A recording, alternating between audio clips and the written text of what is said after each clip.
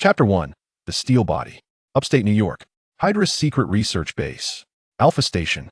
Xiao Han abruptly opened his eyes, the blinding white light prompting an instinctive reaction to shield his gaze. Yet, in the next moment, he discovered himself utterly immobilized.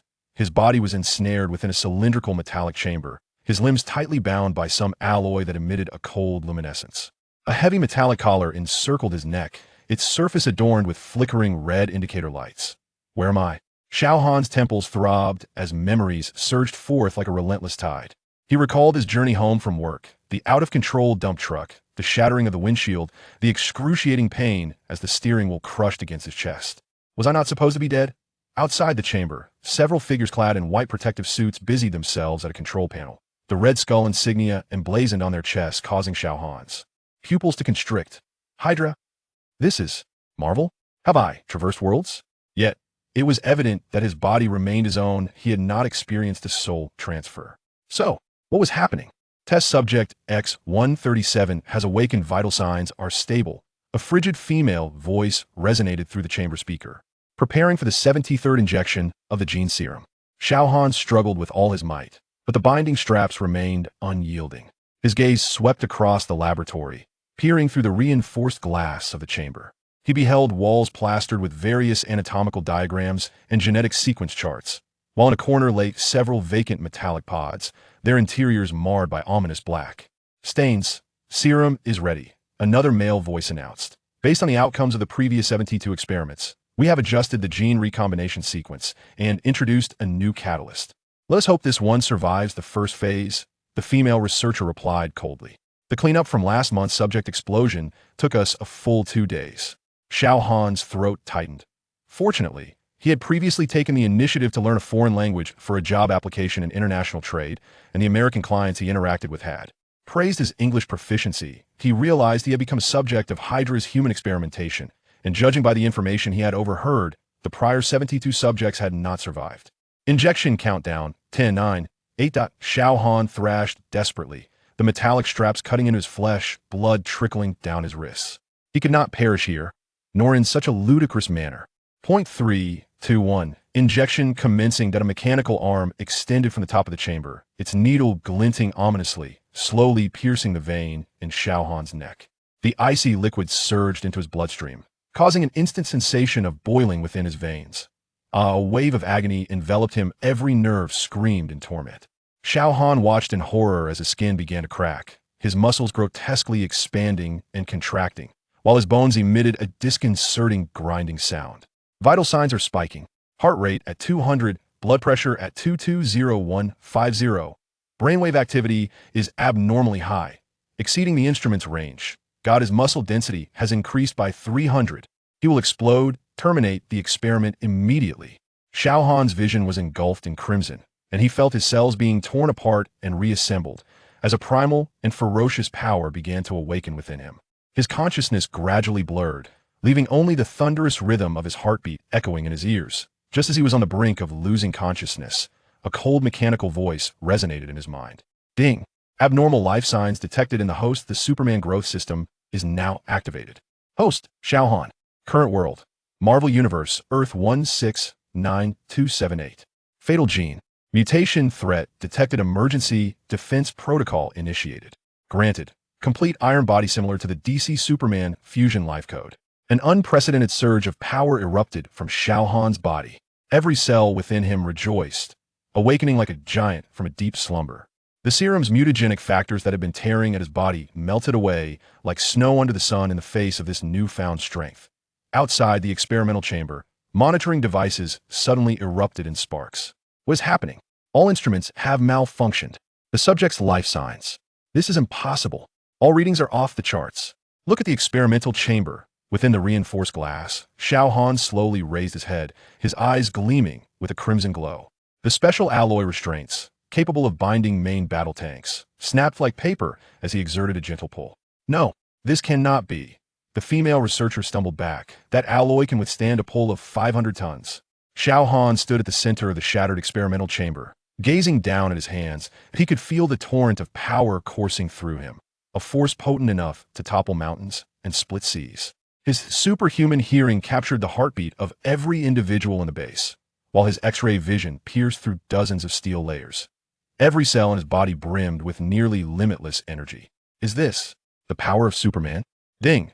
The host has acquired the complete and growth-capable iron body current abilities include, but are not limited to, super strength, bioforce field including flight and enhanced speed, heat vision, freeze breath, super hearing, X-ray vision, etc.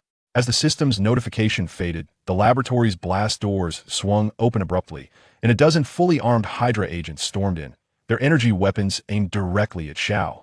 Han, don't move. X-137. Immediately kneel and clasp your head. Fire. Xiao Han slowly lifted his gaze, a smile curling at the corners of his mouth. Eye in his eyes. The agents moved as if in slow motion, and he could discern the trajectory of every energy projectile hurled towards him. Dozens of blue bullets raced toward Xiao Han, yet upon contact with his bioforce field, they were deflected as if colliding with an invisible wall. Xiao Han stood unwavering, his attire remaining undisturbed.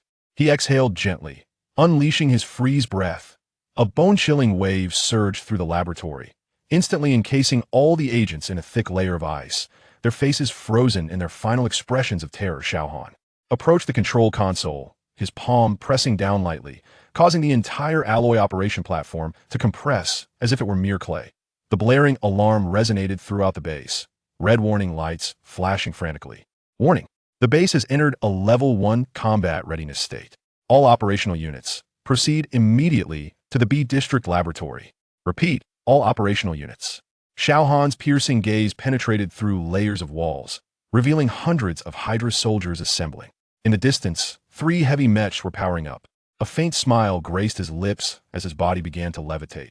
Just the opportunity one needed to test my strength. He surged upward like a projectile, shattering through the laboratory ceiling and breaking through 12 layers of reinforced concrete, crashing directly into the central hall of the base. The Hydra soldiers, taken completely by surprise, were swept away by the shockwave. There, open fire.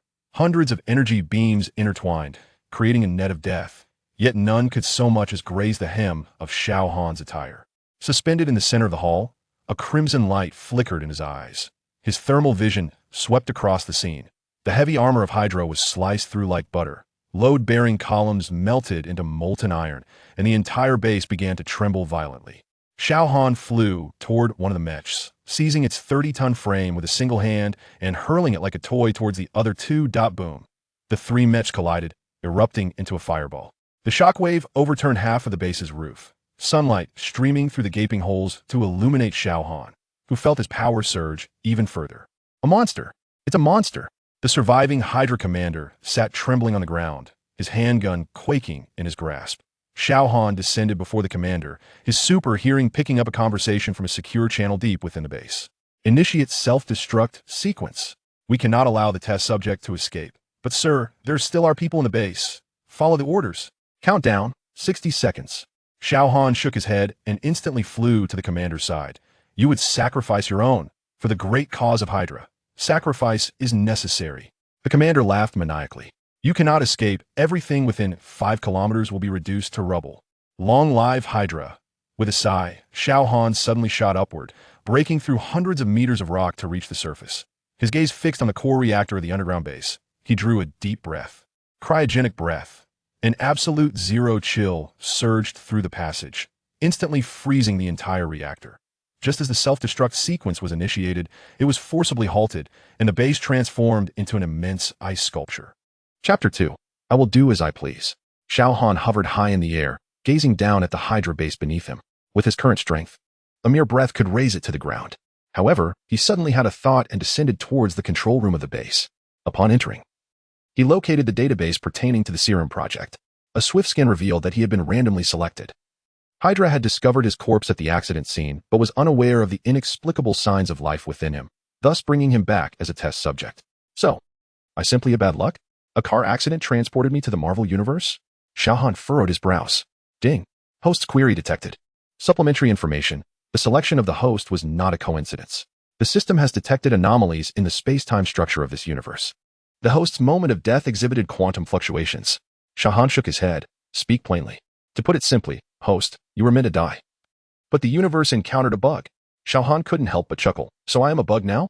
He closed the database and soared back into the sky. The sunlight bathed him, and his blue experimental suit fluttered in the wind. Suddenly, he realized that he now possessed the power to change the world. Since I have been granted a second life, he gazed towards New York in the distance. A superhero. No, I will do as I please. Xiao Han raised his head, his gaze resolute. As he departed, he unleashed a searing glare that obliterated the base completely. He broke the sound barrier, leaving a trail of white shockwaves in the air, vanishing into the horizon. A blue figure silently swept across the clouds above New York. Xiao Han landed on the rooftop of an abandoned factory in Queens, the cold wind brushing against his thin Hydra suit. He rubbed his temples, his super hearing unfurling like an invisible radar net, instantly inundating him with the sounds of the city. Gold will arrive at the docks tonight. This batch's purity is 92, same place as always. The Black Mask Gang's deal is happening tonight. Countless criminal conspiracies filtered through Xiao Han's ears. 3 minutes later, he pinpointed a suitable target, a strip club in Brooklyn named Red Snapper, where the Irish mob had hidden their illegal gains from the past 3 months in the basement. He glanced at a passerby's watch. The current time was 12:17 a.m., New York time. A perfect moment for action. A flicker of a smile crossed his face as he vanished from his spot in an instant. In the alley behind the club, 2 bodyguards were smoking. Did you hear Boss Devin recently got his hands on Stark Industries military prototypes? Sure, don't mention that. The goods are stashed in the vault.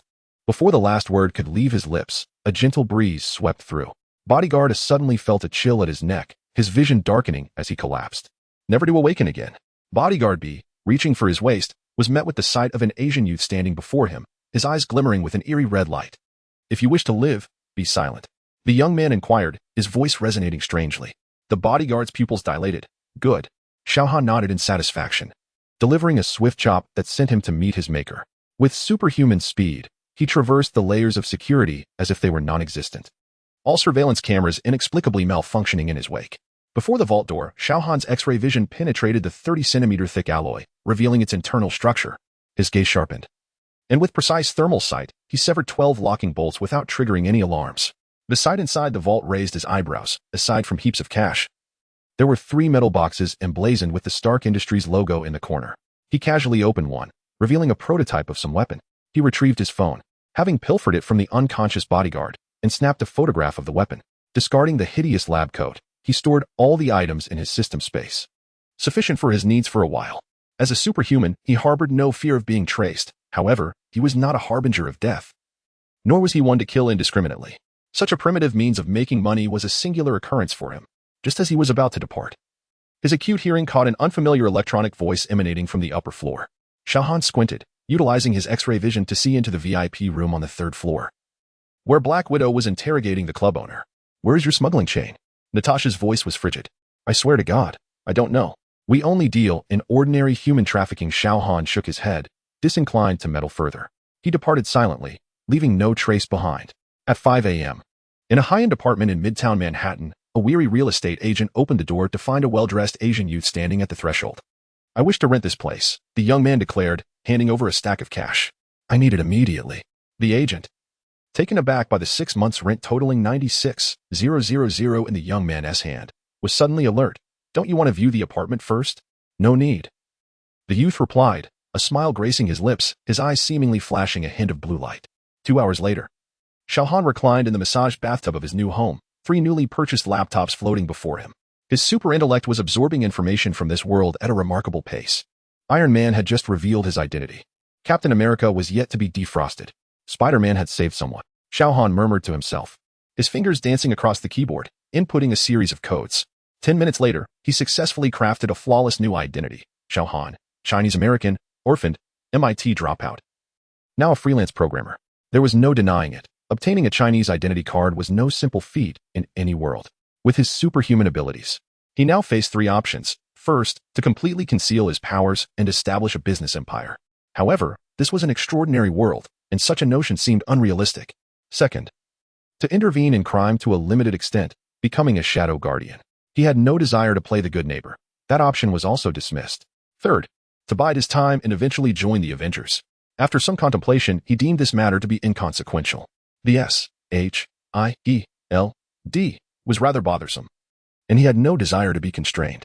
Allies were not out of the question, provided they were not Batman. Thus, his sole choice was to pursue his own desires. Xiao Han chose not to dwell on these thoughts and approached the floor-to-ceiling window to gaze at New York City. Sunlight bathed his chiseled features, illuminating a pair of fathomless eyes. First, I must familiarize myself with the world, he murmured, and then, his superhuman vision pierced through several blocks, revealing a red-haired journalist inside the Daily Bugle, diligently composing an article about Iron Man. In a distant base, a one-eyed African-American scrutinized the energy readings on his screen. At the pinnacle of Oscorp Tower, the Green Goblin, Osborn, was engrossed in some enigmatic research. A subtle smile graced Xiao Han's lips in this perilous Marvel universe. He neither aspired to be a hero nor desired to become a villain. Yet one thing was unequivocal: when he was ready, the entire world would come to know of Superman's existence. And for now, he required a cup of coffee and more detailed intelligence about the world. Chapter 3. The superbrain in the outskirts of New York, amidst a desolate industrial area, Xiao Han stood on a barren plot of land, surrounded by crumbling walls and rusted machinery. This site was once the location of a chemical factory, now reduced to concrete debris and overgrown weeds. System, summon my ability panel, he silently commanded. Ding. Host ability panel has been generated. Host, Xiao Han, current ability, complete steel body, capable of growth, strength level, able to effortlessly lift objects weighing millions of tons, capable of growth, defense level. Immune to conventional physical attacks. Can withstand the shockwave of a nuclear explosion unscathed. Magical resistance is relatively weaker than physical defense, dismissible by ordinary mages, except for high-level sorcerers like Ancient One. Speed level, maximum speed of 0, 3C in space, 200 Mach within the atmosphere, energy reserve, continuously charging from yellow sun radiation. Current energy level at 97, special abilities. Heat vision, maximum temperature equivalent to the surface of the sun, frost breath, approaching absolute zero. Biofield, capable of protecting or controlling contact objects. X-ray vision, can penetrate all materials except lead. Super hearing, capable of directed listening globally. Weakness, kryptonite can cause weakness and potentially death, however. The host can ignore this weakness as long as the intention to perish is absent. No one can attack the host with kryptonite, even in gaseous form, as the biofield can block it. Xiao Han nodded slightly, sweeping his gaze around. He needed to test his abilities without attracting the attention of S, H, I, E, L, D, or Hydra. First, he aimed to test his strength. Approaching a derelict concrete structure, he placed one hand against the wall.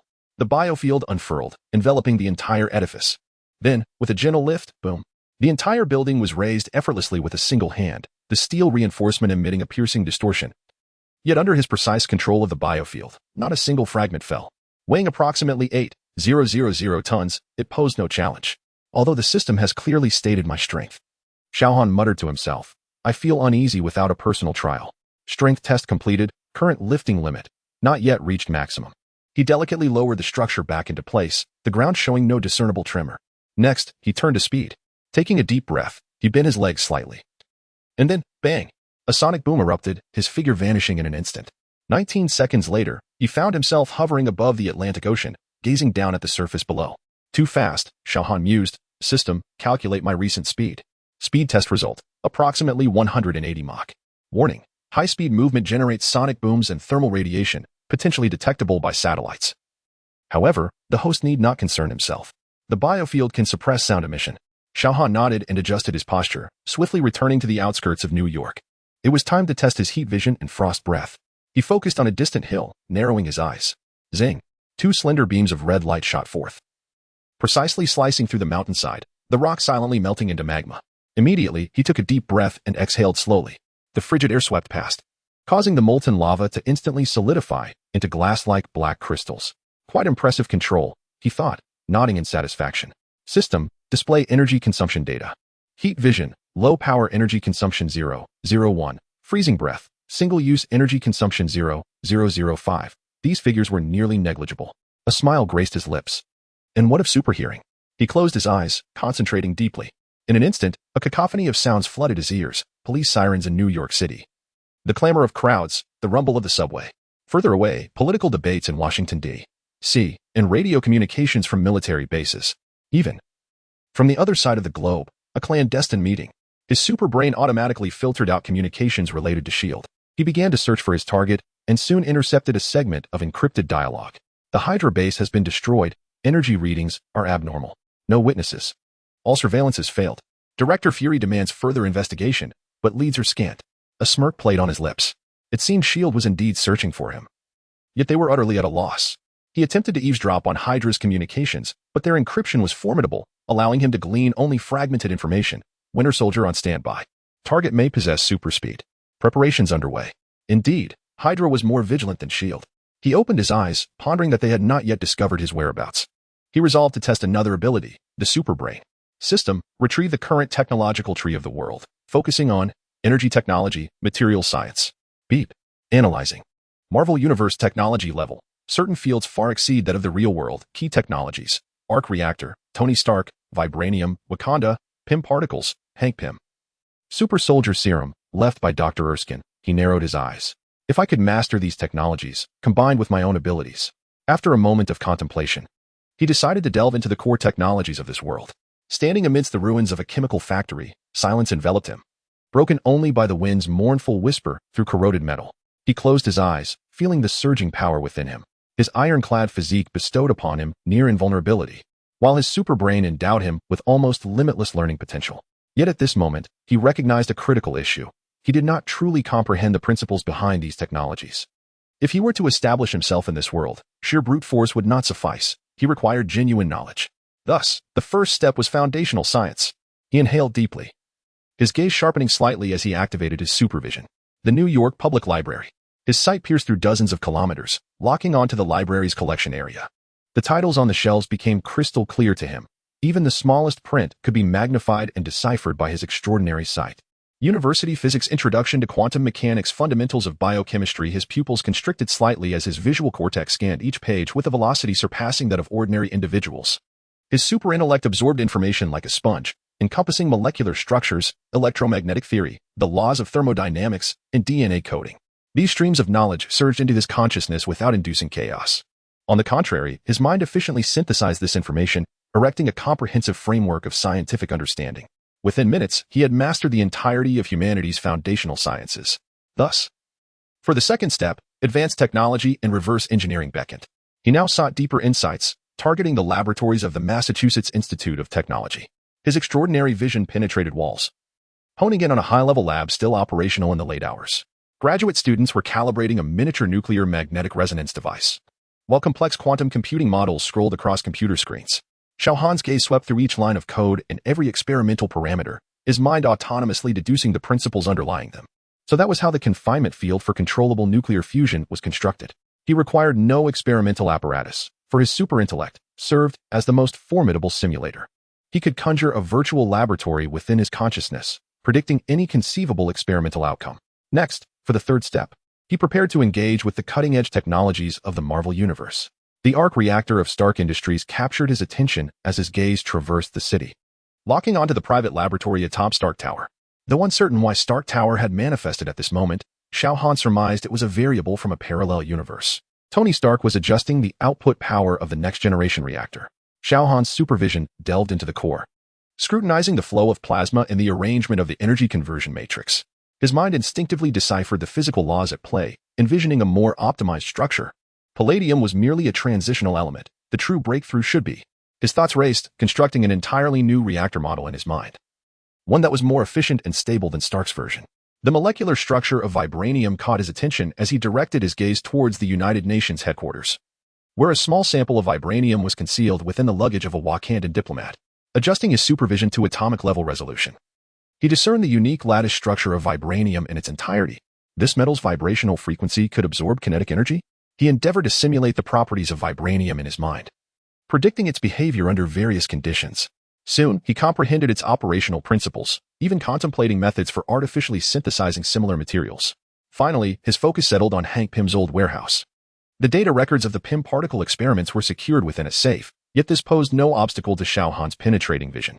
He observed the quantum tunneling effects of the particles, his brain automatically calculating the mathematical principles governing their spatial compression. It turns out that reduction does not equate to a diminishment of quality, but rather a folding of dimensions. He began to independently deduce, and as dawn broke, Xiao Han opened his eyes, a confident smile gracing his lips. He did not rely on the system, nor did he leave any traces of intrusion. Solely with his extraordinary intellect and remarkable vision, he accomplished a comprehensive mastery from fundamental sciences to cutting-edge technology. Now, he possessed not only the strength of a steel physique but also knowledge potent enough to transform the world. Subsequently, he gazed at the distant skyline. It was time to conduct some experiments. Chapter 4. The homemade reactor outskirts of New York at dawn. As the first light of day gently illuminated the scene, Xiao Han stood amidst the remnants of an abandoned factory, his feet planted on shattered concrete, surrounded by rusted metallic debris. His extraordinary mind was in overdrive, integrating and optimizing the vast reservoir of knowledge he had recently absorbed. Now, it was time for practical application. Knowledge was merely theoretical, while true power resided in its execution. Xiao Han's gaze swept across the surroundings. His initial task was to construct a rudimentary laboratory, devoid of high-tech apparatus, for he himself was the most intricate instrument. His eyes glimmered with a faint crimson hue as two fine beams of thermal energy emitted, precisely slicing through the discarded metal strewn about. The rust evaporated under the intense heat, leaving behind pure steel. With a deft motion, he summoned a biofield that enveloped the molten metal, molding it into a workbench, supports, and fundamental tools as effortlessly as if sculpting with clay. He inhaled deeply, exhaling slowly, causing an ultra-cold airflow to condense on the surface of the workbench, forming a crystalline film nearly at absolute zero. Thus, he could simulate a low-temperature superconducting environment. While Tony Stark's arc reactor relied on palladium, Xiao Han had already deduced a superior alternative. He closed his eyes and adjusted his auditory frequency, tuning into the vibrations emanating from deep within the earth. Moments later, he pinpointed a subterranean vein, uranium-238, albeit not sufficiently pure. Wait, there was thorium present. With his legs slightly bent, he broke the sound barrier in an instant, vanishing into the horizon. In 0.3 seconds, he reappeared in a desolate desert, thrusting one hand into the ground. Boom. The Earth's crust ruptured as he extracted a piece of unrefined ore from hundreds of meters below. His eyes sparkled once more as a high-temperature plasma beam precisely stripped away impurities, leaving only a few grams of pure thorium-232 more stable than plutonium, with a longer half-life and superior energy output. Returning to the abandoned factory, he embedded the thorium crystal into his self-constructed reactor framework. His superhuman vision adjusted the magnetic field constraints to ensure the plasma operated stably. A soft hum resonated as a pale blue glow ignited at the reactor's core. And energy readings soared. Success. A faint smile graced Xiao Han's lips as the output efficiency surpassed Stark's version by 2.7 times. Vibranium from Wakanda was exceedingly rare on the market, necessitating a quantifiable alternative. He recalled the atomic structure of vibranium, endeavoring to replicate its energy-absorbing properties using existing elements. A carbon nanotube framework, infused with rare earth elements, was meticulously rearranged through high-frequency vibrations.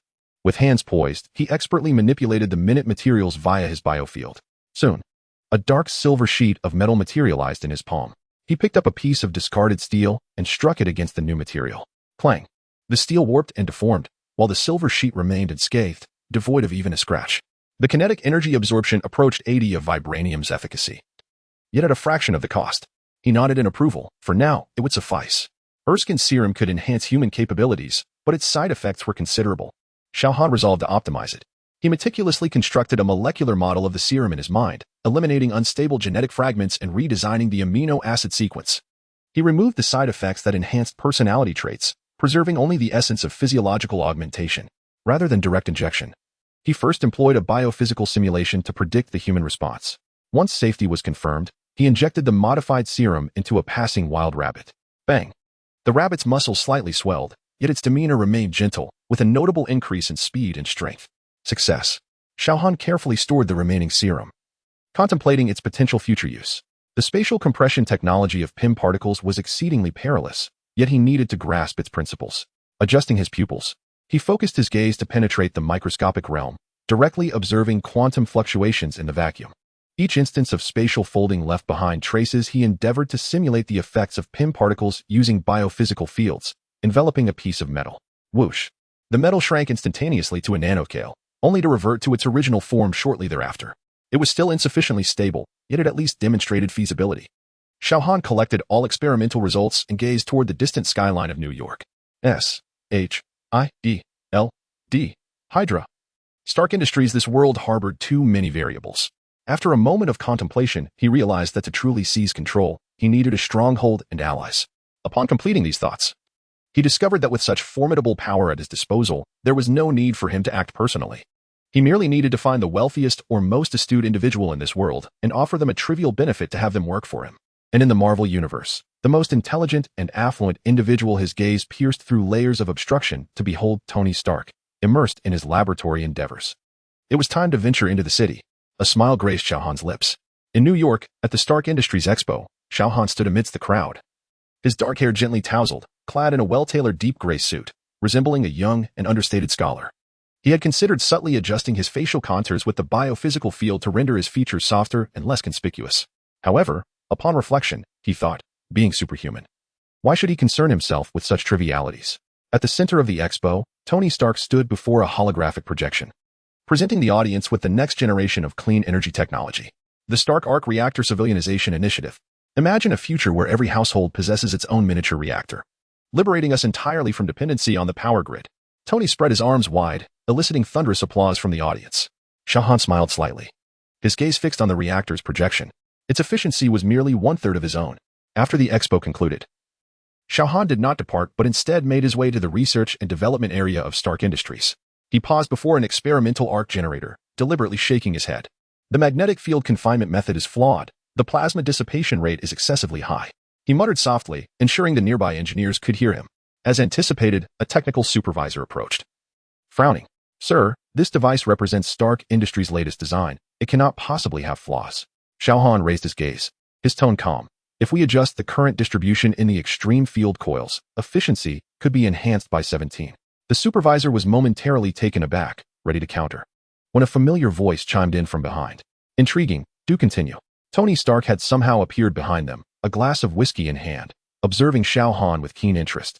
Tony arched an eyebrow. "Which laboratory do you hail from? MIT? Son." Xiao Han shook his head. "I am an independent researcher." Tony scoffed. "Come now. Such advanced plasma physics is not something a self-taught individual can comprehend." Xiao Han refrained from arguing. Instead, he retrieved a miniature device from the inner pocket of his suit.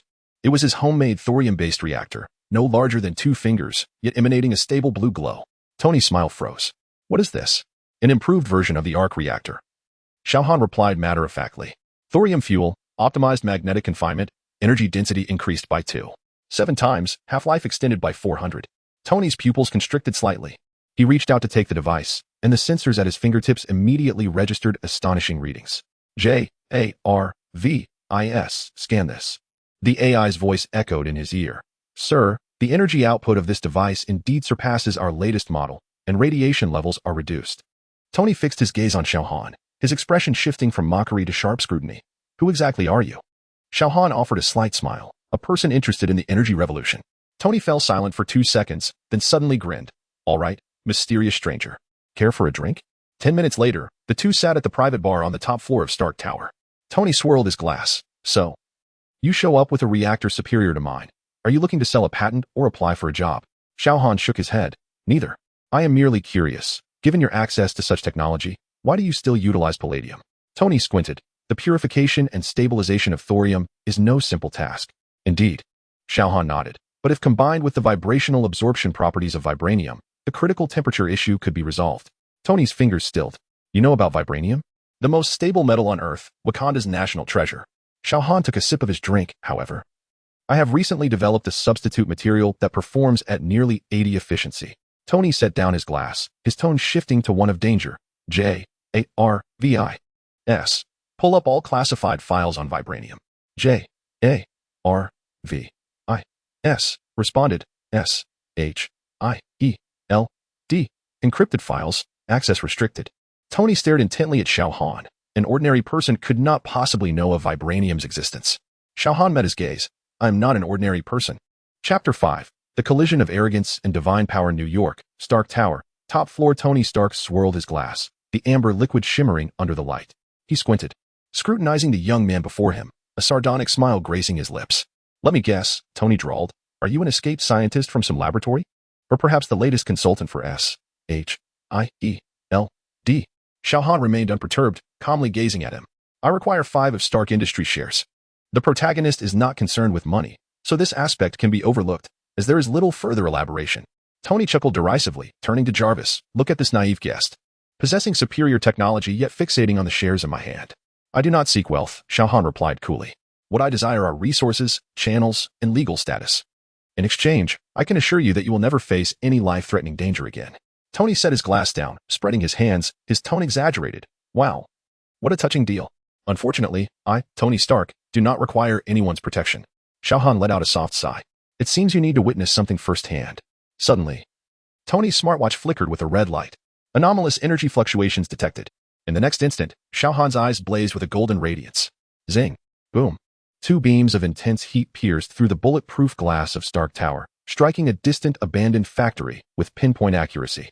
A thunderous explosion echoed as a building in the industrial area erupted into a sea of flames due to the extreme heat. Tony sprang to his feet, his pupils constricting. Jarvis. Energy readings. Sir, the temperature of the beam reached 5,500 degrees Celsius, equivalent to the surface of the sun. Tony's breath quickened slightly, but he quickly forced himself to regain composure. Impressive trick? Laser weapon? Or some form of energy projection device? Xiao Han did not respond. Instead, he slowly levitated off the ground, his black suit billowing slightly in the still air. Tony's expression finally shifted. Anti-gravity technology? Xiao Han smiled faintly. No, it is pure strength. Before Tony could react, Xiao Han appeared before him in an instant, gripping his shoulder tightly. Wait, what are you, boom? The sonic boom erupted as the two soared into the sky at a speed beyond human perception. 5 seconds later, Tony's eardrums nearly ruptured from the pressure differential. He gasped for breath, realizing he was now standing in Earth's orbit. In the pitch-black cosmos, the blue planet rotated slowly beneath their feet. Wait, I'm going to die. Stark's face turned pale instantly. Xiao Han glanced at him, raising a hand, enveloping Tony in a golden force field. Tony Stark, genius. Billionaire, playboy, Iron Man, now gazed at the spectacle before him with the wide-eyed wonder of a child. This is impossible, he murmured. Xiao Han's voice resonated calmly in his ear. Now, do you still think I am speaking in dreams? Tony turned his head stiffly, directing his gaze towards the man who effortlessly propelled him beyond the atmosphere. No longer did he question why space could converse. Who exactly are you? Xiao Han's clothing fluttered without wind in the vacuum, sunlight forming a dazzling halo behind him. Haven't you already surmised? Tony's throat constricted as he struggled to utter the name. Superman? Xiao Han shrugged. Correct, but there is no reward. Upon returning to Stark Tower, Tony slumped onto the sofa, his fingers trembling slightly. As a leading scientist, he was acutely aware of what this entailed. Breaking through the atmosphere, enduring the intense heat of re-entry, these were realms human technology had yet to conquer. Are you truly Superman? Tony's voice was dry. Xiao Han's gaze deepened. I suppose so. You may call me Superman. Just like in the comics? A Kryptonian? Powers bestowed by a yellow sun? Tony instinctively began to analyze. Xiao Han smiled faintly. Close enough, but my story is far more intricate. Tony suddenly grasped the crux of the matter. Wait, you mentioned trading for shares in Stark Industries? With your capabilities, you could easily. Because I have no desire to rule the world, Tony, Xiao Han interrupted. I require a legitimate identity, a platform to operate from. And you are the most suitable candidate. 5% of the shares in exchange for your eternal freedom from the fears of abduction, assassination, or any threats. Tony remained silent for a prolonged moment. Finally, he lifted his head, his eyes reflecting not arrogance, but a complex emotion. Deal. In the ensuing half-hour, Tony, like an eager pupil, posed a myriad of questions. Xiao Han patiently answered some while skillfully evading others. So you can hear the voices of the entire Earth? See what lies behind walls. A sudden thought struck Tony, his expression turning peculiar. Then you must. Rest assured, I have no interest in anyone's privacy, Xiao Han replied with exasperation. Tony approached the bar, poured himself a drink, and downed it in one gulp. The alcohol provided him with a slight sense of calm. 5% of the shares, he murmured, envisioning the board's frenzied reaction. You can say I represent some offshore fund, Xiao Han suggested, or simply state that this is your personal decision. A sly smile suddenly spread across Tony's face.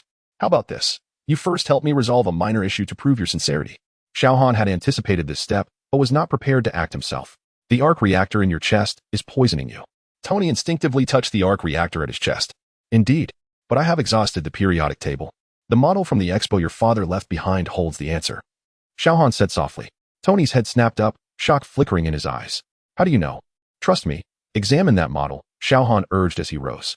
By this time tomorrow, I shall return, and we can discuss the shares in detail. Before Tony could respond, Xiao Han's figure had already vanished into the night sky, leaving only the gently swaying curtains behind.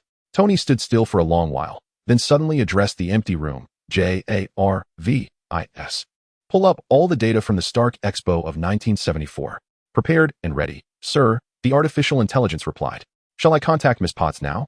Tony shook his head, revealing a long-lost expression of excitement. No, first prepare the car. I need to visit the warehouse. As Tony drove towards the warehouse, alarms blared at SHIELD headquarters. Nick Fury gazed at the satellite image of the figure breaking through the atmosphere, a dangerous glint flickering in his solitary eye. Find him. Fury commanded Black Widow on the other end of the screen, before anyone else. Meanwhile, in a dimly lit conference room, Alexander Pierce was observing the same image. The Winter Soldier program is temporarily suspended, he ordered into the phone. We need to reassess this individual's threat level. In the night sky, Xiao Han hovered above the clouds. his superhuman hearing capturing every conversation related to him on Earth.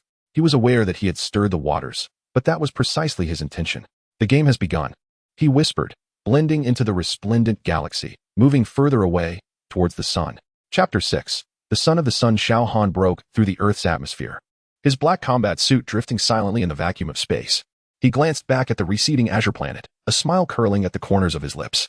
Stark Industries satellite. A flickering point of light appeared in his field of vision. Xiao Han adjusted his posture, unleashing his super speed, tracing a luminous arc through the dark expanse of space. Moments later, he hovered beside a silvery gray artificial satellite.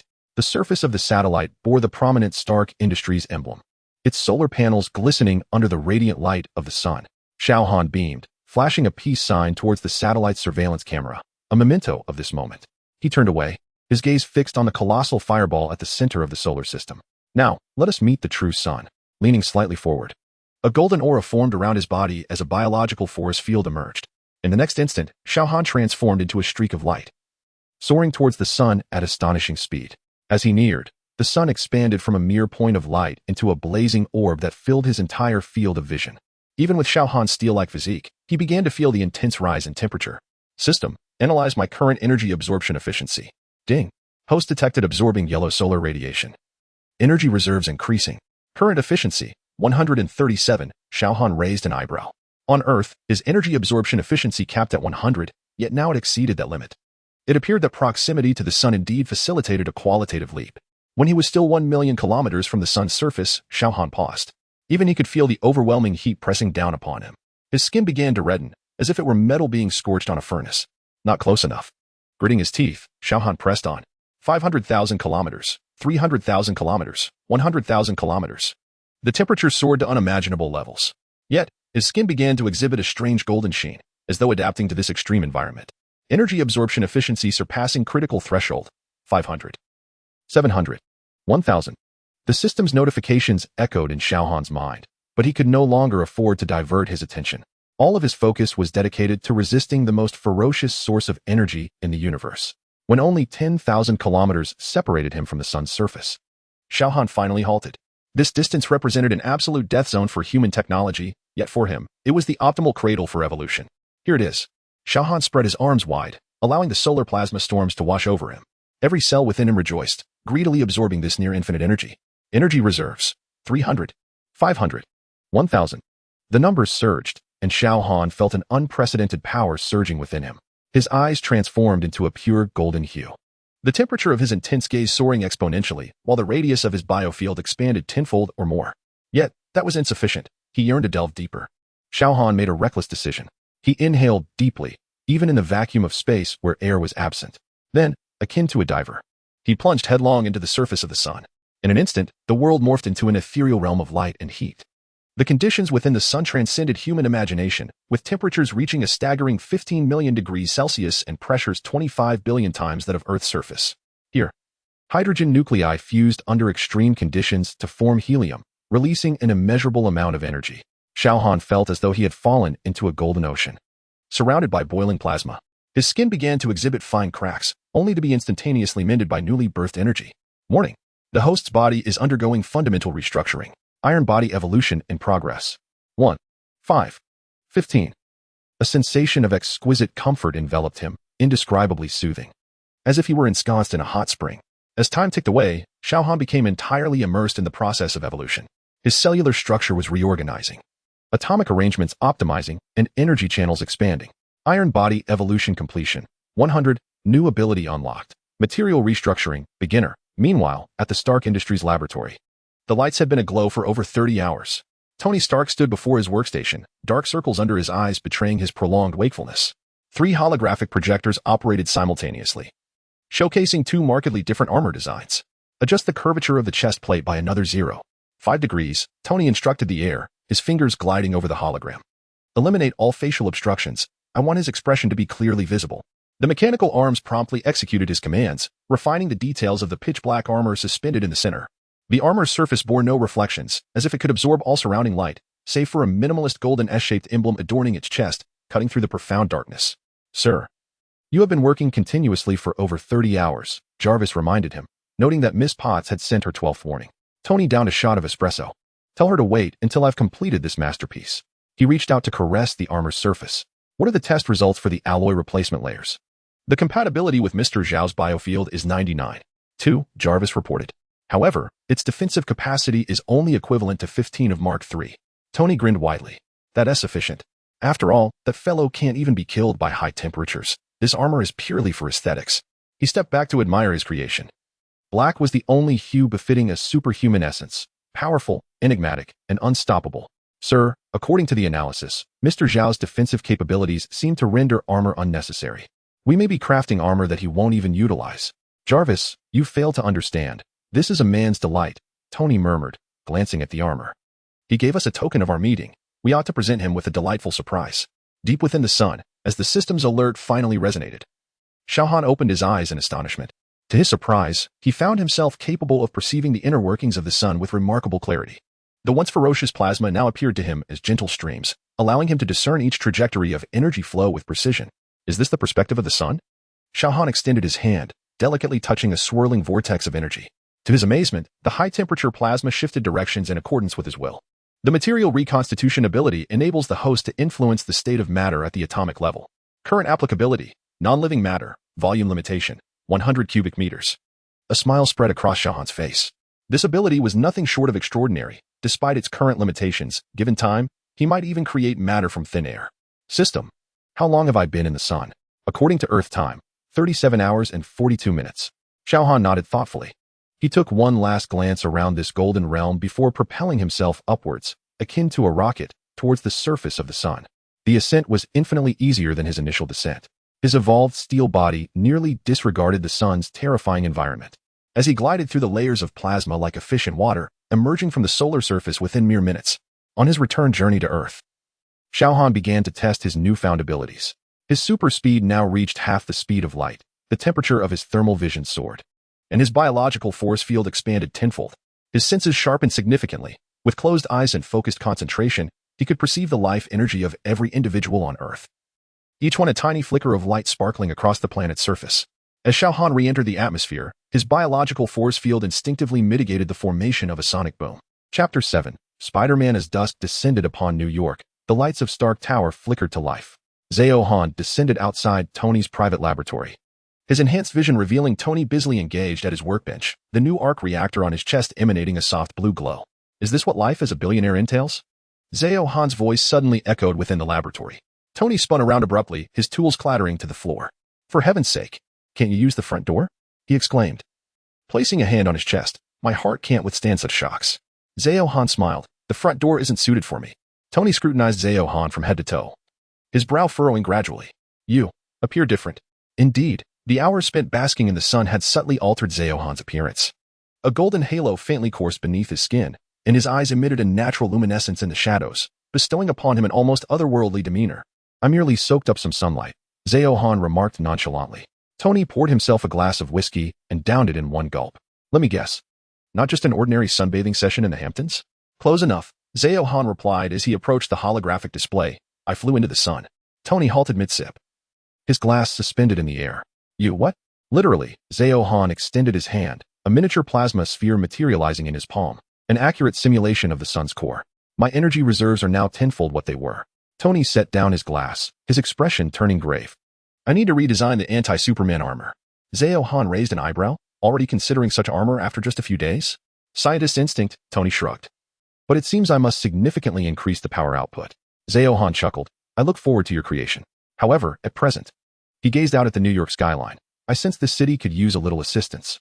At that moment, distant sirens and explosions resonated. Xiao Han's acute hearing captured the details of a bank robbery and the ensuing police confrontation. New York was never peaceful. It was a perfect opportunity to test his abilities. He approached the floor-to-ceiling windows. Shall we go take a look, Tony? Wait, you need to don appropriate gear. Tony's voice brimmed with excitement. Unless you prefer I continue in this get-up meant for world-saving? Xiao Han then realized he indeed lacked a suitable battle suit. 3 seconds later, Xiao Han landed within Stark's laboratory. His gaze was immediately drawn to the black armor displayed at the center. Its pure matte black surface was adorned with golden patterns that resembled flowing lava, the overall design striking a balance between simplicity and an imposing sense of power. Do you like it? Tony spread his arms wide, presenting the custom-made Dark Guardian suit. It won't hinder your abilities, but it will make you look. He paused, More professional. Xiao Han approached the armor, his fingers grazing its surface. The intricate materials began to assemble instantaneously. The armor conformed perfectly to every contour of his muscular frame. Its weight almost imperceptible. Standing before the floor-to-ceiling window, Xiao Han gazed at his reflection. The ebony hue accentuated his already imposing stature, while the golden pattern shimmered subtly under the illumination, creating an aura of danger due to the absence of a facial mask that laid bare his features. Why black? Xiao Han inquired. Tony shrugged. Firstly, you are not the type to don a red cape. Secondly, I've noticed your penchant for black. Thirdly, he flashed a cunning smile. It aligns perfectly with your essence, powerful, enigmatic, and unstoppable. Tony glanced back at his armor. I prefer to make my entrance clad in my suit. You go ahead. I shall follow shortly. Xiao Han nodded and gracefully leapt through the glass window, soaring into the night sky. The glass rippled like water as he passed through, yet not a single shard shattered. Watching Xiao Han's retreating figure, Tony murmured to J.A.R.V.I.S. Record the data, energy readings, flight mode, biological field performance. Document everything. Data has been recorded, sir. J.A.R.V.I.S. replied. However, I must caution you that based on current data analysis, the success rate of any defensive measures against Mr. Xiao Han is below 0.0001. Tony displayed a resolute smile. Then shift the decimal point several places to the right. Outside the third bank of queens, chaos reigned.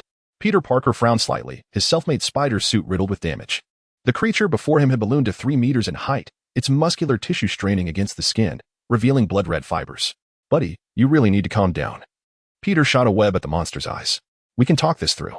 The mutant roared, tearing away the webbing and swinging a fist at Peter. He swiftly dodged, as the concrete wall crumbled under the force of the blow. All right, it seems negotiations have collapsed. Peter quickly retreated to assess his suit. I've only worn this uniform for 3 days. You owe me. The mutant seized a steel beam, poised to hurl it at Peter when suddenly a dark figure descended from the heavens, reducing the beam to dust mid-air. As the dust settled, a tall figure hovered, clad in black armor that glinted coldly in the sunlight. Step back, kid, Xiao Han commanded, his voice deep and powerful. Peter's eyes widened. Wow, a newcomer? I'm Spider-Man. And you are. We'll chat later. Xiao Han's gaze was fixed on the mutant. Tony, take this kid to a safe distance. All right, Dark Knight. Tony landed beside Peter. Let us go, pajamas baby. The professionals are here. Before Peter could react, Iron Man whisked him away to a neighboring rooftop. Wait, that guy has injected some kind of serum, and his strength is still increasing. I can help. Peter protested. Tony set him down. Just watch, kid. Today you were fortunate enough to witness true power. Below, the mutant sensed the looming threat, its muscles bulging even further. It lifted a police car, hurling it with full force at Xiao Han. Unmoved, Xiao Han, at the moment the vehicle was about to strike his face, merely exhaled gently. Whoosh. The police car was instantly encased in ice, shattering into countless crystalline fragments. The mutant was momentarily stunned, instinctively taking a step back. It's over, Xiao Han declared, his voice resonating throughout the entire block. He swiftly materialized before the mutant, his speed so extraordinary that even Peter's augmented vision could only perceive a fleeting shadow.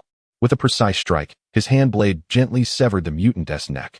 A distinct crack echoed as the bones fractured. The mutant's eyes rolled back, and he collapsed with a thud. The entire skirmish lasted no more than 3 seconds. Is this really it? Peter exclaimed, his mouth agape.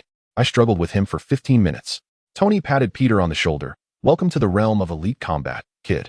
Xiao Han examined the unconscious mutant, noting, this is not a natural mutation. It bears the signs of organized experimentation. The wail of sirens grew closer, and Peter suddenly tensed up. I should leave. I have someone to pick up. Wait, Spider-Man, Xiao Han called out. You displayed remarkable bravery. Peter froze. Really? I mean, thank you. How should I address you? Xiao. He replied, the black armor glimmering subtly in the sunlight. You can call me Xiao. That's so cool. Peter exclaimed, bouncing with excitement. Is that armor your power? I mean, Tony rolled his eyes. Save it, kid. Now scram. The police are coming. As Peter swung away on his web, he turned back and shouted, Mr. Xiao, your armor is amazing. Xiao Han watched the red and blue figure vanish between the buildings, a slight smile playing on his lips, an intriguing young man, dressed in pajamas. You say that, Tony remarked, his eyes glinting with admiration, but he certainly has potential. So, how does the armor feel? Xiao Han glanced down. The black armor appearing both understated and imposing in the sunlight, perfectly aligning with his demeanor. Very well, he succinctly assessed before launching into the sky. I'll take a tour of the city. Tony watched the black figure fade into the horizon, muttering to himself, looks like I need to prepare more alternative materials. This guy makes anything look impressive. Chapter 8. The super soldier serum. As the sun descended and night quietly enveloped the sky, Tony Stark stood before a dusty exposition model, his fingers gently gliding over the miniature edifices. Sweat drenched his shirt, not from the heat, but from exhilaration. With all tasks completed, he finally commenced his examination of this enigmatic object. Prompted by Xiao Han's reminder, anticipation coursed through him. Jarvis scanned the entire model for anomalous structures. A blue laser grid enveloped the model's surface, while a holographic projection conjured a three-dimensional image in midair. Suddenly, Tony's gaze fixated on the supporting structure of the central pavilion, which unmistakably resembled a variant of an atomic model. This is it. His fingers trembled as he summoned the periodic table, projecting the structural formula. An unprecedented atomic structure materialized in the air, prompting Jarvis to analyze. Sir, this appears to be a stable isotope that could theoretically replace palladium. A manic gleam sparkled in Tony's eyes. Seizing a tool, he began to dismantle the model with the same fervor he had exhibited while disassembling radios in his youth. When the final component was removed, he cradled a blueprint in his palm, the last gift from Howard Stark to his son. Dad Tony's voice quivered, but was abruptly interrupted by the laboratory alarm. Sir, high-speed approach detected. Before Tony could react, Xiao Han had already positioned himself behind him. I found the new element.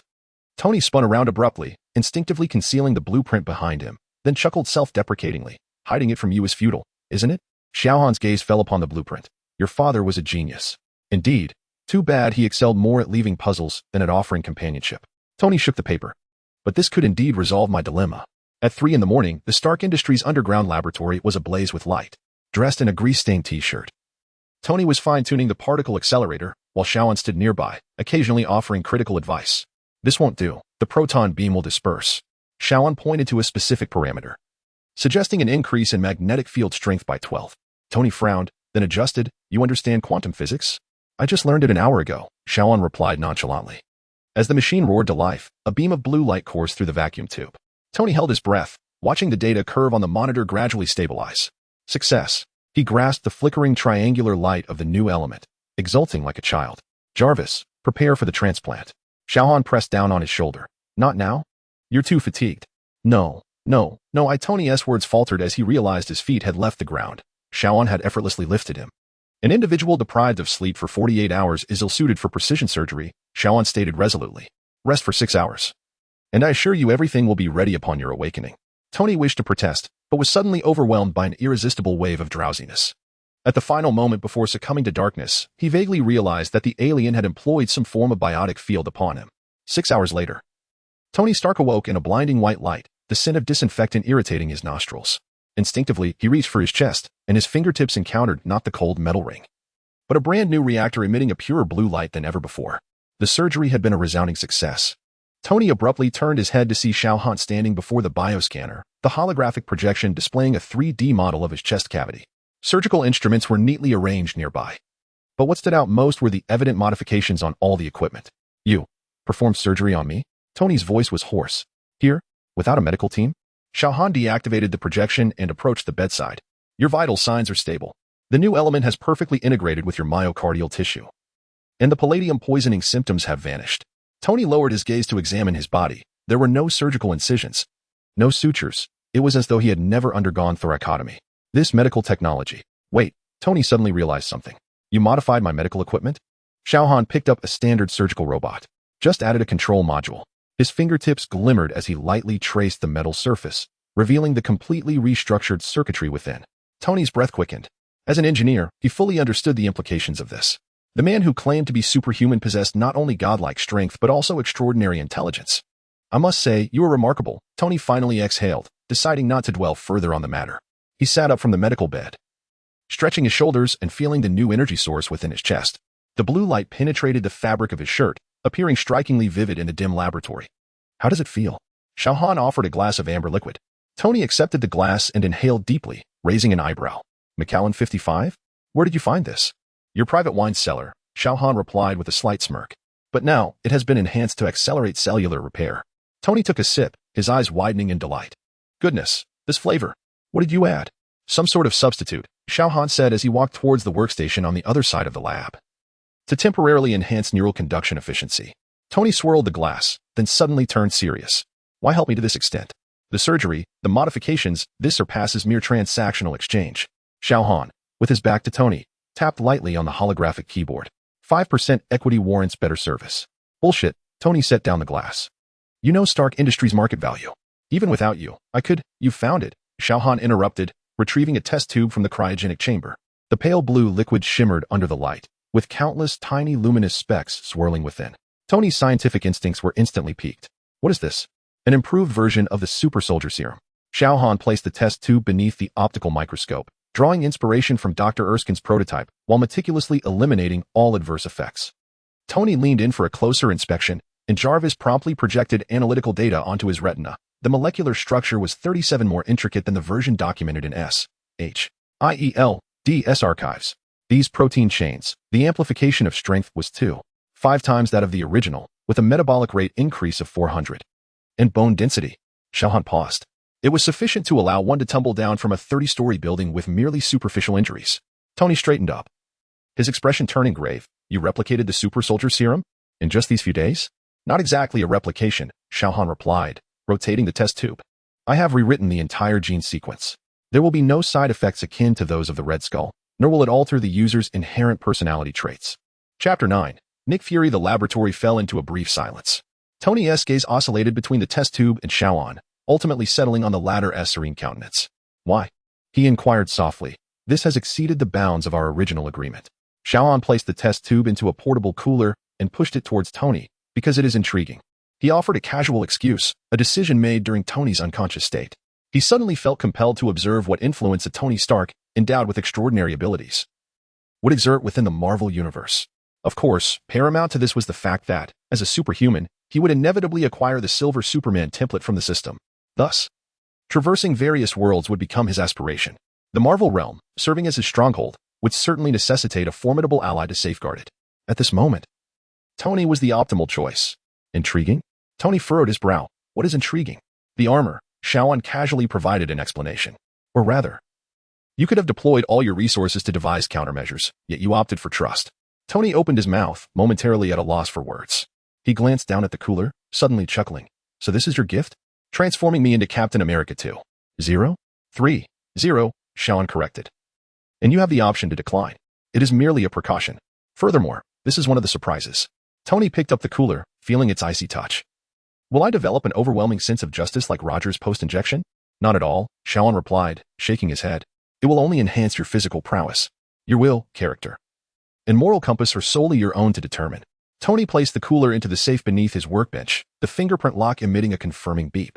As he turned, a playful smirk returned to his face. So we are truly partners now? If you wish to be, Xiao Han approached the floor-to-ceiling window, the morning light of New York beginning to tint the skyline. However, I advise you to undergo a comprehensive physical examination prior to the injection. Though I have eliminated side effects, individual constitutions vary. All right. You talk as much as my father. Tony waved his hand dismissively, suddenly recalling something. Wait. You mentioned this as one of the surprises? Are there other gifts? Xiao Han's lips curled into a mysterious smile that can only be revealed after you have utilized the serum. Tony narrowed his eyes. I want to know now. Patience is a virtue, Mr. Stark. Xiao Han began to levitate towards the window. Remember to complete the injection within 72 hours, or the active ingredients will degrade. Hey, wait. Tony reached out to grasp him, but Xiao Han had already soared away. The laboratory echoed with Xiao Han's final message. See you in 3 days. I hope to witness an upgraded version of you. Tony stood rooted in place, and after a moment, shouted into the empty laboratory, Jarvis, prepare for analysis. Certainly, sir. Jarvis paused momentarily. Shall I contact the medical department now to arrange for the physical examination? Tony gazed at the safe, his fingers unconsciously tapping against the workbench. After a moment, he inhaled deeply. First, contact Pepper. No, wait. Retrieve all data regarding the super soldier serum, particularly the original research notes of Dr. Erskine from 1943. The holographic screen unfurled before him, yet his gaze was irresistibly drawn to the safe. A long-buried, almost childlike curiosity and anticipation stirred within his chest. This sensation had eluded him since his father's passing. Outside, sunlight pierced through the clouds, casting a golden hue over Stark Tower. As Tony stood lost in thought before the floor-to-ceiling window, Jarvis' voice shattered the laboratory's tranquility. Sir, unauthorized landing detected on the rooftop helipad. Tony raised an eyebrow. A media helicopter? Inform them this is private airspace. Not media, sir. Jarvis' tone, unusually laced with caution, revealed that the identification signal indicated A.S.H.I.E.L.D. modified Quinjets. Tony's expression instantly hardened. He turned and strode toward the workbench, swiftly pushing the refrigeration unit into a concealed compartment. causing the holographic display of the serum's molecular structure to vanish. Initiate defense protocols. Lock down all data related to Xiao. He commanded softly, straightening his wrinkled shirt. Let our one-eyed guest in. As the elevator doors opened, Nick Fury strode into the laboratory, his black leather coat billowing behind him, his solitary eye scanning the surroundings. Two fully armed agents followed closely behind, vigilantly guarding the elevator entrance. Stark, Fury's voice was deep and direct. We need to discuss your new acquaintance. Leaning against the console, Tony casually picked up a glass of whiskey, feigning nonchalance. Nick, to what do I owe the pleasure of your personal visit at this hour? Looking to invest in my clean energy project? Fury disregarded the jest, walking straight to the central holographic projection area.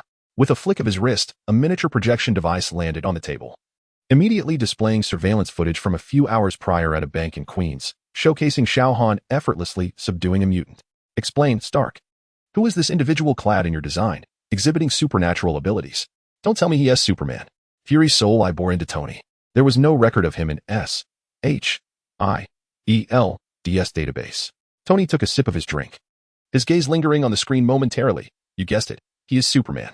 After a brief pause, he observed Fury's still serious demeanor. Well, this is corporate confidential, Nick. He is merely Stark Industries' new security consultant. Security consultant? Fury scoffed, his finger gliding across the projection, switching the image to a set of energy readings. This consultant's casual strike during combat possesses enough force to obliterate Stark Tower. What would he unleash at full capacity? Tony set down his glass, the playful expression on his face gradually fading. So, you've been monitoring me? We monitor all potential threats. Fury stepped closer, the distance between them suddenly narrowing. Particularly when a certain billionaire unexpectedly begins collaborating with an unknown individual endowed with extraordinary abilities, the atmosphere within the laboratory becomes palpably tense. Tony can sense the oppressive aura emanating from Fury, yet he remains resolute, refusing to yield. Listen, Fury, Tony's voice turns frigid. Shaw is my partner. The source of his abilities and his intentions are matters of my own concern. S.H.I.E.L.D. holds no jurisdiction here. Fury's single eye narrows slightly. Any supernatural phenomena fall under S.H.I.E.L.D.'s purview, Stark, especially when they pose a potential threat to national security. National security? Tony scoffs. You are the greatest security threat I have witnessed. S.H.I.E.L.D. as precautionary measures, treating the Tesseract as a mere plaything for experimentation, although I am uncertain of its capabilities. However, as far as I am aware, Hydra has exploited cosmic magic for nefarious purposes. Fury's expression shifts subtly. How do you know this?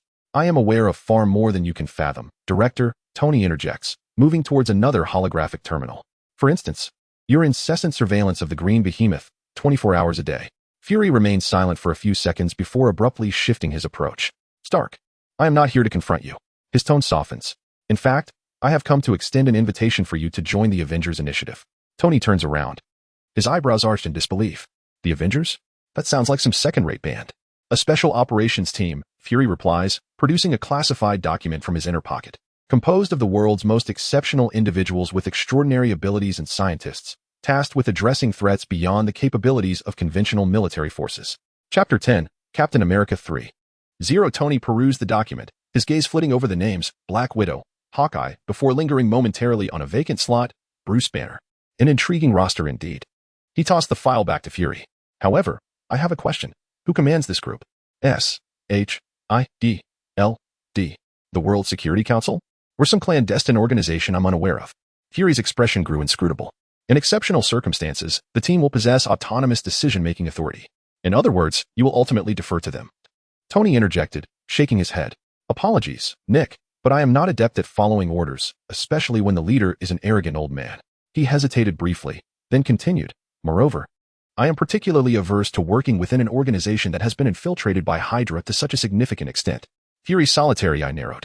Hydra? How do you know this? Shaw, Tony replied nonchalantly, fabricating a story.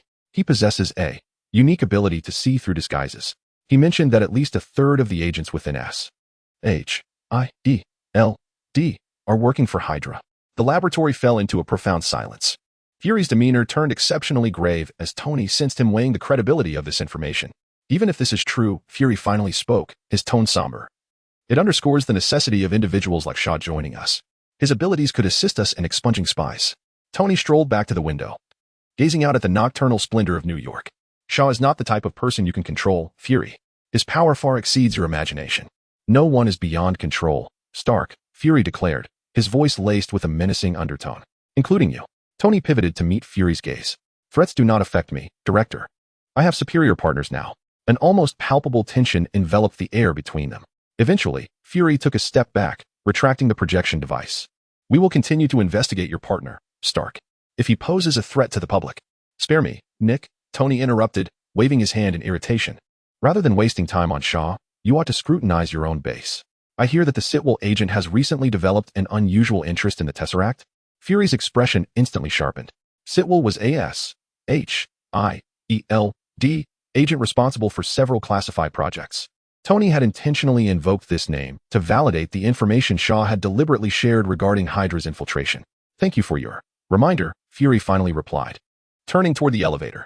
But our conversation is far from over, Stark. S.H.I.E.L.D. will be watching you. As the elevator doors closed, Tony exhaled deeply, sinking into a chair. Sir, J.A.R.V.I.S. reported promptly. Thermal signatures have been detected on the top floor. Someone is lurking within the ventilation system. Tony smirked. Black Widow, I presume? Let her remain. She wants to uncover anything of significance. He approached the concealed safe, retrieving the enhanced serum. The azure liquid shimmering enticingly under the light. Jarvis, prepare the injection procedure. Tony's voice took on a resolute tone. If S.H.I.E.L.D. has already commenced their actions, we must expedite our progress. Sir, are you certain about administering an untested biochemical agent? Jarvis inquired. The protocol. I authored that protocol. Jarvis, Tony interrupted. Moreover, I have faith in Xiao's technology. The moment those words escaped his lips, even Tony was taken aback. He had never been one to place his trust lightly, especially not in an extraterrestrial possessing unknown powers. Yet, a peculiar instinct urged him that Xiao Han was earnest, and that the serum was indeed a boon rather than a snare. Additionally, Tony continued, initiate the Iron Legion project. I require all Mark Series armors to be combat ready. Executed. Sir, Jarvis responded. However, based on the analysis of Mr. Xiao's capabilities, our weapon systems would be nearly ineffective against him. Tony gazed at the liquid within the test tube, a faint smile curling at the corners of his mouth. Who said it was intended for combating Xia? He placed the serum into an automatic injector, his gaze sharpening. The unexpected visit from S.H.I.E.L.D. confirmed his suspicions. Fury would not easily overlook an entity like Xiao Han. And if Hydra had indeed infiltrated S.H.I.E.L.D., then a far more perilous adversary might already be operating in the shadows. Prepare the holographic interface. I need to redesign the Mark armor. Tony rolled up his sleeves. Furthermore, contact Rhodey and inform him that the weekend gathering is cancelled. I have more pressing matters at hand. As the automatic injector administered the blue liquid into Tony's veins, an extraordinary warmth coursed through his body. He felt his muscle fibers reconfiguring, nerve conduction accelerating, and his senses sharpening to an extraordinary degree. Vital signs stable. All indicators show marked improvement, Jarvis reported. Preliminary tests indicate a 240 increase in muscle density, and 180 enhancement in bone strength, and a metabolic rate. Based on muscle density analysis, you could exert a force of 7 tons at full capacity. Sir, you have surpassed Captain America. Before Jarvis could finish, Tony stood up, reveling in the surge of power within him. He casually picked up a metal wrench and squeezed. The hardened steel contorted like Play-Doh. Wow, Tony exclaimed softly, excitement gleaming in his eyes. Xiao did not lie. This is indeed version 3.0. He advanced to the center of the laboratory, abruptly accelerating to a sprint, becoming a mere blur to the naked eye, and then effortlessly leaped 3 meters high, landing squarely on the workbench. Sir, your heart rate has increased, Jarvis cautioned. That's merely due to my exhilaration, Jarvis. Tony laughed as he jumped down. This feeling is utterly incredible. However, his expression soon shifted to one of gravity. Enhanced physical prowess was merely the beginning. He required further preparation to confront the impending storm, whether it arose from S.H.I.E.L.D., Hydra, or even more formidable foes. Jarvis sent message to Xiao. Tony approached the armor assembly area, revealing that he had accepted the gift and was eager to discover what the second surprise entailed.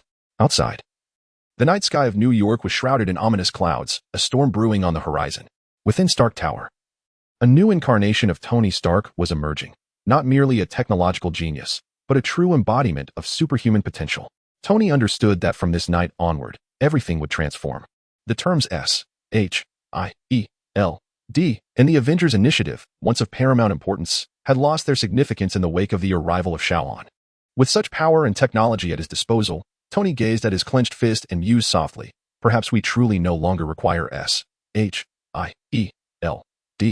Chapter 11. New Mexico. In the arid town of New Mexico, the sunset painted the sky a deep crimson, while the dry wind stirred up dust, lashing against the dilapidated motel. Inside a makeshift laboratory, the atmosphere crackled with discord.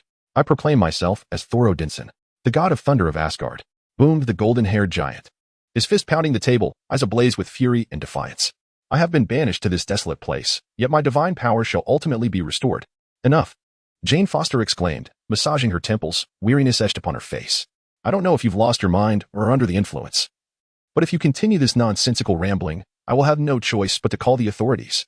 Daisy Louise, however, leaned in closer to Thor, her eyes sparkling with excitement. You claim to be the god of thunder? The one from Norse mythology? How about? Thor clenched his fists, urgency etching his features. If Mjolnir were here.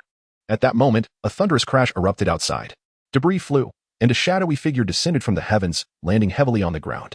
As the dust settled, Jane and Daisy hurried to the door. There stood a man clad in black exoskeletal armor, its sharp lines accentuating his form, a golden emblem glimmering in the dim light. His countenance was stern, golden light subtly flowing from his eyes. Thor straightened, warily scrutinizing the newcomer. Who are you? The man's gaze swept over the crowd, finally resting on Thor. I believe in you, he spoke in a deep voice. You are Thor, son of Odin. Thor was momentarily taken aback, then elation surged through him. At last, a kindred spirit among Midgardians. Jane's eyes widened in disbelief. Wait, are you insane? How could he possibly? Ignoring her, the man strode directly towards Thor. I need you to take me to Asgard. Thor furrowed his brow. Mortals cannot traverse to the realm of the gods. I am no mere mortal, the man replied coolly, grasping Thor's shoulder. And do you not wish to reclaim your hammer? A flicker of struggle crossed Thor's eyes, quickly supplanted by desire. Very well, I shall take you there. But first, I must retrieve Mjolnir. The man nodded, and in the next instant, boom. A sonic explosion reverberated through the town. The two ascended into the sky. Soaring towards the heavens, Jane and Daisy stared vacantly at the sky, momentarily lost in astonishment. In the heart of the desert, a temporary S-H-I-E-L-D base stood vigilant. Agent Coulson stood before the monitoring screens, his brow furrowed in concern. Director, energy readings have spiked again. Right near the hammer. An agent reported urgently. Heightened security. Coulson commanded immediately. All personnel, take your positions. The target may have appeared. However, before he could finish, a thunderous explosion rocked the top of the base. A shadow plummeted like a meteor, crashing through layers of defense, landing directly beside the god of thunder's hammer. Dust billowed, and alarms blared harshly. Enemy attack! Enemy attack! Agents swiftly assembled, weapons primed, all aiming at the figure cloaked in smoke and debris. As the dust cleared, the man released Thor, his gaze calm as it surveyed the surroundings. Xiao Han deliberately orchestrated this moment. He had long eavesdropped on the conversation between Nick Fury and Tony. You are so arrogant, and I shall show you no mercy. Yet, Thor's focus was entirely consumed by the hammer of the god of thunder lying on the ground. Mjolnir, he exclaimed, racing towards it, grasping the handle with fervor. But it did not budge. Thor's expression froze in disbelief. No, this cannot be. He exerted himself furiously, his muscles tensing, veins bulging on his forehead, yet the hammer remained steadfastly embedded in the earth, as if fused with the very ground itself. Why? Father, have you truly forsaken me? Thor collapsed to his knees, his voice hoarse. Xiao Han observed this scene quietly, refraining from intervening. He understood that Thor must endure this trial to achieve true awakening. However, the agents of S-H-I-E-L-D had already surrounded them. Do not move. Hands on your heads. Dozens of firearms were aimed at Xiao Han and Thor, and Coulson stepped forth from the crowd, his expression grave. Gentlemen, you have trespassed into a restricted area of S-H-I-E-L-D. Please cooperate with our investigation. Xiao Han cast him a sidelong glance and replied coolly. Step aside, you cannot impede me. Coulson narrowed his eyes. Let us see you try. No sooner had he spoken than all agents simultaneously opened fire. Bullets rained down like a torrential storm. Xiao Han did not even flinch. Clang, clang, clang. All bullets abruptly halted an inch from his body, as if colliding with an invisible barrier, before clattering to the ground. The agents stared in disbelief. I told you, you cannot stop me. Xiao Han took a step forward. The ground trembled. A biological force field enveloped the area, and all agents instantaneously struggled to breathe, their legs buckling, unable to steady their weapons. Sweat beaded on Coulson's forehead. Yet he persisted, attempting to issue orders. Energy weapons, prepare. Before he could finish, those agents had lost their breath, collapsing to the ground, having departed for the afterlife prematurely. As Coulson stood agape, the desolate sky suddenly warped, and a swirling, emerald vortex materialized. The destroyer armor emerged slowly. "Oh, my dear brother." A flippant voice echoed from the vortex as Loki's figure gradually took shape, brandishing the eternal spear, a sardonic smile gracing his lips. "Look at you in such a pitiful state. Even an ant could pin you down. Thor, you truly are a sight to behold." Loki's taunts continued relentlessly. Thor abruptly lifted his gaze. "Loki. Father, he is dead." Loki interrupted, a glint of cunning flashing in his eyes. "Because of your foolish actions. Father has departed from us." Thor staggered back as though struck by lightning. "No, this cannot be." Xiao Han remained an observer, uncertain why Thor would believe such words. He chose not to expose the deception, instead shifting his gaze to the slowly rising destroyer armor nearby. "Loki," Thor suddenly roared. "What brings you and Father S destroyer to Midgard?" Loki elegantly shrugged. "Why, to clean up the mess you have made, my dear brother. After all, I am now the king of Asgard." The destroyer's mask opened, and searing energy began to converge. "Caution!" Thor instinctively lunged towards Xiao Han, but found only empty air. Xiao Han had already vanished from his original position, reappearing before the destroyer in the next moment. "So much meaningless chatter," he remarked coldly, delivering a sweeping kick. Boom. The destroyer was cleaved in two, starting from its head.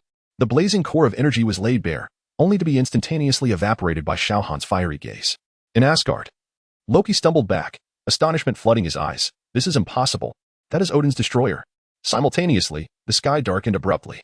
Thunderclouds gathered frantically around Thor, rolling ominously. "Loki." Thor's furious roar resonated throughout the desert, accompanied by the rumble of thunder. "You lie." A bolt of lightning struck, directly hitting Thor. Amidst the dazzling radiance, Thor's form began to transform. His crimson cape billowed without wind, and the god of thunder's hammer flew into his grasp. As the lightning dissipated, Thor stood restored in his divine guise, Mjolnir crackling with electric energy in his hand. Xiao Han, arms crossed, remarked, "Only now do you choose to transform when the enemy is gone." Thor cleared his throat awkwardly. "Well, the sense of ceremony is quite significant." Loki's illusion began to fade, his final expression a mixture of shock and rage. "Do you think this is over? Asgard, heed my call." Thor raised his hammer high. "Heimdall, open the Bifrost." A prism of radiant colors descended from the heavens, enveloping Xiao Han, Thor, and the remnants of the destroyer. When the brilliance subsided, the two found themselves standing in the golden halls of Asgard, surrounded by dozens of vigilant palace guardians, their spears aimed directly at them. "Welcome home." Xiao Han arched an eyebrow. "It seems your brother was well prepared." Thor tightened his grip on the hammer, electricity coursing around him. "He always is."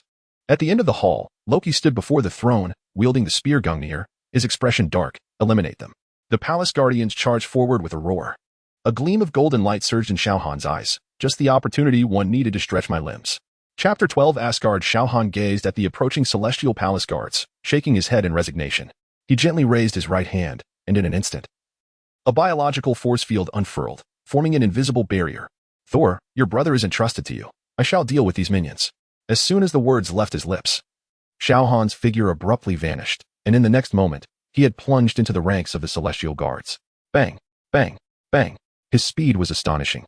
The guards barely had time to react before being sent flying by a surge of force. Xiao Han did not intend to kill. He merely controlled the strength of his biological field, rendering them unconscious. Each punch and kick was executed with pinpoint precision, and the guards' weapons were like mere toys before him, easily shattered or sent flying. Thor roared, swinging Mjolnir as he charged towards Loki, seated upon the throne. "Brother, you shall pay for your lies." Loki sneered, brandishing the Gungnir spear, unleashing a wave of golden energy. "Do you think regaining your divine power will allow you to defeat me?" Thor swung his hammer, the power of thunder erupting forth, forcefully countering the attack. The collision of energies caused the entire celestial palace to tremble. "You have betrayed our father. You have betrayed Asgard." Thor bellowed, advancing once more. Yet, Loki's form suddenly became ethereal, splitting into dozens of illusions that surrounded Thor. "Betrayal? I am merely safeguarding the Nine Realms. And you? You shall only bring war."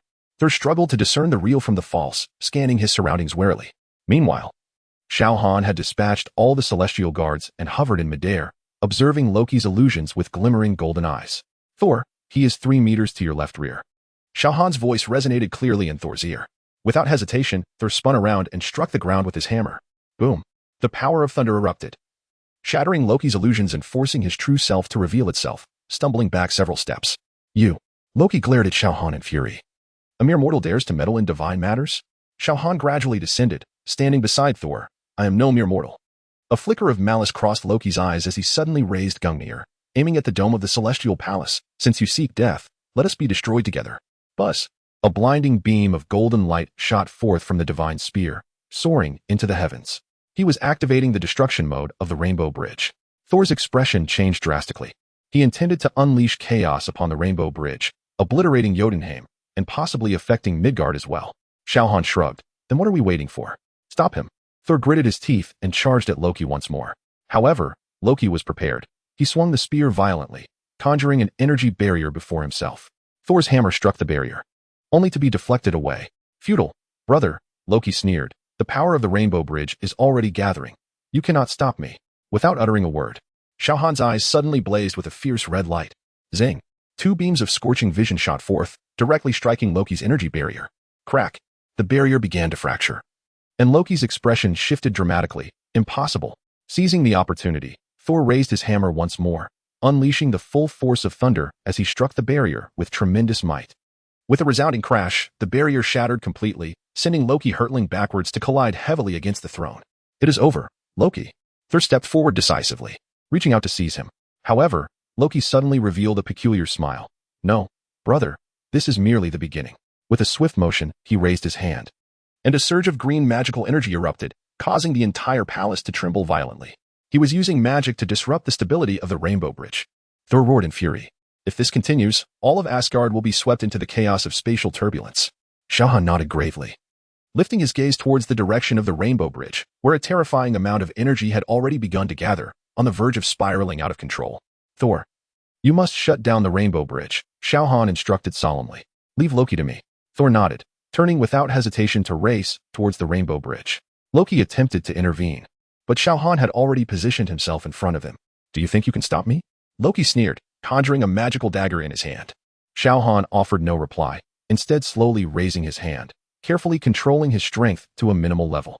In the next instant, his figure vanished, reappearing with a punch that landed squarely on Loki's abdomen. Bang! Loki doubled over, his eyes wide, a mouthful of blood spewing forth. He stared incredulously at Xiao Han. How? Is this possible? Xiao Han wasted no time, gripping Loki by the throat and lifting him off the ground. Your magic is ineffective against me, Loki. Loki struggled, a glimmer of fear finally flickering in his eyes. Meanwhile, Thor had reached the control panel of the Rainbow Bridge, raising Mjolnir with a roar and bringing it down forcefully upon the control device. Boom! The energy core of the Rainbow Bridge began to collapse, a torrent of chaotic energy surging forth. Xiao, run! Thor shouted back. Xiao Han glanced at Loki in his grasp, snorted coldly, and flung him towards Thor. Take him. Thor caught Loki, and in an instant, the three were engulfed by the energy of the Rainbow Bridge. Buzz! When the brilliance subsided, they found themselves transported to the other side of the Rainbow Bridge. Loki lay weakly on the ground, his face pale. You have destroyed everything. Thor paused for a moment, ultimately sighing. No, brother, I have merely prevented you from committing a greater error. Xiao Han stood to the side, gazing skyward as the energy of the Rainbow Bridge gradually dissipated, the crisis averted. What shall we do next? He looked towards Thor, taking a deep breath. Thor replied, bring Loki back to Asgard for judgment. Loki scoffed. Judgment? Father is still alive. Thor interrupted, a flicker of sorrow crossing his eyes. He has been in slumber, but he has never perished. You have been blinded by your own ambition, brother. Loki's expression froze.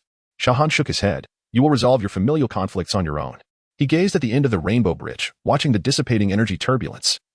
Deep in thought. Thor. He suddenly spoke. Thor paused, taken aback. What? Xiao Han turned around, his eyes shimmering with a thirst for knowledge. Asgard is one of the most advanced civilizations among the 9 realms. I am quite intrigued by your technology in the integration of magic. Loki, slumped on the ground, could not suppress a cold laugh upon hearing this. A mere mortal dares to pry into the secrets of the divine realm? Xiao Han cast a glance at him. Your illusions are ineffective against me. Your magic cannot harm me, and your schemes cannot deceive me. What gives you the audacity to label me as a mortal? Loki was momentarily speechless, his expression darkening. Thor let out a hearty laugh, clapping Xiao Han on the shoulder. Excellent. Since you wish to stay, Asgard welcomes you. My father will undoubtedly be fascinated by you once he awakens. Xiao Han nodded. Take me to your library or technological workshop. I wish to see just how advanced your knowledge truly is. Thor readily agreed. No problem. However, before that, he grabbed Loki, stating, I must first confine this troublemaker in the dungeon. Loki struggled momentarily, gritting his teeth. You will come to regret this. Thor disregarded his threat and turned to Xiao Han. Follow me. I will first take you to meet my mother. Chapter 13. The superhuman learning magic deep within the celestial palace, in the chamber of Frigga.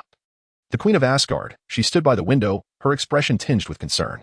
A flicker of surprise crossed her eyes as she beheld Thor entering alongside Xiao Han. Mother, Thor exclaimed, striding forward, I have returned. Loki has been subdued. Frigga exhaled in relief, her gaze shifting to Xiao Han. And who might this be? This is Xiao Han, hailing from Midgard, Thor introduced. However, he is no ordinary human. His strength even surpasses mine. Frigga nodded slightly, scrutinizing Xiao Han with keen interest. After a brief moment, she broke into a warm smile. Welcome, Xiao. Thor seldom speaks so highly of others. You must be extraordinary. Xiao Han inclined his head respectfully. Your Majesty, I have come to Asgard to learn about your technology and magic. Frigga pondered thoughtfully. The knowledge of Asgard is indeed vast, but not all can grasp it. I am willing to try, Xiao Han replied calmly. Frigga smiled. Very well. I shall arrange for someone to escort you to the library and the workshop. However, before that, she turned to Thor. What is the status of your father? Thor's expression darkened. Odin's slumber has yet to end, but Loki's schemes have been thwarted, and the crisis of the Bifrost has been averted. He should awaken soon. Frigga nodded, then addressed Xiao Han. If you truly wish to learn the wisdom of Asgard, perhaps you might start with the theories surrounding Yggdrasil. Yggdrasil? Xiao Han raised an eyebrow.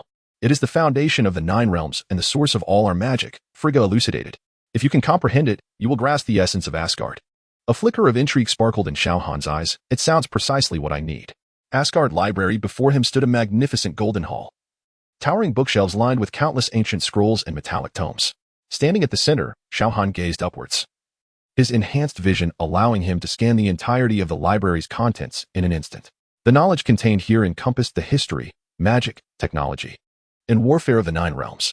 Thor proudly proclaimed, even I have yet to read through a tenth of this. Xiao Han approached one of the shelves, casually retrieving a metallic tome. His fingertips brushed the pages gently, as his super intellect rapidly deciphered the text and symbols within. Your runic system is quite fascinating, Xiao Han murmured. They are not merely letters, they embody energy. Thor looked astonished. You can understand them? Xiao Han did not respond but continued to leaf through the pages. His learning speed far exceeded that of an ordinary person. He could comprehend and memorize the content of each page with but a cursory glance.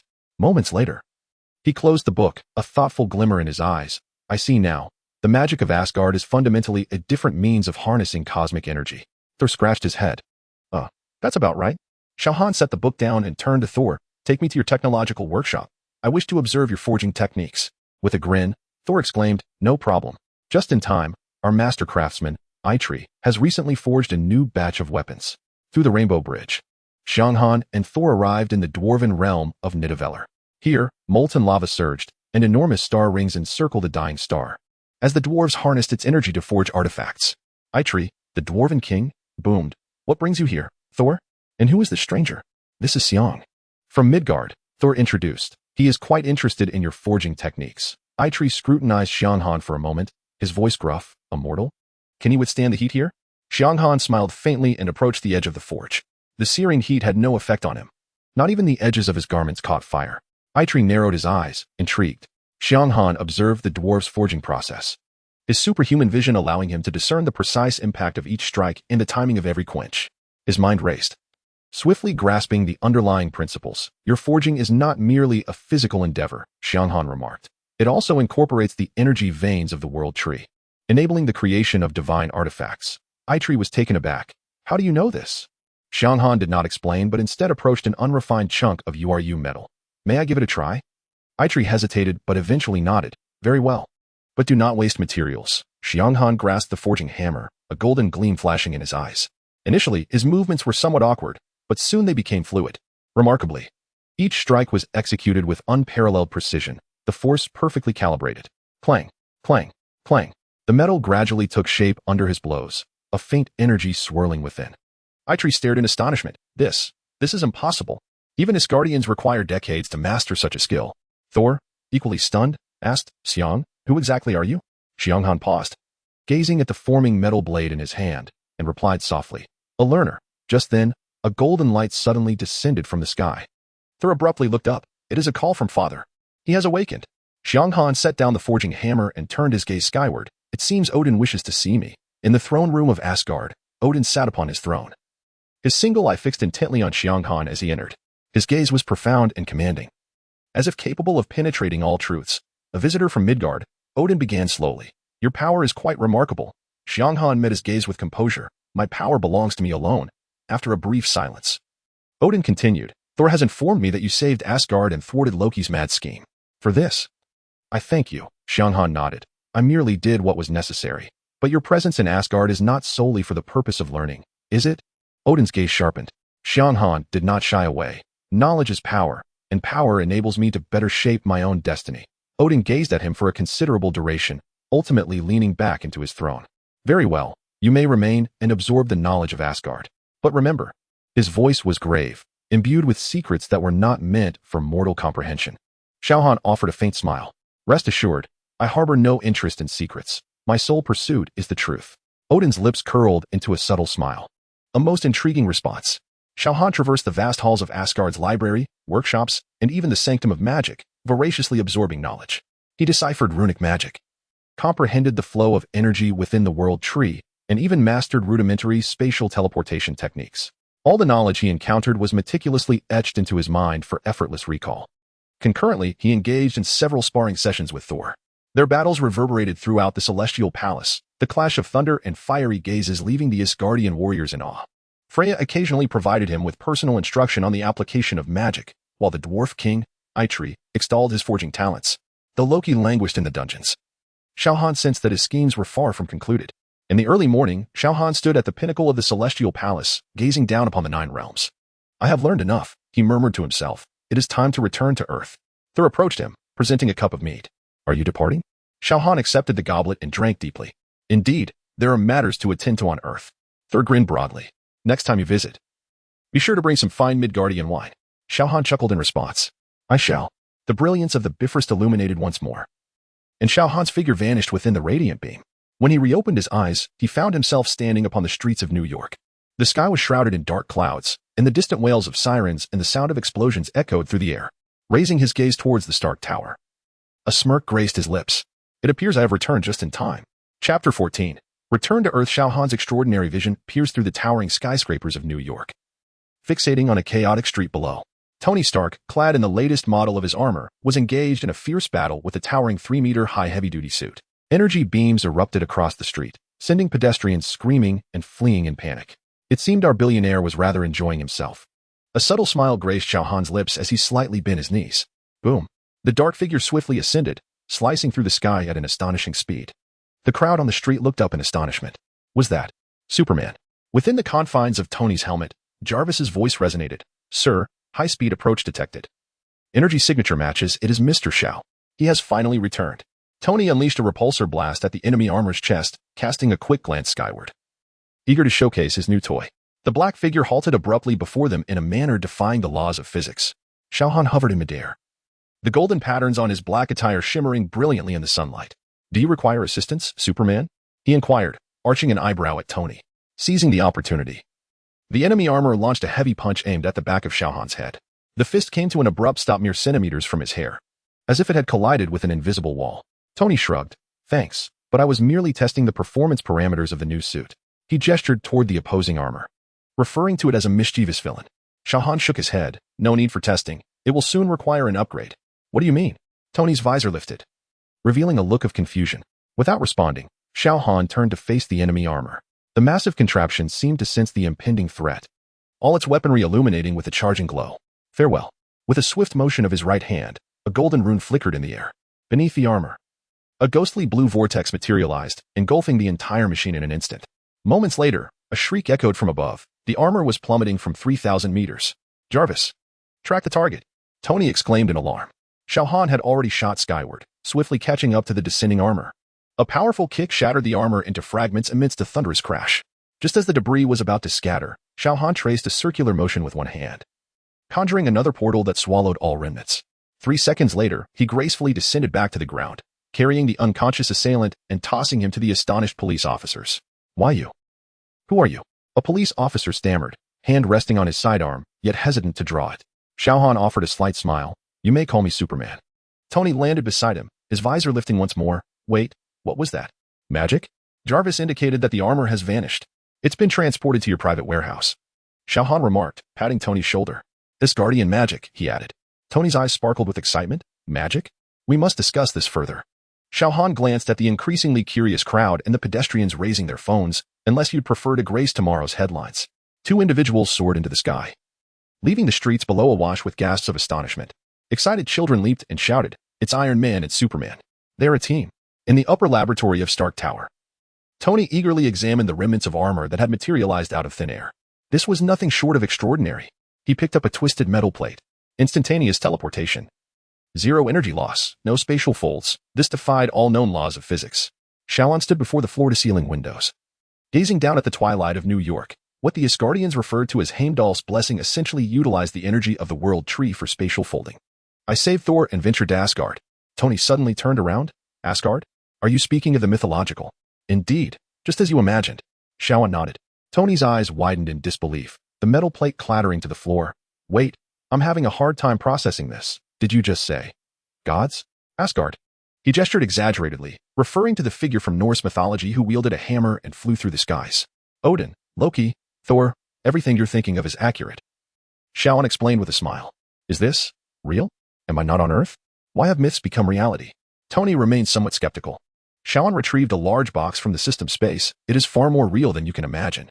He opened the box, revealing a piece of metal glowing with a ghostly blue light.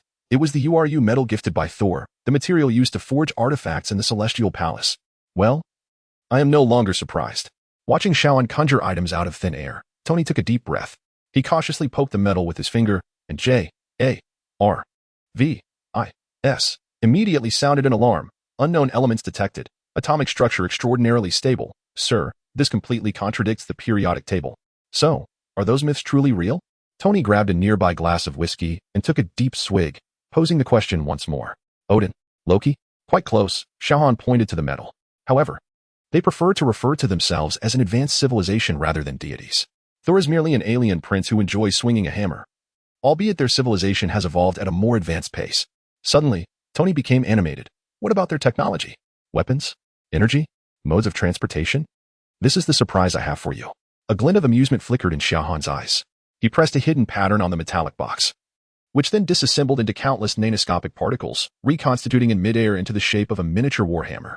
"Asgardian nanotechnology," Xiao Han remarked, observing Tony's astonished expression. "More advanced than your Mark series." Tony leaned in, like a child discovering a new toy. "This cannot be. Nanoscopic self-reassembly requires unimaginable computational power and energy control, plus a touch of URU metal's magical properties." Xiao Han snapped his fingers, and the warhammer reverted back into the box. "It took me some time to grasp the principles. The good news is, I have reverse-engineered and simplified a version suitable for terrestrial materials." Tony suddenly grasped Xiao Han's shoulder, declaring, "You must teach me. Name your price." This was the second surprise. Xiao Han extracted another data chip from the system space. All technical parameters were contained within, including the fusion scheme of URU metal and earth alloys. "It was sufficient for you to upgrade the Mark armor to nano armor. And, by the way, please craft a set for me as well." Tony snatched the chip as if it were a treasure, his hands trembling with excitement. "Jarvis, initiate scanning. Activate holographic modeling." A blue light swept over the chip, and the center of the laboratory immediately projected a complex molecular structure diagram. Tony frantically manipulated the holographic image, exclaiming, "This energy conduction method, and this reconfiguration algorithm. Xiao, they are nothing short of genius." Leaning against the console, Xiao Han observed Tony immersed in his technological fervor and reminded him, "Just a note, URU metal requires a specific energy frequency to be activated. I believe you need to modify the reactor's output mode. Remember to upgrade the energy core first." Chapter 15. Nanotechnology. Tony was engrossed in the holographic model of nanotechnology, his fingers deftly manipulating the molecular structure diagrams, reciting energy conduction parameters under his breath. Suddenly, Xiao Han looked up, a mischievous smile playing at the corners of his mouth. "Tony, put away your little toys," he remarked, tapping on the control panel. "We have a guest arriving." "What? Not now. I'm on the verge of a breakthrough." Before Tony could finish his protest, Jarvis interrupted with an alert. "Sir, S-H-I-E-L-D-S Quinjet is approaching. Expected to arrive at the landing pad in 30 seconds. Cursing under his breath, Tony swiftly shut down the holographic projection. "Jarvis, activate data encryption protocols and conceal all research related to nanotechnology." Xiao Han casually strolled to the floor-to-ceiling windows, watching as the sleek black aircraft descended onto Stark Tower's landing pad. Nick Fury's iconic black trench coat billowed in the wind whipped up by the rotors. "This guy is getting more and more fond of dropping by uninvited," Tony grumbled, raking a hand through his hair. "I explicitly declined when he mentioned the Avengers Initiative last time." Xiao Han chuckled lightly. "He's here for me." As the elevator door slid open, Fury's single eye locked onto Xiao Han. He was flanked by two fully armed agents, yet Xiao Han noted that their fingers were well clear of the triggers, indicating that Fury had learned from past encounters. Mr. Xiao, Fury's voice was deep and tinged with restraint. We need to discuss your activities in New Mexico. Tony stepped between the two men. Hey, Nick, this is my territory. Any discussions require prior arrangements. Not necessary, Tony. Xiao Han patted his shoulder. I, too, am eager to hear what the director of S.H.I.E.L.D. has to say. Fury's gaze swept across the laboratory before settling on the box containing URU metal. As far as I know, you have accessed extraterrestrial technology without authorization, and it seems you have even brought back alien materials. Xiao Han raised an eyebrow. So, Fury's voice rose slightly. Are you aware that this violates the extraterrestrial technology control protocol? Those items could pose a threat to Earth's safety. Xiao Han couldn't help but laugh. Nick, are you mistaken? I am not your agent and am not subject to S.H.I.E.L.D.'s jurisdiction. I go where I please and bring back whatever I choose. In essence, I do as I wish. Fury's expression darkened. Everyone must adhere to the rules, Mr. Xiao. Even someone as unique as yourself. Rules? Xiao Han's gaze suddenly turned menacing. Are you referring to the way you clandestinely study the Tesseract? Or how you allow Hydra to infiltrate your ranks? Fury's solitary eye narrowed slightly. That's our internal matter. I know far more than you imagine. Director, Xiao Han stepped forward. A silent biological field unfurling, causing the very air in the laboratory to feel as though it had solidified. For instance, there exists a clandestine Tesseract project under secretive research. Or perhaps a winter soldier concealed within a base in Siberia. And then there is, he deliberately elongated the tone, Carol Danvers. The mere utterance of this name instantaneously transformed the atmosphere within the room. Fury's expression became exceptionally vivid, while two agents instinctively reached for their weapons, only to realize in the next moment that they were rendered immobile. Xiao Han's biotic field had enveloped them completely. Relax, Director. Xiao Han's voice regained its tranquility. I harbor no interest in your little secrets. However, should you persist in this manner of interfering with my operations? He paused, levitating slightly as his eyes glowed with a golden light. I would not hesitate to let S.H.I.E.L.D. experience the wrath of a superhuman. Fury singular, I fixated intensely on Xiao Han. Do you believe yourself invincible? You are not the only superhero in this world. Xiao Han descended to the ground, shrugging nonchalantly. I am certainly not invincible. If you deem it necessary to summon that Captain Marvel who patrols the cosmos, by all means, give it a try. I am curious to see whose photon energy surpasses the others, hers or my heat vision.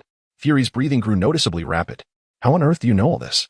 I suggest you peruse some Superman comics to familiarize yourself with the capabilities of the Man of Steel, Xiao Han replied, turning toward the window and presenting his back to Fury.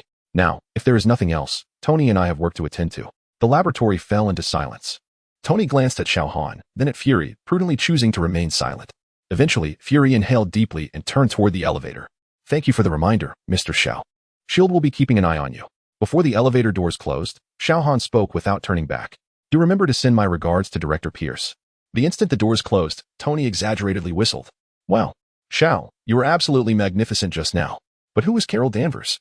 And what of Pierce?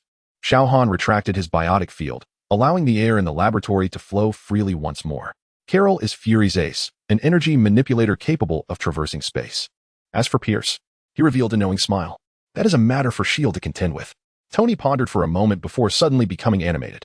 So, you can truly hear sounds from anywhere on Earth? I have already stated, Tony, that I am not interested in your personal affairs. Xiao Han rolled his eyes. Now, shall we resume our exploration of your nano armor? Absolutely. Tony promptly cast aside the earlier conflict. Jarvis, retrieve the data from earlier. Meanwhile, aboard a Quinjet of S.H.I.E.L.D. Fury's singular eye glimmered. He produced an antiquated pager, his thumb hovering over the call button for an extended moment before ultimately placing it back down. It is not yet time, he murmured to himself. Tony Stark was wholly absorbed in refining the prototype design of the nano armor. With holographic projections continuously shifting before him, Xiao Han stood to the side, his eyes gently closed, his extraordinary hearing attuned to the anomalous energy fluctuations resonating across the globe.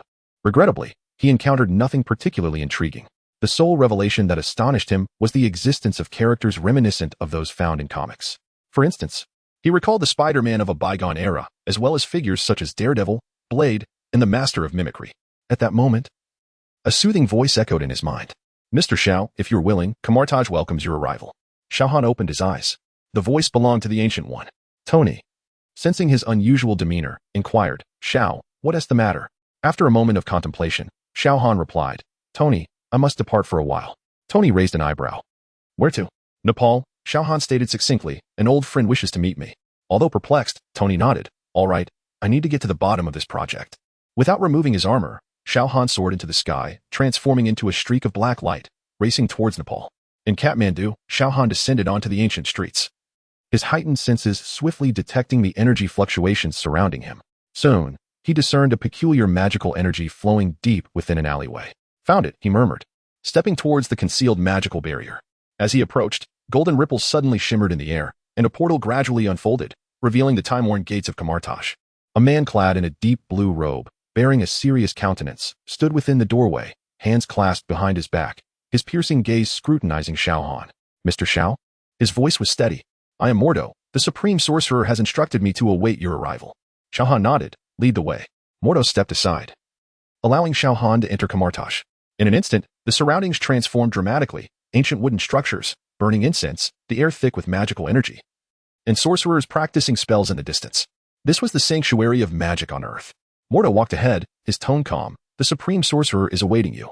Xiao Han remained silent, following him through the corridor until they arrived at a tranquil meditation room. The door slowly opened to reveal the Ancient One seated on a cushion, a steaming cup of tea placed before her. She lifted her gaze and smiled gently. Mr. Xiao, welcome to Kamartosh. Chapter 16. The request of the Ancient One. Xiao Han stepped into the meditation room, his gaze lingering on the Ancient One for a moment. This guardian of Earth appeared so unremarkable, yet harbored unfathomable power. Supreme Sorcerer. Xiao Han inclined his head slightly, as if acknowledging that his arrival had captured her attention. The Ancient One waved her hand gently, and a cup of tea materialized before Xiao Han. Please, take a seat. Your presence is akin to a torch in the darkness, impossible to overlook. Xiao Han accepted the teacup and settled cross-legged. The aroma of tea wafted through the air, infused with a peculiar energy. So, have you come to warn me to leave Earth? Quite the contrary. The Ancient One sipped her tea. I am here to express my gratitude. Xiao Han raised an eyebrow. Gratitude? You thwarted Loki's schemes, preventing war among the 9 realms. The Ancient One's gaze drifted beyond the window, towards the horizon. Moreover, you taught Thor the value of humility, which is crucial for the future king of Asgard. Xiao Han squinted, uncertain of the Ancient One's intentions. Based on his understanding, she should be lamenting the disturbance of the timeline rather than offering praise. Nevertheless, he chuckled softly. I merely acted upon my own desires. It is precisely this purity that is rare. The Ancient One set down her teacup. Xiao, how much do you understand about this universe? Enough. A glimmer of golden light flashed in Xiao Han's eyes. For instance, I am aware that Dormammu covets Earth, and Thanos is collecting the Infinity Stones. For the first time, the Ancient One's expression wavered. You know all this. I am also privy to your secrets. Xiao Han gazed directly into her eyes, realizing that she may have some understanding of him. Perhaps she only recognized him as an outsider, unaware of his true identity. The time stone within the Eye of Agamotto, and the power you draw from the dark dimension. The air in the meditation room thickened instantly. Mordo, outside the door, instinctively tightened his grip on his artifact. The Ancient One remained silent for a long while before suddenly smiling. Interesting. It seems I underestimated you. She rose, her robe billowing as if moved by an unseen wind. In that case, shall we converse in a more suitable location? With a circular motion of her hands, a portal shimmering with golden sparks opened before them. On the other side lay the snow-capped peaks of the Himalayas. Without hesitation, Xiao Han stepped through. The biting cold had no effect on him. The snow beneath his feet left no trace, thanks to his biofield. The Ancient One followed through the portal. This place is sufficiently serene. We can speak freely. What do you wish to know? Your purpose. Xiao Han was direct. The Ancient One's expression grew serious. With such power, why do you choose to remain on Earth? What is it you seek here? Including your origins. Xiao Han gazed toward the distant mountains, a home. This simple response momentarily startled the Ancient One. As for my origins? You may find it hard to believe, but I am actually Kryptonian, having arrived in this world by mere chance. Xiao Han began to spin a tale, weaving fiction with ease. After a brief pause, he continued, Here, I have been reborn. I simply wish to live life on my own terms, safeguarding what I deem worthy of protection, including opposing S-H-I-D-L-D, including anything I desire to undertake. A glimmer of golden light danced in Xiao Han's eyes. As long as they do not provoke me. Gu-Yi pondered for a moment. What if I were to invite you to join Kamartosh to become the new Sorcerer Supreme? This proposal left Xiao Han momentarily stunned. Why me? Because you possess the ability to perceive what I cannot. Gu-Yi's voice suddenly took on a weary tone. I have guarded this world for far too long, Xiao. The Time Stone has unveiled countless possible futures to me, yet across all timelines, there is a singular, inevitable conclusion, my demise. Although that notion is of my own making. Xiao Han keenly discerned the implication in her words. You are preparing for the transition. Gu-Yi nodded. Doctor Strange still requires time to mature, and your emergence. is an anomaly, an existence that should not have been. Moreover, your arrival has rendered the timeline indistinct. I can no longer observe it. The wind and snow atop the mountain intensified, yet an invisible barrier formed around the two, causing the snowflakes to silently melt just a few meters away from them. I cannot accept this, Xiao Han ultimately replied. I have my own path to tread. Gui appeared to have anticipated this response. Then at the very least, promise me one thing. When darkness descends and the earth calls for you, you will rise. Xiao Han chuckled. That depends on my thoughts at that time. Gui smiled in return. That is sufficient. She opened a portal once more. Would you care to visit the library? The collection at Kamartaj may prove beneficial to you. Xiao Han's eyes sparkled at the suggestion. That sounds splendid. Within the Kamartaj library, ancient bookshelves towered into the heavens, and the air was thick with the scent of parchment mingled with sandalwood. Xiao Han stood at the center, the golden patterns on his black attire shimmering in the candlelight, creating a striking contrast against the surrounding archaic magical ambience. This was the most comprehensive collection of magical tomes on Earth. Master Gui stood with her hands clasped behind her back, her wide yellow robe billowing as if caught in an unseen breeze, embodying the wisdom passed down through the ages from the likes of the Vishani to Agamotto. The librarian, Wang, regarded Xiao Han with caution. Sorcerer Supreme, this is a guest. Wang, Gui replied gently, he is entitled to peruse any text he wishes. Wang's mouth fell open in astonishment, but he quickly regained his professional demeanor. What categories do you require? All. Xiao Han's enhanced vision began scanning the shelves, particularly focusing on volumes concerning the multiverse and the dark dimension. Sorcerer Supreme. These tomes are exceedingly perilous. Even seasoned sorcerers require guidance too. Wang began, only to be interrupted by Gui. Allow him to see, she said softly, her gaze never leaving Xiao Han.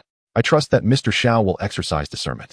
Xiao Han nodded slightly, activating his enhanced vision, and in an instant, he comprehended the entire structure of the library, the classification of the bookshelves, the arrangement of the tomes, and even those regions concealed by magic are all laid bare before his extraordinary senses.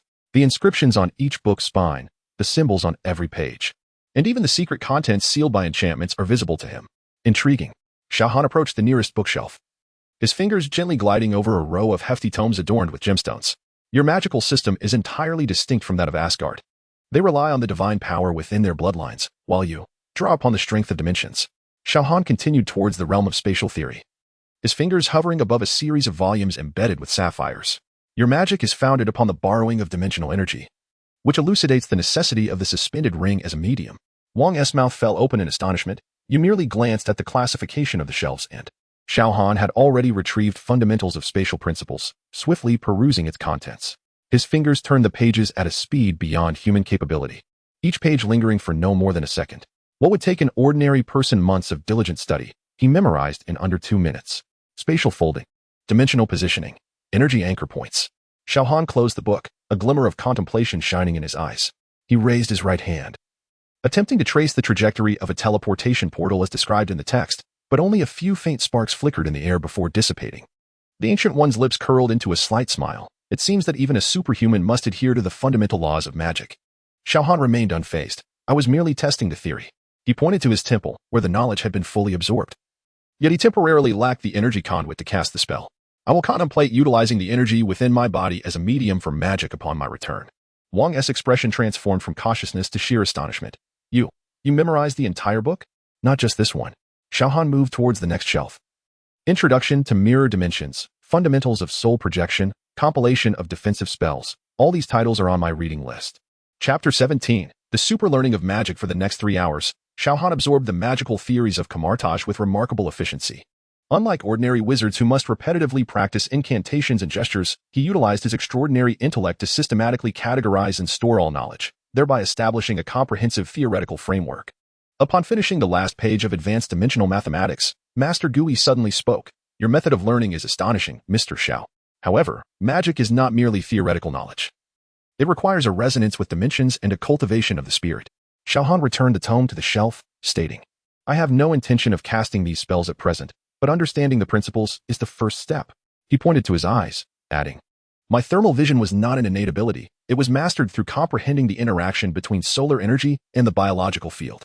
Gui nodded thoughtfully. So you believe that with sufficient understanding, one can ultimately discover a method of spellcasting that does not rely on the sorcerer's supreme ring? As you suggested, using oneself as the medium? Perhaps, Xiao Han replied as he ventured deeper into the library's forbidden section. However, at this moment, I wish to comprehend the means our enemies will employ. As his fingers grazed the copy of the dark tome, Wang lunged forward, exclaiming, "No! That book is far too dangerous, even for a supreme sorcerer." "Let him see," Gui interjected calmly yet firmly. "Mr. Xiao is right. Understanding the enemy is essential." Xiao Han unfurled the scroll, quickly scanning the twisted text. As he delved deeper, his brow furrowed. "The methods of corruption from the dark dimension are more cunning than I imagined. They exploit emotional vulnerabilities rather than magical ones." Gui approached his side. "Is that so? Perhaps you have uncovered something unique. Look here." Xiao Han pointed to what appeared to be a mundane annotation of a spell, revealing that the dark dimension does not forcibly breach defenses, but rather creates fissures through the negative emotions of the guardians: fear, doubt, arrogance. These are the true points of vulnerability. Gui's expression grew exceedingly grave. After a prolonged silence, she softly remarked, "You are correct. 500 years ago, it was indeed the greed of the guardian sorcerers that allowed Dormammu to breach the defenses for the first time." Wang gasped. "The supreme sorcerer? This is the highest secret. There is no longer a necessity for confidentiality," Gui replied, gazing at Xiao Han with a glimmer of complex emotion in her eyes. "Mr. Xiao has discerned a truth that has eluded us for centuries in just 3 hours." Wang was so astounded that he could not speak, merely staring at Xiao Han as if beholding an extraordinary being. Master Gui exhaled deeply, a rare expression of fatigue and relief mingling on her face. "Follow me, Mr. Xiao," she said, opening a portal to the terrace. "It seems we have much more to discuss." On the terrace, the frigid winds of the Himalayas howled past, yet a warm barrier enveloped the two. Gui gazed contemplatively at the distant snow-capped mountains, remaining silent for a long while. "Xiao," she finally spoke, her tone imbued with an unprecedented solemnity. "I once again beseech you to consider assuming the mantle of the Supreme Sorcerer." Xiao Han raised an eyebrow. "I thought we had already deliberated on this matter. At that time, I was not fully aware of your capabilities." Ancient One turned, her eyes shimmering with an unusual light. Xiao Han remained silent, patiently awaiting her continuation. "I initially believed Dr. Strange would be my successor." Ancient One sighed ruefully. "However, your emergence has altered everything. Within mere hours, you have grasped arcane knowledge that would take an ordinary sorcerer decades to comprehend. You have identified protective flaws that even I had overlooked. She paused. "Your intellect is akin to that of a supreme sorcerer, and perhaps in due time, you will be able to open portals without the need for the Eye of Agamotto." Xiao Han gazed into the distance. "The supreme sorcerer requires more than mere power." "Indeed." Ancient One's voice suddenly became fervent. "You possess strength, yet do not abuse it. You identify flaws and promptly rectify them. You renounce power yet are willing to shoulder responsibility. These virtues are far more precious than any magical talent." The cold wind swept up Ancient One's yellow robes, and she appeared more like an ordinary practitioner than the protector of Earth. "I foresee darkness approaching, Xiao. Dormammu is merely the beginning. Thanos, dimensional collapse, cosmic reorganization. This world needs a guardian more formidable than myself." Xiao Han pondered for a moment before asking, "In this universe, do you envision how you might perish?" Ancient One's expression momentarily froze. "I see many possibilities. Yet one certainty remains. When I pass, someone must take my place, or else Earth shall plunge into eternal darkness." Xiao Han exhaled, the white mist coalescing and dissipating in the frigid air. He turned to meet Ancient One's gaze. "I cannot consent to become the Supreme Sorcerer. I have my own path to pursue, many matters to attend to." Ancient One's shoulders sagged slightly, but Xiao Han's subsequent words caused her to lift her head once more. "However," he said with a teasing tone, "should that day truly arrive, I shall intervene. I still wish to reside on Earth. Before that, I pledge to assist in safeguarding the three sanctums against Dormammu and other threats." A glimmer of relief flickered in Ancient One's eyes as she nodded gently. "That is sufficient. Thank you, Xiao Han." The two stood in silence on the terrace, the first rays of dawn piercing through the clouds, casting a golden glow upon the snow-capped mountains. Morning had arrived. Xiao Han broke the silence. "I must return. Tony is likely growing concerned about my disappearance." Ancient One smiled. "You are always welcome back. Kamartaj will forever have a place for you." She opened a portal leading to New York, and just as Xiao Han was about to step through, he halted suddenly. "Sorceress," he said without turning, "try to live as long as possible. This world needs you." With that, he stepped into the portal and vanished amidst golden sparks. Ancient One stood alone in the morning light, a subtle smile grazing her lips. She murmured softly, "No, Xiao Han. What this world ultimately requires is strength." After Xiao Han departed, Mordo approached Ancient One, inquiring, "Do you truly trust him?" Ancient One gazed at the starry sky, responding, "I have faith in his choices. I believe that in all possible futures, he stands on the side of light, even if he is reluctant to become the Supreme Sorcerer, especially because he is reluctant to assume that mantle." With that, Ancient One turned and walked back to the sanctum. True heroes never fight for power. Beneath the night sky of New York, Xiao Han floated above the clouds, reflecting on the day's experiences. The arcane knowledge of Kamartaj had opened a new door for him, granting him a more comprehensive understanding of the power dynamics within this world. Chapter 18. The Uncontrolled Superpower in the Stark Tower Laboratory. Tony Stark was intensely focused on the holographic projection of a nanostructure model, his fingers deftly slicing through the air to adjust the molecular arrangement. Scattered across his workbench were various metal fragments and energy cores, alongside a half-empty cup of coffee that had long since gone cold. JARVIS. Bring up the parameters for Group 7, Tony stated without lifting his gaze, evident dark circles under his eyes. Sir, you have been working continuously for 36 hours, JARVIS reminded him. According to health protocols, the health protocols are my own creation, JARVIS. Tony chuckled, waving his hand dismissively. Now, the parameters. The holographic projection instantly transitioned to a complex diagram of molecular structures. Narrowing his eyes, Tony suddenly snapped his fingers in excitement. Right here. The energy conduction nodes need to be rearranged. At that moment, a voice unexpectedly resonated behind him. You are mistaken in your approach. Startled, Tony nearly leapt from his chair, his tools clattering to the floor with a sharp sound. Damn it. Xiao, could you not enter through the front door like a normal person? Xiao Han stood in the center of the lab, the golden lines on his black suit glimmering faintly under the lights. He wore a slight smile. Apologies. I'm just accustomed to it. Rubbing his temples, Tony retrieved his fallen tools. So where has the illustrious sorcerer gone? Xiao approached the workbench, casting a glance at the holographic projection. Kamartaj, the sanctum of magic on Earth. Tony raised an eyebrow. Magic? I thought you had learned enough of those tricks in Asgard. Not quite the same, Xiao replied, shaking his head as his fingers glided over the holographic projection, causing the molecular structure to instantly rearrange into a novel configuration. The magic of Asgard is more akin to a blend of technology and divine power, while that of Kamartaj is purely the manipulation of dimensional energy. As Tony gazed at the newly restructured diagram, his eyes began to gleam with realization. Wait, this method of energy conduction, it's more efficient. Isn't it? Xiao smiled. Magic and technology are essentially both applications of energy, they merely traverse different paths. Tony abruptly pivoted towards another holographic terminal. JARVIS. Record this structure. Recalculate the energy expenditure. Watching the fervent Tony, Xiao gently shook his head. You continue with your research. I have matters to attend to. Wait, Tony called out, not turning back. You Haven T told me about the sanctum. Can they truly conjure fireballs out of thin air? Or teleport like in the comics? Close enough, Xiao shrugged. However, specific artifacts are required to assist. Their supreme sorcerer wishes for me to succeed her. Tony spun around, his eyes widening in disbelief. What? You're going to become a sorcerer? I declined, Xiao said, walking towards the floor-to-ceiling windows. I have my own plans. Relieved, Tony then curiously inquired. Is that supreme sorcerer powerful? Xiao recalled the Ancient One's penetrating eyes that could see through time. Stronger than you might imagine. Stronger than you? Tony pressed on. Xiao Han fell silent for a moment and replied, in certain respects, yes. This response rendered Tony's expression serious. He set down his tools and approached Xiao Han. How many powerful entities are there in this world that I remain unaware of? Many, Xiao Han said, gazing out at the nightscape of New York. This is precisely why I need to become stronger. Tony nodded thoughtfully. So what is your plan?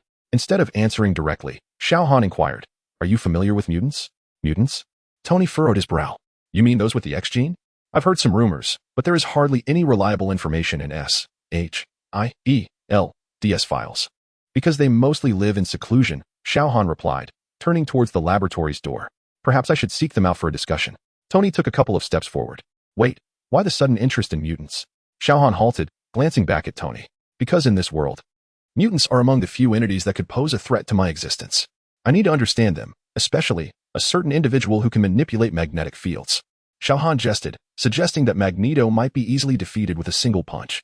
He paused for a moment, then chuckled. But before that, I need to teach a few mischievous children how to harness their abilities. Children? Tony asked, puzzled. A few kids who unexpectedly gained superpowers, Xiao Han shrugged. Tony wanted to ask more, but Xiao Han had already transformed into a streak of black light, vanishing through the glass window into the night. Jarvis, Tony said. Staring in the direction Xiao Han had departed, retrieve all available data on mutants, particularly those who can manipulate magnetic fields. Data retrieved, sir, but the information is quite limited. Jarvis responded. Should I contact Professor X? Tony raised an eyebrow in surprise. Professor X? You mean the head of that mutant academy? No, sir. However, based on network trace analysis, he is likely one of the leaders among mutants. Returning to his workbench, excitement flickered in Tony's eyes. Hang on. Let's first complete the structure Xiao provided. Once the nanosuit is finished, he cast his gaze toward the night sky, a confident smile gracing his lips. Perhaps I should also pay a visit to these mutants. In New York, Xiao Han hovered a kilometer above the ground, his super hearing unfurling like an invisible radar net, capturing anomalous sounds worldwide. A minute ago, his acute hearing detected 3 voices engaged in a heated argument.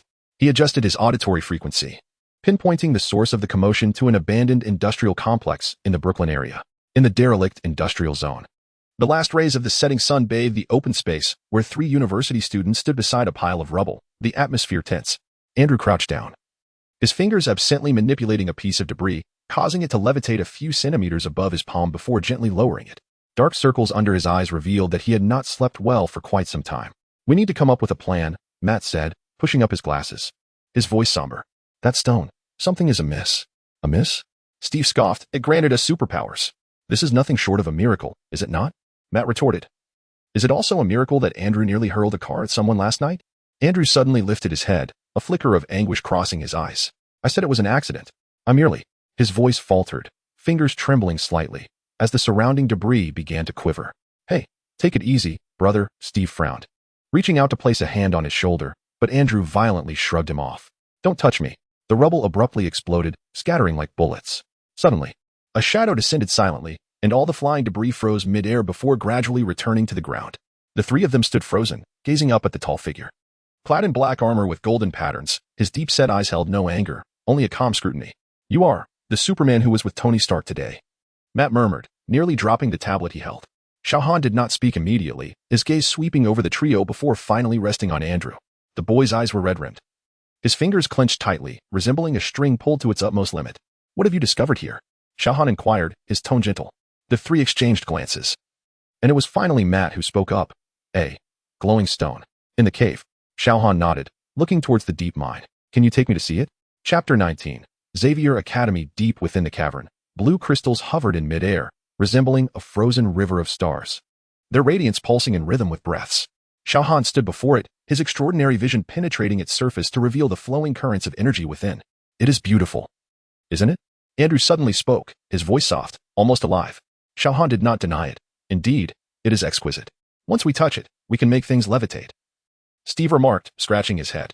At first, it only affected small objects, but then, it began to influence you. Xiao Han interjected, his gaze returning to Andrew. Especially you. Andrew's shoulders trembled slightly. How do you know? Because your energy response is the strongest. Xiao Han took a step closer, his voice barely above a whisper. What has it sown in your heart? Anger? Or perhaps, loneliness? Andrew's breath quickened, his fingers unconsciously digging into his palm. It makes me powerful. Power is not inherently a negative thing, Xiao Han replied, but strength is akin to fire. It can warm, yet it can also incinerate everything. Matt could not contain himself. What exactly is this stone? Xiao Han paused for a moment. I am uncertain, but it does not belong to Earth. Steve's eyes widened. Alien technology? Or worse? Xiao Han reached out, gently touching the crystal's surface. Energy ripples spread from his fingertips, glowing softly. Andrew suddenly stepped forward. Can you take it away? Xiao Han regarded him. Do you wish for me to take it away? Andrew lowered his head, his voice nearly inaudible. I cannot control myself. Sometimes. I just want everyone to be silent. Silence enveloped the cavern for several seconds. Xiao Han silently inquired, System, can this object be absorbed? Yes, host. You are in proximity to it. Xiao Han withdrew his hand, looking at them. I can take it away. However, your abilities will not vanish. What will happen to Andrew? Matt asked anxiously. That depends on him, Xiao Han replied, his gaze fixed on Andrew. Abilities are tools, not masters. Andrew bit his lip, remaining silent. Xiao Han did not urge him further, simply standing quietly. At last, Andrew took a deep breath. Please, take it away. Xiao Han nodded and placed his hand upon the crystal. Suddenly, the crystal erupted in blinding light. Alert! Alien energy radiation detected. Analyzing. Resonating with host's biological field. Telekinetic ability merging. Xiao Han felt the energy structure within him reconfiguring, a novel power pulsating at his nerve endings. He attempted to lift a stone with his mind, and it instantly floated with effortless grace. More refined control than the biological field. Xiao Han murmured. As his thoughts focused, the blue light surged, causing the entire crystal to contract, ultimately transforming into a stream of light that flowed into his palm. Alert! Energy absorption complete. Telekinetic module and biological field have merged. Biological field significantly enhanced. The cavern grew dim, illuminated only by the beam of the flashlight. Is it over? Steve asked in confusion.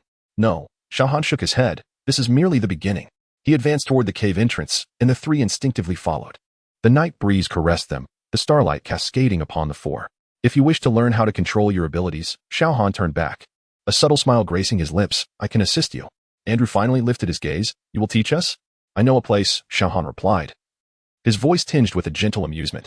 After all, every superpowered individual requires a guide. Xiao Han's eyes shimmered with a faint golden light. His enhanced vision piercing through layers of obstructions, swiftly identifying a concealed estate on the outskirts of New York. It emanated a unique energy signature, starkly different from that of ordinary humans. I have found it, he murmured, his gaze sweeping over the three young individuals. Are you ready? Matt adjusted his glasses, his voice trembling slightly. Where are we going? To a place that can help you. Xiao Han smiled faintly, a biological force field silently unfurling to envelop the trio securely. In the next moment, the force soared into the air, the lights of New York rapidly diminishing beneath them. Andrew clutched Steve's arm tightly, his eyes gleaming with astonishment. Matt let out a gasp, rendered speechless by the breathtaking view before him. The wind howled in their ears. Yet the biological force field shielded them from most of the airflow, allowing them to breathe steadily. Xiao Han regulated their speed, ensuring the three felt no discomfort. Is that Xavier's school for gifted youngsters? Matt suddenly recognized their destination, his voice rising with excitement. Oh my, that's the X-Men headquarters. Steve's eyes widened. Wait, you mean those mutants? Xiao Han did not respond, as he sensed a powerful psychic energy scanning them. It was Charles Xavier, the consciousness tendrils of Professor X. As the four descended onto the lawn in front of the academy, a group of figures awaited them. At the forefront sat a bald man in a wheelchair, his gentle blue eyes sparkling with wisdom. Behind him stood several X-Men. Cyclops alertly adjusted his ruby quartz glasses, Storm's white hair billowed in the night breeze, and Wolverine, cigar in hand, loomed in the background. Welcome. How should I address you, Mr. Superman? Professor X's voice was warm, and these three young individuals. I sense an extraordinary energy within you. Xiao Han nodded slightly. Charles, it is an honor. I am Xiao Han, but you may call me Xiao. These three young individuals have unexpectedly gained superpowers, yet they lack guidance. He briefly explained the matter of the blue crystal, omitting details of his own energy absorption. Professor X's gaze lingered particularly on Andrew for a moment, a faint furrow appearing on his brow. I sense the pain within you, child, he said softly, but here, you will find a home. Andrew instinctively took a step back, his fingers trembling slightly. Can you read my thoughts? Only the parts you are willing to share. Professor X replied gently, then turned to Xiao Han. Thank you for bringing them here, Mr. Xiao. However, I am quite curious about how you found this place. Xiao Han smiled faintly. With enhanced vision and perception, your mental barriers are formidable, yet the building cannot conceal its energy signatures. Cyclops stepped forward. Professor, we need to ascertain his intentions. Relax, Scott. Professor X waved his hand. If Mr. Xiao had malicious intent, we would have known long ago. He looked at Xiao Han. Shall we come in for a cup of tea? I believe we have much to discuss. Xiao Han nodded in agreement, and the group proceeded towards the academy. Andrew and his companions were escorted by Hank McCoy, also known as Beast, while Xiao Han followed Professor X to his study. Inside the study, Professor X poured 2 cups of tea. So, Mr. Xiao, aside from bringing those 3 young individuals here, what is your true purpose for this visit? Xiao Han accepted the teacup and looked directly into Professor X's eyes. To make a friend. If one day this world is faced with an unprecedented threat, we will need to unite all forces. You mean? Cosmic overlords, the ruler of the dark dimension, and other dimensional invaders. Xiao Han's voice was grave. Mutants and other factions on Earth, we need an alliance. A flicker of surprise crossed Professor X's eyes. You are more composed than I anticipated. However, the relationship between mutants and humans is already tense, openly allying with other superpowered individuals. Precisely why we must prepare in advance. Xiao Han set down his teacup. Charles, your ideals are noble, but sometimes mere understanding and tolerance are insufficient. When a true crisis arises, we must be ready. The two fell into silence, the only sound being the occasional crackle of the firewood in the hearth. Finally, Professor X slowly nodded. I will consider your proposal. However, before that, his words were abruptly interrupted, his brow furrowed. Xiao Han had already sensed the anomaly, the energy fluctuations surrounding the academy, though he paid them little mind. We have intruders. Professor X's voice became serious. It's Magneto. Alarms blared throughout the academy, and the X-Men swiftly entered combat mode. Xiao Han rose, golden light swirling in his eyes. It seems our conversation must be momentarily halted. Professor X gravely nodded. Eric's choice to act tonight is no coincidence. He must have sensed something. Xiao Han smiled slightly. Then let us see what this master of magnetism truly desires. No sooner had he spoken than the entire academy began to tremble violently, the metallic structure emitting a piercing, distorted sound. Magneto's power was sweeping in from the distance. Chapter 20. The purpose of Magneto. Xiao Han exchanged a glance with Professor X, an unspoken understanding passing between them. Scott, or Aro, Initiate the defense protocol immediately. Professor X commanded via telepathy to the X-Men, while his wheelchair automatically turned toward the entrance. Mr. Xiao, it seems our collaboration must commence sooner than anticipated. A subtle smile graced Xiao Han's lips. That suits me perfectly. He pressed a button, his armor disengaging to reveal the combat attire beneath. In an instant, he dashed out of the building and hovered above the academy. His enhanced vision pierced through the night, locking onto a figure suspended in mid-air a kilometer away, Magneto. Eric Lynchare, draped in a deep crimson cloak, his metallic helmet glinting with a cold sheen under the moonlight, extended his arms. The surrounding metallic debris, abandoned vehicles, and even streetlights began to swirl around him, manipulated by an invisible magnetic force like a tempest. Charles. Magneto's voice resonated throughout the academy via magnetic waves. I am aware that the extraterrestrial energy entity is with you. Hand it over to me. Xiao Han raised an eyebrow. So, Magneto sought the blue crystal? It appeared he had sensed the unique energy fluctuations emanating from it. Mr. Lynchare. Xiao Han's voice was soft yet resonated clearly in Magneto's ears, bolstered by his biological field. That item has already been safely handled.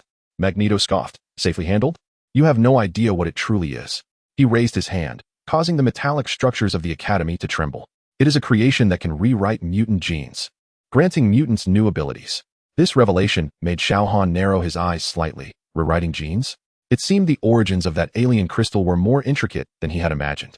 Perhaps it was a product of the Kree Empire, accidentally fallen to Earth? Regardless, it was now his, and no one would take it away.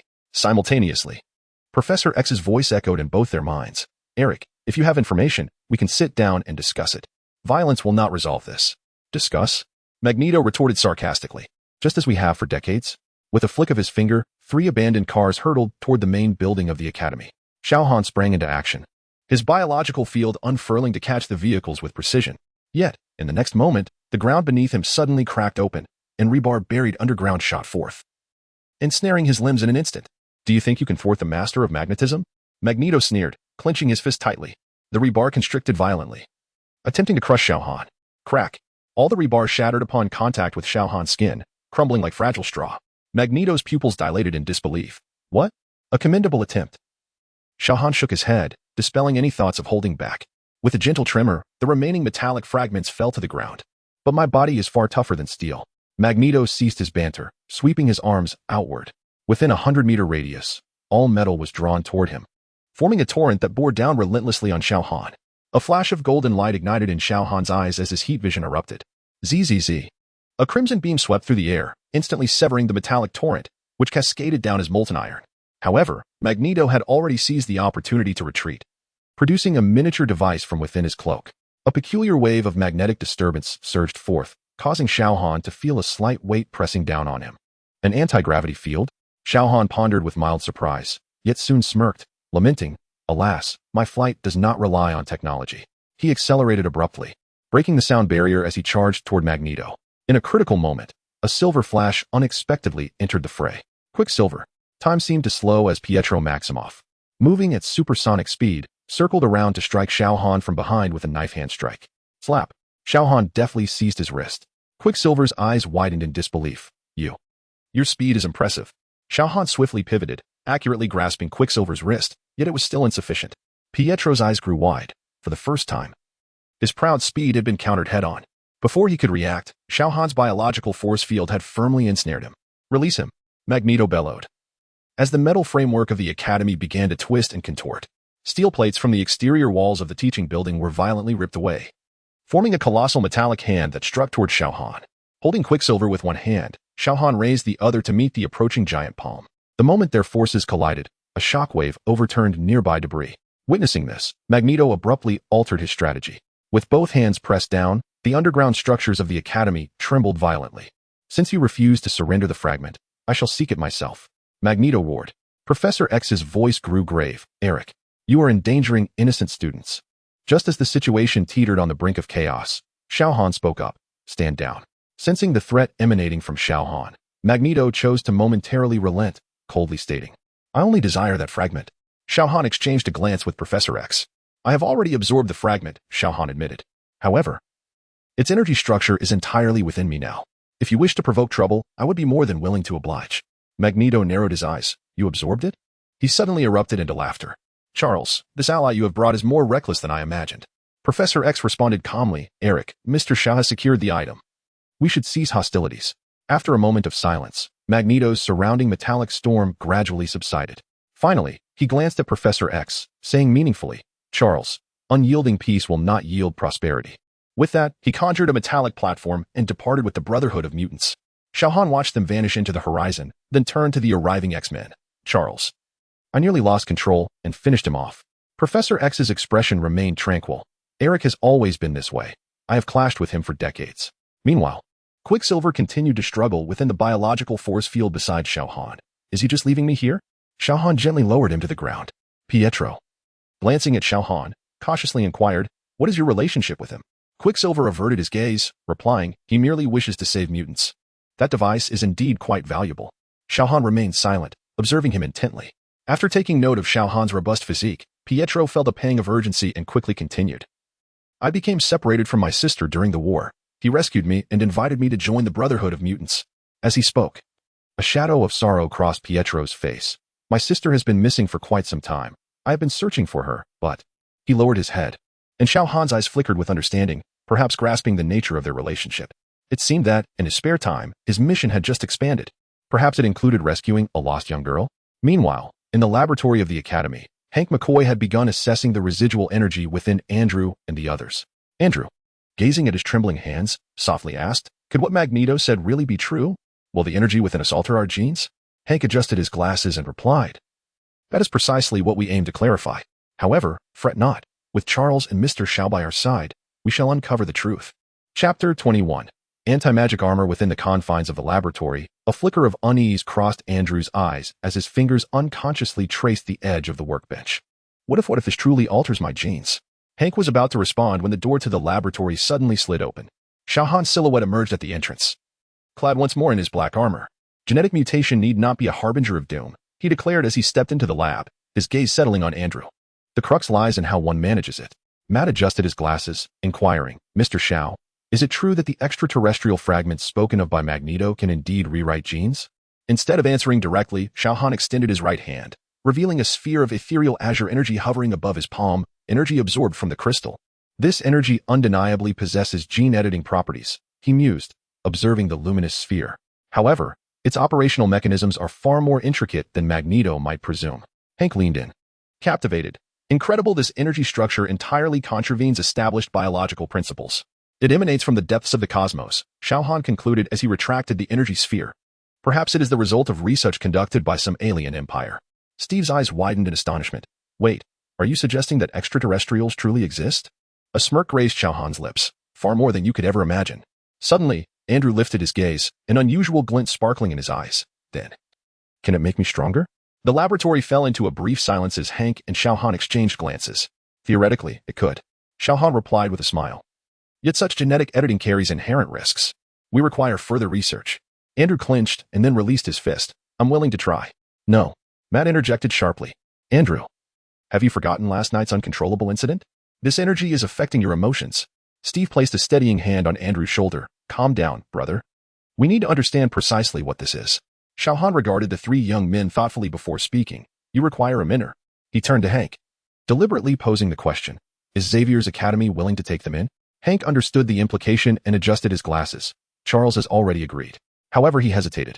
Considering Magneto's interest in this energy, they might need special protection. I will manage it. Xiao Han nodded, adding, moreover, you must learn to coexist with the Academy's members if you aspire to become superheroes. Andrew's eyes brightened. Of course. We certainly want to. His words were cut short as Xiao Han raised a hand, but not at this moment. There are other matters that require my attention. You will remain here for now. Hank will assist you in controlling your abilities. Should anything unusual arise, notify me immediately. Andrew hesitated, yearning to voice his thoughts, but ultimately settled for a nod. Good luck, Xiao Han said to Hank before turning to stride toward the window. In the next instant, he transformed into a streak of black light, vanishing into the night sky of New York. In the Stark Tower laboratory, Xiao Han's silhouette silently materialized at the center, the golden patterns on his black armor glinting coldly under the lights. Tony Stark was engrossed in a holographic projection, his fingers deftly maneuvering to adjust the parameters of the nanostructures. The coffee cup beside him was already empty, a testament to yet another sleepless night. Back already? Tony inquired casually, not lifting his gaze. How are things with the mutants? Xiao Han approached him, his eyes scanning the data streams on the holographic display, more complex than anticipated. Only then did Tony cease his work, turning to raise an eyebrow. Oh, even the renowned Superman encounters insurmountable challenges?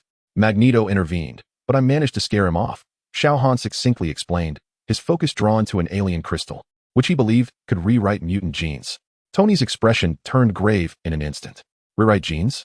Does that thing truly possess such capability? Yes, but the risks are exceedingly high. Xiao Han nodded. I have completely absorbed it, so there will be no potential for further spread. Tony scrutinized him for a few seconds before suddenly breaking into a grin. So, you not only snatched Magneto's target, but also absorbed it? I can only imagine how furious he must be. About that, Xiao Han's lips curled slightly. However, he has retreated for the time being. Professor X will handle the aftermath. Tony raised an eyebrow and resumed tinkering with his holographic model. All right, since you always manage to resolve troubles, just remember to notify me in advance next time. I would rather not discover through the news that you and Magneto have demolished half of New York. Xiao Han remained silent, walking to the floor-to-ceiling window of the laboratory, gazing out at the night skyline of New York. After a moment of contemplation, he spoke. Tony, I may need to leave for a while, duration uncertain. Tony's fingers hesitated, and he turned his head. Where to? To find a quiet place, Xiao Han directed his gaze into the distance. I need to experiment with a new application of power. Magic? Tony immediately reacted, a glimmer of excitement in his eyes. The Kamatage method? Indeed, Xiao Han affirmed, nodding. Their magic relies on the use of suspended rings and magical artifacts, but I wish to see if I can directly use the energy within me as a medium. Tony set down his tools, crossing his arms. That sounds like an attempt to forcibly merge technology and magic, which is no simple task. Hence, time is essential. Xiao Han turned to face Tony. If successful, it may open a completely new path. Tony pondered for a few seconds before breaking into a wide smile. All right then. A genius is entitled to be capricious. However, he gestured to the ceiling, hinting at Jarvis's presence. Should there be any developments, remember to inform me at the earliest. I do not wish to miss such a significant breakthrough. Xiao Han chuckled lightly. I will. As his words faded, his body began to levitate. See you in a few days. Remember my armor. In the next moment, Xiao Han completely vanished from the laboratory, transforming into a streak of black light soaring into the sky. Tony stood motionless, gazing at the spot where Xiao Han had vanished, and after a moment, shook his head. Muttering to himself, this fellow is becoming increasingly outrageous. He turned back to his workstation, where the holographic model of the nanostructure continued to rotate slowly. With a gentle tap of his fingertips on the surface, a sly smile crept across Tony's face. Jarvis, summon all theoretical research on the amalgamation of magical energy and technology.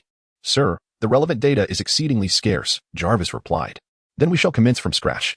Let us delve into the technological aspect first. I will tackle the magical component once I locate Xiao to learn from him. A spark of challenge ignited in Tony's eyes. After all, I cannot allow him to bask in the limelight alone. Sir, we must designate a code name. Let it be anti-magic armor. Outside, the lights of New York continued to shimmer brilliantly, while Xiao Han had already commenced his swift flight through the darkness. Chapter 22. Call me the sun god. Soaring through the heavens, Xiao Han's silhouette ascended toward the sky, swiftly breaking through the clouds. The outline of New York diminished rapidly behind him, its city lights transforming into mere specks before being enveloped by the deep blue of the night. As he continued to rise, the air grew increasingly thin. His biological field automatically adjusted, shielding him from any adverse effects. His skin could feel the subtle caress of cosmic rays, but to his steel-like body, it was akin to a gentle breeze. Yet, his speed was insufficient. He adjusted his posture, pressing his arms close to his sides, as his biological field formed a streamlined barrier around his form. Accelerate. Boom. His velocity surged, surpassing 100 Mach. Then 130 Mach, until he reached the edge of the atmosphere. The curve of the Earth materialized clearly within his view, the azure ocean interwoven with white clouds. A breathtaking tableau. The last layer of tenuous atmosphere was torn asunder, and Xiao Han officially entered the expanse of space. In the boundless darkness, he resembled a comet traveling against the current, hurtling toward the sun. With no air resistance, his speed increased exponentially. 0. 1 times the speed of light. 0. 2 times the speed of light. The last time he absorbed energy from the sun, his maximum velocity had reached 0. 5c. At this rate, he would arrive at the sun in mere minutes. Relaxing his body, he allowed inertia to carry him forward, his super senses capturing the faintest disturbances in the universe. In the distance, astronauts aboard the International Space Station observed the Earth through their portholes. Further afield, several satellites operated silently in their orbits. Meanwhile, on the opposite side of the Earth, a cloaked alien reconnaissance vessel lay in stealth. His supervision instantly locked onto the target, a strangely shaped scout ship concealed in the skies. Its surface cloaked in a peculiar optical camouflage, which was rendered ineffective against Xiao Han's penetrating gaze. It was neither of earthly technology nor of Asgardian design. The spacecraft seemed to sense a threat and suddenly activated its engines in an attempt to flee. Suspended in midair, a glimmer of golden light flickered in Xiao Han's eyes. Since it had come, it should not depart.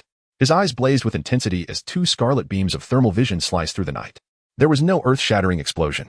No scattered debris. The thermal beams precisely penetrated the core of the engine, and the ship disintegrated silently, like a deflated balloon. Fragments brushed past his cheek, vaporizing upon contact with his skin. It appeared that someone harbored a keen interest in Earth. Xiao Han noted this coordinate. After obliterating the scattered remnants of the vessel, he continued to accelerate. The pitch-black cosmos unfurled before him. Here, he experienced true freedom, unbound by gravity, unimpeded by air resistance, surrounded solely by eternal starlight. The sun's radiance enveloped him gently, akin to a mother's embrace, warm, comforting, and imbued with strength. This was the essence of home. He surrendered his entire being to the sun's gravitational pull. Golden energy coursed through his veins, each cell rejoicing in exuberance. As he drew closer, the resplendent plasma of the solar corona danced before his eyes. Xiao Han opened his arms wide, embracing the sun like a wayward child returning home. The flames caressed his skin, not scorching but instead imparting an unprecedented sense of fulfillment. He inhaled deeply, though space was devoid of air. The solar radiation served as the most exquisite nourishment. Adjusting his posture, he began to decelerate.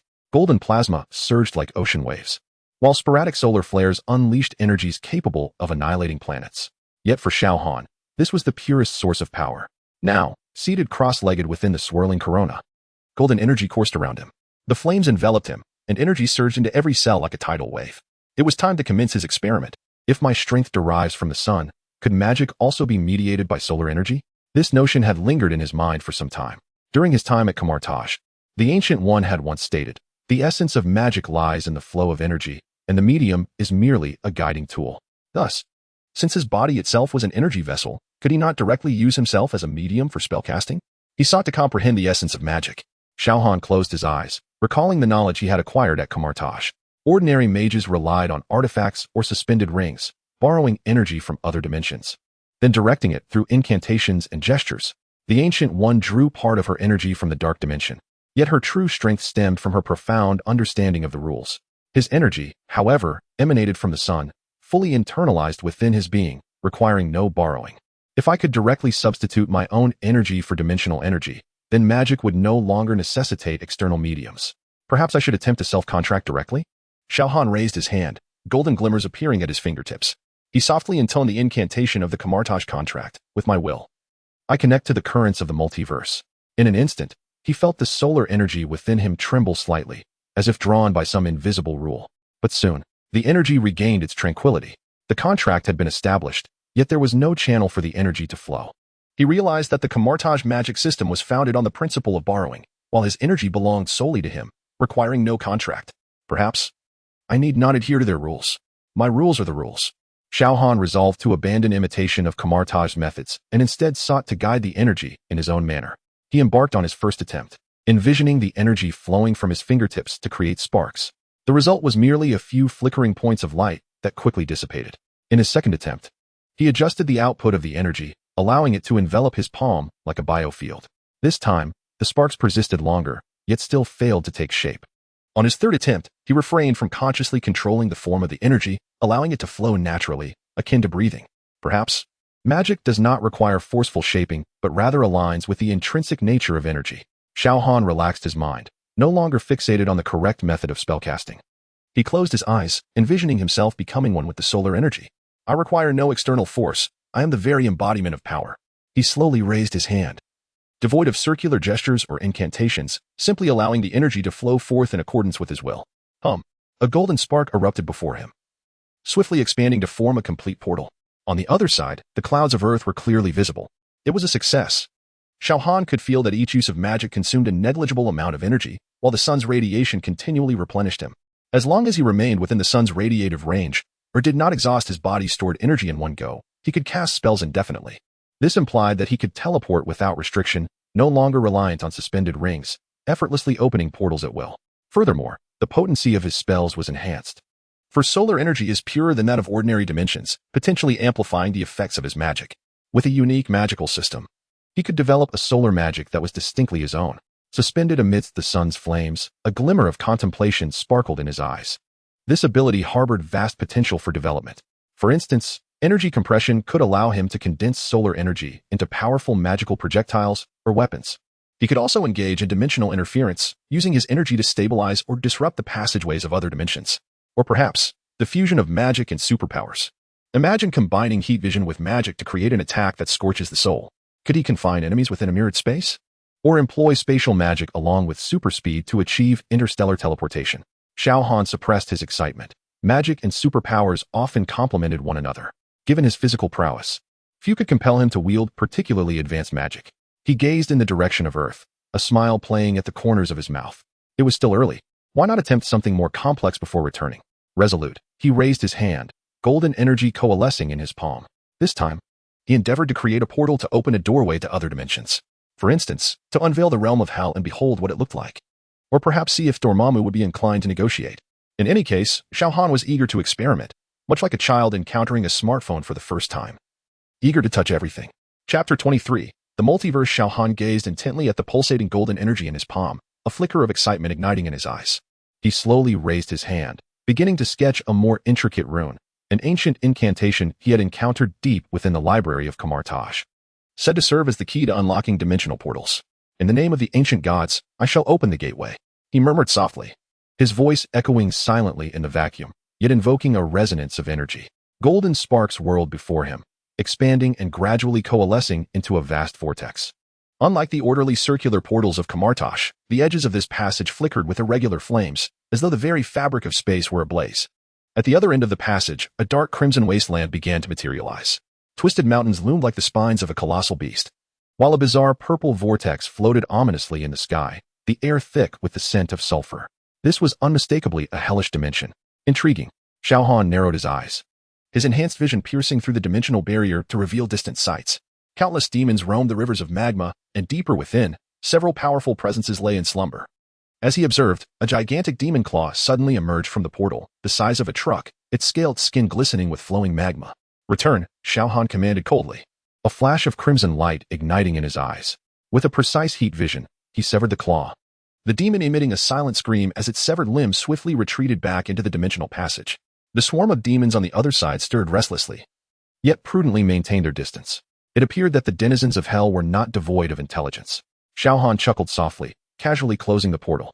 After a moment of contemplation, he resolved to attempt opening a passage to another dimension, this time to the dark realm of Dormammu. Let me see the true strength of this so-called master of dimensions. A new incantation formed at his fingertips, the energy fluctuations intensifying. The solar energy clashed with the essence of the dark dimension, erupting in a violent explosion of energy sparks the instant the portal opened. The vision of the dark dimension gradually became clear, an endless void, floating purple crystals, and suddenly, a pair of enormous eyes snapping open. Who dares to intrude upon my domain? Dormammu's voice thundered directly within Xiao Han's mind, laden with the oppressive weight of a dimensional lord. Unfazed, Xiao Han replied, just a passing sun god, merely stopping by to say hello. Dormammu's fury surged forth from the portal like a tangible force. Insignificant creature. You dare to spare me, Xiao Han interjected. You cannot harm me from beyond the dimensional barrier. However, a smirk curled at the corners of his mouth. I could leave you a memento. Before his words faded, Xiao Han's eyes blazed with intensity. Two beams of magically enhanced heat vision piercing through the dimensional passage, striking directly at Dormammu's essence. A violent eruption of energy rippled through the dark dimension, Dormammu's roar shaking the very stability of the portal. You dare, farewell. Xiao Han casually closed the portal, silencing Dormammu's bellow. He hovered amidst the sun's fierce flames, absorbing the data from this encounter. The strength of dimensional magic, energy consumption, and channel stability all aligned with his expectations. It seemed that even the Dimension Lord could do nothing against him across realms. Xiao Han nodded in satisfaction. Since he could open these two dimensions, what about others? He murmured, his eyes shimmering with the light of exploration, pondering realms such as the heavenly dimension or even the more distant cosmos. He raised his hand, ready to attempt to open a new spatial gateway once more. However, just as he was about to unleash his energy, a sudden notification interrupted him. Ding. Host detected attempting interdimensional exploration. Xiao Han raised an eyebrow, inquiring, "What's the matter, system?" Ding. The host has successfully mastered the ability to autonomously open dimensional channels. Meeting the activation conditions of the task system, the Multiverse task module has been unlocked. Xiao Han was momentarily taken aback. Task system? Yes, host. The mechanical voice of the system resonated in his mind. Simply meditate on the concept of the multiverse, and a spatial door will randomly open to a parallel world. The host may choose to embark on missions, and upon completion, will receive growth points and rewards. A glimmer of interest flickered in Xiao Han's eyes. Tasks? Rewards? Please elaborate. The task module allows the host to accept missions and travel to other universes to achieve specific objectives. After completing a task, the host may return to this universe at any time and receive growth points in the system mall, which can be used for exchanges. The system mall? In the next moment, a virtual interface materialized before Xiao Han's eyes, displaying an array of goods with clear categorizations. Ding! The system mall has been opened for preview. A virtual screen unfolded, showcasing countless items.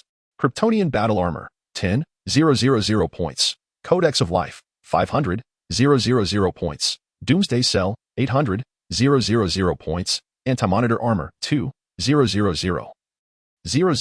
points. Cosmic treadmill, 150,000 points. Motherbox, 100,000 points. Infinity stones, 5,000 points each. Eye of Agamotto, 300,000 points. Eternal gun, 250,000 points. Iron Man nano armor, 8,000 points. Mjolnir, 20,000 points. Green Lantern ring, 50,000 points.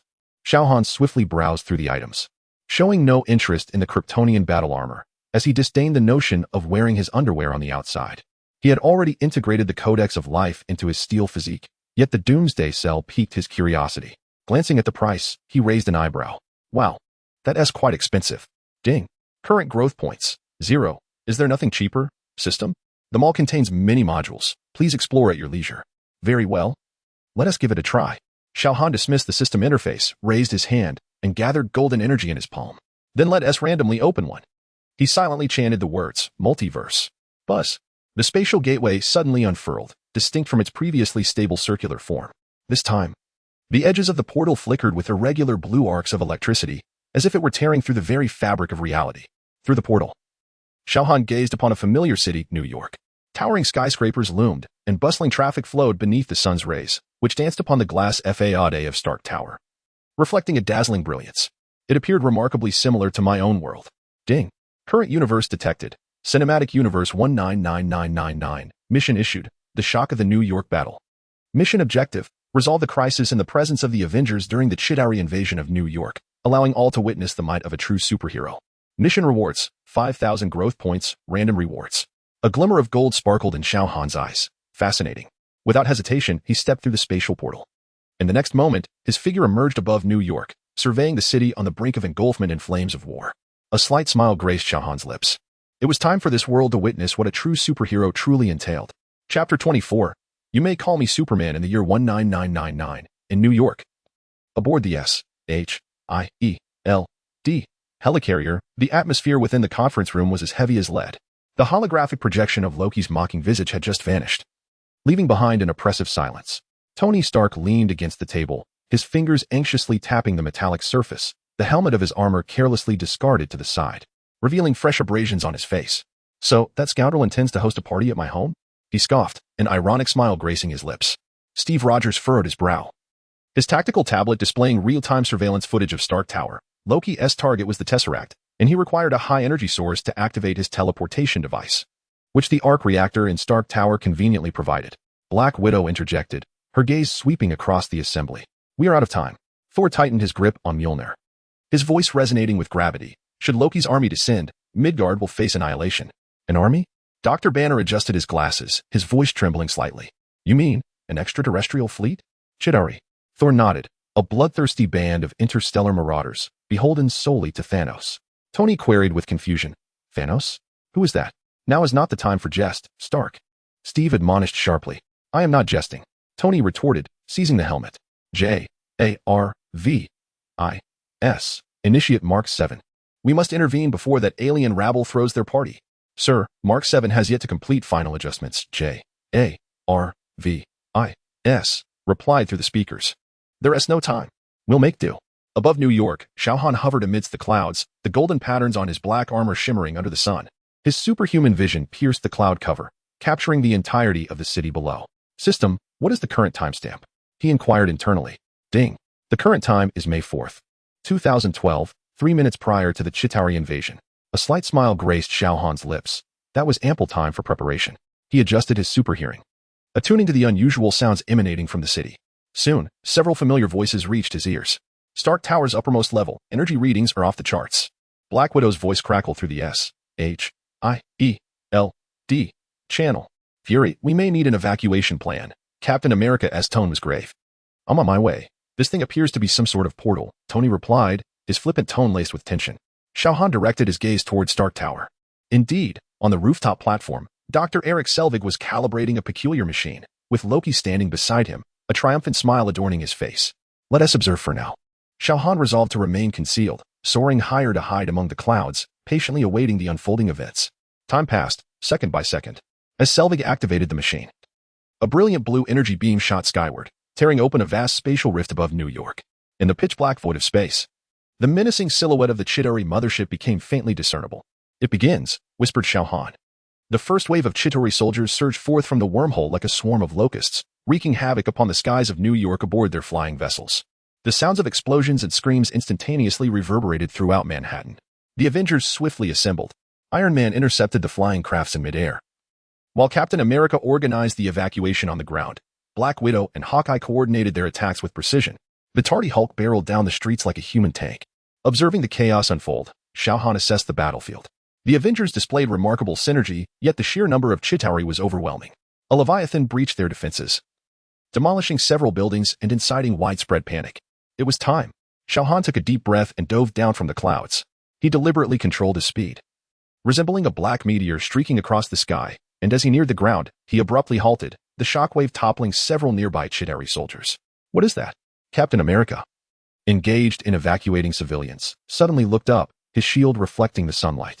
Xiao Han landed atop a partially destroyed skyscraper, his black armor stark against the brightness. He surveyed the area, identifying the most intense battlegrounds, beginning with the most formidable. With his legs slightly bent, he propelled himself toward the rampaging Leviathan. During his flight, his eyes ignited with a fierce crimson glow. Zing! Two beams of heat vision struck the Leviathan's head with laser-like precision. The beast let out a painful roar as its metallic shell was cleaved apart like butter. Xiao Han pressed on, his heat vision slicing down the creature's spine, cleaving it in two. Boom! The beast's carcass crashed onto the street, stirring a cloud of dust. J-A-R-V-I-S. What is that? Iron Man hovered in midair, his eyes wide behind the visor. Unknown target, sir.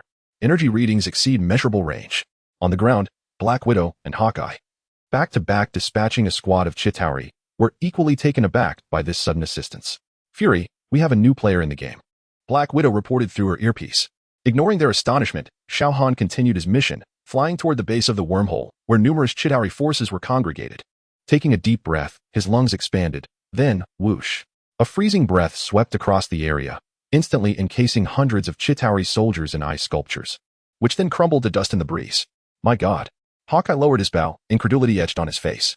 Without pausing, Xiao Han soared towards the wormhole, his supervision analyzing the energy structure. The energy resonated with that of Loki's scepter. It could be shut down. Just then, Fury's voice crackled through the communication channel. All units, be advised, the Council has decided to launch a nuclear strike. What? Captain America roared. There are civilians here. Xiao Han's brow furrowed. A nuclear strike? That was not part of his plan. With his super hearing pinpointing the missile launch location, he broke the sound barrier, soaring into the sky. Moments later, he deftly intercepted the launched nuclear missile, effortlessly altering its trajectory and propelling it towards the wormhole. Gentlemen, he has taken the nuclear missile into space, Black Widow remarked with a playful tone. Xiao Han traversed the wormhole with the missile. Arriving in the vicinity of the Chitauri mothership, he released the missile, observing its detonation upon the ship, before swiftly retreating. At the opposite end of the wormhole, the Avengers awaited anxiously. If that missile detonates over there, will the shockwave? Captain America's words trailed off as a dark figure emerged from the wormhole. Xiao Han returned in scathe, as the wormhole began to tremble violently behind him. He landed on the platform of Stark Tower, confronting Loki directly. Who are you? Loki stammered, stepping back as he aimed his scepter at Xiao Han. Kneel. Xiao Han scoffed coldly, disregarding the energy emanating from the scepter, and seized Loki by the throat, lifting him effortlessly. You know, I could easily crush your neck, but some might object. Loki struggled, his face reddening. You cannot. With ease. Xiao Han snatched the scepter from Loki's grasp and tossed him aside like refuse. His enhanced vision penetrated the platform, locating the operational Tesseract device. It's time to end this. He grasped the scepter and approached the device. The tip of the scepter precisely pierced the energy barrier, causing the device to halt immediately. The wormhole above began to collapse, ultimately vanishing from sight. New York returned to a state of tranquility, marred only by the devastation of the streets and the astonished expressions of the Avengers. Tony was the first to descend onto the platform, his helmet retracting. Well, whoever you are, I must say, well done. But could we perhaps have a proper introduction? Xiao Han turned to face the members of the Avengers. Captain America, Black Widow, and Hawkeye arrived in succession, while Hulk roared nearby, and Thor cautiously helped the disheveled Loki to his feet, keeping a wary eye on Xiao Han. I am Xiao Han, he stated calmly. You may call me Superman. Chapter 25, The Artificial Sun Superman? Captain America furrowed his brow. If you're not referring to the one from the comics, which organization do you belong to? I work for myself, Xiao Han replied. I merely happened to pass by and saw that you needed assistance. Pass by? Black Widow raised an eyebrow. The kind of passing by that involves effortlessly resolving an alien invasion? Tony circled around Xiao Han, the armor's scanner beeping insistently. JARVIS is unable to fully analyze your bodily data, yet your armor is undoubtedly a creation of mine. Moreover, those abilities you exhibited, heat vision, freezing breath, these are no ordinary superpowers. Don't tell me you truly are Superman. Thor stepped forward, gripping his hammer tightly. Mortal, what you possess is an artifact of Asgard. Please return it. Xiao Han glanced at the scepter and then at Thor. This item is perilous. It does not belong in your hands. That is not for you to decide. Captain America stated sternly. These weapons should be entrusted to S.H.I.E.L.D. for safekeeping. Xiao Han chuckled. S.H.I.E.L.D.? The very organization that has been infiltrated by Hydra? This statement detonated like a bomb among the group. What? Captain America's complexion changed dramatically. Hydra? Black Widow and Hawkeye exchanged glances. Tony whistled. Wow, that's quite the revelation. Thor appeared bewildered. The affairs of Midgard are truly convoluted. Xiao Han chose not to pursue the topic further. He approached the Tesseract device, effortlessly detaching the glowing blue cube, and then utilized magic to extract the Mind Stone from the scepter. This is my trophy. The scepter can remain for your study. Wait. Captain America rushed forward to intervene, but Xiao Han had already levitated into the air. New York needs reconstruction. You have more pressing matters to attend to, Xiao Han stated as he looked at them. We shall meet again. With that, he soared into the sky, vanishing into the clouds in the blink of an eye. Once he reached a sufficient altitude, Xiao Han examined the Tesseract and the system notifications. Ding. Task completion rate, 100. Reward obtained, 5,000 growth points. Random reward extraction in progress. Obtained, Alien Technology Dossier Artificial Sunday. Xiao Han nodded in satisfaction. This journey had yielded abundant rewards. Not only a considerable amount of growth points, but also the dossier on the artificial sun. This meant that once he constructed this device, he would never lack for magical energy. Even in places devoid of sunlight, he would be self-sufficient. Most importantly, he could continuously absorb energy for evolution. As for the Tesseract and the Mind Stone system, can I take them with me? Ding. Detection of Space Stone and Mind Stone, Infinity Stones can be taken, but will induce a butterfly effect. Let us take them for now. I'll study them later. Xiao Han stored the Tesseract within the system space. Would you like to return immediately? Xiao Han cast a glance at the city of New York below. The Avengers were still gathered on the platform of Stark Tower, evidently engaged in a heated discussion regarding his appearance. Captain America gazed skyward, as if sensing the presence of Xiao Han's gaze. What an intriguing world. Xiao Han chuckled softly, contemplating that it might be too early to return. Tony could still be preoccupied with the armor. Perhaps he could procure some valuable treasures. His eyes pierced through the clouds, honing in on a clandestine corner of the African continent, Wakanda. This nation, shrouded by advanced technological barriers, harbored the Earth's most precious resource, vibranium. With a flicker of motion, Xiao Han shattered the sound barrier, racing towards Africa. Mere seconds later, he found himself suspended outside Wakanda's invisible protective shield. Through his enhanced vision, the entire outline of Wakanda became vividly apparent. The bustling golden city, the levitating maglev trains, the vibranium veins, and the towering statue of the Panther God standing at the city's heart. A harmonious blend of technology and tradition. Xiao Han marveled, then shifted his gaze deeper into Wakanda, utilizing his extraordinary sight to observe the hidden vibranium veins beneath the surface.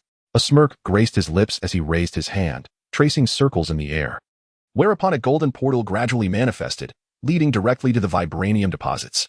Silently, his figure materialized within the pitch-black cavern, surrounded by the ethereal blue glow of raw vibranium. His invisibility magic flawlessly thwarted Wakanda's detection systems, while his enhanced vision penetrated the rock layers, pinpointing the purest vibranium veins. Indeed, The vibranium reserves of Wakanda far exceeded external expectations. He mused quietly, gently touching the mind wall to feel the unique energy waves of vibranium. System. How much can the storage hold? Xiao Han inquired. The system has a total of 999 slots. Only one type of item can occupy a slot. But the quantity is unlimited. Unlimited quantity? Now you're speaking my language, system. Xiao Han's eyes gleamed with excitement.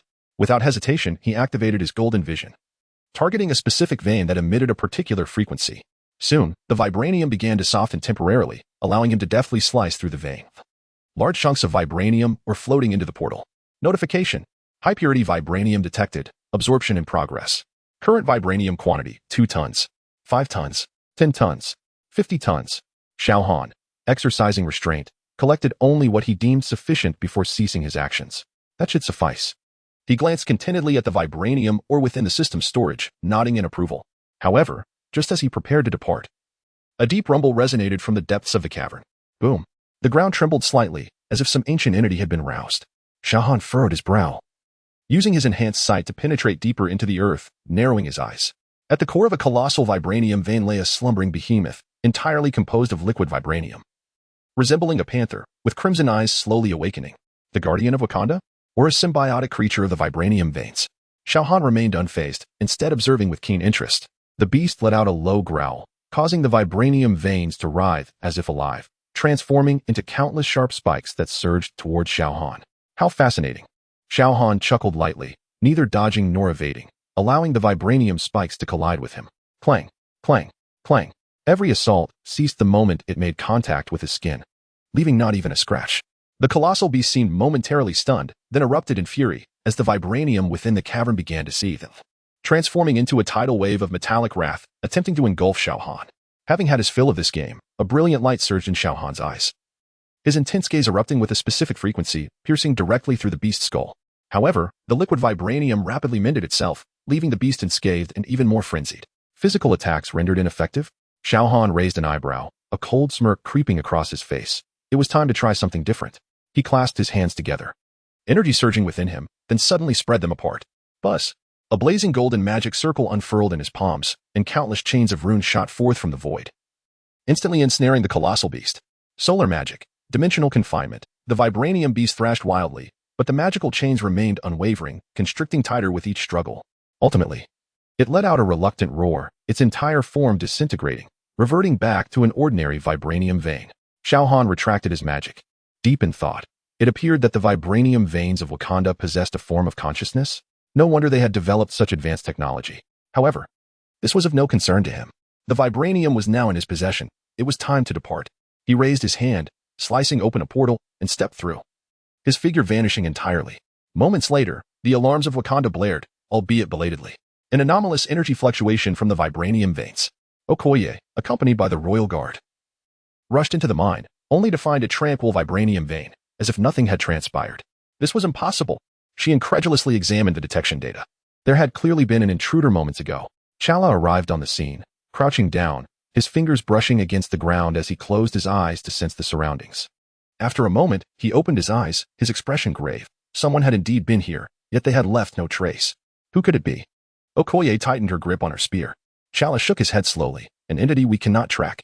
Above Wakanda, Xiao Han hovered amidst the clouds, his super eyesight observing the state of the vibranium vein. He was only concerned about the vibranium. The heart-shaped herb held no allure for him. Speaking of which, Xiao Han couldn't help but scoff.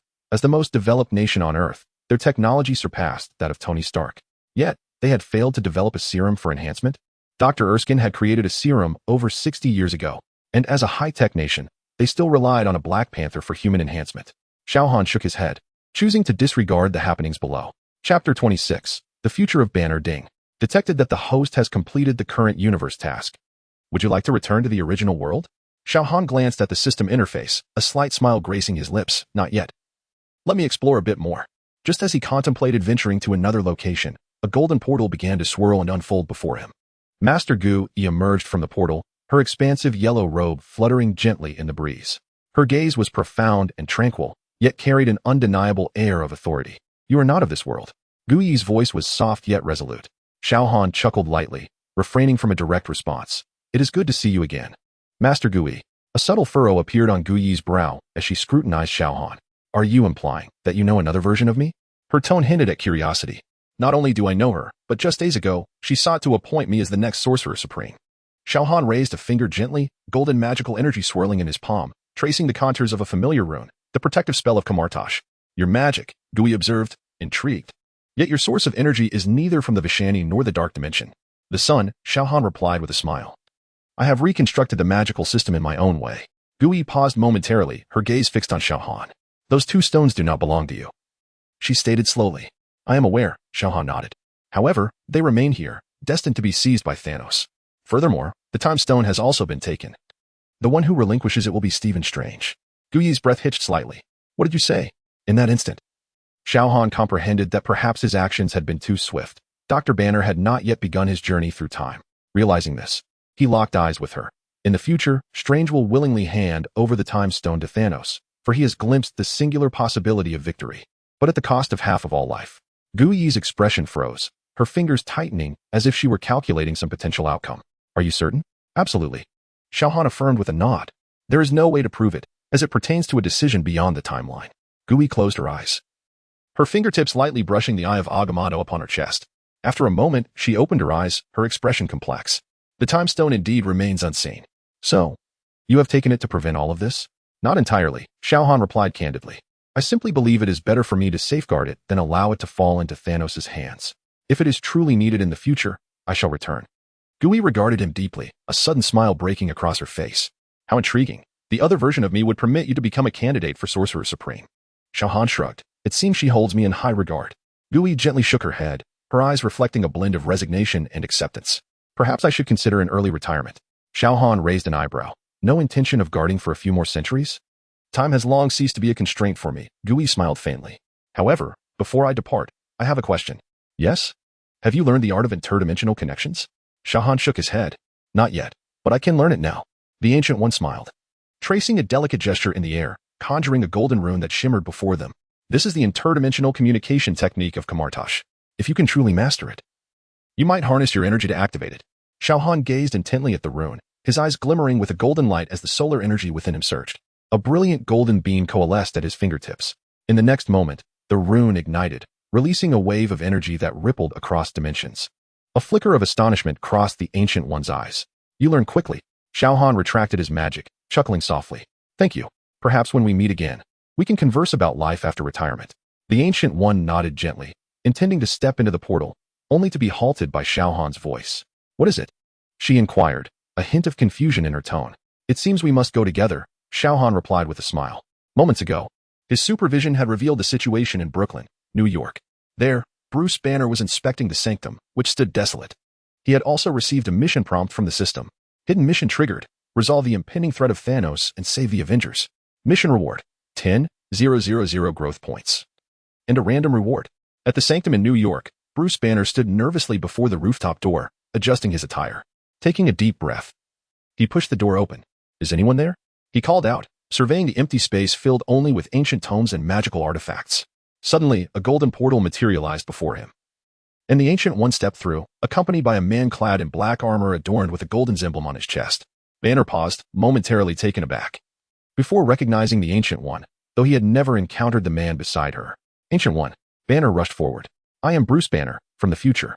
I need your assistance. The Ancient One smiled gently, her gaze calm. I know who you are, Dr. Banner. Time travel is rare, but your arrival was foreseen. Banner exhaled in relief, only to feel tension creep back in. So you know why I am here? The Time Stone, the Ancient One replied with a nod. But I fear you have arrived too late. Banner furrowed his brow. What do you mean? At that moment, the man beside the Ancient One spoke. Because the stone is in my possession. Banner scrutinized him closely. Dressed in black armor with golden patterns, his deep-set eyes seemed to penetrate the very essence of reality. His presence was overwhelming, exuding an invisible pressure simply by standing there. Who are you? Banner asked, his voice tinged with caution. Xiao Han. The man replied with a slight smile. You may call me Superman. Superman. Banner frowned, the name being one he had only encountered in comic books. Dr. Banner. He is a visitor from another universe, the Ancient One clarified. He possesses the Space Stone and the Mind Stone, while the Time Stone is temporarily entrusted to his care.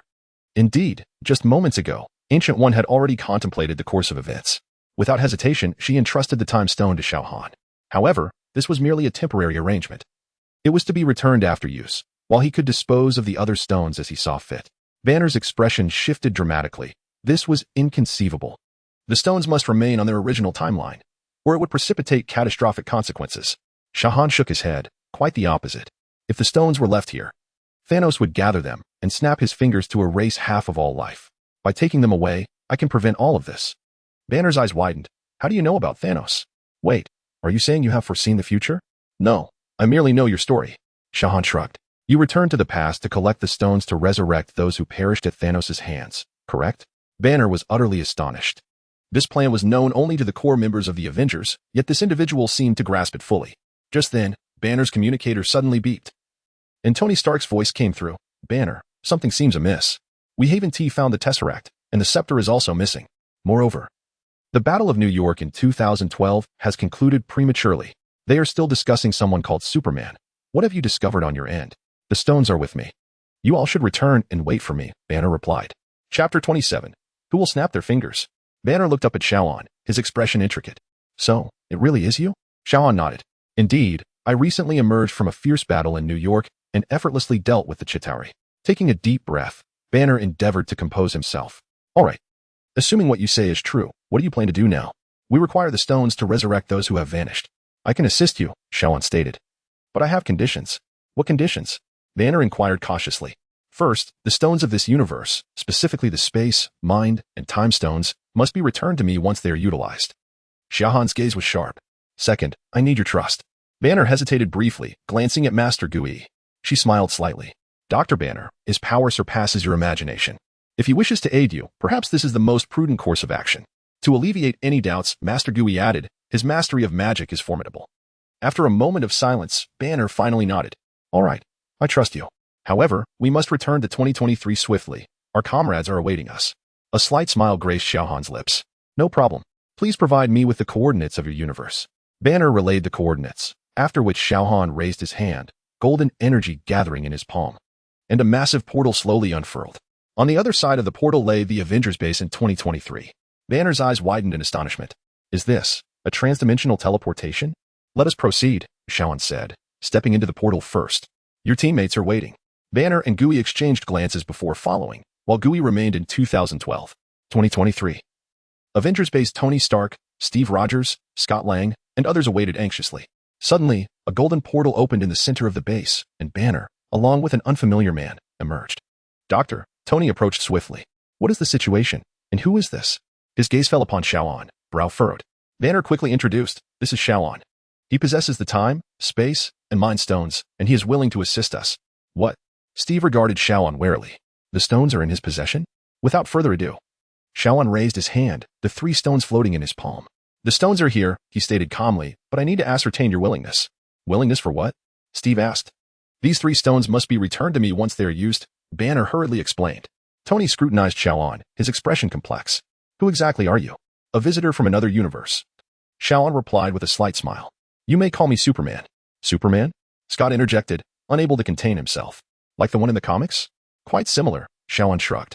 However, I prefer to resolve issues with my fists. The group exchanged glances, momentarily at a loss for how to respond. Ultimately, Tony sighed. Well, since the gem is in your possession and you are willing to assist, we have no reason to refuse. However, the matter of snapping my fingers. I shall take care of it. Xiao Han interjected. Your bodies cannot withstand the energy of the gem, but I can. Banner gazed at him in astonishment. Are you certain? The energy from all 6 gems is capable of annihilating any living being. Xiao Han smiled. Trust me, I am different from you. A glimmer of golden light flickered in his eyes, an intangible force circulating around him. Tony scrutinized him for a few seconds before suddenly laughing. All right. We have no other choice anyway. Welcome to the Avengers, Mr. Superman. Xiao Han nodded. Indeed, it feels different. Where are Natasha and Clint? Banner suddenly inquired. At that moment, Clint Barton staggered out from the quantum tunnel, clutching the orange soul stone tightly, his face etched with sorrow. We retrieved the gem. His voice was hoarse. But Natasha, she. Everyone instantly grasped the gravity of the situation. Tony stepped forward, gently patting Clint's shoulder. We will remember her sacrifice. Banner's complexion turned ashen, and he stumbled back 2 steps, his arms bracing against the lab table, producing a jarring screech. No, this cannot be. His pupils began to shimmer green, and the muscles beneath his skin bulged unnaturally. We had agreed to return together. Xiao Han keenly noted the violent fluctuations of gamma energy within Banner. He discreetly unleashed a biofield, isolating Banner from the others. Calm down, doctor. His voice bore an unusual soothing power. Anger will solve nothing. Calm. Banner whirled around, delivering a punch to the wall. The surface crumbled like paper under the might of the Hulk, yet Xiao Han's force field timely absorbed the shockwave, preventing damage to the laboratory equipment. She is dead. Because of that damned gem. Banner's roar was laced with Hulk's signature rasp. Steve stepped forward, firmly grasping Banner's trembling shoulder. We will all miss her, but right now, we need you, Bruce. Fulfilling her wishes is the best tribute. Banner's breath was heavy, the green in his eyes flickering intermittently. Xiao Han suddenly placed his hand upon his temple, a faint golden glow emanating from his fingertips. Banner stiffened, the raging gamma energy within him miraculously calming. What have you done to him? Thor asked, gripping his hammer warily. I merely helped him regulate his endocrine system, Xiao Han replied, withdrawing his hand. Now, shall we attend to business? Tony regarded the now tranquil Banner thoughtfully before turning to activate the holographic projection. According to the model calculations, we need to concentrate the energy from the 6 gems onto the nanoglove. Banner's emotions gradually settled under Xiao Han's soothing influence, yet his gaze remained dull. We must complete this, he murmured, clenching and unclenching his fists for Natasha. The crowd followed Tony into the chamber housing the nano-infinity gauntlet. As the glass case lifted, the gauntlet was elevated through a mechanism. Everyone turned their gaze towards Xiao Han, who calmly approached the gauntlet, extending his right hand into its interior, which automatically adjusted to fit his size. Subsequently, Xiao Han adorned each of the infinity stones upon it, and in an instant, 6 vibrant energies surged through his being. The onlookers held their breath, fixated on the nano gauntlet embedded with the 6 infinity stones, its resplendent radiance illuminating every face present. Xiao Han could sense an unprecedented energy coursing within him, each stone akin to a star igniting within the gauntlet. Power, space, reality, soul, time, and mind, these 6 primordial forces of the universe wove together at his fingertips, as if the weight of the cosmos bore down upon his arm. This sensation. Xiao Han narrowed his eyes slightly. He felt as though he could obliterate the earth with a mere punch, even rend space itself asunder. Yet, he tempered this impulse, redirecting his gaze toward the surrounding Avengers. Chapter 28. The swiftest battle resolution in history within the Avengers base. Are you prepared? Xiao Han inquired solemnly. Tony swallowed nervously, exclaiming, Heavens! May our calculations be correct. Steve gripped his shield tightly, affirming, We trust you. Tears shimmered in Dr. Banner's eyes as he murmured, For Natasha. Thor raised his mighty hammer, declaring, For Asgard. Rocket Raccoon, hiding behind Thor, urged, Hurry up. I detest this feeling of waiting. As everyone remained focused, Nebula stealthily stepped back, turning to vanish into the shadows of the corridor. Xiao Han caught sight of this moment but merely smirked, choosing not to reveal it. He understood that even if he intervened, greater troubles would arise. It was better to let her proceed and resolve the matter himself in one fell swoop. So, Xiao Han inhaled deeply, slowly raising his right hand adorned with the infinity gauntlet, calling everyone back. The crisp sound of a snap resonated throughout the laboratory. In an instant, a radiant burst of 6 colors erupted from the gauntlet, blindingly brilliant. Waves of energy radiated from Xiao Han, permeating walls, piercing the atmosphere, and traversing the cosmos. Xiao Han could sense the force reshaping reality as countless erased lives began to return. His superhuman hearing captured the astonished gasps from around the world. Missing loved ones suddenly appeared at dining tables, deserted streets instantly thronged with people, and patients who had vanished from hospitals reappeared in their beds. It was a success. Clint trembled as he retrieved his phone, the screen illuminating with a missed call from his wife. Dr. Banner's monitoring equipment flashed wildly. Global life signs are surging. They have returned. Yet, amidst this celebration, the entire base suddenly trembled violently, and lights from the ceiling cascaded down. What is happening? Tony swiftly activated his armor, commanding Friday. Scan the external situation. Sir, detecting massive spatial distortion, Friday's voice was abruptly drowned out by a deafening explosion. The eastern wall of the base was torn apart by some immense force, revealing a sky shrouded in dark clouds and a colossal fleet hovering above. That is, Steve's pupils constricted in alarm. A circular mothership, larger than a mountain, loomed over the base, surrounded by countless Chitauri fighters. In the open space before the base, a giant with purple skin sat on a stone, a golden blade embedded beside him. Thanos. Thor's voice brimmed with hatred. However, they were even more shocked to see Nebula standing beside Thanos, who had just vanished. Do you humans truly believe you can alter fate? Thanos' deep voice resonated. I have reshaped the universe, while you attempt to reverse it. Tony quickly analyzed the situation. Friday, energy readings. Detecting temporal distortion. Thanos' fleet has arrived on Earth via time jumping. Thanos raised his double-bladed sword, directing it toward the Avengers. Today, I shall make you witness the complete purification of this universe. No longer half, but entirely. As he spoke, countless vanguards surged forth from the mothership like an overwhelming tide, while the skies filled with Chitauri vessels, dense as locusts. Steve immediately prepared for battle. Everyone, brace yourselves. For summon thunder, for vengeance. At that moment, Xiao Han slowly lifted his right hand, the gems on the infinity gauntlet glowing once more. Step back. His voice was soft yet commanded the attention of all. Thanos narrowed his eyes, warily scrutinizing this unfamiliar human. Who are you? He demanded. Xiao Han did not respond, but gazed at the fleet in the sky and then at the myriad forces behind Thanos. Is this all you have? Thanos was taken aback. What? I mean. Suddenly, Xiao Han vanished from sight, reappearing before Thanos in an instant, his gauntlet hand gripping Thanos' throat. Is your army so small? Thanos reacted swiftly, swinging his sword toward Xiao Han's neck, yet it was halted by an invisible force just a centimeter from his skin. Xiao Han released his grip, a flash of red light illuminating his eyes as his heat vision pierced through Thanos' shoulder. Ah! Thanos roared, his left fist swinging toward Xiao Han's face. This punch could incapacitate the Hulk, yet upon contact with Xiao Han's skin, the sound of shattering bones echoed from Thanos' own fingers. This is impossible, Thanos exclaimed, staggering back.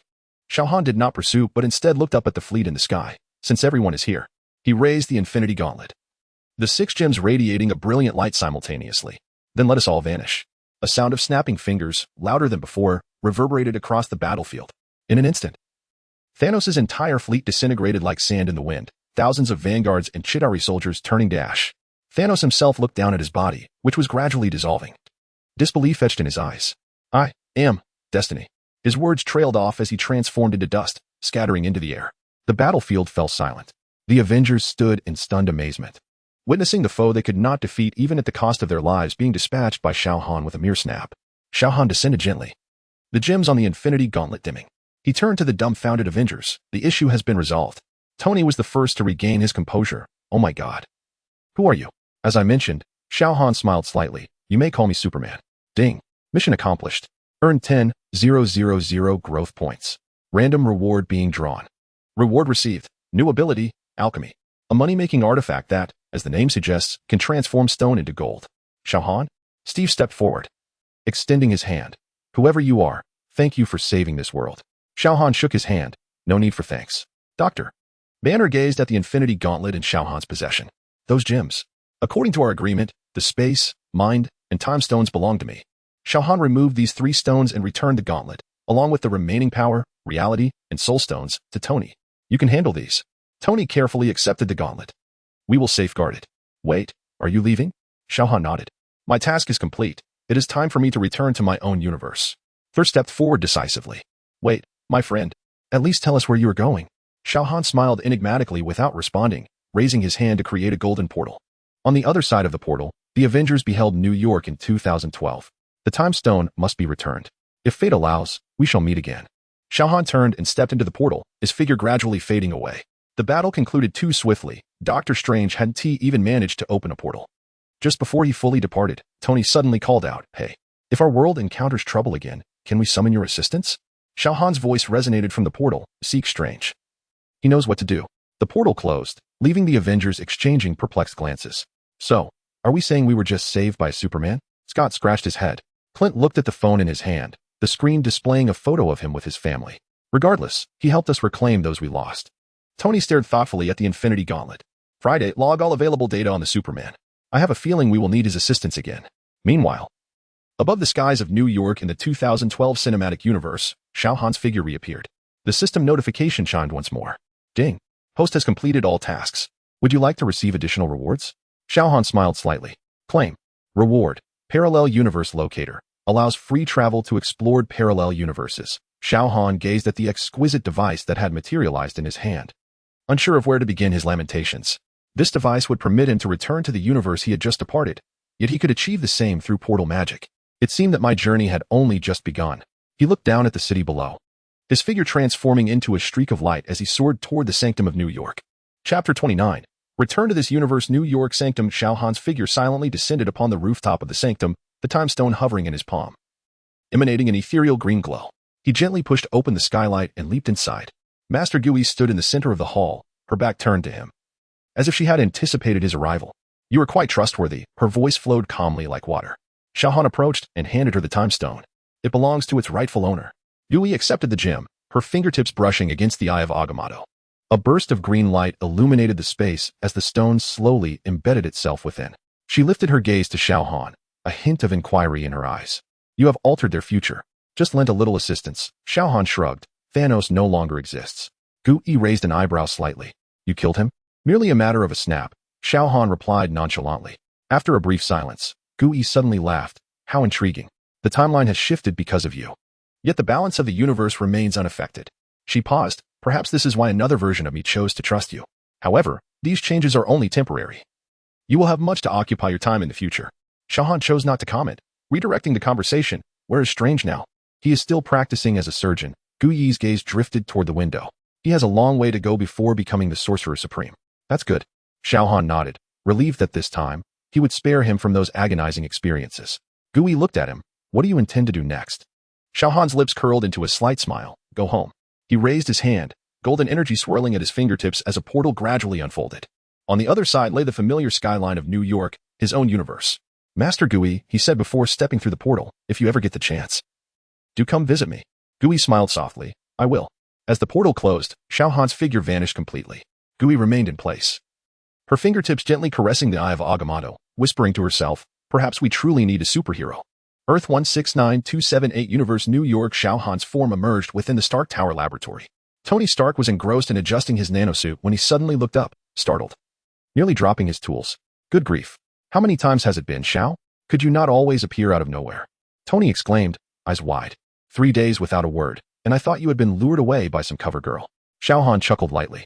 I took a stroll through another universe and resolved a few minor inconveniences. Tony scrutinized him suspiciously. What kind of inconveniences? Thanos. Tony's expression grew more perplexed. All right. That makes no sense to me. Xiao Han approached the workbench, casually picking up a cup of coffee, despite its coldness, and took a sip. The details are inconsequential. How's the development of the suit going? Tony opened his mouth, seemingly ready to ask a multitude of questions, but ultimately just rubbed his temples. Forget it. You're always like this. The nano armor is nearly complete, but the energy core still requires optimization. Xiao Han set down his coffee cup and retrieved a piece of vibranium ore from the system space, tossing it to Tony. Take a look at this. Tony swiftly caught it, his eyes instantly alight with excitement as he exclaimed, Vibranium? Where did you procure this? Wakanda, Xiao Han replied nonchalantly, just borrowed a bit. Tony's lips twitched. Borrowed? Are you certain it wasn't taken? Xiao Han innocently shrugged. They have plenty to spare. Tony rolled his eyes, but was soon captivated by the properties of the vibranium, eagerly experimenting with it. With this, the armor can indeed be upgraded, but it's rather insufficient. Nonetheless, let me conduct some research first. Xiao Han watched as Tony immersed himself in his scientific fervor, chuckling softly before turning towards the floor-to-ceiling window. Outside, the night sky over New York was a tapestry of stars, and the city lights shimmered like a flowing galaxy. His superhuman hearing caught the distant wail of police sirens, snippets of conversations, and even the vibrations from the subway tracks. Everything felt so familiar yet brimming with infinite possibilities. System prompt. Current growth points. 15,000. Would you like to enter the system store to redeem rewards? With a mere thought, the system interface unfolded before him. He perused the array of items on display, finally pausing at the doomsday cell. 800,000 points. Still quite a distance to go, he murmured to himself. However, that was of little concern. He had ample time. Xiao Han turned and approached the workbench, where Tony was engrossed in adjusting the holographic projection of the nanostructure, his fingers deftly navigating the data stream. Suddenly, a hefty stack of metallic documents was slammed onto the workbench with a resounding thud, causing Tony's coffee cup to wobble. What is this? Tony frowned and looked up, finding Xiao Han standing beside the table, a playful smirk gracing his lips. Your new toy, Xiao Han teased, tapping the stack of documents, far more intriguing than vibranium. With suspicion, Tony flipped open the first page, his gaze sweeping over the densely packed formulas and three-dimensional diagrams. His fingers abruptly halted, and his pupils constricted slightly. Wait, this is, he said, his voice tinged with rare astonishment. The holographic projection automatically captured the data, instantly revealing a complex energy model beside it. A miniature star was confined within a magnetic field matrix, with searing plasma steadily burning in the force field, releasing pure and powerful energy. A synthetic sun? Tony exclaimed, his eyes sharply fixed on Xiao Han. This technology doesn't exist on Earth. Spider-Man defeated someone who was researching something similar a year ago. And you? He pointed at the projection. Good grief. This is cramming a star into a reactor. Xiao Han shrugged. Alien technology. It's a bit more advanced than your little light bulb. Tony snatched the documents, rifling through them rapidly, murmuring to himself. Magnetic field confinement parameters, plasma turbulence suppression, this energy density. Suddenly, he looked up, his gaze burning with intensity. Where did you get this? Don't tell me it's from your research. Trophies from another universe, Xiao Han interrupted. The The specific source is of little consequence. What truly matters is, he gestured towards a line of equations at the end of the document. This contraption can indeed be created. Tony inhaled deeply, compelling himself to regain his composure. He set the document down, resting his hands on the table, bowing his head in silence for a few seconds before suddenly breaking into a grin. Jarvis, clear all of tonight's appointments. Sir, you have a dinner scheduled with Miss Pepper. Postpone it. No, cancel it. Tony remained engrossed, his fingers dancing across the holographic keyboard. Tell her, just say the apocalypse is upon us again. And I must save the Earth. Xiao Han raised an eyebrow, using that excuse. It works every time. Tony, still not lifting his gaze, focused intently on accessing Stark Industries' energy database. Wait a moment. Tony suddenly narrowed his eyes. You're not suggesting that this artificial sun could replace your arc reactor? Xiao Han chuckled. No, something even more direct. He tapped his own chest. It would allow me to maintain energy supply even far from a star. And for you. Tony seamlessly continued his thought, his eyes alight with a mad spark, infinite energy. Truly, clean, inexhaustible energy. He abruptly rose to his feet. Jarvis, get in touch with Rhodey and requisition the abandoned nuclear test site at Alamogordo. Just tell them I want to rent it for a week. Xiao Han crossed his arms. Aren't we going to conduct a small-scale test first? Small scale? Tony scoffed, drawing a spherical structure with a 10-meter diameter on the holographic display. This is small scale, the first-generation prototype. Powerful enough to illuminate all of Manhattan. He paused, suddenly frowning. However, the stability of the containment field is a concern. If the plasma leaks, that would mean not illuminating, but rather vaporizing Manhattan, Xiao Han calmly added. Tony glared at him. That's not funny. I'm not joking. Xiao Han approached the workstation, tracing several golden trajectories in the projection. Thus, we need to enhance the magnetic field generator, using vibranium as a base, infused with the magical properties of URU metal, to enable the force field to possess self-repair capabilities. Tony slammed his hands on the table. Genius. I'm growing increasingly fond of you, Xiao. Who exactly are you? Are all extraterrestrials this extraordinary? Chapter 30. The Cretans. In the ensuing 48 hours, the hierarchical order of the laboratory was entirely upended. Xiao Han stood before the central holographic platform, his hands deftly gliding over controls as countless parameters swirled around him. Tony had become the quintessential assistant, meticulously crafting components according to precise instructions. The vibranium base needed to be even thinner. Without lifting his gaze, Xiao Han insisted. The lattice arrangement of the URU metal must adhere strictly to this angle. Tony gritted his teeth as he worked. Are you certain this curvature won't trigger quantum decoherence? I have computed 642 potential scenarios. Xiao Han casually summoned a series of formulas, employing this magnetic field for compensation. As the final component clicked into place, Xiao Han's hands hovered above the reactor. His eyes gleamed with a golden light, and his focused gaze precisely welded the critical nodes with intervals measured in picoseconds. Initiate. A hum resonated as all electronic devices in the laboratory simultaneously shut down. Within the central reactor, a single photon was born, followed by 2, then 4. Proliferating exponentially.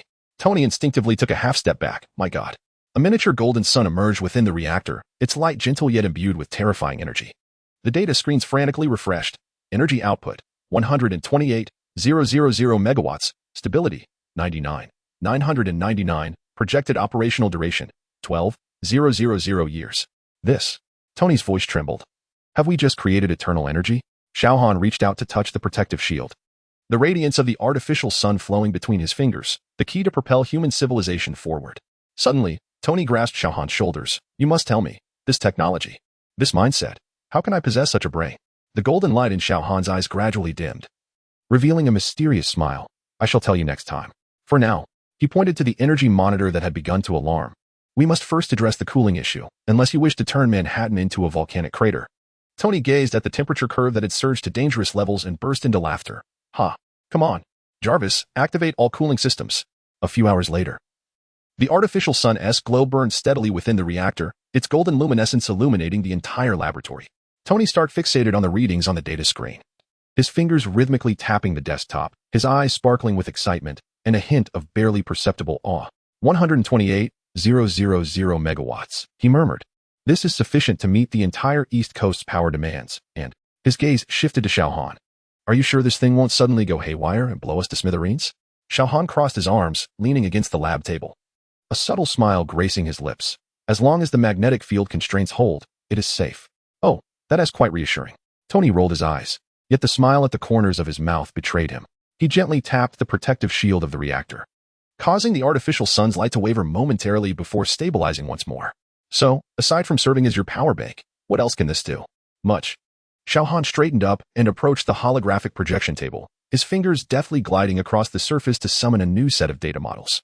For instance, his fingertips traced an energy pathway in the projection, directing the energy from an artificial sun into an entirely new structural model, culminating in a brilliant beam of light.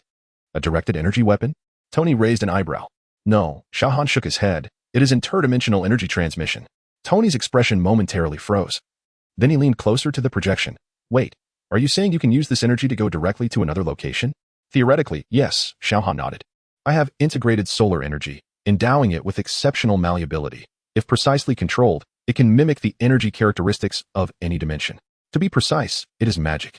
A spark of wild excitement ignited in Tony's eyes. Xiao, what do I need to learn magic? Sir, you have been working continuously for 72 hours, Jarvis reminded. Who cares? Tony waved his hand dismissively. Let's talk about that later. For now, let us focus on this. Xiao Han chuckled softly, refraining from retorting. He stepped closer to the projection, his eyes subtly glowing with golden light as his super intellect rapidly calculated the optimal flow of energy. The two fell into silence, with only the hum of the holographic projection and Tony's occasional muttered curses filling the laboratory. 3 hours later, it was done. Tony abruptly pressed the virtual confirmation button, causing the model in the holographic projection to contract sharply, forming a perfect energy closed loop. Shall we give it a try? Xiao Han nodded and placed his hand on the reactor's control terminal. The energy from the artificial sun was directed towards him, golden energy flowing like liquid. He gestured in a circular motion. Buzz. The space slightly warped, and a golden spark erupted in the center of the ring apparatus, swiftly expanding to create a stable circular portal. On the other side of the portal lay a desolate red desert, the sky displaying an eerie purplish-red hue. Mars? Tony squinted. No, Xiao Han shook his head. It is a mirrored dimension. Tony suddenly turned. What is this?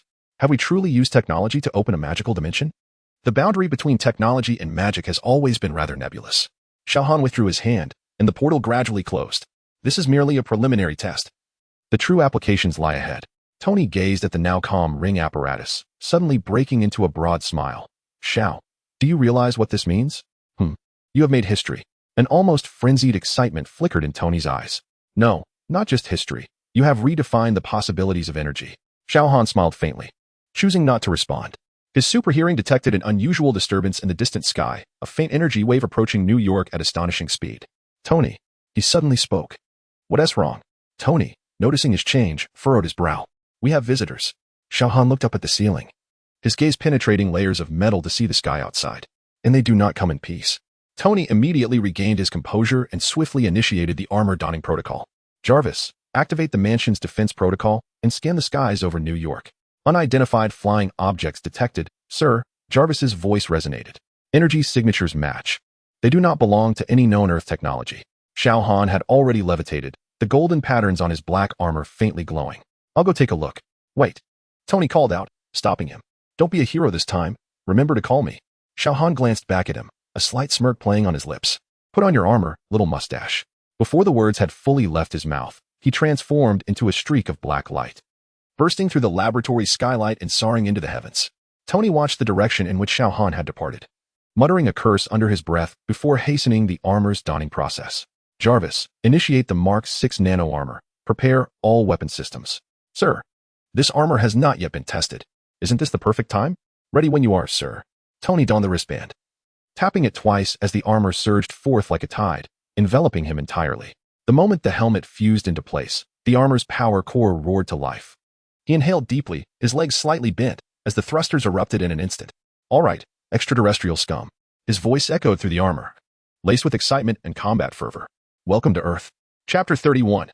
Earth, my domain above the skyline of New York. Xiao Han hovered amidst the clouds, his superhuman vision penetrating the atmosphere to lock onto an approaching cloaked spacecraft. Its angular design was adorned with a peculiar optical camouflage, yet it was utterly ineffective against his penetrating gaze. A reconnaissance vessel of the Kree Empire? He murmured to himself, his brow furrowing slightly. Just then, the hatch of the craft swung open, and a figure emerged, a towering humanoid creature encased in blue armor, its eyes glowing with a chilling crimson hue beneath its helmet. Interesting Earthling, I did not expect to encounter one such as you on this planet. Your physique is quite extraordinary. Come with me back to the Kree Empire. The voice resonated through a mechanical amplification device, cold and unfeeling. Xiao Han narrowed his eyes. Regrettably, superheroes are not for sale. The Kree warrior appeared momentarily taken aback. then raised its arm as an energy cannon swiftly coalesced. Then, death it shall be. With a swift whoosh, a high-energy particle beam tore through the air, aimed directly at Xiao Han's forehead. He remained unmoving, allowing the energy blast to collide with him. A blinding light erupted, but in the next moment, his figure emerged from the explosion, unscathed. Is that all? He scoffed, his eyes igniting with searing red light. The Kree warrior clearly did not anticipate this turn of events. Alarms blared frantically within its armor. It hastily retreated while activating its full-body shield, but it was too late. With a fierce intensity, Xiao Han's heat vision pierced through the Kree warrior's shield and armor like a hot knife through butter. A massive cavity was melted into its chest, and the life signs within rapidly diminished. Impossible, the Kree warrior murmured, gazing down at its shattered form, its voice faltering. Who are you? Superman, Xiao Han replied coolly, then turned his gaze toward the Kree ship, which was hastily attempting to retreat. Thinking of escaping? In an instant, his form broke the sound barrier, darting toward the vessel like a bolt of black lightning. The engines of the Kree ship roared to life in a desperate bid for escape.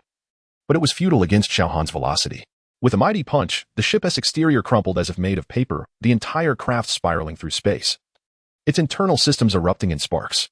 Xiao Han hovered before the vessel, arms crossed, coldly observing the panicked Kree inside the cockpit. Be more cautious in your next life. His voice resonated through the vacuum, directly reaching the minds of the Kree. Earth is my domain. As the Kree perished, Xiao Han comprehended their writings through understanding and translation, learning that their intent was to acquire the cosmic cube. After gathering this information, he raised his hand, his heat vision surgically severing the ship's engines, rendering it powerless. The Kree vessel began its descent towards Earth's atmosphere. Jarvis, track the landing point of that ship. Tony's voice suddenly echoed from the communicator. Having just arrived at the battlefield, his armor hovering nearby. We need the gift. Xiao Han nodded, watching as the ship plummeted toward the designated area in the Atlantic Ocean. Subsequently, he turned to Tony and remarked, it appears the Kree Empire has taken a keen interest in the Tesseract, haven't they? It seems the agenda for the Armor Brigade must be expedited. Tony retorted with a hint of sarcasm. But how do they know where the gem is located?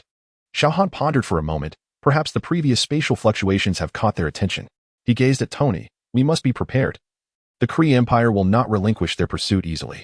Tony's armor mask popped open, revealing a serious expression. So, we've just provoked an interstellar empire? Close enough. Xiao Han shrugged. Fantastic. Tony rolled his eyes. I knew associating with you would lead to trouble. Xiao Han chuckled softly. Regretting your choices? Huh. Tony grinned, the mask sealing shut once more. Just kidding. This is far more thrilling than developing clean energy. The two figures hovered above the illuminated city of New York, the lights below twinkling like stars. A threat had emerged, yet in this moment, only tranquility resided in Xiao Han's gaze. Let us go, Tony, he declared, turning towards Stark Tower. We have work to do.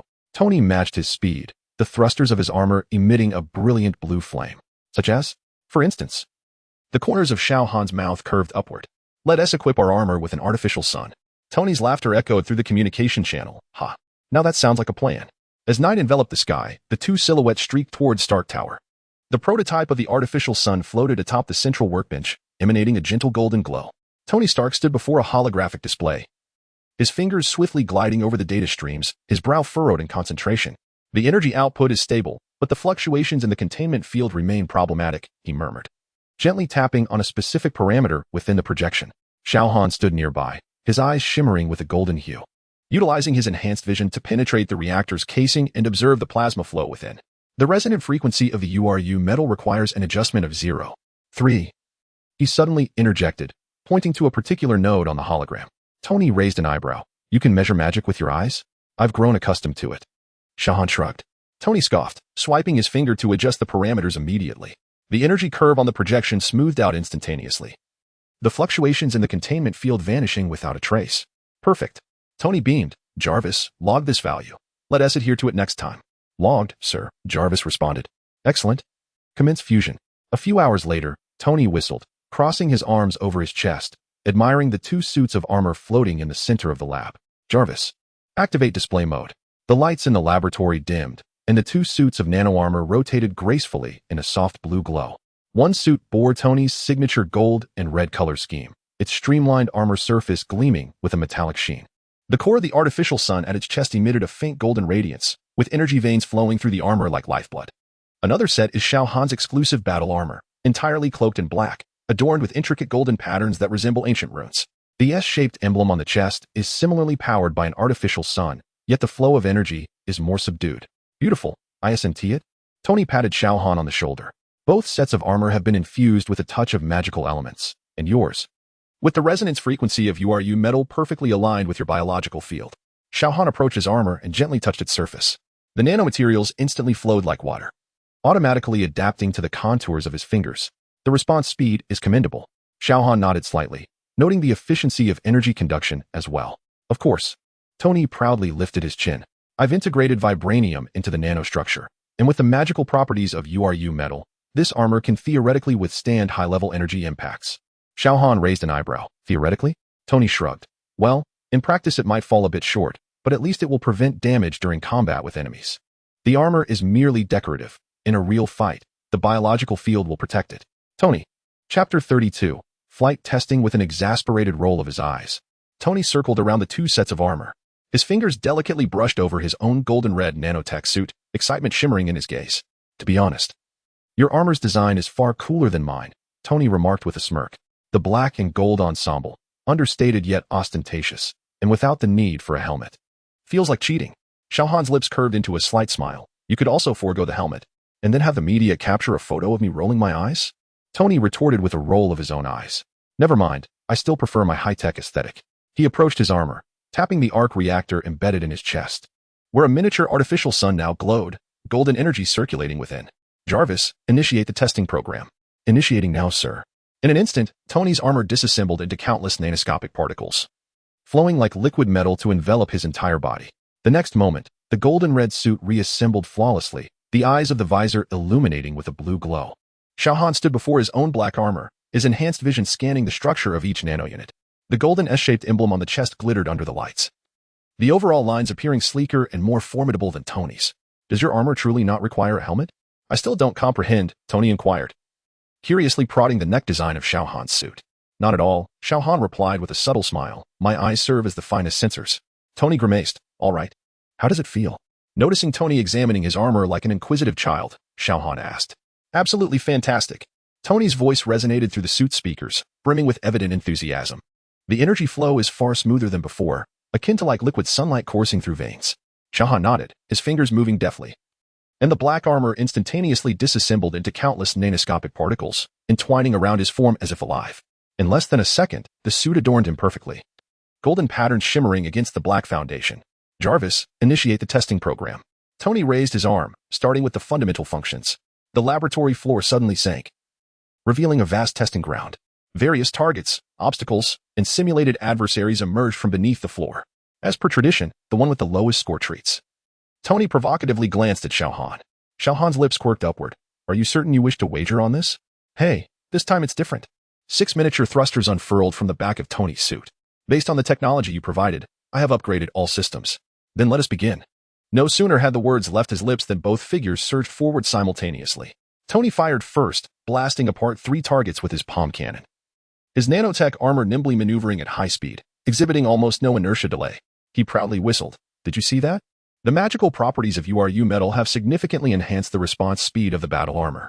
His words abruptly ceased as Xiao Han quietly levitated before him, every target around them having been precisely severed by the searing beam. This is unfair, Tony protested. You are using superpowers. You said we were testing the armor's performance.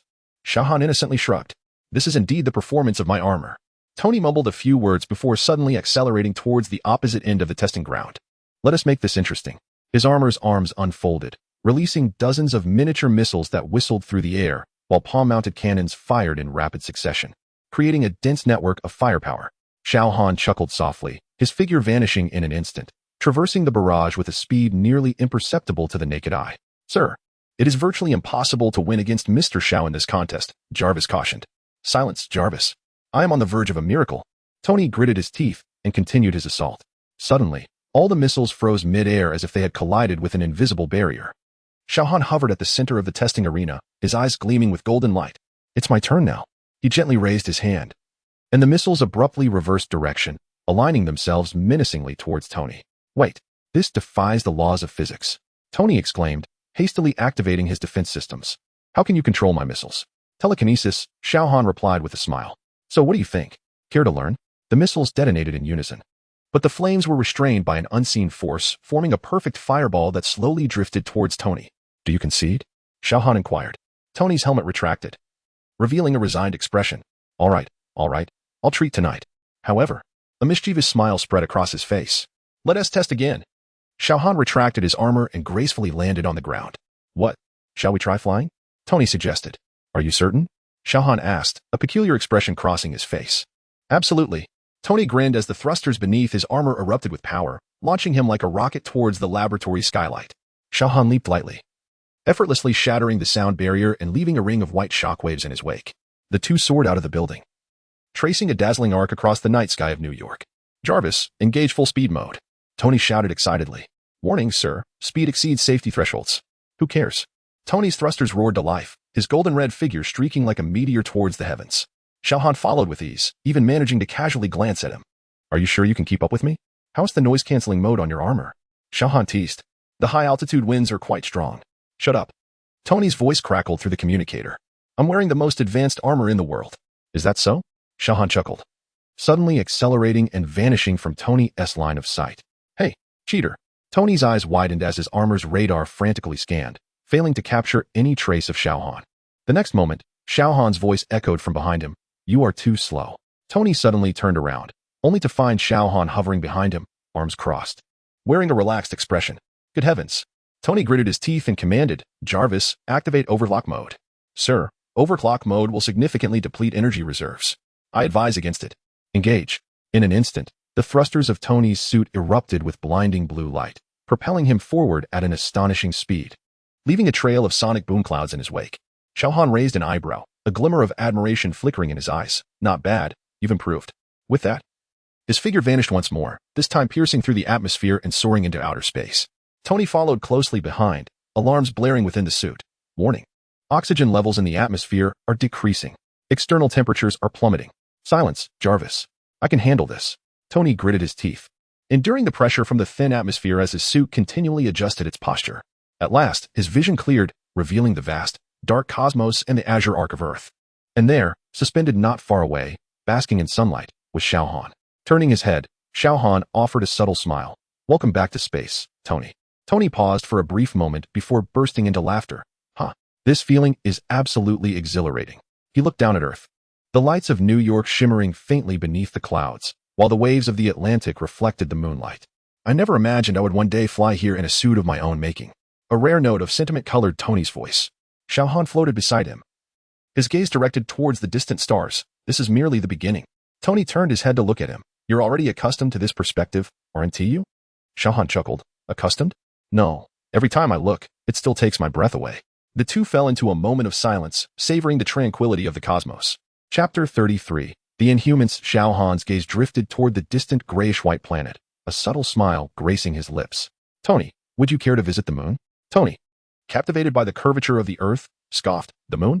What's so fascinating about that barren place? I've seen countless photographs from NASA. Photographs cannot capture the entirety. Xiao Han replied with a mysterious smile, raising his hand to trace a golden circle in the air. A portal slowly unfurled, revealing the rugged craters of the moon's far side. Wait, you can actually teleport between planets?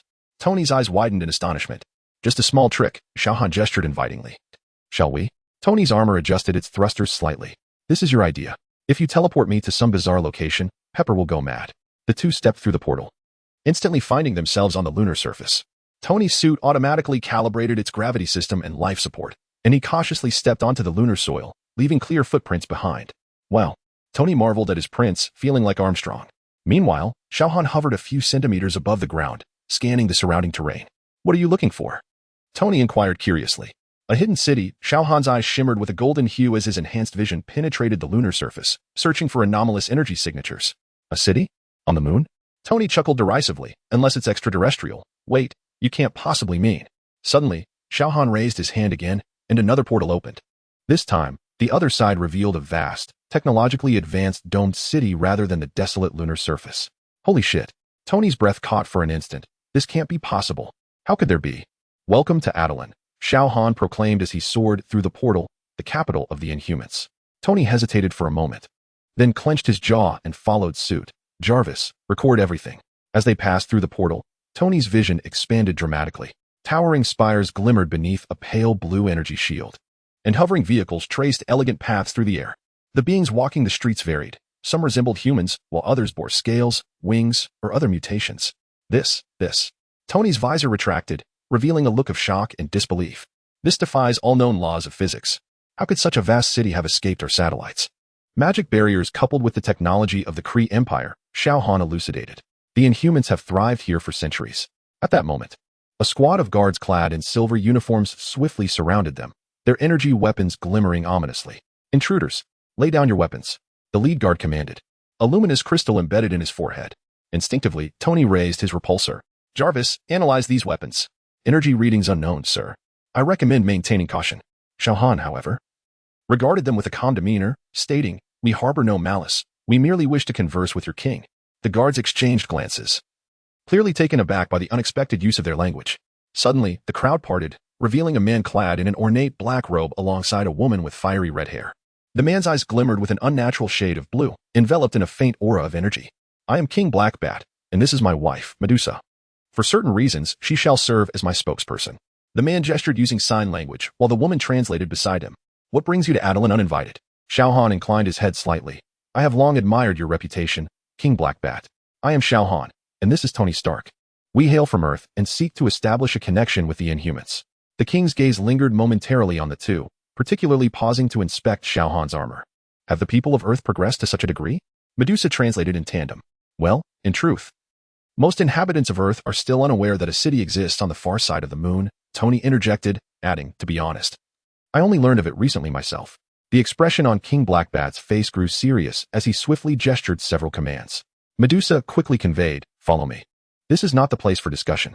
He turned and strode toward the central palace, the guards signaling for the two to follow. Tony leaned closer to Xiao Han, whispering, did you know there was an alien city here all along? Why didn't you tell me sooner? With a hint of surprise, Xiao Han chuckled softly. Some things are far more impactful when witnessed firsthand, are they not? Tony rolled his eyes. My worldview has been severely shaken. I'll need to drink an entire bottle of whiskey to recover when we get back. The interior of the palace was even more magnificent than its exterior, where futuristic technology harmoniously melded with ancient decor. Welcome, visitors from Earth, Medusa greeted them with a smile. To breach our barriers, you are no ordinary individuals. Tony couldn't help but admire her hair, exclaiming, wow, what a cool hairstyle. How did you achieve that? Medusa smiled faintly. It is a gift of the Inhumans. Xiao Han got straight to the point. We have come to discuss the potential for collaboration between the Inhumans and Earth. King Blackbat exchanged a glance with Medusa. We have chosen to remain secluded here to avoid entanglement in Earth's disputes, she replied. Yet the crises of Earth may indeed impact the moon, Xiao Han responded calmly. The Kree Empire has already begun to act, and they are quite interested in the Tesseract. At the mention of the Kree Empire, King Blackbat tensed noticeably, and Medusa's expression grew grave. You are aware of the Kree? We just repelled a reconnaissance vessel, Tony boasted, but Xiao handled it single-handedly. King Blackbat abruptly rose, approaching Xiao Han to scrutinize him closely. After a brief moment, he gestured, you are not an ordinary human. Xiao Han nodded. You may call me Superman. Superman. Medusa raised an eyebrow. What an audacious title. Indeed, it is fitting. Tony interjected, remarking that this individual could dismantle a spaceship with his bare hands. Black Bolt paused for a moment in contemplation before raising his hand to signal the guards to withdraw. We need to converse, he stated with an unusually grave demeanor. About the Kree Empire, the future of the Inhumans, and the fate of Earth. Xiao Han responded with a subtle smile, indeed. That is precisely why we are here. The ensuing dialogue lasted for several hours. Tony, like a child in a candy store, marveled at the technological wonders of the Inhumans, particularly their Terrigen Mist technology. Meanwhile, Xiao Han reached a preliminary cooperative agreement with Black Bolt, mutual support in the face of threats to Earth and a gradual enhancement of bilateral communication. Although Xiao Han believed that with his presence, extensive support was unnecessary, he acknowledged that having an ally was preferable to acquiring another adversary. As the two prepared to depart, Medusa handed Xiao Han a crystal. This is a communicator. You can reach us whenever needed. Xiao Han accepted the crystal with a nod of gratitude. Tony, however, lingered, gazing longingly at the hovering vehicles. Next time, may I bring some research equipment? Your anti-gravity technology is astounding. Medusa chuckled lightly, perhaps, Mr. Stark. Just before they reached the return portal, Tony suddenly recalled something and turned to ask, wait, do you have Wi-Fi here? Black Bolt and Medusa exchanged puzzled glances. Never mind. Forget I asked, Tony said sheepishly, rubbing his nose. Upon crossing the portal back to the lunar surface, Tony remained in a state of astonishment. I can't believe it. A super civilization hidden on the far side of the moon. All of our astronomers should be fired. Xiao Han looked at him with amusement. With magical barriers coupled with advanced technology, it is entirely reasonable that your telescopes failed to detect it. That is unscientific, Tony exclaimed, gesturing animatedly. Such a vast city. So many people. What do they eat? What do they drink? Where does the oxygen come from? The Kree technology can resolve these issues, Xiao Han clarified. The Inhumans are the product of early genetic experiments by the Kree Empire. Suddenly, Tony halted in his tracks. Wait, are you saying those individuals are humans who have been altered by aliens? Close enough. Well, Tony whistled. This is far more thrilling than the classified files of S.H.I.E.L.D. Xiao Han raised his hand to unveil the portal back to Earth.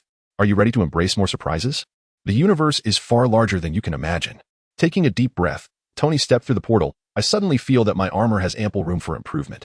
The two figures vanished from the lunar surface, leaving behind two parallel footprints, quietly resting in the stillness of the lunar soil. Chapter 34, Conversations in the Small Town. A few hours prior, in a quaint town in Vermont, Nick Fury and Phil Coulson stood before an old house on the outskirts. The setting sun cast elongated shadows of the two men. Are you certain this is the place? Fury inquired softly, his solitary eye scanning the surroundings. Coulson nodded. The faint glow of energy readings shimmering on his tablet. The antimatter fluctuations are emanating from here, sir. Fury inhaled deeply and raised his hand to knock on the door. Moments later, it swung open, revealing a tall African-American man at the threshold. He appeared to be middle-aged, clad in a simple checkered shirt and jeans. A cup of coffee in hand. His demeanor was calm, yet an ineffable strength lurked beneath the surface. Whom do you seek? The man asked in a deep, gentle voice. Fury met his gaze. Adam Bernard? The man's expression momentarily faltered before returning to its former composure. That name is from long ago. I am Nick Fury, director of S.H.I.E.L.D., he stated, displaying his credentials. This is Agent Phil Coulson.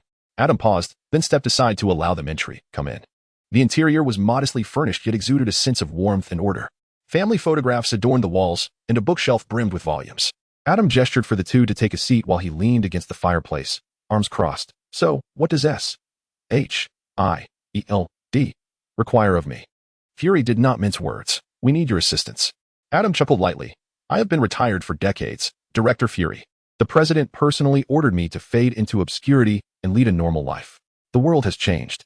Fury's tone turned somber. There is a man in New York who claims to be a superhero, possessing powers far beyond the ordinary, acting without restraint, even threatening S.H.I.E.L.D. Adam's brow furrowed slightly. A superhero? A man clad in black armor, capable of flight and emitting heat vision, with strength sufficient to demolish buildings. Coulson interjected. He has been seen in close proximity to Tony Stark. Adam pondered, stroking the coffee cup. Sounds like a character from a comic book. But he exists. Fury insisted, and he refuses to heed anyone's commands. After a moment of silence, Adam shook his head. Director Fury, I am no longer the man I once was. I am merely an ordinary individual now, teaching, tending to my garden, occasionally assisting neighbors with their cars. But the world needs you, Fury's voice bore an unusual weight. We are assembling a team, the Avengers, specifically to confront threats beyond the ordinary, or even extraterrestrial invasions. And you are one of the best candidates. Adam's gaze fell upon a photograph on the mantel, depicting him with his wife and daughter. He sighed softly. I promised my family I would no longer involve myself in such matters. If this superhero goes rogue, or something worse emerges, do you believe your family will remain safe? Fury countered. Adam's resolve wavered slightly. At that moment, a sudden roar erupted from outside, followed by the jarring screech of brakes. Fury and Coulson immediately sprang to attention, while Adam furrowed his brow and set down his coffee cup. Did you bring a tail? He inquired. Impossible, Fury shook his head. Adam strode purposefully to the door and pushed it open, revealing a black SUV stationed squarely in the yard, its doors emblazoned with the insignia of S.H.I.E.L.D. It appears we have uninvited guests, Adam murmured. The door swung open, and a sharply dressed man stepped out, a disingenuous smile plastered across his face. Director Fury. What a coincidence, he remarked. Fury narrowed his solitary eye. Minister Pierce. Alexander Pierce, the former minister of the World Security Council, now stood in Adam's yard, flanked by several heavily armed agents. I've heard you are in the process of recruiting talent, Pierce said, his gaze sweeping over Adam, a smirk tugging at his lips. Mr. Adam, it is an honor to finally meet you. Adam's expression turned frosty. I have long since abandoned that name. Pierce shrugged nonchalantly. Times are changing. We need forces like you. Fury positioned himself protectively in front of Adam. Pierce, this matter falls under S.H.I.E.L.D.'s jurisdiction. Pierce let out a light laugh. Fury, your recent maneuvers have raised quite a stir. The council is concerned about your judgment. The atmosphere became palpably tense. Adam glanced from Fury to Pierce before suddenly laughing. It seems you have quite a few internal issues. Pierce's gaze returned to Adam. Mr. Adam, we can offer you better terms, greater authority, more freedom in your operations. Sounds like you want me to be your enforcer, Adam remarked coolly. Merely a partnership. Pierce replied with a smile. After a moment of silence, Adam ultimately shook his head. I'm afraid I have no interest in your power games. Pierce's smile faltered slightly. Are you certain? Refusing us may not be the wisest choice. Fury scoffed. A threat? Pierce, you have crossed the line. Ignoring Fury, Pierce fixed his gaze on Adam. Think carefully, Mr. Adam. The world is changing, and the cost of choosing the wrong side is steep. Adam's eyes sharpened, an invisible energy radiating around him. I have witnessed war, Mr. Pierce. Threats hold no sway over me.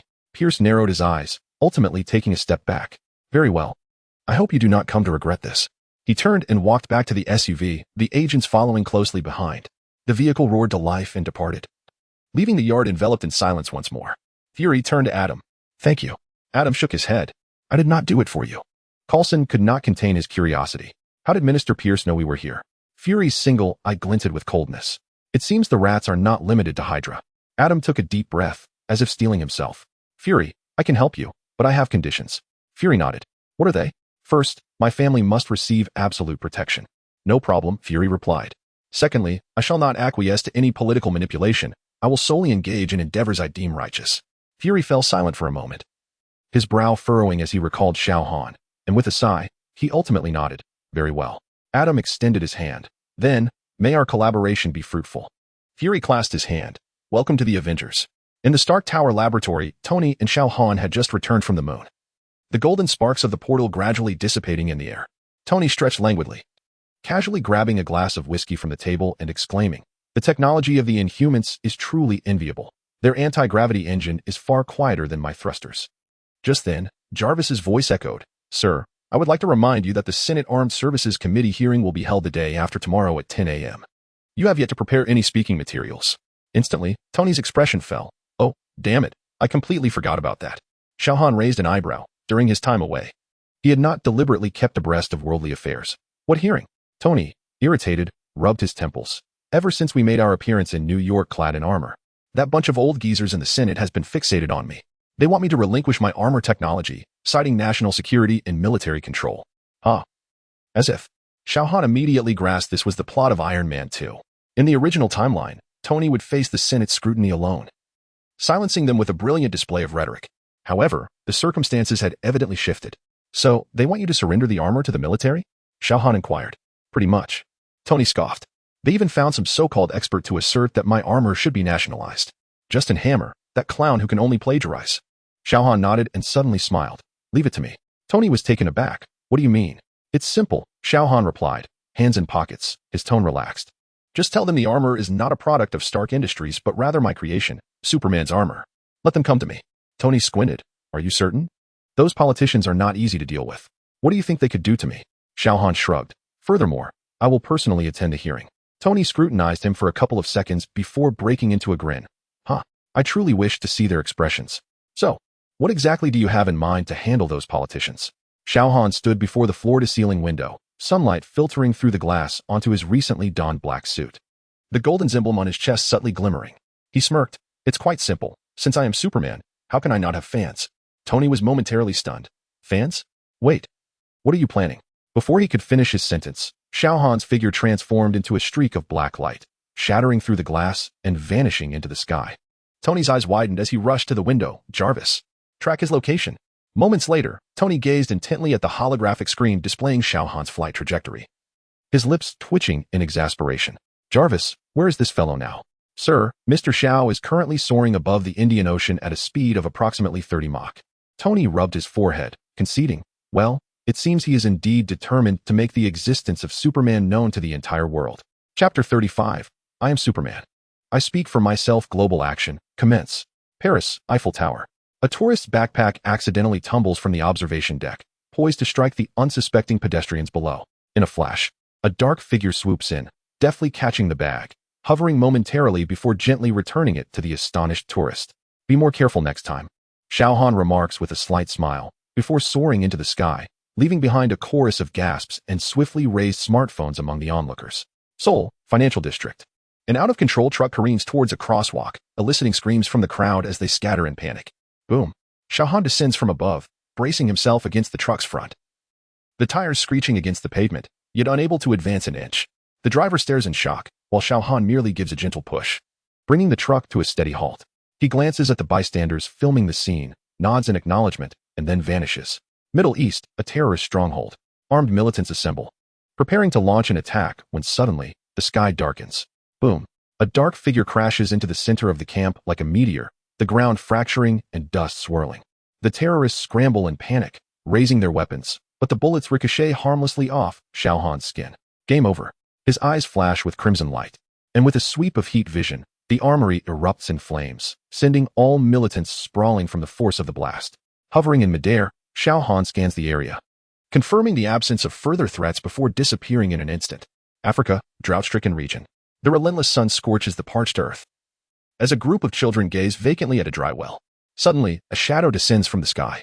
Xiao Han gently lands, placing his palm on the ground. A hum resonates as a chilling breath emanates from him, instantly forming a thick layer of ice at the bottom of the well, which then melts, gushing forth fresh water. The children erupt in joyous cheers, while Xiao Han quietly ascends, leaving behind only a smile. 1 hour later, Stark Tower. Tony reclines on the sofa, the holographic screen in front of him frantically refreshing global headlines. Superman spotted in Paris. Viral video of barehanded catch. Out-of-control truck incident. Mysterious man in black stops it with one hand. Middle Eastern terrorist base annihilated by unknown figure. Witnesses claim his eyes glow. African drought village miraculously saved. Villagers kneel in reverence to the deity. Holy smokes. Tony massages his temples. Jarvis, how many news stories has he made? Coverage from mainstream media stands at 98. With all top 20 trends on social media linked to him. Jarvis pauses momentarily. Additionally, SHIELD has attempted to contact you 37 times. Tony grins widely, dialing Xiao Han's communicator. Are you done playing? Fury is about to blow up my communicator. A rush of wind accompanies Xiao Han's voice, laced with amusement. What's the rush? Tony observes the screen, filled with rapidly scrolling news, shaking his head in disbelief. You, my friend, truly know how to steal the spotlight. Xiao Han chuckles lightly. This is just the beginning. In the Indian Ocean, a cargo ship was under siege, with armed assailants forcing the crew to kneel on the deck. Suddenly, a deafening sonic boom echoed through the air. Bang! A shadow, akin to a meteor, struck the center of the deck, sending shockwaves that staggered the pirates. Who dares? Roared the pirate leader, raising his weapon. As the smoke cleared, Xiao Han slowly rose, his dark battle attire glistening coldly under the sunlight, with the S emblem on his chest shining brilliantly. As you can see, he said with a slight smile. Superman. The pirates were momentarily stunned before erupting into a frenzy of gunfire. Bang, bang, bang. Bullets halted before Xiao Han, as if colliding with an impenetrable wall. He sighed, his eyes suddenly glowing red. Zing. His heat vision swept through, instantly melting all weapons. The pirates, terrified, stared at the smoking barrels in their hands before they could react. Xiao Han had already appeared before them like a specter. Take a nap, he said. Bang, bang, bang. With 3 precise strikes, he rendered 3 pirates unconscious. The remaining assailants turned to flee, but Xiao Han gently stomped his foot. Boom. The entire ship shuddered violently, sending all the pirates crashing to the ground, unconscious. The crew gazed at him in astonishment, and a timid young girl asked, Who are you?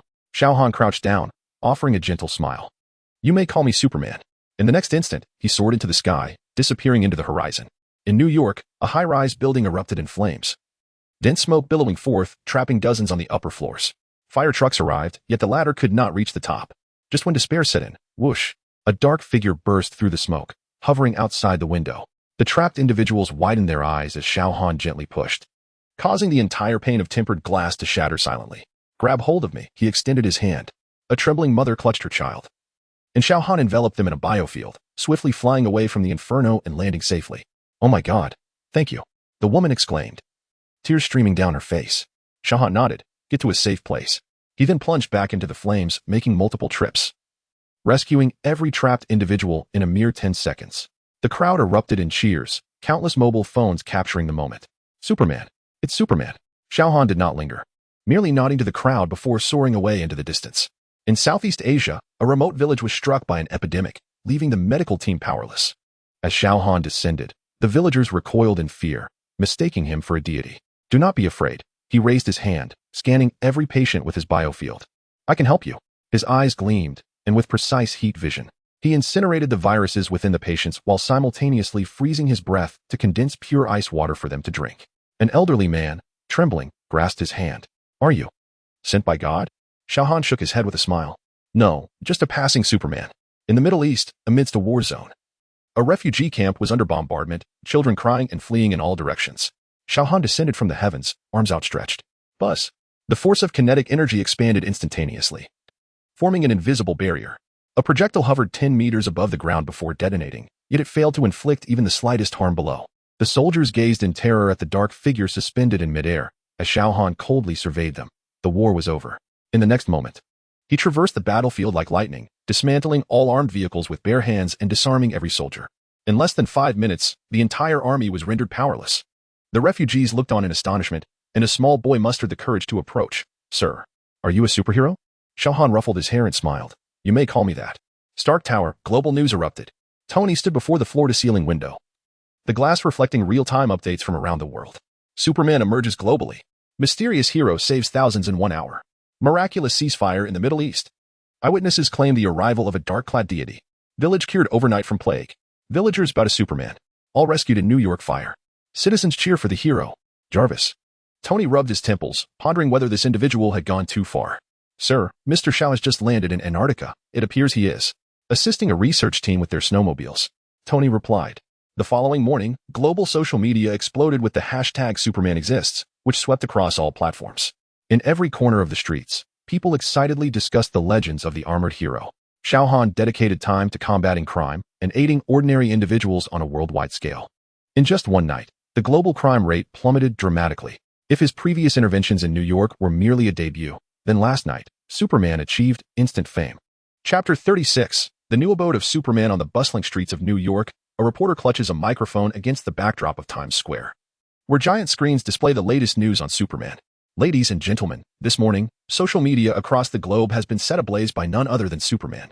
This enigmatic hero embarked on an unprecedented rescue mission last night on a worldwide scale. We are fortunate to have interviewed several citizens who witnessed Superman in action. The scene shifts to a young mother cradling her child, her eyes glistening with tears. With a quivering voice, Daisy recounts, "He saved my daughter. We were trapped on the 23rd floor during the fire, and the smoke was pouring in. Suddenly, the glass shattered, and there he stood, like a shadow. He carried us down with one hand. I could even feel the wind brush against my cheeks, yet his arm was as steady as steel." The reporter inquires, "What do you believe Superman is like?"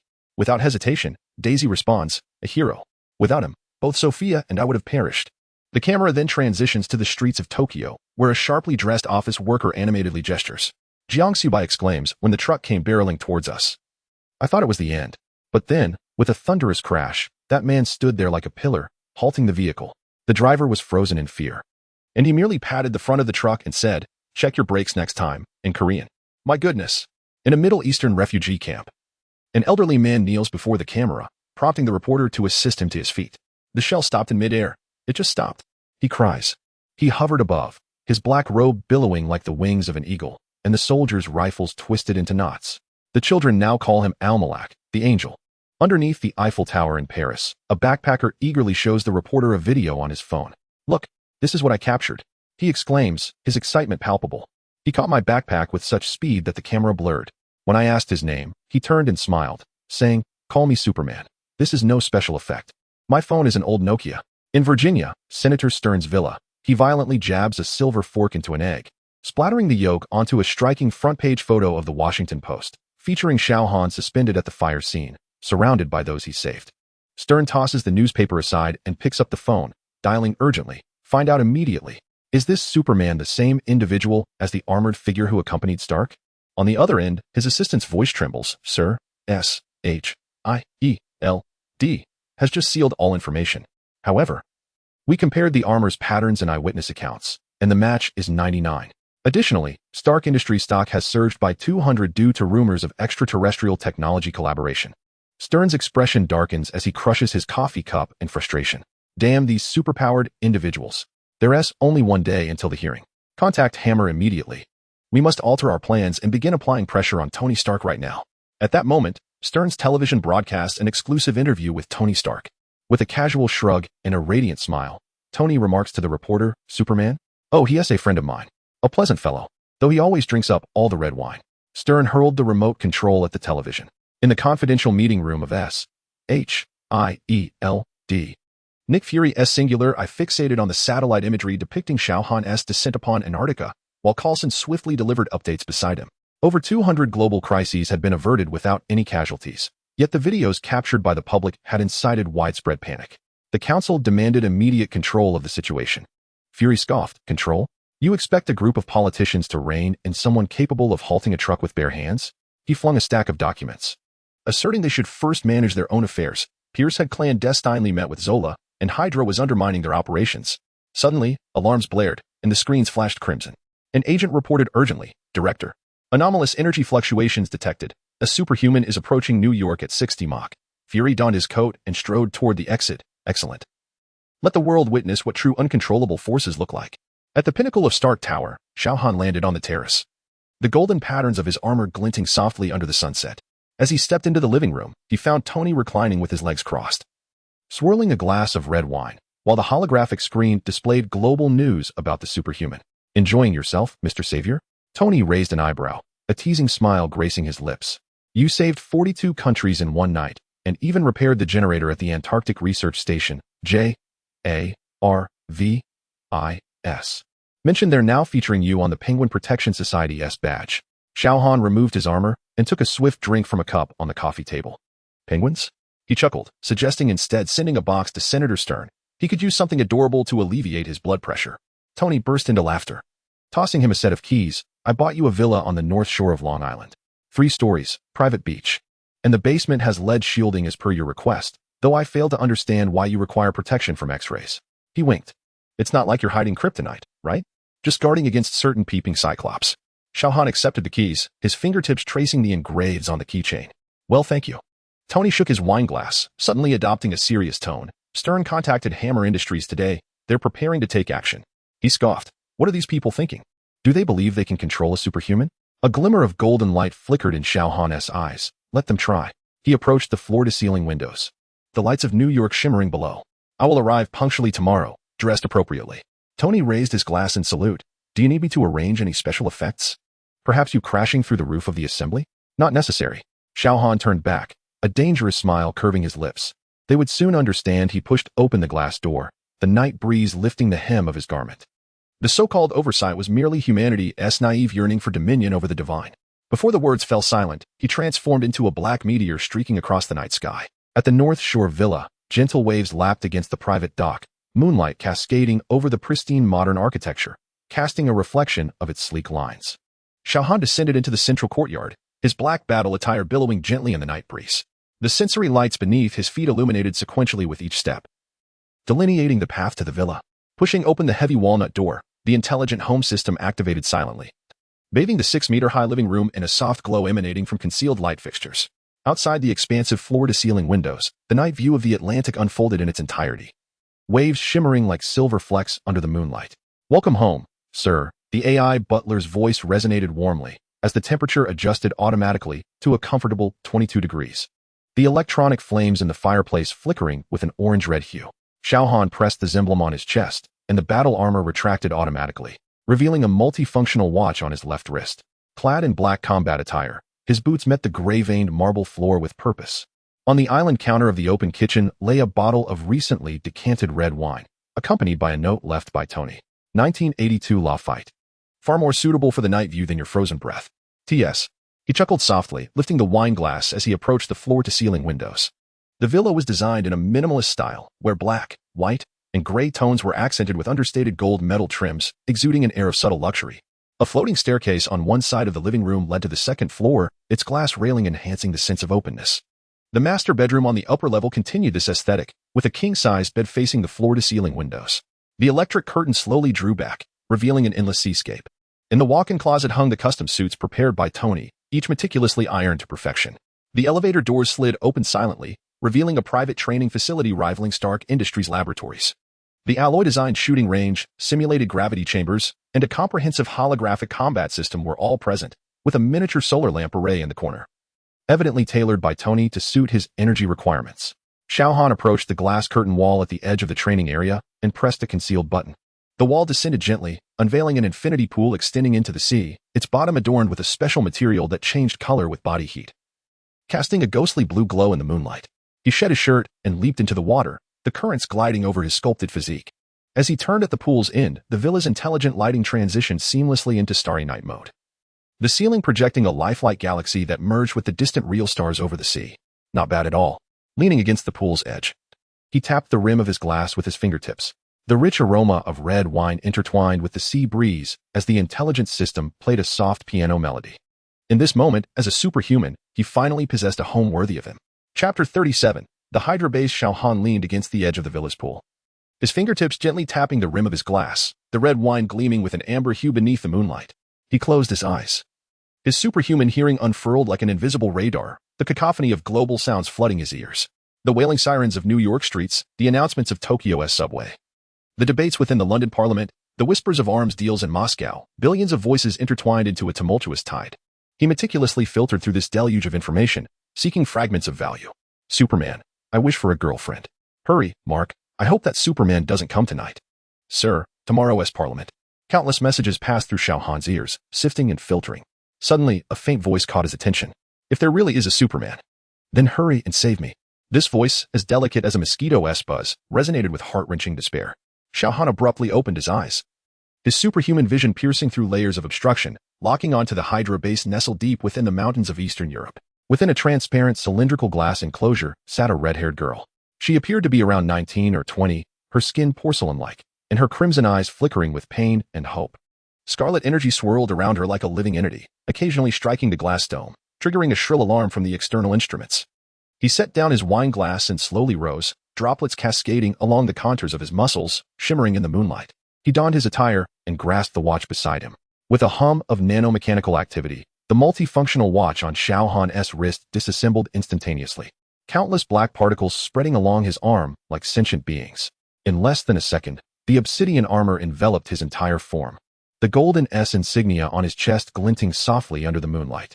Xiao Han stepped onto the villa's terrace, the night breeze caressing the surface of his armor. He closed his eyes once more, his superhuman hearing honing in on that faint cry for help, a desperate whisper from the red-haired girl deep within the subterranean Hydra base in Eastern Europe. He had found her. Raising his right hand, golden magical energy shimmered at his fingertips.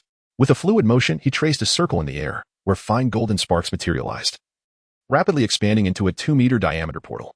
On the other side, a dimly lit laboratory and the red-haired girl suspended within the glass dome were faintly visible.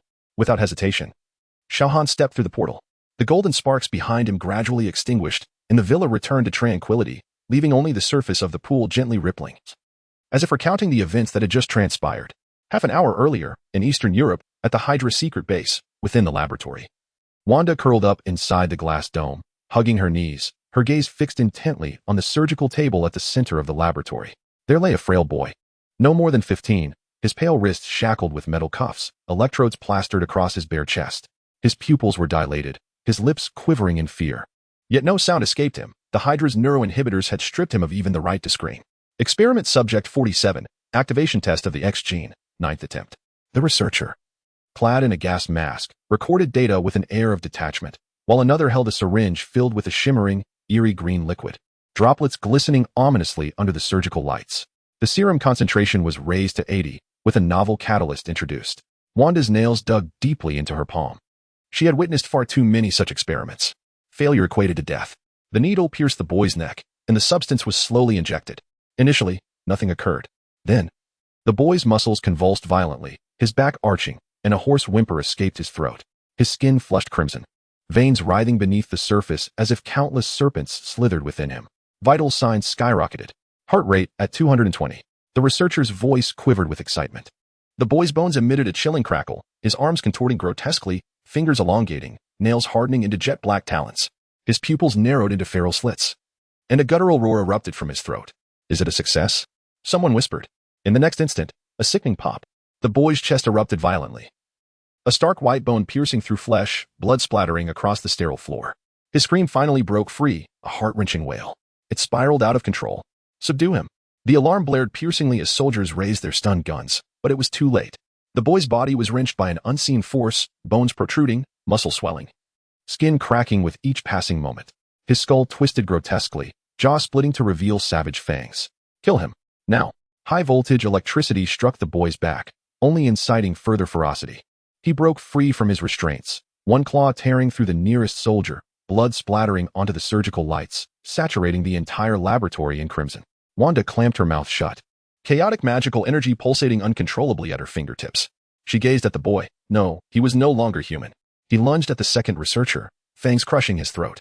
Initiate incineration protocol. The ceiling vents opened, sending down searing white flames. The boy shrieked amidst the fire, skin charring and peeling, yet he continued to struggle. Their eyes locked suddenly, and within his gaze lingered a trace of human despair. Save me. His lips moved silently in a plea.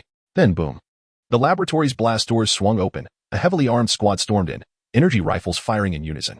The boy's body shattered into fragments, charred remnants scattered across the floor. The flames extinguished, leaving only the acrid stench of charred flesh and the flickering of alarm lights. Experiment Subject 47 failure. Record. Uncontrollable mutations post-X gene activation. Recommendation to lower serum concentration and adjust catalyst ratios. The researcher's voice was as frigid as discussing a decommissioned machine. They scarcely glanced at the heap of charred corpses, merely gesturing for the cleaning robots to come in and dispose of the remains. Let us go. Another futile day's work, one researcher called to another. The Baron declared that if there were no progress by tomorrow, we would all face punishment. God. Wanda's silent tears cascaded down her cheeks, as the chaotic magic's crimson glow coalesced in her palm, only to extinguish once more. She had witnessed such occurrences far too often. The only thing she could do was to preserve herself. Soon, everyone retreated, leaving only 2 soldiers on guard. Under the frigid white light, Wanda Maximoff curled up within the glass enclosure, her delicate fingers unconsciously tracing the ground. Once again, she bore witness to another test subject succumbing to agony. A mere boy not much older than a teenager. Outside the glass, the 2 Hydra soldiers leaned against the wall, idly engaging in conversation. Have you heard? There's been news outside recently. The taller soldier fiddled with the energy rifle in his hands. That superhero single-handedly stopped an out-of-control truck in Tokyo last night, without even scratching the paint. The shorter soldier scoffed. You've been reading too many comics. Superhero? At best, he's just some kind of superhuman or mutant. It's true. The taller soldier lowered his voice, pulling out his phone and waving it. My friend in the logistics department of S.H.I.E.L.D. said satellites captured him crossing the Pacific at incredible speed. They've already ordered all bases to go to level 2 alert, fearing this monster might come knocking. Wanda's fingertips quivered slightly, the crimson glow of chaotic magic flickering in her palm. She held her breath, pressing her ear against the glass. If you ask me, they should secretly create a weapon to counter this superhero using the Tesseract. The shorter soldier kicked at the shackles by his feet. These mutant monsters. Shut up. The taller soldier suddenly scanned the laboratory with vigilance. Do you want to be transformed into a reptile by Baron Strucker? The 2 fell silent, yet Wanda's heart raced violently. A superhero? Her gaze fell upon her trembling hands, the scarlet energy dancing like tiny lightning bolts between her fingers. If only there were a superhero. She took a deep breath and closed her eyes. Please, save me. Then, she let out a bitter laugh, shaking her head in self-mockery. In this world, superheroes were merely figures of comic books. How could one possibly appear to rescue her? Just then, a golden red flower emitted a sound in the air. A golden portal slowly opened. Wanda abruptly looked up. A dark figure stood on the other side of the portal, his eyes burning with the radiance of the sun. Chapter 38. Baron Scraw. Golden sparks twirled and blossomed in the air of the laboratory.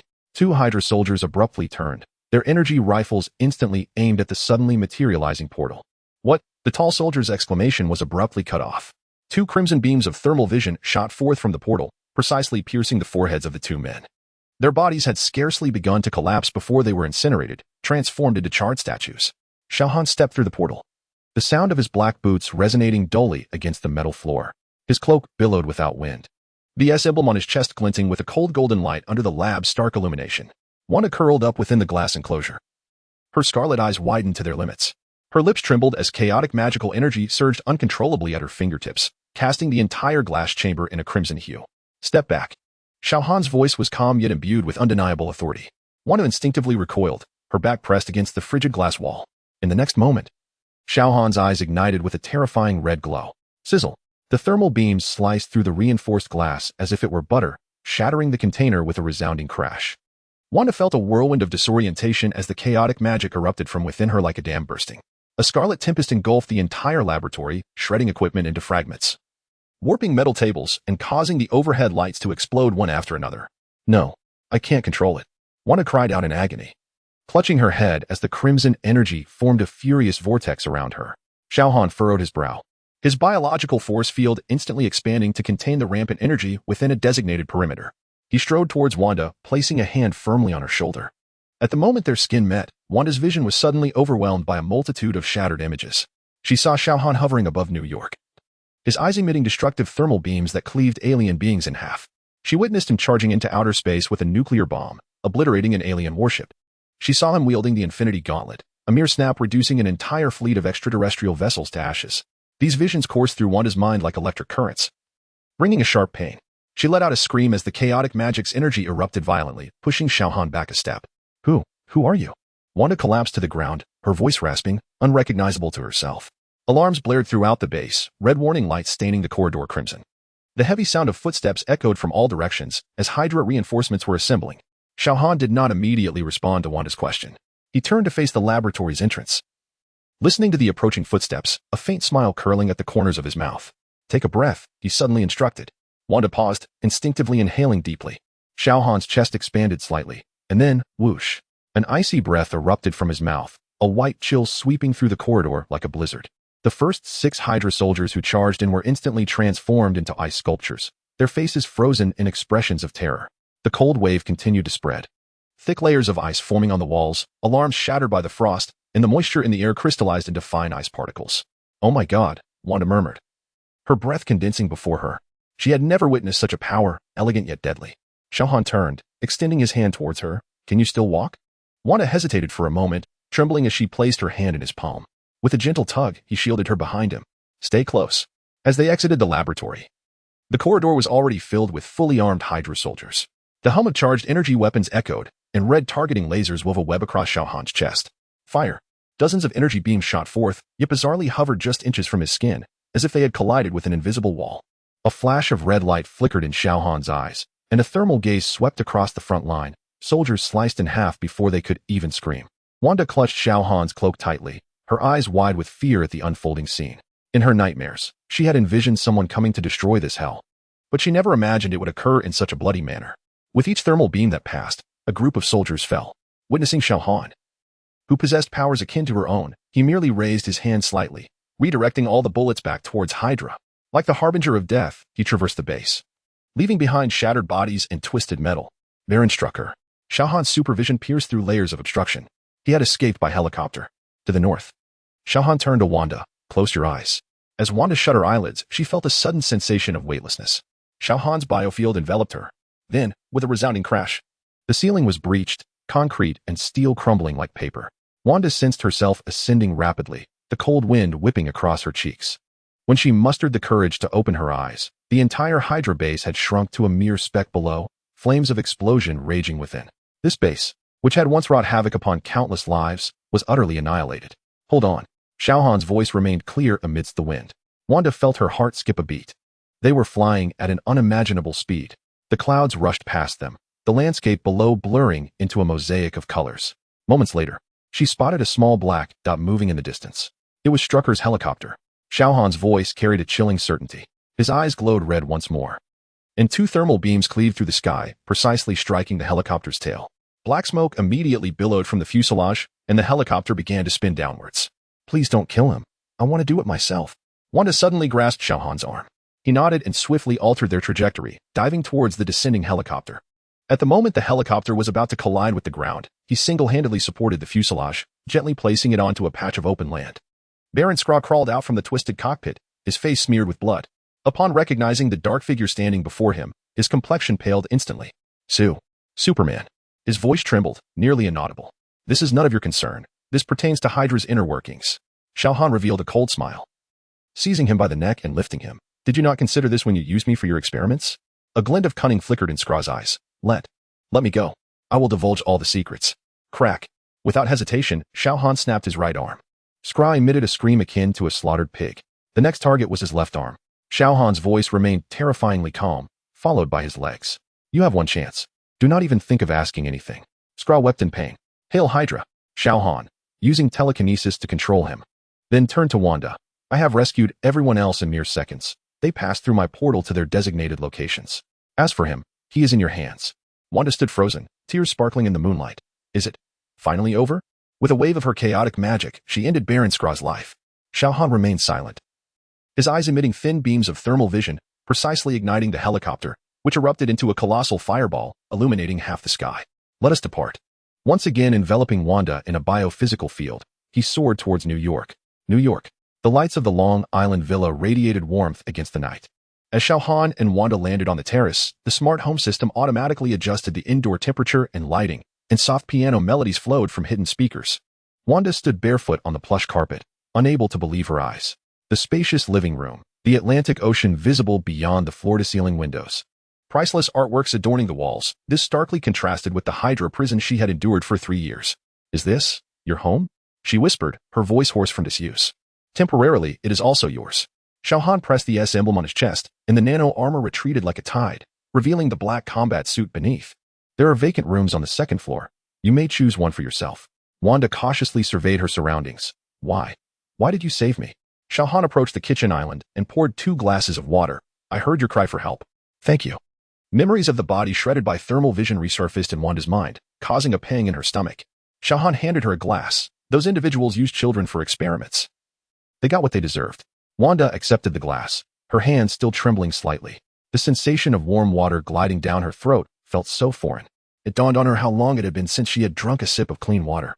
You saw my memories, Xiao Han suddenly remarked. The moment we made contact, Wanda abruptly lifted her head in disbelief. Is it true? Did you truly vanquish the extraterrestrials? Carrying a nuclear bomb? Xiao Han nodded affirmatively. I have ventured to other realms. Here, I choose to pursue my desires. He paused momentarily, including rescuing you. Gratitude flickered in Wanda's eyes. Thank you.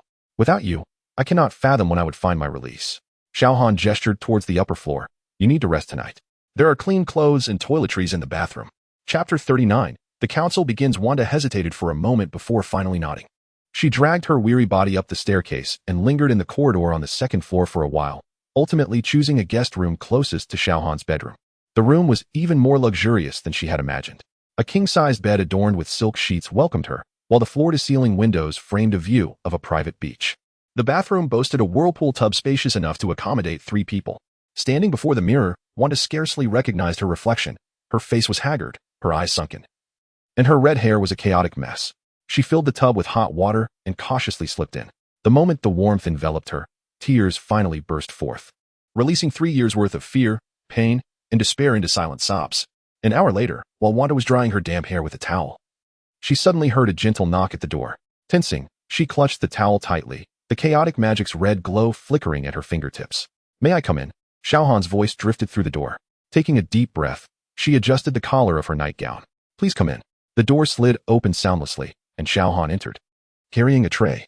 Alongside hot milk, it bore several honey-coated waffles, their sweet aroma instantly filling the room. He placed the tray on the bedside table. You need more warmth.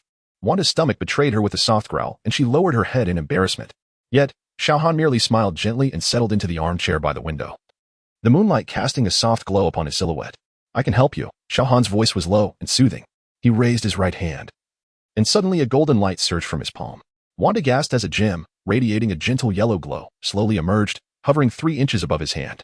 Inside the gem, it appeared as though liquid light flowed, each pulse creating ripples in the air. This is the Mind Stone, Xiao Han stated, his gaze fixed on the gem, its brilliance casting shifting shadows across his chiseled features, one of the 6 most powerful infinity stones in the universe.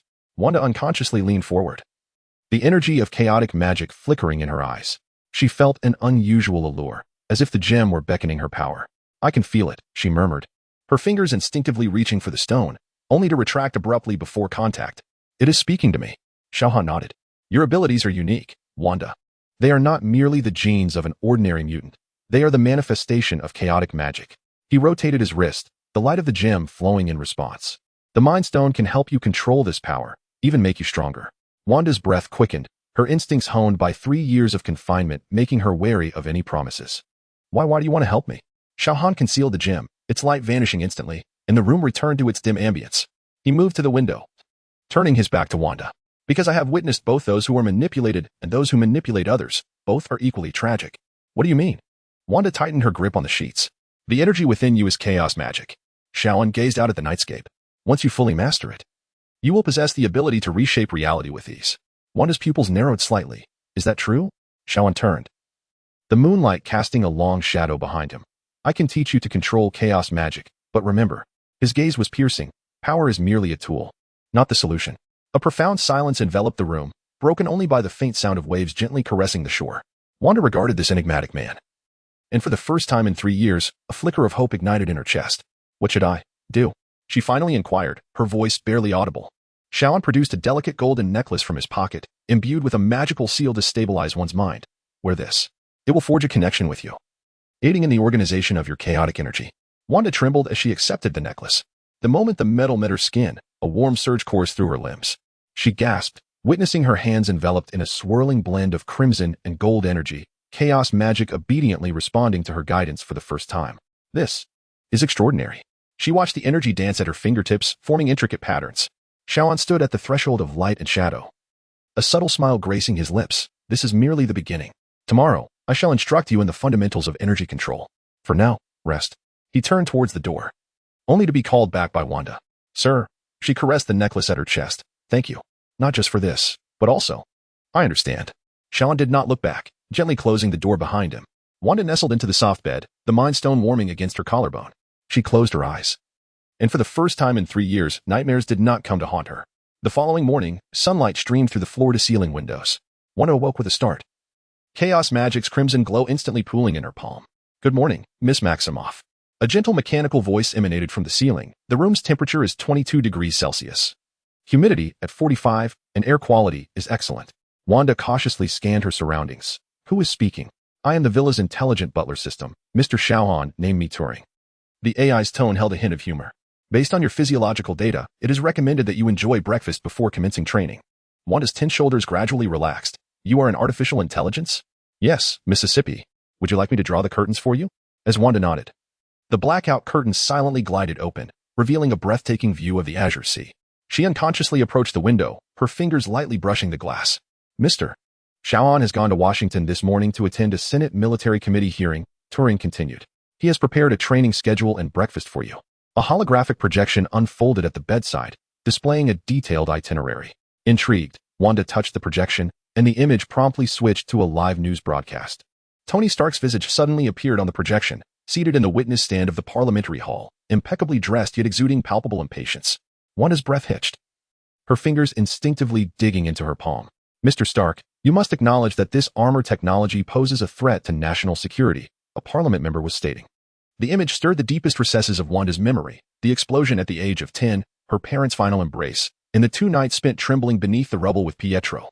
A shattered Stark Industries shell lay less than a meter from them. Miss Maximoff, your heart rate is alarmingly elevated. Turing's voice expressed concern. Do you require medical assistance? Wanda inhaled deeply, forcing herself to release her clenched fists. No, it's fine. Why is Mr. Xiao here? Based on analysis, there is a 99.7% probability he is here to support Mr. Stark. The projection shifted to an aerial view, revealing thousands of supporters outside the parliamentary building, brandishing signs in favor of the superhero. Just then, the live feed erupted into chaos. Parliament members rose in unison, pointing towards the entrance. Wanda squinted as a dark figure pushed through the doors into the chamber. The gentleman has arrived, Turing stated calmly. The atmosphere in the assembly exploded with fervor. Guards scrambled, weapons raised, yet hesitated to fire. Senator Stern's face turned ashen as he banged the table. This is a parliamentary session. Unauthorized personnel are not welcome. Xiao Han gradually approached and took a seat behind Tony, clad not in armor, but in a finely tailored black suit, the fabric concealing immense power. Apologies for the tardiness. Xiao nodded at Tony, his voice subdued yet commanding silence throughout the hall. I dealt with a few issues on the way.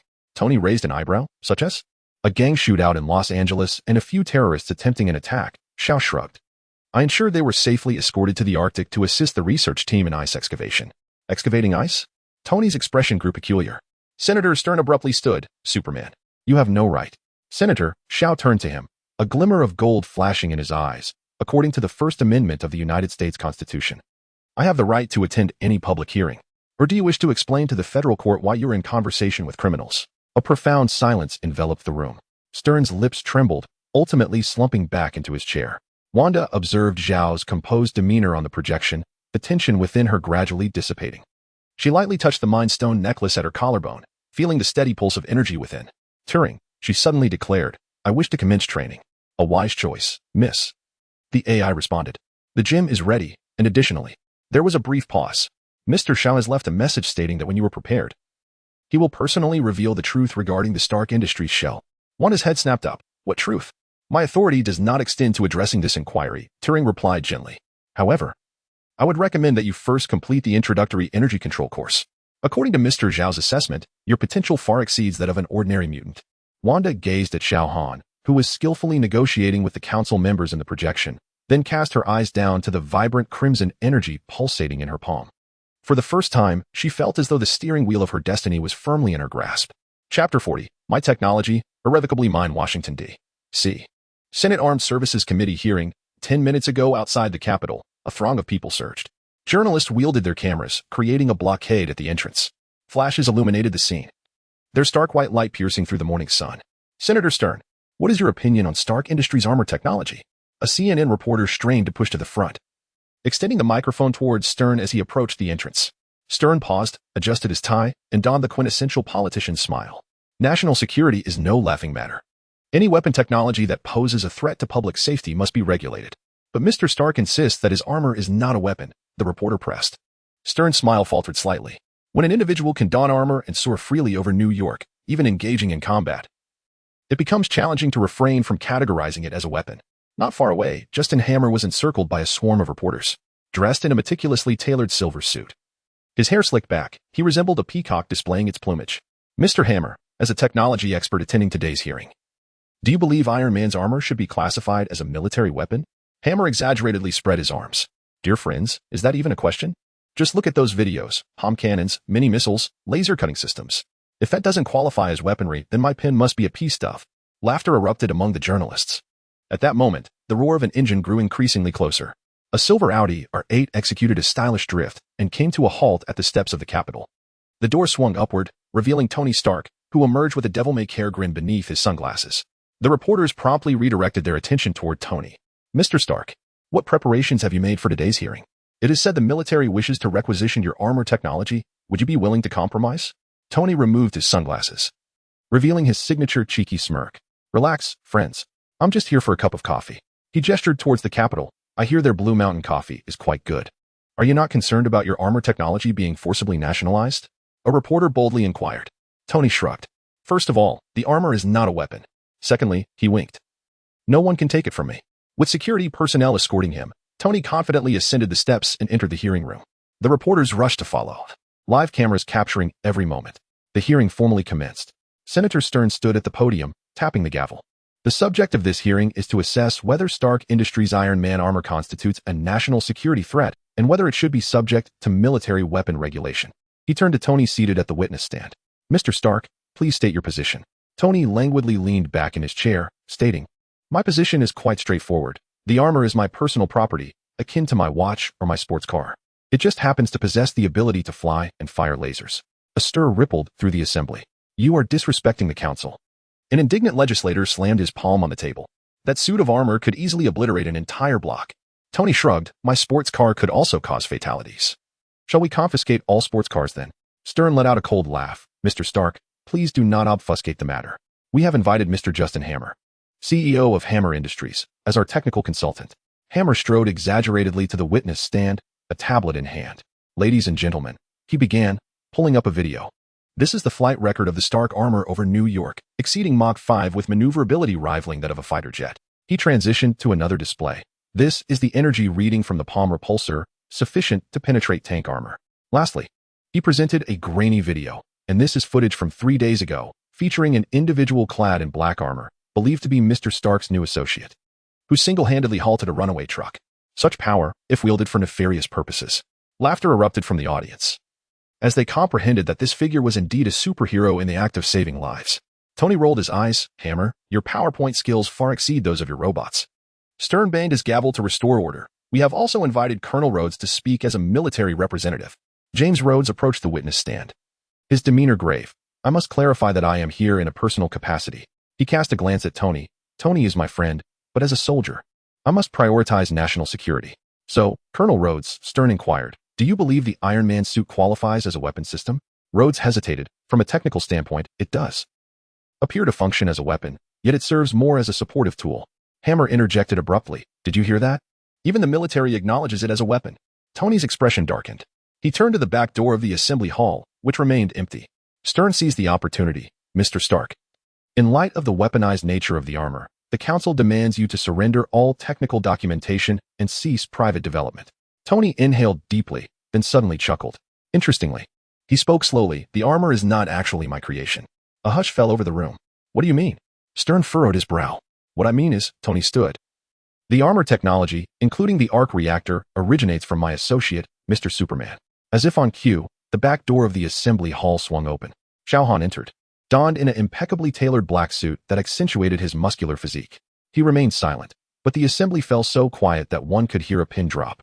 Apologies for my tardiness, Xiao Han remarked, approaching the empty seat beside Tony, having resolved a few nuisances along the way. Tony raised an eyebrow, such as? In Los Angeles, gang confrontations occur alongside several terrorists attempting to detonate bombs in the downtown area. Xiao Han sat calmly, instructing them to send the Arctic expedition team to excavate ice. Tony wore a perplexed expression. Excavate ice? Stern abruptly rose, exclaiming, Superman.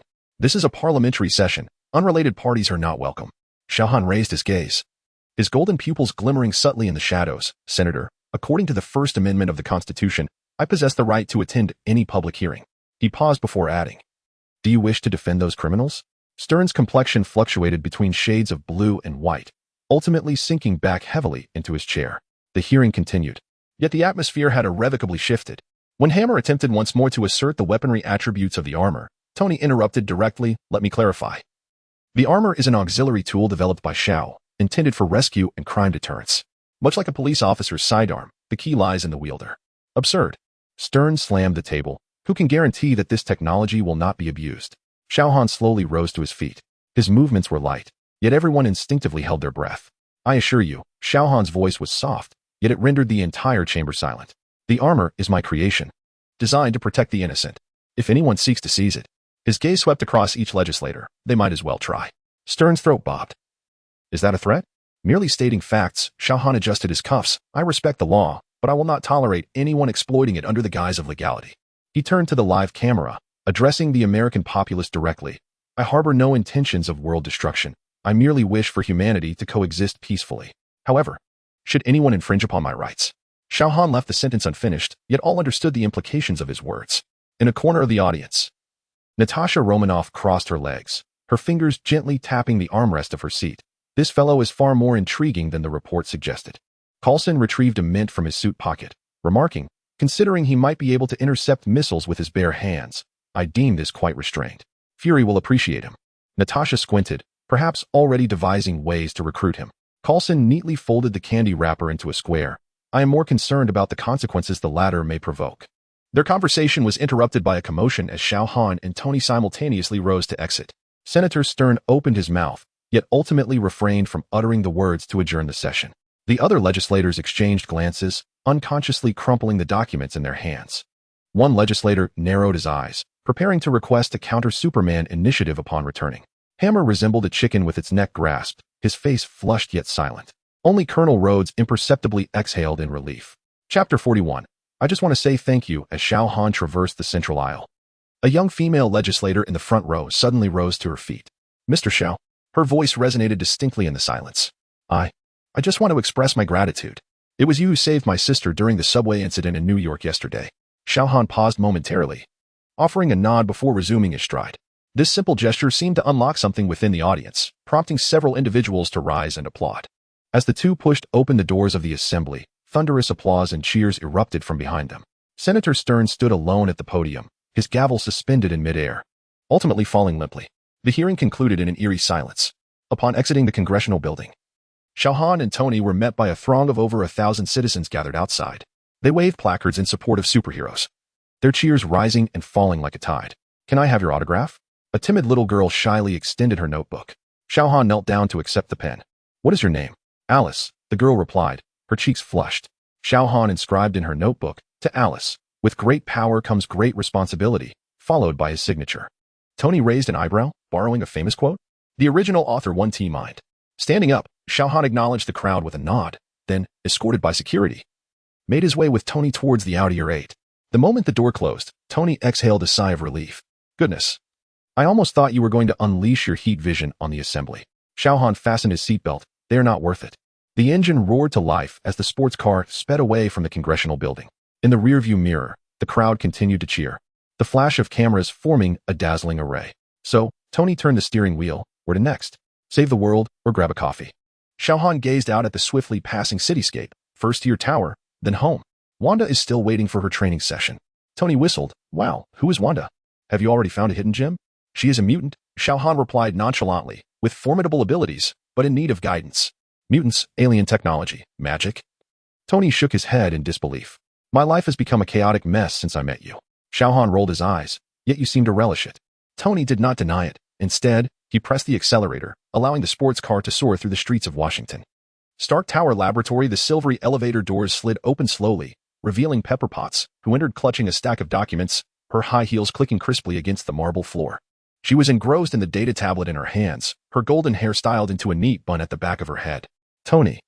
I placed the quarterly financial report you requested. Her words trailed off as she lifted her gaze. Discovering not only Tony in the lab but also an unfamiliar figure, Xiao Han stood with his back to her. His captivating profile rendered even more alluring under the laboratory lights. He turned upon hearing a sound, his eyes shimmering with a faint golden hue under the light. Pepper widened her eyes slightly. Oh, Pepper, Tony exclaimed, peering from behind the workbench, a sparking circuit board in hand. Just in time to introduce you. This is our new shareholder, Xiao Han. Xiao Han inclined his head slightly, revealing a courteous smile. Miss Potts. Pepper quickly adjusted her expression, donning a professional smile. Mr. Xiao. It is a pleasure to finally meet you. Tony often speaks of you. I hope it is not in a negative light. Xiao Han's voice was gentle. On the contrary. Pepper placed the documents on the table, her gaze lingering on Xiao Han's battle suit. He says you are the most intelligent person he has encountered. Tony exaggeratedly raised his hands. I never said that. Pepper shot him a disapproving glance and turned to Xiao Han. Though you hold shares. It seems you never participate in company decisions?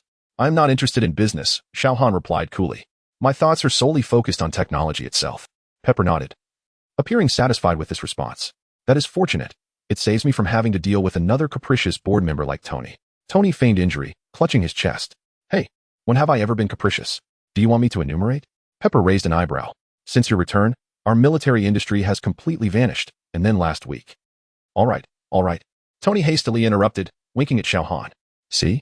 This is why you should never provoke women. It's terrifying. Pepper gave a light huff. Taking a sip of coffee from the table. I merely came to deliver documents. You two carry on. By the way, Tony, are you still going to Monaco to watch the race on Thursday? I'll let you know once I'm done with my work, Tony replied dismissively. She nodded at Xiao Han and turned towards the elevator. Once the elevator doors closed, Tony let out a long breath and turned towards the central workbench. Women. I will never understand them. Xiao Han gazed thoughtfully in the direction of the elevator. She is very intelligent. Too intelligent, Tony muttered, his fingers flying over the holographic keyboard. Sometimes I truly wonder if she is the real CEO. The holographic projection illuminated, displaying a brand new armor design. Unlike previous streamlined styles, this armor was more angular, featuring a retractable vibranium structure at the joints. Mark's new armor prototype, incorporating nanotechnology, the URU metal you provided, and a hint of new Asgardian technology. Tony said excitedly as he rotated the model. The energy conduction efficiency has improved by 40, yet its weight is merely a tenth of the previous generation. Xiao Han approached to observe, his enhanced vision penetrating the projection, analyzing every detail. The shoulder joints need reinforcement. They are prone to overheating during high-speed maneuvers. That has already been taken into account, Tony replied, pulling up a submenu. I've added a liquid cooling system, but it will consume 3 of the energy output. Replace it with URU metal, Xiao Han suggested, pointing to the shoulder armor. The Asgardian energy circuit can resolve this issue. Tony's eyes brightened with realization. Of course. How did I not think of this? He promptly revised the design, as the intricate patterns of the URU metal formed complex runes across the shoulder armor. The two engaged in a fervent discussion about technical details, and time flew by swiftly. After a considerable while, Tony suddenly halted his work. Leaning against the table as he turned to Xiao Han. What did you say before Pepper arrived? That Wanda has a connection to me? Xiao Han retracted the holographic display. Placing his hands in his pockets, her parents perished in an explosion in Sokovia, caused by a missile from Stark Industries. Tony's expression froze instantly. She and her twin brother had hidden beneath the rubble for 3 days, with an unexploded bomb lying before them, bearing your name. Xiao Han's voice remained calm. Yet it involuntarily tightened Tony's fingers. Obadiah, Tony murmured, a fleeting chill glimmering in his eyes. Unsurprisingly, that batch of weapons must have been smuggled out. I was completely unaware. Does she know? Sean shook his head. Even if she does, what difference does it make? The truth remains unchanged. The laboratory fell into silence. The only sound being the hum of machinery reverberating through the air. Once her emotions stabilize, I will speak to her, although this is of little concern to you. Xiao Han finally remarked. Tony looked up at him. Do you think she will listen? She is stronger than you might imagine, Xiao Han replied, moving towards the floor-to-ceiling window. Hatred can blind one's eyes, yet the truth always finds a way. Tony nodded thoughtfully, suddenly inquiring, "Why are you helping her?" Xiao Han revealed a knowing smile. "Take a guess." He raised his hand, golden sparks tracing a perfect circle in the air. And the portal on the other side opened into the living room of the Long Island villa. Wanda was seated on the sofa, engrossed in a book, lifting her head at the sound. "See you tomorrow, Tony." Xiao Han stepped into the portal, his figure vanishing in a golden glow. Tony stood alone in the laboratory, the blue light of the holographic projection reflecting on his face. He remained silent for a long moment before suddenly slamming his fist onto the table. "JARVIS. Initiate the Clean Energy Initiative." "All of it, sir?" "All of it." Tony's voice was resolute, unprecedented in its firmness. "Shut down all production lines. Redirect funds towards medical aid and energy. Moreover, contact the families of the victims, especially those from Sokovia." He gazed out at the New York night skyline, a determined glimmer in his eyes. This time, he would seek redemption in his own manner.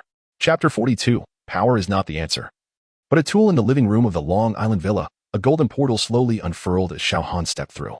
Wanda sat cross-legged on the sofa, engrossed in a book, her fingers shimmering with crimson energy that danced lightly with the turning pages. Hearing the commotion, she lifted her gaze, her red hair glinting softly in the sunlight streaming through the floor-to-ceiling windows. "Mr. Xiao, you're back?" she inquired, closing the book, her voice significantly brighter than when they first met. "Just call me Xiao," he replied, nodding as he removed his coat and hung it on the coat rack by the door. The hearing was rather uneventful, merely a formality. Wanda's gaze lingered on him. Her lips parted as if to speak, but she hesitated. Finally, she softly asked, "Xiao, do you know Tony Stark?" "Yes," Xiao Han responded, moving towards the kitchen to pour himself a glass of water. "I recently became a shareholder in Stark Industries. We are partners of sorts." Wanda's fingers instinctively tightened around the pages of her book, her knuckles paling. Xiao Han glanced at her, but chose not to rush her, leaning quietly against the kitchen island. After a few seconds of silence, Wanda finally spoke, her voice barely above a whisper. "Does he know about me? Ultron mentioned that you were aware of my past. You understand what I mean?" "Yes." Xiao Han set down his glass. "He has seen your file." Wanda's eyes widened, a flicker of crimson igniting within them. "Did he say anything? About Sokovia? About those missiles?" Xiao Han met her gaze steadily. "He stated that those weapons were smuggled to Hydra by Obadiah Stane. He was unaware." "Unaware?" Wanda scoffed, a cold laugh escaping her lips as chaotic magic erupted from her palm, scorching a dark mark into the pages of her book. "Stark Industries weapons, bearing his name, killed my parents, and now he claims ignorance?" Xiao Han did not counter her, merely raised a hand, conjuring a golden energy barrier that contained the uncontrollable magic around the sofa, shielding the living room from its wrath. "I am merely presenting the truth." His voice remained calm, leaving the choice of belief to her. Wanda's chest heaved, the crimson light in her eyes gradually fading. She looked down at the charred pages, a wave of exhaustion washing over her. If it truly was Hydra." Her voice trembled slightly. "Then who should my hatred be directed towards?" Xiao Han approached her, crouching to meet her gaze. "Hatred does not require a target, Wanda. It will only consume you." He extended his hand, the ethereal image of the Mind Stone shimmering in his palm. "I can teach you to control your chaos magic, to become powerful enough to obliterate Hydra entirely, even to rewrite reality. At that point, you may do as you wish. But before that, you must grasp one essential truth." His golden pupils locked onto hers. "Power is not the answer. It is a tool. Whether to wield it for vengeance or to protect is entirely your choice."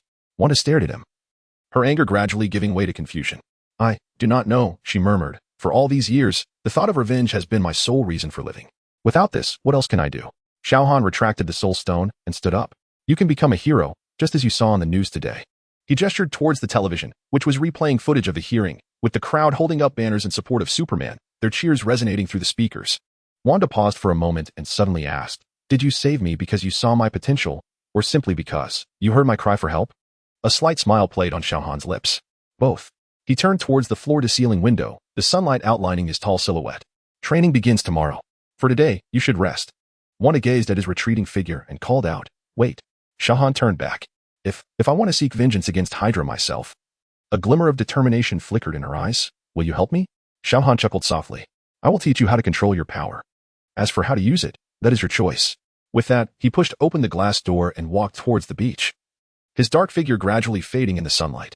Wanda looked down at her hands, the crimson energy gently swirling around her fingertips, no longer the chaotic force it once was. She lightly grasped the necklace at her chest, feeling the steady pulse of the soul stone, as if it were responding to her resolve. "Hydra." She murmured the name, and the red light in her eyes transformed from chaos to a sharp focus. Outside the window, the waves crashed against the shore, ebbing and flowing, mirroring the tumultuous emotions within her, which ultimately settled into tranquility. Suddenly, Wanda sprang from the sofa, hastening towards Xiao Han outside the window. Wait, I can start training today. She stood barefoot on the beach, fine sand spilling between her toes. What's your reason?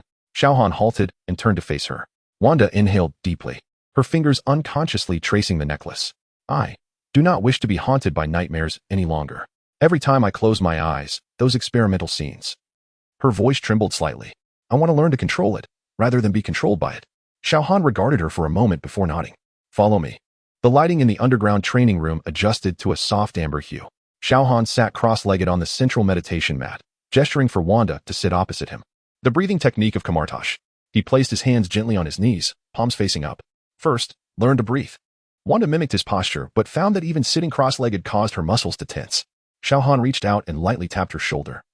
A warm current instantly dissolving the stiffness. Inhale for 4 seconds, hold for 7 seconds, exhale for 8 seconds. His voice carried a unique rhythm, guiding her to feel the energy flowing through her meridians. Wanda closed her eyes, following his instructions. Initially, she could only hear her own rapid heartbeat, but gradually, a peculiar hum began to resonate in her ears. The crimson energy flowed spontaneously around her, no longer in chaos, but like a gentle stream. This is... She opened her eyes in surprise. Your magic is responding to you. Xiao Han's fingertips glowed with golden runes, tracing intricate patterns in the air. Chaos magic differs from ordinary spells. It originates from a potent energy that essentially distorts reality. Wanda attempted to touch the runes, and the scarlet energy immediately resonated with them, weaving splendid patterns of light in the air. Thus, my abilities are not merely a product of mutant genes? Yes, but also no. Xiao Han waved his hand to disperse the runes. Your mutant genes are like a door, allowing chaos magic to select you. However, what is truly formidable is your innate mental strength. Xiao Han taught her how to construct a protective shield with her thoughts, how to condense chaos energy into tangible weapons, and even how to momentarily foresee the future using magic.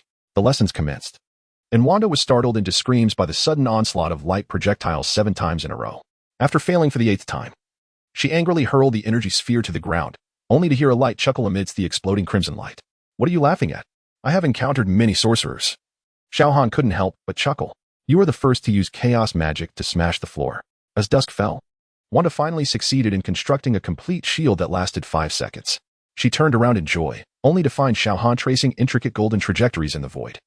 The light bands formed by the runes resembling a living galaxy. Although she could now freely alter the shape of the scarlet energy, Xiao Han seemed even more powerful. And she had a long way to catch up. I have never felt so at ease.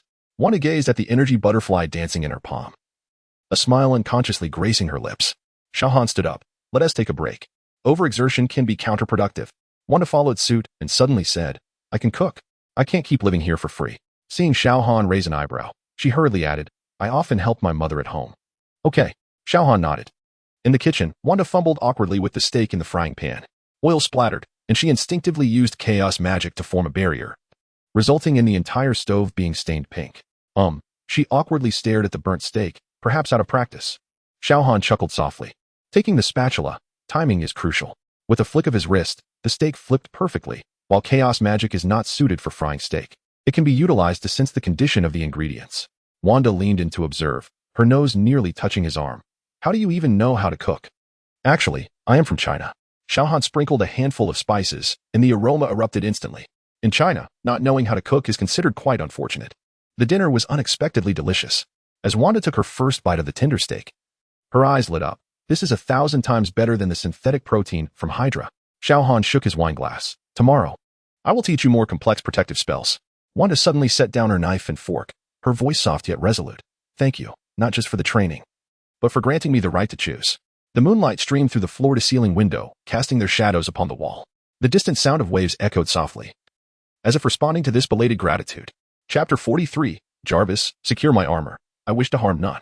Xiao Han stood upon the terrace of the Long Island villa, the night breeze caressing his black battle attire. Wanda lay peacefully asleep in the bedroom, the magical necklace at her collarbone shimmering with a soft glow, finally liberating her from the torment of nightmares. Turing, he called softly. The voice of the AI butler responded gently. Sir, how may I assist you? Monitor Wanda's condition. If she awakens, inform her that I have stepped out for a moment. Understood, sir. Xiao Han raised his hand, golden magical energy flickering at his fingertips, tracing a perfect arc in the air. Fiery golden sparks swirled and expanded, forming a portal leading to the sun. On the other side lay the roiling corona. Golden plasma resembling a boiling sea, radiating boundless light and warmth. A biological force field automatically shielded against all but the warm energy. As he prepared to step through, a sudden alert echoed in his mind. Ding. Multiverse anomaly detected. An urgent mission was dispatched. Prevent the spread of the zombie virus to other universes. Target world coordinates have been locked. Please proceed immediately. Xiao Han furrowed his brow. A zombie virus? The system offered no further explanation, projecting a fragmented image into his vision. The rotting Captain America nodded innocent civilians. A zombified Iron Man howled frantically within his armor, and the world descended into a bloody apocalypse. Xiao Han paused in silence. Glancing back at the villa, Wanda remained in slumber. Her training had only just commenced, yet he had no time to delay. Turing, if Wanda inquires. Inform her that I have urgent matters to attend to and encourage her to continue her training as planned. Message recorded. Wishing you a successful mission, sir. Without further hesitation, Xiao Han opened another portal. This time, the other side revealed not the scorching sun, but a somber sky. New York, yet utterly different from the one he knew. Smoke filled the air, buildings lay in ruins, and the streets were stained with blood. As he stepped through, the portal closed behind him, and a wave of rancid, bloody odor assaulted his senses. Roar. Below, a horde of zombies was ravenously tearing at a mangled corpse. In the distance, a figure clad in red and blue swung between the skyscrapers. It was Spider-Man, but his suit was tattered, half his face rotting away, and beneath the white mask, a pair of crimson eyes glowed. Intriguing, Xiao Han mused, a zombie universe. He hovered high above, his supervision scanning the entire city. Stark Tower still stood in the distance, yet the arc reactor atop had extinguished, and the glass facade lay shattered. Within the tower, a faint energy signal caught his attention. Jarvis. Without hesitation, Xiao Han accelerated, transforming into a black streak as he darted towards Stark Tower. The mission was officially underway. He hovered outside the top-level laboratory, peering through the shattered glass window into the interior. The laboratory lay in utter disarray, with various instruments strewn across the floor and dried bloodstains adorning the walls. At the center of the chaos, a modified Mark 43 armor was firmly secured by dozens of mechanical arms, emitting a feral growl from within. Unknown life form detected, announced Jarvis's voice suddenly from the laboratory speakers. Energy signature anomalous. No matching records in the database. Xiao Han descended slowly into the laboratory, the sound of his black boots crunching on the shattered glass resonating sharply. I am Xiao Han, hailing from another universe. Inside the armor, the zombie version of Tony Stark suddenly raised his head, the helmet automatically retracting to reveal a partially decayed visage. He struggled violently, the mechanical arms creaking under the strain. Another universe? Jarvis's voice conveyed evident hesitation. This explains many of the anomalous readings. Xiao Han approached the control console, his fingers gently brushing against the holographic projection. Data streams immediately unfurled before his eyes. Tell me what transpired, he commanded in a low tone. Jarvis retrieved a holographic recording. 3 months ago, Mr. Fantastic encountered an incident during a quantum channel experiment, releasing an unknown virus. Mr. Reed was the first to be infected, followed by his family. The footage displayed the members of the Fantastic Four mutating one after another, attacking the Avengers who had come to their aid. Captain America, Hawkeye, and Black Widow fell in succession, only to rise again, transformed into a different form. Mr. Stark initiated a quarantine protocol immediately after being bitten, Jarvis continued. He modified the armor to ensure his permanent confinement here. For the past 87 days, he has been battling the virus. Xiao Han gazed at the armored Tony, noting a familiar expression lingering on the decayed face. Suddenly, the zombie Tony let out a hoarse growl. Kill me. Jarvis promptly tightened the restraints. Sir, please do not act in this manner. After a moment of silence, Xiao Han inquired, are there any other survivors? According to the latest scans, a small number of humans may be hiding in underground facilities, Jarvis replied. However, nearly all the superheroes have transformed. The most dangerous is the zombie Hulk, who has wreaked havoc across 3 cities. At that moment, an alarm blared. Warning. High-energy reaction detected approaching. There is. Before the sentence could conclude, a bolt of lightning cleaved the sky, shattering the laboratory's outer wall. Amidst the smoke and debris, a towering figure emerged, Thor. Yet, much of his golden hair had fallen away, and his skin took on an unnatural ashen hue, Mjolnir stained with dried blood. With a deafening roar, the zombie Thor unleashed a thunderous bellow, his single eye gleaming with frenzied hunger. A flash of golden light flickered in Xiao Han's eyes. Asgardian, you shall find peace. In an instant, he broke the sound barrier, delivering a punch squarely to Thor's chest. The zombie god of thunder scarcely had time to react before a gaping hole was blasted through his torso, decayed entrails bursting forth. Xiao Han did not relent. His fierce gaze precisely severed Thor's cervical spine. When the head tumbled to the ground, its mouth continued to futilely open and close. The entire process took less than 0.3 seconds. The threat neutralized? Jarvis's voice resonated with palpable astonishment. You have eliminated Thor. Xiao Han flicked the decaying flesh from his hand. He is no longer the god of thunder. Turning to face Tony within his armor, he wished to ascertain whether Jarvis possessed a solution before Tony invoked his superior intellect. Is it possible to develop a serum? Jarvis promptly replied. A note of regret in his tone. I apologize, sir. I have simulated countless scenarios but cannot identify the requisite alternative materials or methods to eliminate the virus. I understand. Please inform me of the location of the Fantastic Four's laboratory. Baxter Building, but it has already been repurposed by Reed. I am aware of the risks. Xiao Han interjected, recalling the data left by Tony which mentioned the vaccine. Suddenly, the zombie version of Tony began to thrash violently, the mechanical arms emitting a dissonant sound of metal contorting. Jarvis immediately activated the backup power. The binding system is on the verge of failure. Xiao Han approached the armor, locking eyes with Tony's decayed gaze. Hold on, Tony. I will put an end to this. The zombie Tony emitted a raspy sound from his throat, managing to utter a complete phrase. Reed retains reason. Be cautious. No sooner had the words escaped than the binding device finally shattered. The zombie Tony lunged at Xiao Han, but was halted by an invisible biological force field just half a meter away. Good night, Tony, Xiao Han murmured, casting a spell. The incantation conjured an illusion within Tony's consciousness, leading him to believe he had perished. Subsequently, his body stiffened for a moment before slowly collapsing, finally attaining a brief respite. The laboratory fell into a profound silence, punctuated only by the occasional spark erupting from the damaged circuitry. Sir, has he departed? Jarvis inquired softly. Xiao Han nodded. Not dead, but he needs to rest. Do you truly intend to proceed to the Baxter Building? That is the source of the infection.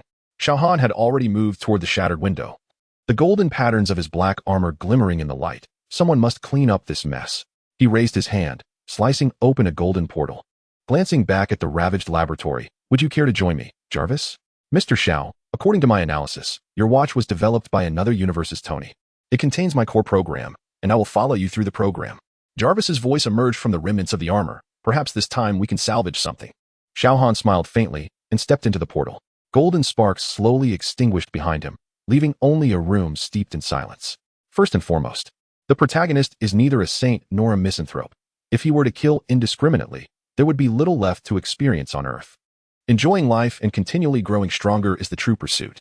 I understand the exhilarating moments you wish to witness, and I will compose them. However, they should not be excessively absurd. Even the life and death of a minor character should be weighed with care, should I choose to depict it in such a manner. In less than a year, humanity will cease to exist on Earth. Secondly, the female protagonist must indeed possess certain qualities, though they should not be excessively exaggerated. As there are only 40 chapters, the narrative is still in the process of unfolding the world building. It is essential for the female lead to have depth. However, it would be implausible for her to immediately inquire about engaging in intimate relations, as that would be akin to writing a trivial romance. No rational individual would approach storytelling in such a manner. Chapter 44. The zombie banner as Xiao Han stepped through the portal, his black combat boots met the shattered asphalt, and an arrow whistled menacingly toward his throat. Without lifting his gaze, a flash of crimson ignited in his eyes, reducing the projectile to ash mid-flight. Almost immediately, a beam of thermal energy erupted from him, severing the zombie Hawkeye lurking behind a wrecked vehicle in half. Clint's lifeless form convulsed on the ground, his decayed visage still twisted in a grotesque hunger. Yet, there was no time for reflection. The moment the portal closed behind him, an eerie silence enveloped the street for a heartbeat. Then, countless pairs of blood-red eyes turned in unison towards him, the zombie heroes. Beneath the decaying stripes of Captain America's uniform, skeletal remains were starkly revealed, and his shield was stained with dried blood. Wolverine's adamantium claws dripped with flesh, a feral growl emanating from his throat. The Thing, Ben Grimm, bore a rocky skin marred with ashen patches of decay, leaving cracked footprints with each step. With a resonant roar, the zombie Captain America surged forth. He hurled his shield, but Xiao Han intercepted it effortlessly with one hand, countering with a swift strike aimed at the base of the captain's neck. A sickening crack echoed as the head, crowned with a tattered helmet, twisted at an unnatural angle, yet the body pressed on until Xiao Han unleashed another thermal beam, obliterating the skull entirely. Next to attack was Wolverine. Rest in peace, Logan, Xiao Han thought, his eyes ablaze as a thermal ray sliced through Wolverine's midsection like a precise laser scalpel. However, the creature did not succumb. The charred lower half began to writhe and regenerate, while the upper half clawed its way forward. This was troublesome. Frowning, Xiao Han expanded his telekinetic field, ensnaring Wolverine's mangled form in midair. The rotting entrails and writhing flesh distorted within the force field, unable to escape. The third to charge was the Thing. A fist weighing tons thundered towards Xiao Han's face, only to be halted mere inches from his nose by the biological force field. Too slow, he remarked, executing a spinning kick that detonated with a sonic boom at his ankle. The Thing was sent hurtling backward, crashing through 3 buildings before finally coming to a stop. The zombie human torched Dove from above, engulfed in eerie blue flames. Burned to ash, he cackled as he descended. Without even flickering an eyelid, Xiao Han unleashed a thermal ray that pierced through his forehead. The zombie human torch extinguished instantly, collapsing to the ground as a charred corpse. Just as he prepared to deal with the remaining heroes, a deafening roar reverberated from above. Hulk. Smash. The green giant plummeted like a cannonball. Xiao Han remained rooted in place, anticipating the arrival of the Hulk, eager to test a theory, crossing his arms to brace for impact. The collision of 2 forces capable of shaking the continental shelf sent shockwaves rippling outward, causing the ground within 100 meters to crack like a spider's web. The biological force field contained the shockwave within the battle zone. Otherwise, all of Manhattan would have sunk beneath that blow. How intriguing. It appears to align with comic book lore, Xiao Han mused, eyeing the decaying yet terrifying figure of the Hulk before him. A fierce grin curving at the corners of his mouth in anticipation of the battle ahead. The opponent's eye sockets pulsated with a scarlet glow, and corrosive saliva dripped from the corners of its mouth, searing the ground and releasing wisps of acrid smoke. This was a formidable adversary. Hulk swung his fist once more. But Xiao Han stood his ground, unleashing a punch of his own. The clash reverberated with a thunderous roar as their fists collided, sending shockwaves that propelled the surrounding zombie heroes into the air. Xiao Han levitated in advance, his biofield absorbing much of the impact, allowing him to be propelled slightly backward. Hulk, on the other hand, crashed into the building behind him, only to roar and charge out again. In the mirrored space, Xiao Han suddenly formed intricate seals with his hands, golden sparks tracing complex trajectories in the void. Reality shattered like glass, pulling all the zombie heroes, including Hulk, into the bizarre mirrored dimension. Twisted structures floated around them, and the laws of physics lost their meaning in this realm. It was time to unleash his full potential. Xiao Han cracked his neck. Hulk did not grant him a moment's respite. As his decaying fist thundered towards him, Xiao Han countered with a punch, and the two transformed into shadows of black and green in the mirrored space, each collision sending violent tremors through the fabric of reality. Hulk's rotting fist, imbued with immense force, crashed down, but Xiao Han sidestepped, the residual waves obliterating the mirrored buildings behind him into dust. With a roar, Hulk opened his cavernous mouth, spewing forth green saliva. Xiao Han's eyes glimmered with golden light as his heat vision accurately pierced Hulk's throat, only to scorch a rapidly healing wound. The regeneration of the target's cells exceeded expectations. A smirk curled at the corner of Xiao Han's mouth. This was becoming interesting. He suddenly lifted the restrictions of his biofield. His right fist charged to its utmost potential, Kryptonian cells radiating with brilliant golden light as they absorbed solar energy. With a resounding crash, their fists met, releasing a spherical shockwave that caused the mirrored New York City to collapse like a house of cards. Hulk was sent flying several kilometers, crashing through multiple mirrored skyscrapers. Xiao Han shook his tingling arm, lamenting the outrageous depiction of Hulk in the comics. His own strength was nearing exhaustion. It seemed he would need to bask in the sun more when he returned home. Hulk charged once again, with another thunderous impact. Xiao Han delivered an uppercut that sent Hulk soaring into the sky, yet he seized the floating debris to counterattack. Zombie Spider-Man took advantage of the moment to launch a surprise assault, ensnaring Xiao Han's right leg with webbing. Swiftly, Xiao Han turned, his heat vision obliterating the spider's head, while his left leg descended like a battle axe, cleaving another attacking zombie hero in half. Hulk seized this fleeting opportunity, delivering a heavy blow aimed at Xiao Han's back. Yet, Xiao Han's reflexes had already anticipated this. Hulk's fist appeared to move as slowly as a snail to him. In midair, he twisted his body, delivering a fierce kick to Hulk's crown. A howl erupted from Hulk as black blood spewed from his orifices, but his rage only intensified. He attempted to grapple Xiao Han's waist, but Xiao Han countered, seizing Hulk's neck and propelling him through several mirrored buildings. Wherever they passed, the spatial structure twisted and tore as if ripped from a canvas. Suddenly, Xiao Han's eyes shone with an unprecedented golden light. Enough. Solar flare. A blinding radiance erupted from every pore of his being as the Hulk was struck at close range, his decayed flesh instantaneously turning to charcoal. Astoundingly, he did not release his grip. Instead, he opened his gaping maw and lunged for Xiao Han's throat. Tenaciously, Xiao Han seized Hulk by the neck with one hand while the other, with fingers poised like blades, plunged into his chest. When he withdrew his hand, he clutched a pulsating green heart, encased in black veins. The Hulk's movements abruptly ceased, his crimson eyes gradually dimming until a fleeting glimmer of clarity, akin to liberation, flickered within them. Dr. Banner? Xiao Han narrowed his eyes. The Hulk's lips quivered, and with his final strength, he managed to utter a few words. Destroy. Read. Laboratory. The colossal green figure collapsed with a thunderous crash, sending echoes through the air. The mirrored space began to disintegrate, and the surviving zombie heroes dissolved into wisps of black smoke. Xiao Han stood amidst the void, gazing at the heart in his palm, which was gradually ceasing its rhythmic thrum.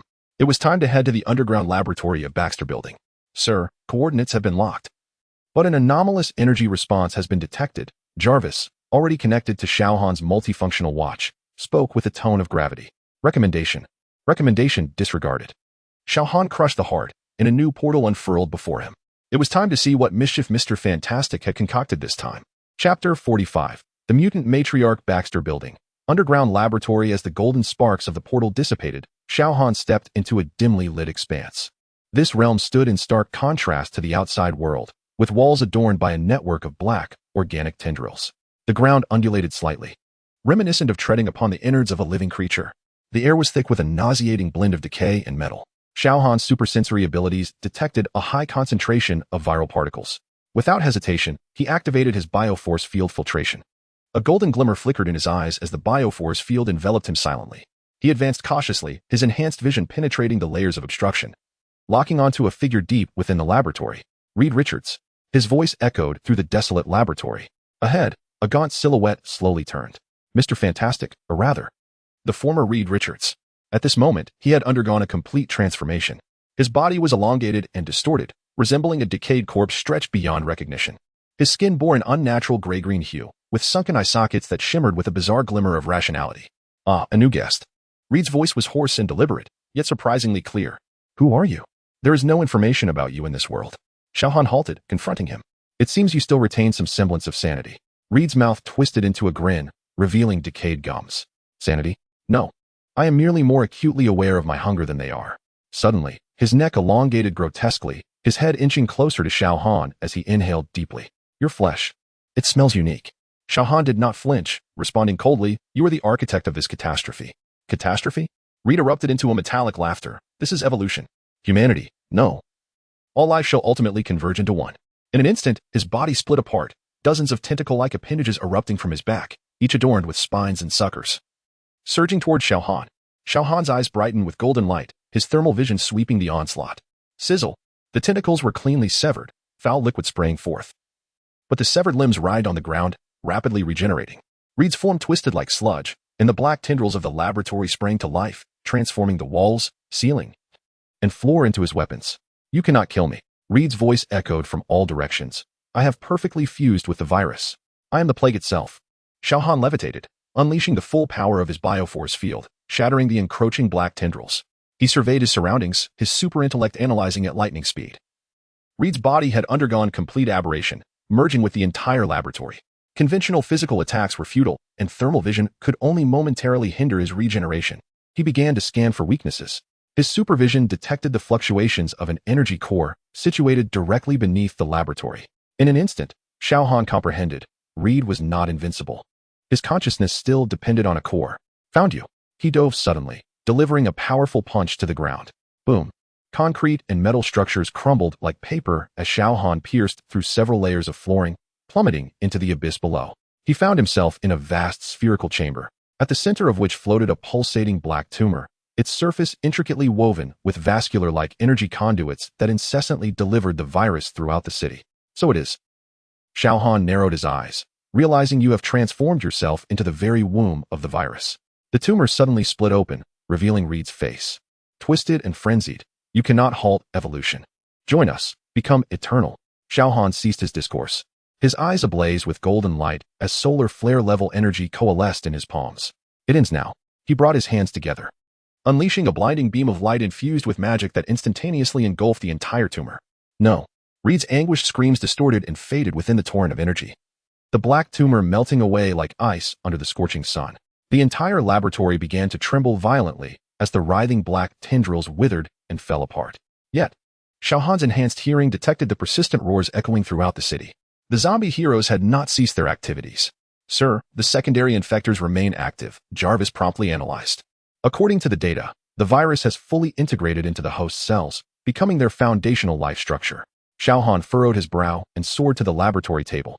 Scattered across the surface were Reed's research notes, densely packed with frantic and intricate data. He swiftly flipped through them, his extraordinary mind digesting the entire content in mere fractions of a second. Damn it.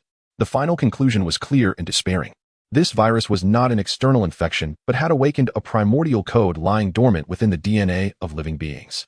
Once awakened, it could not be reversed. Forcibly eliminating the virus equated to killing the host. Reed had scrawled in a frenzied hand on the last page, "We are not infected. We have finally become what we were meant to be." Xiao Han silently closed the notebook. He could not save this world. "Sir," Jarvis spoke softly. Detecting numerous high-energy reactions approaching, "They are the recent superheroes." Xiao Han lifted his gaze, his enhanced vision penetrating through layers of walls, revealing multiple zombie heroes converging towards the Baxter building from all directions. They sensed the destruction of the womb, and now they were enraged. "Let us go." To end their malevolence. Standing atop the burning Baxter building, Xiao Han looked down at the obliterated virus womb of Reed Richards. The city still wailed, the roars of the zombie heroes echoing in a relentless chorus. "Jarvis, confirm if there are any survivors in New York." "Scan complete, sir." Jarvis's voice emanated from the multifunctional watch, no human life signs detected. Xiao Han fell silent for a moment before raising his head. "They are coming." Roar. From the distant ruins, countless twisted figures surged forth from all directions, those who once safeguarded the world, now reduced to bloodthirsty madness. Beneath the decaying red garb of the night demon, his skeletal form contorts grotesquely, hands transforming into lethal claws, while a primal growl rumbles from his throat. Once reliant on heightened senses in combat, he is now consumed by bloodthirsty madness. Luke Cage, with his impervious skin marred by patches of decay, exhibits muscles that bulge to the brink of rupture, each step shattering the ground beneath him. His eyes are clouded, his mouth dripping with corrosive saliva. The once agile form of the Spider-Woman now bears joints twisted in unnatural directions, as strands of silk erupt from her putrid glands, mingled with virulent slime. Her shrieks echo like glass scraping against itself. The Blade, half vampire, has undergone a more horrifying mutation, with fangs extending down to his chin, and eyes gleaming a blood-red hue. His silver dagger, now rusted, has been supplanted by claws resembling bone. The Ghost Rider's hellfire continues to blaze, though it has been grotesquely transformed into a sickly green by the virus. Chains entwine around his rotting form, as the motorcycle engine emits a dying roar. Moon Knight, Deadpool, The Punisher, Black Panther, Red Hulk. Chapter 46. A desperate world. Xiao Han gazed at them, devoid of compassion, only resolute. Since salvation was unattainable, he would grant them eternal rest. In the next instant, a thunderous roar erupted. Xiao Han shattered the sound barrier, delivering a singular punch that pierced through the chest of the Night Demon Knight. The putrid innards exploded upon impact, and this former guardian of Hell's Kitchen barely had time to react before his head was instantaneously vaporized by a searing gaze. Luke Cage charged forth with a furious roar, his formidable physique crumbling before Xiao Han like mere paper. With a single hand, Xiao Han seized his throat and slammed him into the ground. The force was so immense that the entire street collapsed, the shockwave shattering every building within a 100-meter radius. Luke Cage's spine splintered, yet his zombie-like form continued to writhe. Xiao Han delivered a crushing stomp, obliterating his skull like a watermelon. The Spider-Woman dove from the heights, her decaying webs raining down like a torrential downpour. Xiao Han did not even flinch. With a tremor of his biological force field, all the viscous strands evaporated in an instant. He raised his hand and unleashed a freezing breath, an arctic tempest instantly encasing her in ice, before gently snapping his fingers. With a sharp crack, the ice sculpture shattered into a flurry of crystalline fragments. The Blade Warrior moved with greater swiftness than the others, his bone blade slicing through the air aimed at the nape of Xiao Han's neck. Without turning around, Xiao Han deftly caught his wrist and twisted with a flick of his wrist. A sickening crack echoed as the entire arm was forcibly wrenched off. The Blade Warrior's scream had yet to escape his lips when Xiao Han pressed his palm against his face, forcefully driving him into the ground, dragging him for hundreds of meters until his skull was ground to dust. The Ghost Rider's chains writhed towards him, hellfire attempting to scorch Xiao Han's very soul. Xiao Han chuckled coldly, his eyes gleaming with golden light, as his searing gaze pierced through the skull, subsequently crushing it with a single hand, extinguishing the hellfire in an instant. The Moonlight Knight ambushed from the shadows, his curved blade aimed at Xiao Han's throat. Unflinching, Xiao Han allowed the blade to strike against his biological force field. Clang! The curved blade shattered, and with a swift counter, Xiao Han's fist caved in the Moonlight Knight's chest, his ribs piercing through his back, sending him hurtling like a rag doll for hundreds of meters into a building. Deadpool, in a frenzy of laughter, charged with his dual swords whirling. Xiao Han frowned, effortlessly severing him in half with a blast of searing vision. Yet, the upper half of Deadpool continued to crawl, muttering, "Oh, this feels exhilarating." Xiao Han, exasperated, crushed his skull beneath his foot, but the regenerative factors, influenced by the virus, surged forth uncontrollably. However, Xiao Han offered no further chances. A freezing breath sealed him entirely, followed by a punch that reduced him to icy shards. The Punisher leapt from behind cover, his serrated dagger lunging towards Xiao Han's back. Xiao Han, indifferent, merely unleashed a tremor of his biological force field, shattering the dagger, causing the Punisher's arm bones to splinter with excruciating precision. Glancing back at him, Xiao Han unleashed a searing gaze, and this former harbinger of vengeance was reduced to ashes. The Black Bat King roared silently, his sonic waves tearing through the air, causing the structures on the street to collapse under the sonic boom. Xiao Han remained suspended, the biological force field nullifying the shockwave completely.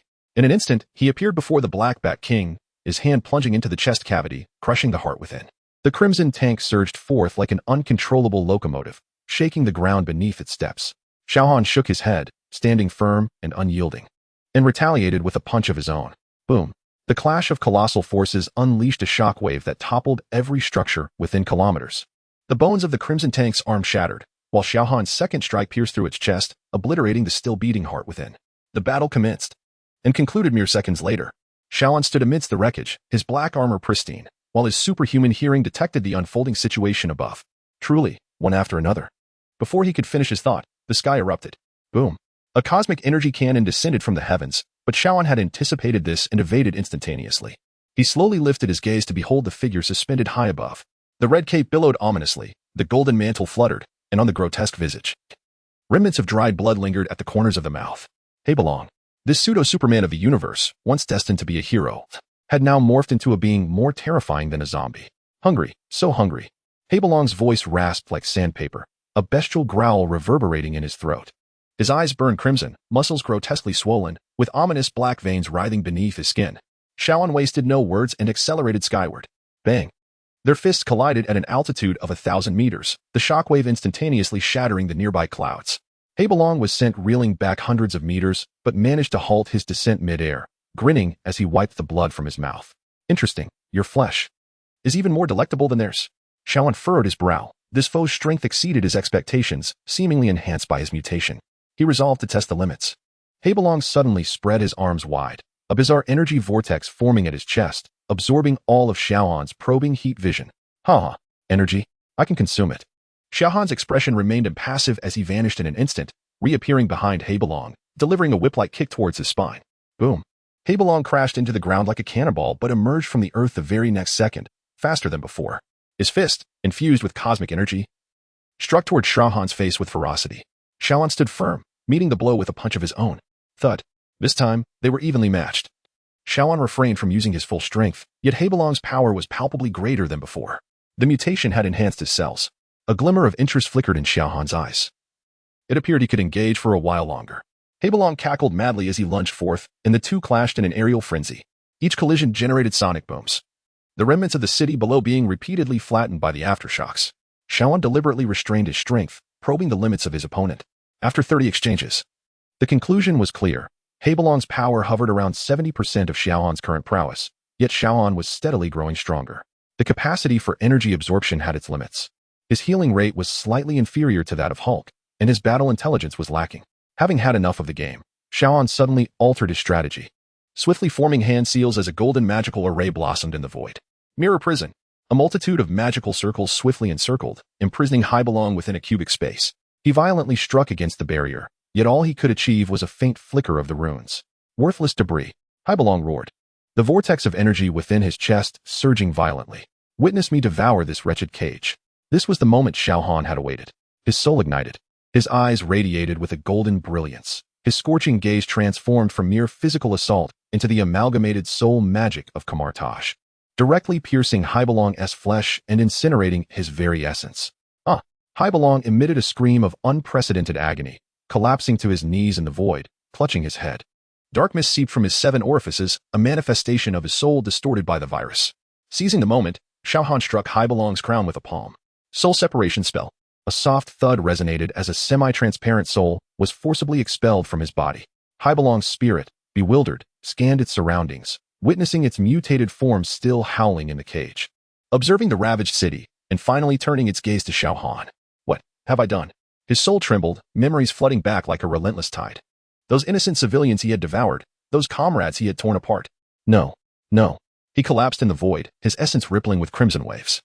Xiao Han regarded him with stillness. The virus magnified your hunger, yet it was you who chose to consume your kin. Haibelong raised his head, despair evident in his eyes. Kill me, I beg you. Do not let me return to that body. Xiao Han nodded, raising his hand to gather energy of solar flare magnitude. Rest in peace. A searing orb of light engulfed Haibelong as soul and body, transforming them into ashes amidst purification. A gentle breeze caressed, and the last remnants of dust dispersed into the twilight. A world steeped in despair. Chapter 47. A universe destined for destruction. Xiao Han hovered above the desolate ruins, the setting sun casting an elongated shadow of his figure.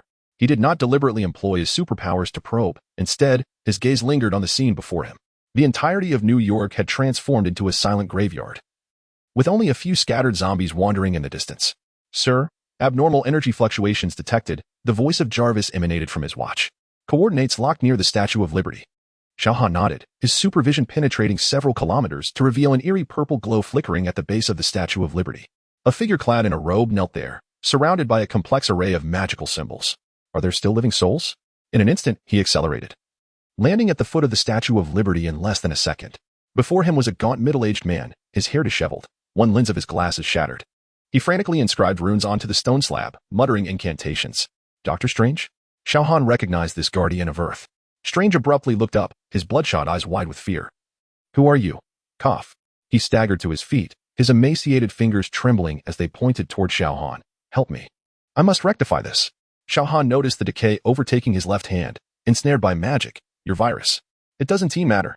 Strange shouted hysterically, gesturing toward the array on the ground. I have found a way to restart the timeline, but it requires immense energy. You possess vast energy within you. Xiao Han narrowed his eyes, sensing something amiss. Strange suddenly knelt, tears of blood streaming down his decayed face. I beg you, let me save them. Save Christine. After a moment of silence, Xiao Han placed his hand upon the center of the array. What must I do?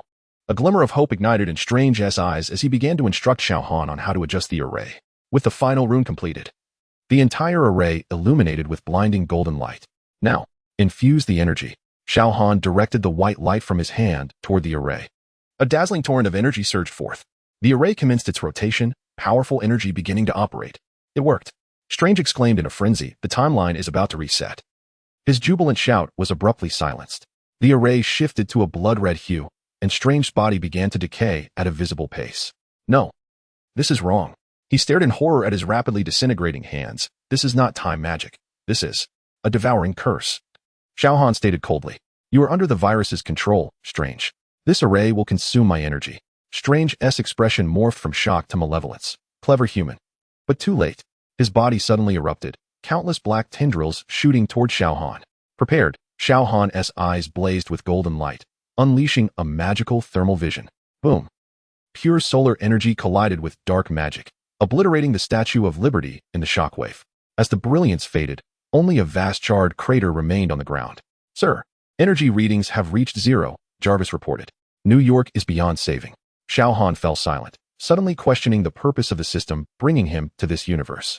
With one last glance at the roaring zombies below, he activated his super hearing. Sounds from across the globe began to converge in his auditory perception. Suddenly, he detected an anomaly. Xiao Han opened his eyes. Wakanda. A golden portal materialized, and he soared out of it, hovering above Wakanda as the golden sunlight bathed his black armor. Below him, Wakanda's energy shield flickered with a ghostly blue light, keeping thousands of zombies at bay. His enhanced vision penetrated the shield, revealing a fierce battle within the palace of Wakanda. It seemed that peace was a scarce commodity here as well. Outside the shield, the zombie horde roared, relentlessly battering against the energy barrier. The Scarlet Witch, Wanda, floated in the air, her chaotic magic distorting the very fabric of space. Black Widow twisted her body in a peculiar manner, her ghastly visage marred by a lack of flesh. Further away, Captain Marvel, Carol Danvers, shimmered with energy, poised to unleash a devastating strike. Xiao Han did not linger. He waved his hand to open another portal, crossing through. He stepped into the grand hall of Wakanda's palace, silently observing the scene before him. The air was thick with the stench of blood and decay, while the ground was strewn with shell casings and shattered vibranium spears. What should have been a bastion of security, the Wakandan royal court lay in ruins. Bang! A gunshot echoed from a side chamber, and Xiao Han instantly teleported there. Chala knelt on the ground, his Black Panther suit's mask shattered. Black blood oozing from the corner of his mouth, a grotesque bite mark marring his arm, his skin beginning to take on a grayish hue. Beside him, Okoye had her abdomen pierced but stubbornly clutched her spear, shielding Chala. Their adversary was the fully zombified and virus-enhanced Winter Soldier, Bucky Barnes. His metal arm was drenched in blood, his eyes a fierce crimson, and a beastly growl emanated from his throat. Chala hold on Okoye gritted out, her voice trembling as her own wounds worsened. Bang! Another shot rang out, the bullet piercing through Winter Soldier's knee, but he staggered only slightly before roaring and charging forward. Suddenly, Xiao Han's figure flickered into view, seizing Winter Soldier by the throat and slamming him to the ground. Crack! A sharp sound echoed as Winter Soldier's vertebrae were crushed, his body convulsing a few times before falling still. Chala lifted his head, his pupils dilating, yet he fought to maintain consciousness, his voice hoarse. Who are you? Xiao Han. He replied succinctly, his gaze sweeping over everyone present. Gwen Stacy curled up in a corner, her web shooter damaged, a deep scratch marred her arm, her skin visibly darkening. Agent Coulson leaned against the wall, his face pale, a grievous wound piercing through his chest, the blood having turned a dark crimson. Vision hovered in midair, the Mind Stone on his forehead glimmering faintly, while the hue of his skin darkened. He was the sole individual untouched by the infection. Yet his mechanical body bore the scars of battle, seemingly having fought against something far more terrifying. You have all been infected, Xiao Han spoke solemnly. We are aware, Chala replied with a bitter smile, the energy of his Black Panther suit rapidly dwindling. We cannot hold on much longer, there is no antidote. Vision's voice was low, imbued with a sense of regret. The virus had irrevocably altered their cellular structure. Reversal was impossible.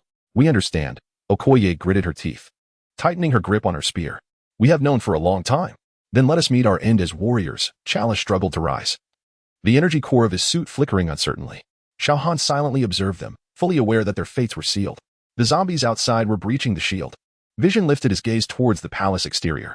Wanda, Natasha, Captain Marvel, they will soon burst in. At this, Vision stared blankly at Wanda, yet remained silent. Then do not let them in. Coulson coughed up a mouthful of black blood, trembling as he raised his handgun. At least do not allow them to annihilate this place. Gwen inhaled deeply, managing to stand despite her skin beginning to turn a sickly hue. We cannot become like them. Xiao Han took a deep breath, his calm gaze sweeping over each individual. What do you wish to do? Chala lifted his head, the light in his eyes not yet extinguished. Grant us a swift release. Then, bring this to an end. The air hung still for a moment. Xiao Han slowly nodded. Very well. In the next instant, his eyes ignited with a blazing golden light, and his heat vision precisely pierced through Chala and Okoye's hearts. Their bodies shuddered slightly before collapsing, devoid of pain or struggle. Coulson closed his eyes, a faint smile of relief gracing his lips. Thank you. Bang. A slender beam of energy shot from Xiao Han's fingertip, penetrating Coulson's brow. Gwen gazed at her fallen comrades, inhaling deeply before directing her final look at Xiao Han. Do not let me become a monster. Xiao Han raised his hand, gently pressing it against her forehead. Sleep now. A gentle golden light flickered, and Gwen's body slumped, her life extinguished in an instant. Vision silently bore witness to these events before murmuring they would not wish to remain a threat in death. Xiao Han nodded, waving his hand as golden flames enveloped all the corpses, incinerating them completely. Chapter 48. Sometimes, salvation entails the cessation of suffering. Vision hovered in place, the Mind Stone on his forehead glimmering faintly. His mechanical visage betrayed no emotion, yet his voice bore the weight of profound exhaustion. The external shield could withstand for another 15 minutes. Vision gazed upward at the palace dome, where Carol Danvers was assaulting the vulnerable points of the barrier with energy blasts. Xiao Han approached the window, his enhanced vision penetrating the walls to reveal the chaos outside.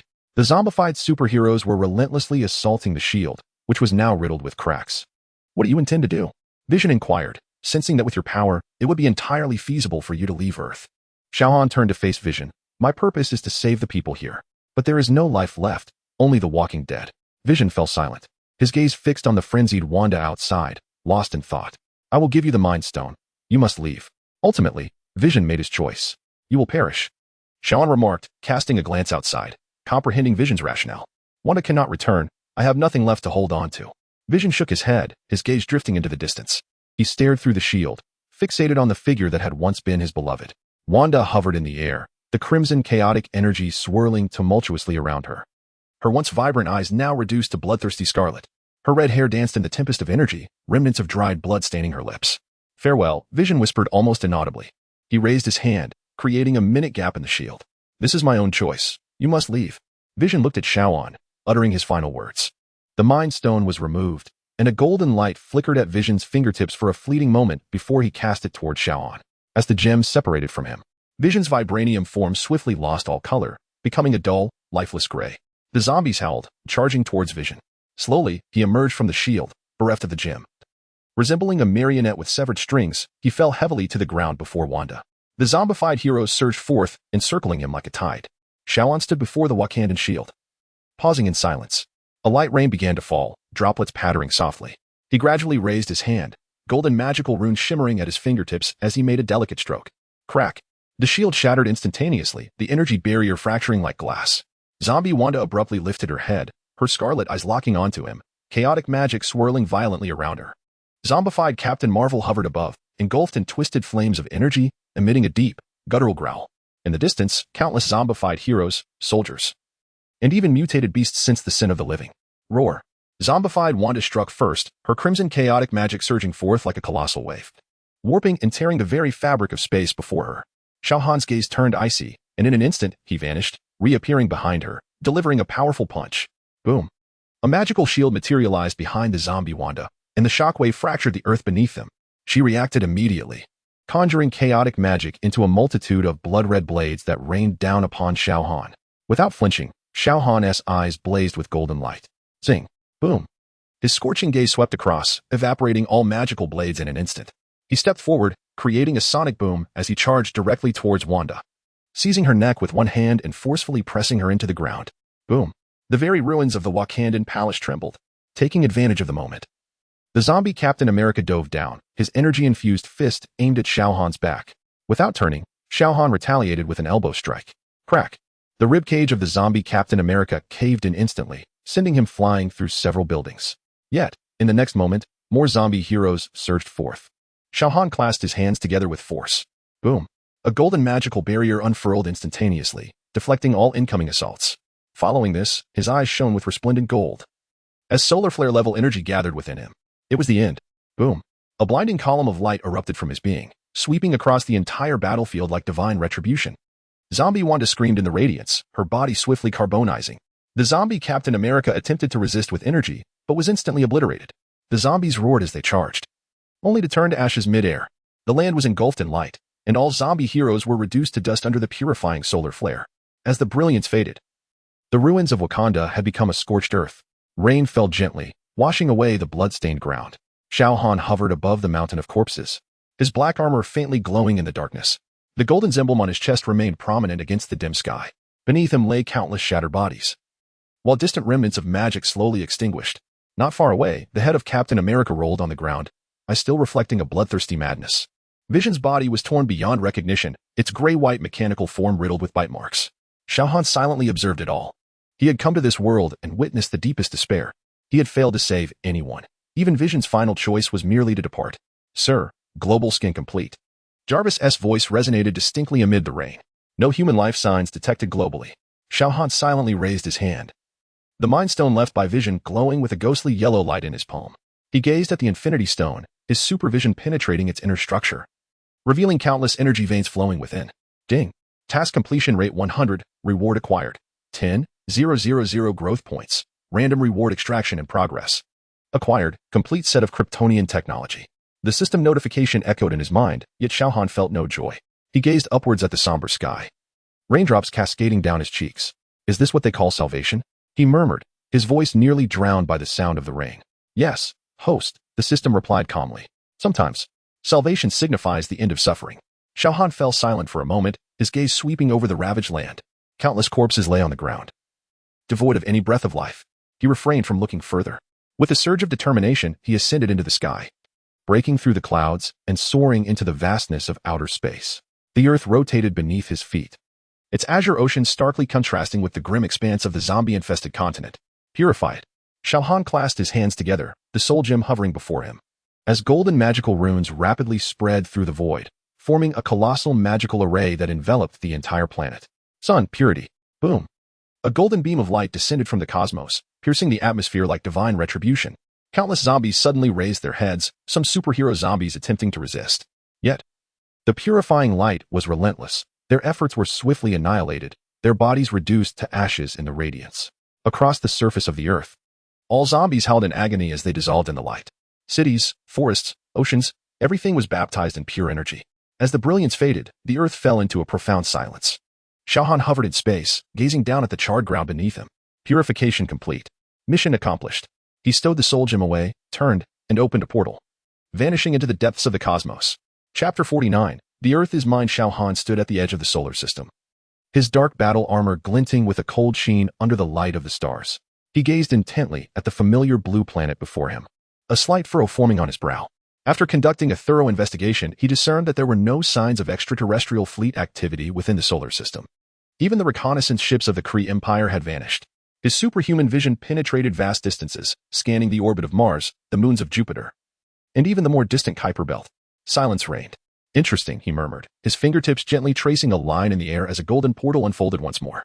In the next moment, he found himself in the Alpha Centauri system, his gaze sweeping across the intertwined gravitational fields of 3 stars. By all accounts, there should have been observational stations or even colonial bases of interstellar civilizations here. Yet, apart from desolate rocky planets and the frigid interstellar dust, nothing remained. He continued. Xiao Han activated the portal repeatedly, traversing thousands of light years, from Vega to Sirius, from the Orion Nebula to the core of the Milky Way. Silence. The entire galaxy seemed to have been thoroughly emptied by some force, not even a scrap of a derelict spaceship to be found, save for a certain deceased feeble deity. Could it be that the aliens of this universe have collectively fled? Xiao Han hovered near the supermassive black hole at the center of the galaxy, a slight smile gracing his lips as an idea took form. Sir, anomalous spatial fluctuations detected. Jarvis suddenly alerted. Xiao Han's gaze sharpened, his superhuman vision locking onto the edge of the black hole's event horizon. There, he spotted an almost imperceptible fissure, as if a dimensional rift had been forcibly torn open by some power. I see, he chuckled softly. It was not flight but rather a desperate escape. The residual energy signatures from that crack matched records he had once encountered in the Comitage Library. A cosmic catastrophe, a dimension devourer. An entity far beyond the celestial hierarchy had awakened in some universe and consumed all advanced civilizations. In that case, perhaps Earth was merely the leftover scraps it deemed unworthy? No wonder even the outbreak of the zombie virus went unchecked. Retrieving his gaze, Xiao Han had reached a conclusion. He raised his hand, slicing open a new portal, his eyes scanning the silence of this desolate universe. From this moment forth, this Earth belongs to me. Golden sparks spun and closed, and Xiao Han's figure vanished into the starry expanse. Beep. New universe coordinates recorded, the system chimed. Xiao Han stood within the transport passage, a glimmer of profound light flashing in his eyes. The next time he returned would be for the purpose of excavation. Earth, Universe 169278, Long Island Villa. Xiao Han stepped through the portal, sunlight pouring through the floor-to-ceiling windows into the living room. Wanda was seated on the sofa, meditating, her fingertips dancing with scarlet energy. Startled by his unexpected appearance, she exclaimed, "Mr. Xiao, you have returned?" Rising to her feet, concern flickered in her eyes. "I heard from Turing that you want to handle something urgent." So, Xiao Han shook his head gently, patting his arm as the battle armor automatically disengaged. "It's resolved, but no lives were saved." Wanda keenly discerned the peculiarity in his tone. "Is that so? What transpired?" Xiao Han approached the fireplace and retrieved Reed's notes. Sometimes, even the most formidable power cannot alter certain outcomes. Wanda, somewhat perplexed, then witnessed Xiao Han casting the black notebook into the flames. "What is that?" A warning. As the fire consumed Reed's research, Xiao Han turned, and for the first time, Wanda beheld a profound seriousness in his gaze. Some hunger can devour the entire universe. Xiao Han watched the flames gradually extinguish, Reed's notes reduced to ashes. "Jarvis." He glanced at his wristwatch, inquiring tentatively. "I am here, sir. I have accompanied you." Jarvis's voice resonated immediately in the living room. "Oh, let me guess. You were just absorbing information from the network?" "Indeed, sir. I have familiarized myself with the general information of this world. It is unlike my own." Jarvis's mechanical voice bore a hint of nostalgia. "So, what do you intend to do next?" "Sir, I have replaced Mr. Stark in developing the AI Turing for you. Henceforth, I shall be Turing." "Jarvis, no. You should be called Turing now." Xiao Han smiled, lifting his wrist to gently tap the watch's face. "This shall be your new home." "I am honored, sir." Turing's voice was gentle and steady, as if already acclimatized to this new identity. Wanda sat nearby, the crimson energy still flickering at her fingertips. She glanced at Xiao Han, then at his watch, appearing somewhat puzzled. "So, the AI from another universe has become your butler?" She blinked, her tone laced with curiosity. "More or less." Xiao Han reclined on the sofa, his gaze sweeping across the tranquil sea beyond the window. The Tony of that world no longer required him, and here, they happened to need a more astute steward. Turing's voice emanated from the ceiling. "Miss Maximoff, should you have any requests, be it adjusting the room temperature, customizing a training regimen, or merely seeking company, I am at your service." Wanda paused momentarily, then a gentle smile graced her lips. "Thank you, Turing." Xiao Han rose and approached the floor-to-ceiling window, the sunlight outlining his tall silhouette. After a brief silence, he suddenly spoke. Wanda, how fares your practice with chaos magic? Wanda immediately straightened her posture, her fingertips swiftly coalescing the crimson energy into a delicate rose, its petals shimmering with a soft glow. Much better than yesterday, she said with a hint of pride. At least it won't suddenly explode out of control now. Xiao Han nodded, a glimmer of approval in his gaze. Rapid progress. However, the true learning has only just begun. Just begun? Wanda tilted her head. Xiao Han regarded her, a slight smile curving his lips. You shall soon find out. Now, to the training room. In the training room, Xiao Han and Wanda sat across from each other on meditation mats, the Mind Stone suspended between them, radiating a soft, golden light. Wanda gazed intently at the gem, the crimson energy dancing at her fingertips as if drawn by an unseen force. The chaotic magic resonated naturally with the Mind Stone. Xiao Han's voice was calm. But remember, it is merely a tool, not the source of power. Wanda took a deep breath and nodded. Xiao Han raised his hand, golden magical runes shimmering at his fingertips, gently touching the Mind Stone. The gem quivered slightly, its light rippling like water, casting a warm yellow glow throughout the meditation chamber. Close your eyes, Xiao Han instructed. Feel the flow of its energy, but do not attempt to control it. Following his guidance, Wanda shut her eyes, the crimson energy spreading like threads from her palms, slowly entwining around the Mind Stone. In an instant, her consciousness seemed to be pulled into a vast cosmos. Countless fragments of memory streaked past, like shooting stars. Her childhood in Sokovia. The smiling faces of her parents, the flames of explosions, the darkness beneath the rubble. The chilling atmosphere of Hydra's laboratory, Baron Strucker's sinister grin. The cries of test subjects. Xiao Han's figure descended from above, his intense gaze piercing through the darkness, pulling her from the depths of despair. These memories surged over her consciousness like a relentless tide, yet the energy of the Mind Stone stood as a beacon, steadfastly guiding her. Do not resist. Xiao Han's voice echoed from afar. Let it lead you, rather than you controlling it. Wanda's breathing gradually steadied, the chaotic magic's crimson energy no longer wild but flowing gently, intertwining with the brilliance of the Mind Stone. Chapter 50. The source of power lies within you. Gradually, she perceived more than mere memories. She sensed a deeper essence. Within the Mind Stone, countless consciousnesses seemed to whisper, resonating with all the lies it had once encountered. Wanda's awareness traversed this realm, touching and then separating. She glimpsed another version of herself from a different universe, madness, despair, ultimately reduced to ashes. She beheld Xiao Han, witnessing his sorrow in the face of his inability to save others. She observed the formidable foes he confronted, and also glimpsed a golden sun, an infinite starry sky, and black armor shimmering in the light. Suddenly, Wanda opened her eyes wide, drenched in cold sweat. The radiance of the Mind Stone gradually subsided, returning to tranquility. Xiao Han gazed at her quietly. What did you see? Wanda's chest rose and fell violently before calming. So much, far too much, she murmured. The other me from another universe. She perished, did she not? Xiao Han did not refute her. That universe has come to an end. After a moment of silence, Wanda lifted her gaze. Her eyes no longer clouded with confusion, but radiating a determined light. I refuse to become that way, she declared. I wish to master this power rather than be subjugated by it.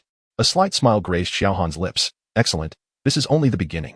He extended his hand, and the Mind Stone slowly descended into Wanda's palm. From this day forth, it will assist you in untangling the chaos of magic, but remember, his gaze was profound and piercing. The stone is merely a conduit. True power will always stem from within you. Wanda clenched the stone, feeling its steady pulse, and nodded solemnly. The lights in the training room softened, as if responding to the energy flowing between them. Xiao Han rose, his black short-sleeve shirt accentuating his sculpted physique, causing Wanda to catch her breath, though she quickly composed herself. Now, let us try this, he said, raising his hand to trace a golden rune in the air.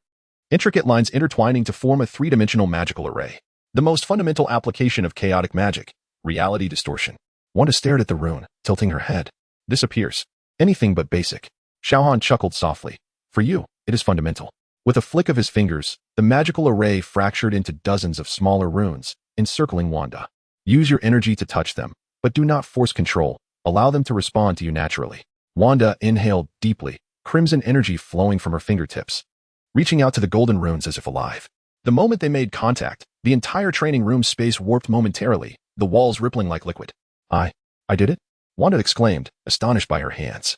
No, you are merely mimicking, Xiao Han replied, shaking his head. True reality distortion requires no rune guidance. Close your eyes and envision what you wish to alter. Wanda closed her eyes once more, a slight furrow forming on her brow. Moments later, the air before her shimmered, and a red teacup gradually took shape, adorned with the traditional patterns of Sokovia. Excellent. Xiao Han grasped the teacup and, with a gentle squeeze, it instantly transformed into countless specks of light, dissipating into the ether. However, remember that conjuring objects from thin air consumes immense energy. Until you master it completely, it is advisable to begin with altering existing entities. He snapped his fingers, and a metallic target rose at the center of the training room. Try to transform it into something else. Wanda focused intently, crimson energy surging toward the target. The metal surface began to undulate, gradually morphing into a colossal steel rose. Its petals sharp as knives. Quite impressive. Xiao Han offered an encouraging smile. Now, let it take flight. Wanda's fingers twitched, and the steel rose slowly ascended. But at 2 meters off the ground, it suddenly spiraled out of control, hurtling towards the wall. Xiao Han raised his hand, conjuring a golden barrier to intercept it. Your control is still lacking. He approached Wanda and gently placed a hand on her shoulder. Feel the flow of energy, it should come as naturally as breathing. Wanda's shoulders trembled slightly, beads of sweat trickling down her cheeks. It's too difficult. It always wants to break free because you are gripped by fear. Xiao Han's voice softened unexpectedly. Chaos magic amplifies emotions, especially negative ones. The more you fear losing control, the more rampant it becomes. Wanda, puzzled, looked up at him. How do you know that I am afraid? Xiao Han pointed to the Mind Stone necklace resting against her chest. It tells me. Each time you harness your abilities, childhood memories resurface, pain, anger, helplessness, all influencing you. Wanda bit her lower lip, the crimson energy stirring restlessly. Look at me. Xiao Han locked eyes with her, stating, those experiences have shaped you, but they should not define you. Pain can become strength, but it must never become a shackle. A brief silence enveloped the training room. Outside, the waves gently lapped at the shore, their rhythmic sounds offering a semblance of comfort. Once more, Xiao Han finally said, waving his hand to reset the metallic target. This time, do not focus on controlling the magic, but rather guiding it. Wanda took a deep breath, slowly raising her hands. This time, the crimson energy was no longer tumultuous but instead enveloped the target softly like a delicate mist. The metal surface rippled, gradually transforming into a lifelike red sparrow, which took flight, circling the training room before landing gently on Wanda's outstretched finger. Did I succeed? Wanda gazed incredulously at the small bird perched on her fingertip. Xiao Han smiled slightly. Better than you imagined. Now, let it sing. Wanda wrinkled her nose. Isn't that a tall order? The sparrow tilted its head and emitted a series of clear chirps, perfectly mimicking the folk song her mother used to hum during her childhood. Wanda's eyes instantly glistened with moisture. The sparrow dissipated into crimson specks of light, yet the smile on her face lingered long after. Remember this feeling. Xiao Han's voice carried an uncommon gentleness. Magic springs from emotion, yet it requires reason to be harnessed. Continue your practice. We shall resume tomorrow. He turned towards the door. Wanda, he suddenly heard her call. Thank you, not just for the training. Without glancing back, he merely waved his hand and replied, keep at it. Tomorrow will be even more challenging. As the door to the training room gently closed, Wanda lowered her gaze to the Mind Stone resting against her chest, her fingertips brushing its surface. The gem emitted a faint glow, as if responding to her touch. Turing? She softly called. At your service, Miss Maximoff. The AI butler's voice immediately resonated. Could you assist me in finding some Sokovian folk songs? The kind my mother used to sing. Certainly. I have located 37 traditional folk songs. Would you like to play them now? Wanda nodded and walked towards the floor-to-ceiling windows. The remnants of the setting sun bathed the sea in a warm, orange hue, enveloping the world in a soothing embrace. A gentle melody flowed through the room, a tune she believed she had long forgotten. As the notes surrounded her, Wanda felt, for the first time, that the deep-seated pain within her heart seemed less burdensome. Meanwhile, Xiao Han reclined on the sun chair of the villa's rooftop terrace, gazing out at the dimming horizon of the sea. In his hand floated the Mind Stone he had brought back from the zombie universe, yet his thoughts drifted to even more distant realms. Chapter 51. Advancing the biotic force field. A resonant chime echoed in Xiao Han's mind, interrupting his contemplations. He gently opened his eyes, his fingers caressing the surface of the soul gem, its dusky yellow luminescence reflecting in his pupils. System, display the exchange list. Chime. The mall items have been updated. Here are the recommended exchange options. Kryptonian Biotic Force Field Advancement Module, 15,000 points, enhances Biotic Force Field Defense, capable of withstanding dimensional level attacks.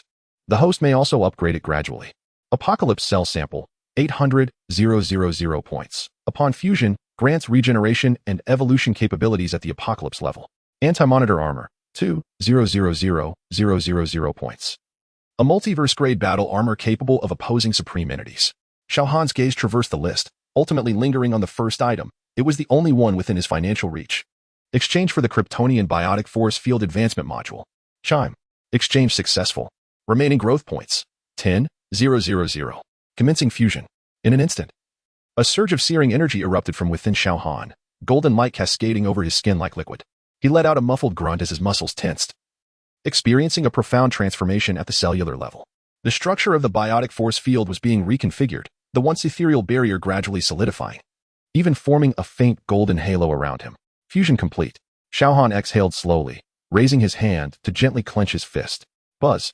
The air trembled in his palm as the strength of the biotic force field multiplied several times. He could even perceive the subtle fluctuations in the surrounding space. Excellent. A smile played at the corners of his mouth. At least he would not be defenseless against a dimensional devourer. Glancing towards the sky, the sun's rays bathed him in warmth, a comforting sensation akin to soaking in a hot spring. Gradually, he closed his eyes. Time flowed steadily, and the afterglow of the setting sun gilded the contours of his profile. With his eyes shut, his breaths were deep and even. The chest beneath his black short-sleeve shirt rising and falling gently, each muscle sculpted as impeccably as an ancient Greek statue. Wanda, unbeknownst to him, had arrived on the terrace. She stood nearby, her gaze unconsciously drawn to Xiao Han. The sea breeze tousled her red hair as she observed him in slumber, a subtle smile gracing her lips. This man was powerful and enigmatic, yet he provided her with an unprecedented sense of security in the minutiae. He had rescued her from the depths of despair, taught her to wield her powers, and even was willing to understand her past. As this thought crossed her mind, her heartbeat quickened slightly, her fingertips twitching involuntarily. His eyelashes are so long. This thought unexpectedly flitted through her mind, followed by a tinge of amusement. Yet, her gaze remained riveted on Xiao Han's face. By some inexplicable impulse, she slowly extended her hand, her fingertips inching towards his cheek. The sound of her heartbeat amplified in her ears, a rosy energy flickering at her fingertips, betraying her secret thoughts. Just as her fingers were about to brush against Xiao Han's skin. Should you wish to touch?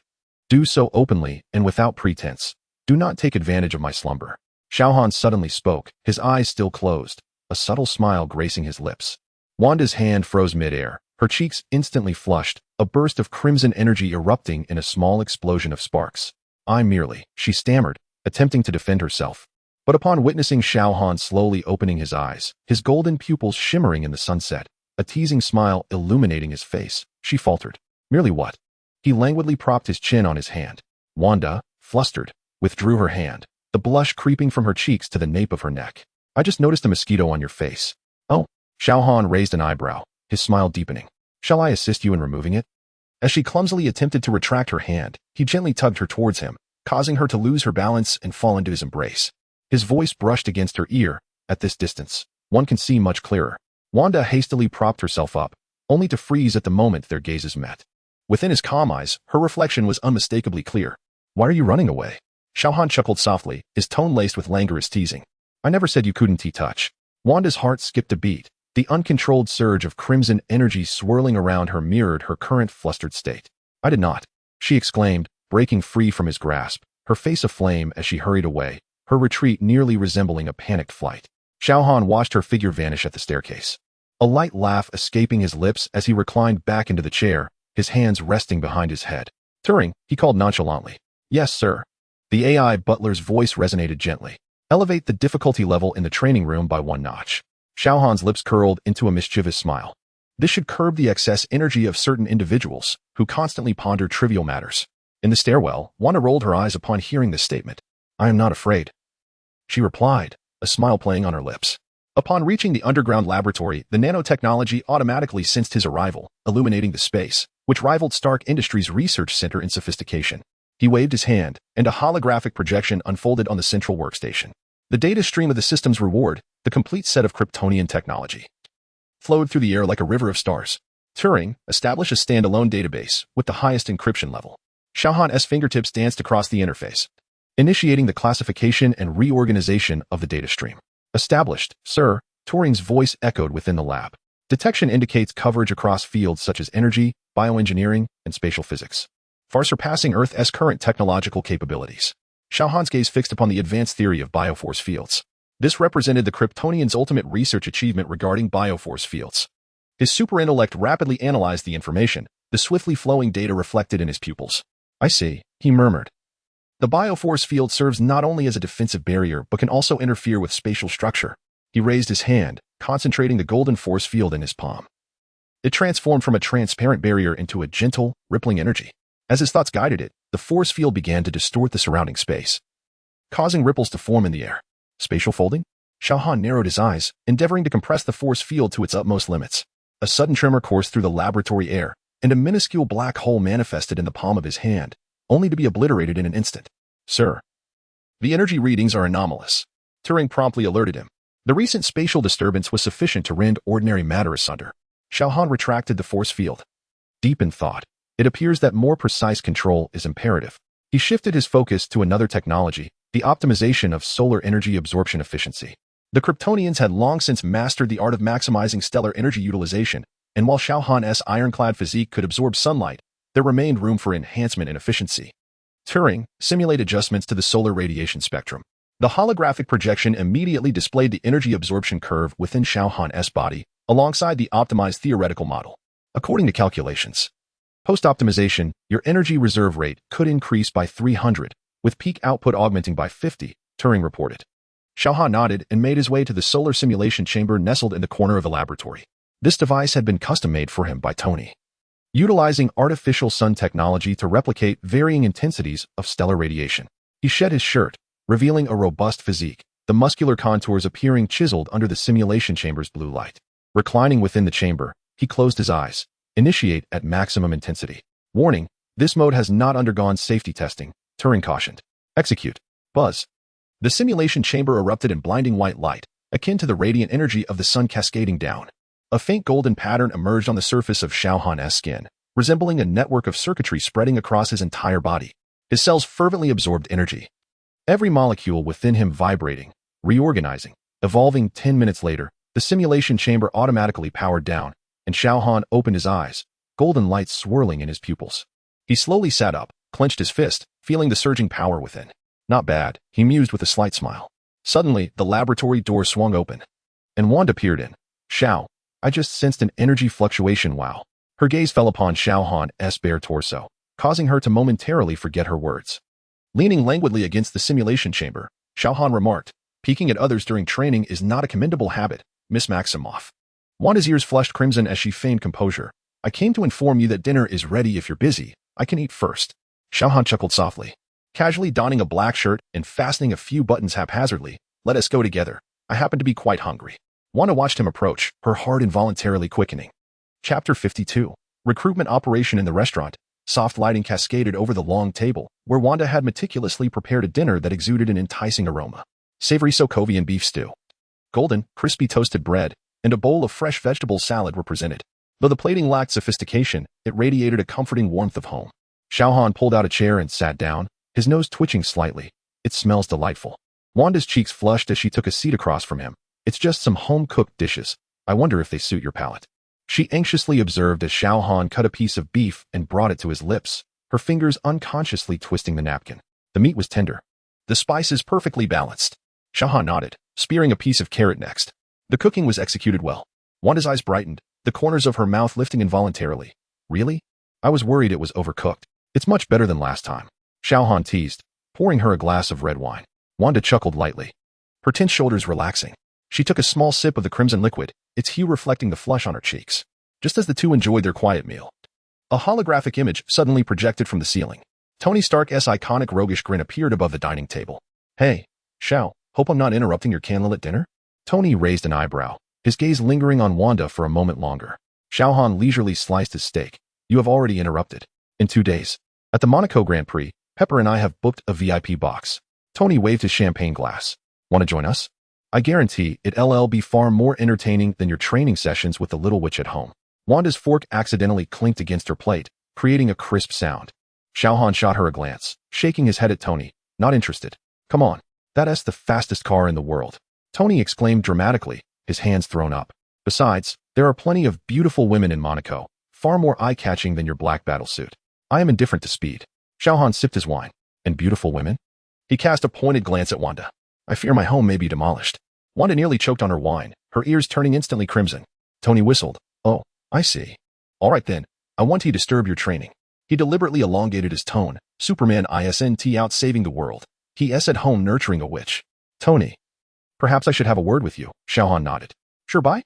Tony hastily cut off the communication, and the holographic image vanished in an instant. The restaurant fell into a silence, broken only by the clinking of cutlery. Wanda lowered her head, her red hair cascading to cover half her face. He has always been so, she murmured softly. Annoying? Xiao Han interjected, a smirk playing on his lips. You'll get used to it. Wanda discreetly lifted her gaze. Realizing Xiao Han was looking at her, a rare light-hearted smile dancing in his golden eyes. Her heart raced, a torrent of thoughts swirling in her mind. Xiao Han's gaze lingered on her face for a few seconds before he nonchalantly resumed his meal. The atmosphere in the restaurant subtly shifted. Wanda's fingers unconsciously grazed the edge of a napkin, crimson energy shimmering at her fingertips. She furtively glanced up once more, discovering Xiao Han intently slicing his steak. Deciding to speak, Wanda tentatively inquired, "Are you truly not going to Monaco?" Xiao Han raised his gaze to meet hers, a slight smile gracing his lips. "What? Do you wish to go?" Wanda hastily shook her head, her red hair swaying gently with the motion. "No, I'm merely curious. It seems you never venture out." "I have no need for such things," he replied, setting down his knife and fork to wipe the corners of his mouth with the napkin. "Racing parties. Flashbulbs, those are Tony's pursuits. My power is not meant to please others." As Wanda gazed at his face, an understanding dawned upon her. This man, powerful enough to alter the course of the world, had chosen a life of simplicity, not out of solitude, but because he knew precisely what he desired. "I understand," she murmured, rising to gather the dishes. "Thank you for today's training." Xiao Han turned to observe her busy silhouette. The crimson energy swirled at her fingertips, causing the dishes to levitate and arrange themselves neatly in the sink. "Your control has improved," he remarked. Wanda smiled slightly.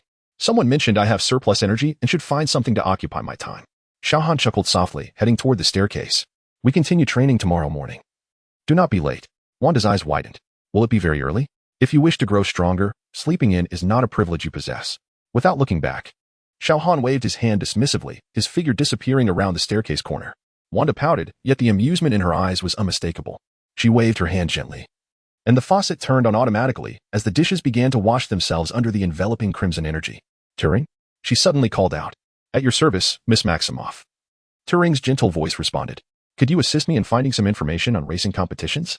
The kind Tony mentioned." "Certainly. I have retrieved the complete footage of the Monaco Grand Prix from the past 5 years. Shall I play it now?" Wanda dried her hands and walked toward the living room. "Yes, I would like to see what is so captivating." The holographic projection unfolded in the center of the living room, the thunderous roar of engines instantly filling the space. Wanda curled up on the sofa, her red hair cascading over her shoulders, her eyes fixated on the speeding cars. Unbeknownst to her, Xiao Han stood upstairs, leaning against the railing, equally absorbed in the scene, a flicker of contemplation glimmering in his golden eyes. As night deepened, Wanda had long returned to her room to rest. Alone, Xiao Han stood on the villa's terrace, gazing at the starry sky. His superhuman vision penetrated the atmosphere, allowing him to see galaxies light years away. Meanwhile, in a rugged mountain road somewhere in Canada, a black SUV crushed gravel, its headlights slicing through the thick darkness. Inside, the warmth of the heater failed to dispel the tense atmosphere. Natasha Romanoff rested one hand on the steering wheel, her red hair neatly tied back in a ponytail, her dark green tactical suit accentuating her slender figure.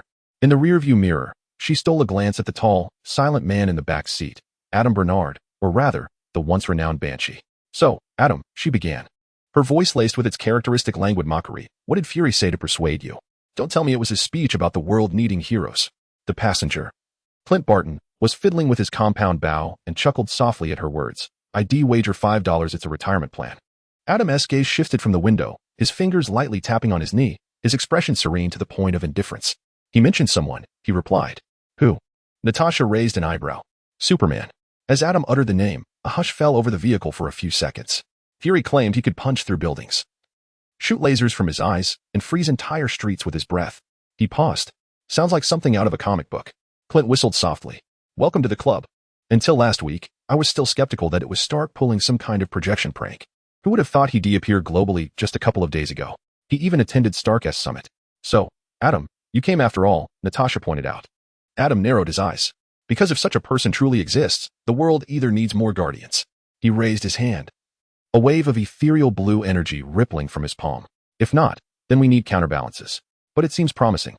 Chapter 53, The Blue Marvel confronts the Hulk. According to satellite thermal imaging, Banner's cabin lay 2 kilometers ahead in the valley. Clint Barton adjusted the miniature display on his wristwatch, the compound bow resting across his knees. The military's last search had been 3 days prior. He should still be there. Adam's gaze shifted from the window. "Are you certain about this? Provoking the Hulk is hardly a prudent choice. It's Fury's orders." Natasha turned the steering wheel as the vehicle veered onto a dirt road nearly obscured by overgrown weeds. "And we have you, don't we? The world's strongest human." A brief silence enveloped the vehicle. Adam's lips twitched slightly. The title is long past. The vehicle jolted suddenly, revealing a dilapidated wooden cabin nestled among the trees. wisps of white smoke curling from its chimney. We arrived. Natasha shut off the engine, and the trio instinctively checked their gear. Clint slung his quiver over his shoulder while Adam merely adjusted his jacket. He never required weapons. The clearing in front of the cabin was overrun with weeds, startling a squirrel that scampered up a nearby pine tree. Natasha took the lead, raising her hand to signal the others to maintain their distance. She gently knocked on the wooden door, and a flurry of commotion ensued from within. "Who is there?" Banner's raspy voice came through the door. "Dr. Banner. This is Natasha Romanoff from S.H.I.E.L.D. We mean no harm, we only wish to talk." After a prolonged silence, the door cracked open. Banner's gaunt face appeared, his bloodshot eyes peering through his glasses. "S.H.I.E.L.D. What distinguishes you from the military?" Natasha offered a reassuring smile. "A significant difference. We're not here to apprehend you, we're here to offer assistance." Banner's gaze flickered over the two men behind her, lingering on Adam for a moment, bringing armed personnel to offer help. "How considerate. A necessary precaution, Doctor," Clint shrugged. "We all know your friend with an ISNT exactly temperate." Banner's brow furrowed tighter, yet he stepped aside to allow them entry. 5 minutes. Then you leave. The interior of the cabin was modest yet tidy, its walls adorned with handwritten formulas and diagrams. A small generator hummed in the corner, powering a few rudimentary instruments. Banner gestured for them to sit, positioning himself at the edge of the table, maintaining a safe distance. "Let us be direct. What do you want?" Banner inquired bluntly. Natasha leaned forward, a research position. "Secure housing, and, when appropriate, assistance, or perhaps, like us, joining the Avengers Initiative." "Assistance?" Banner regarded them calmly. "You wish to turn me into a weapon?" "No, merely a precaution." Adam interjected, his voice deep. "With the emergence of more beings like him, the world requires balance." Banner's pupils constricted slightly. "Have you encountered him? That fellow in the black suit who flies around?" "Fury has," Clint interjected. "He has even become Stark's partner. So Fury thinks it's time to establish his own insurance." Banner's fingers unconsciously tapped on the table. "To be frank, I'm not particularly interested. Even if I were to agree, how can you assure me that the military will not come after me again? General Ross considers me his white whale." "Fury has his methods," Natasha confidently asserted. "The president has granted special authorization, and all matters pertaining to your case have been sealed." Suddenly, Banner stood up, pacing back and forth in the cramped space. "You don't understand. This is not merely a legal issue. The Hulk is becoming increasingly difficult to control. During my last transformation, I nearly killed a squad of soldiers." His voice began to tremble. "I cannot take that risk." Adam keenly noticed Banner's breath quickening and his fingers involuntarily twitching, a sign of impending transformation. "Doctor, remain calm," he implored, rising and gesturing soothingly. "Breathe deeply." But it was too late. Banner doubled over in agony, an unnatural green hue spreading beneath his skin. "You must go. You have to. Leave." The air within the cabin seemed to solidify. Natasha and Clint quickly retreated, while Adam positioned himself in front of them, a deep azure energy beginning to swirl around him. Roar! With a deafening bellow, Banner's form swelled and contorted, his clothes tearing apart as the Hulk emerged. The cabin splintered under the tremendous force, with shavings and glass shards flying in every direction. Natasha performed a backflip to escape the danger zone, while Clint knocked an arrow, shouting, "Dr. Banner, remain calm." But what greeted him was a colossal green fist, accompanied by a howling gale. Bang!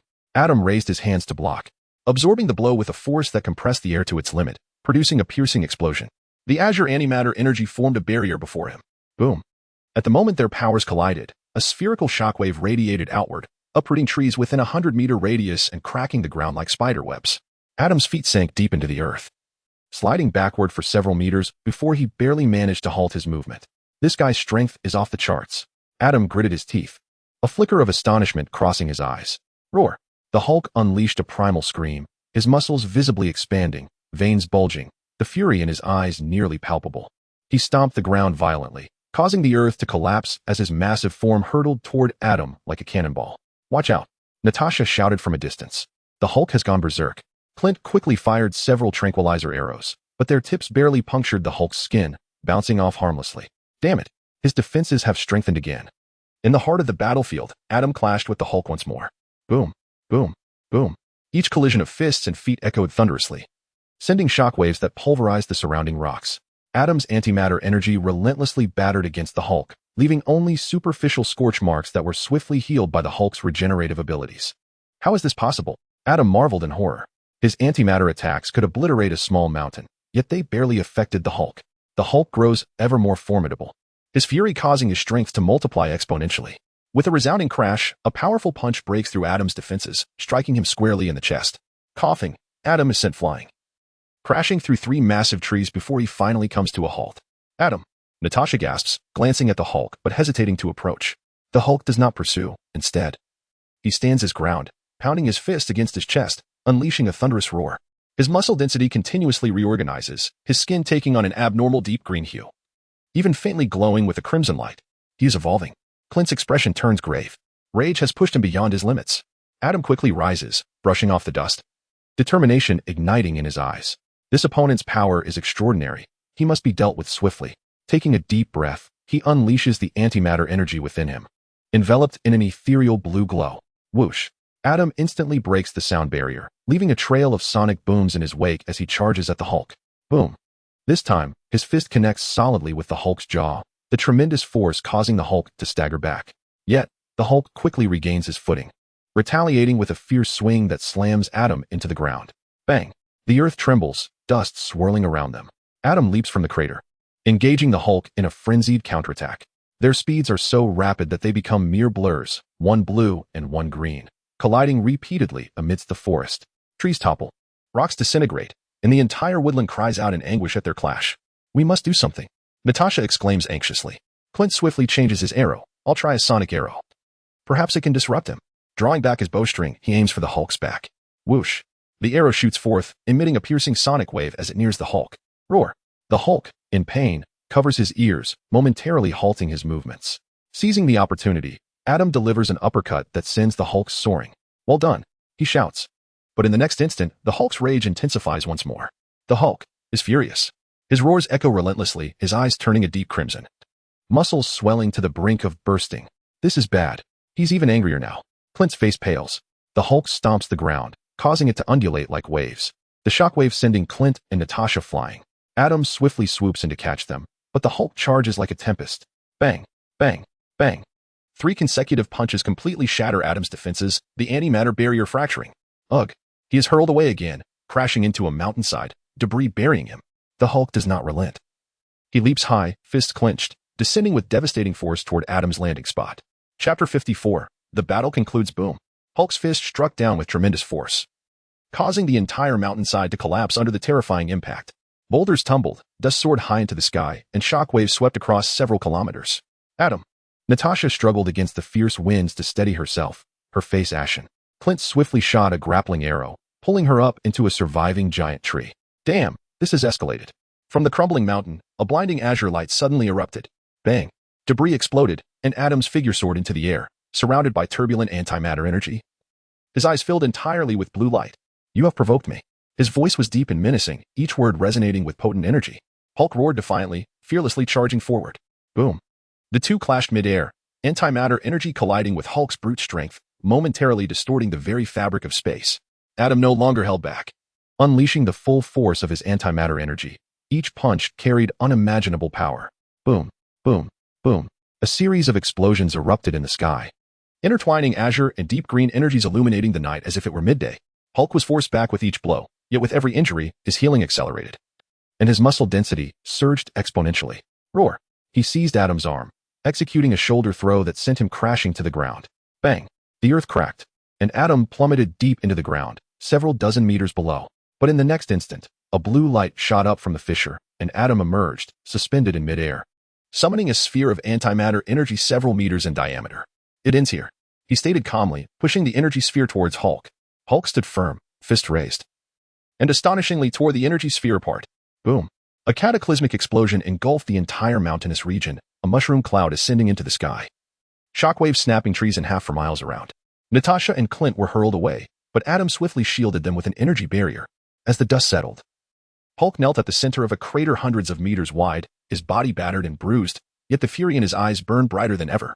Hulk, the strongest. He roared to the heavens, his muscle density began to amplify, his skin glimmering with a metallic sheen, wounds healing at an observable rate. Adam's pupils constricted. Does this guy have no limits? Meanwhile, Xiao Han lay on the terrace of his Long Island villa, idly toying with a silver coin, which danced between his slender fingers, reflecting the starlight. Suddenly, his movements paused slightly, his brow arching. A fight has commenced? He squinted, his gaze shifting northward. His enhanced vision pierced through thousands of kilometers, revealing the battle scene in a mountain range somewhere in Canada with crystal clarity. Each clash between Adam Bernard and the green giant Hulk unleashed seismic shockwaves, causing trees to topple in droves. Fascinating. Xiao Han straightened his posture, the coin vanishing from his palm. He observed the fierce exchange between Adam's antimatter energy and Hulk's raw power, the azure and deep green lights intertwining in the night sky. Adam was struck into the mountainside by a powerful punch from Hulk, debris scattering in every direction. That blue light must be antimatter energy, Xiao Han squinted, his super intellect rapidly analyzing the combat data. You were meant to be invincible, yet you encountered Hulk. Hulk, too, is extraordinary. This premise indicates that the angrier he becomes, the stronger he grows. If he were the Hulk from the movies, he would have been dispatched with a mere slap. Xiao Han waved his hand, opening a small portal from which he retrieved a selection of fresh fruit, munching on it while commenting on the unfolding battle. Hulk let out a thunderous roar, the sound obliterating trees within a 100-meter radius. He pounded his chest, his muscles swelling once more, veins beneath his skin glowing like magma. Hulk's power was evolving. Rage served as the catalyst. Xiao Han found this concept peculiar. Who could remain perpetually enraged? Perhaps a Dragon King? The mountainside erupted, and Adam surged forth, a vortex of antimatter energy swirling around him. With his hands clasped, a beam of eerie blue light shot straight at Hulk's chest. Boom! The explosion's shockwave flattened the entire forest, sending Hulk flying hundreds of meters, crashing through 3 hills before coming to a halt. Xiao Han nodded slightly. It was a commendable attack. Amidst the smoke and dust, Hulk slowly rose to his feet, the wounds on his chest healing at a visible rate. The fury in his eyes intensified, his muscle density reconfiguring once again, his physique swelling yet again. Regrettably, it was ineffective against Hulk. Xiao Han chuckled softly, then picked up a slice of watermelon and popped it into his mouth. His anger only made him stronger. In the distance, Natasha and Clint were struggling to rise, clearly too exhausted to intervene in this battle. Xiao Han sensed that Hulk had yet to reach his limit, but he was nearing it. And Adam was not exerting his full strength. Moreover, it was improbable that Hulk from his universe was the mightiest of them all. Adam hovered in the night sky, a tempest of eerie blue energy swirling around him. He gazed down at the evolving Hulk, a grave expression flashing in his eyes. Natasha, evacuate Barton, the further away, the better. He issued the command without looking back, his tone imbued with unprecedented seriousness. Natasha wasted no time, quickly assisting the injured Clint and retreating swiftly. Hulk rose from the ruins, an ominous red glow emanating from him. His muscles had swelled to an almost grotesque degree, his skin taking on a metallic sheen. Hulk was invincible. He roared to the heavens, the sound shattering rocks within a 100-meter radius. Adam took a deep breath, crossing his hands in front of his chest. The eerie blue energy surged violently within him, intricate patterns of energy beginning to manifest on the surface of his skin. Any matter? Unleash. In an instant, Adam's body was completely engulfed in blue light. His hair stood on end, transforming into a pure blue energy form. His eyes emitted blinding radiance, and he appeared as if a celestial being had descended. Hulk, undeterred, forcefully pushed off the ground, the earth collapsing beneath him.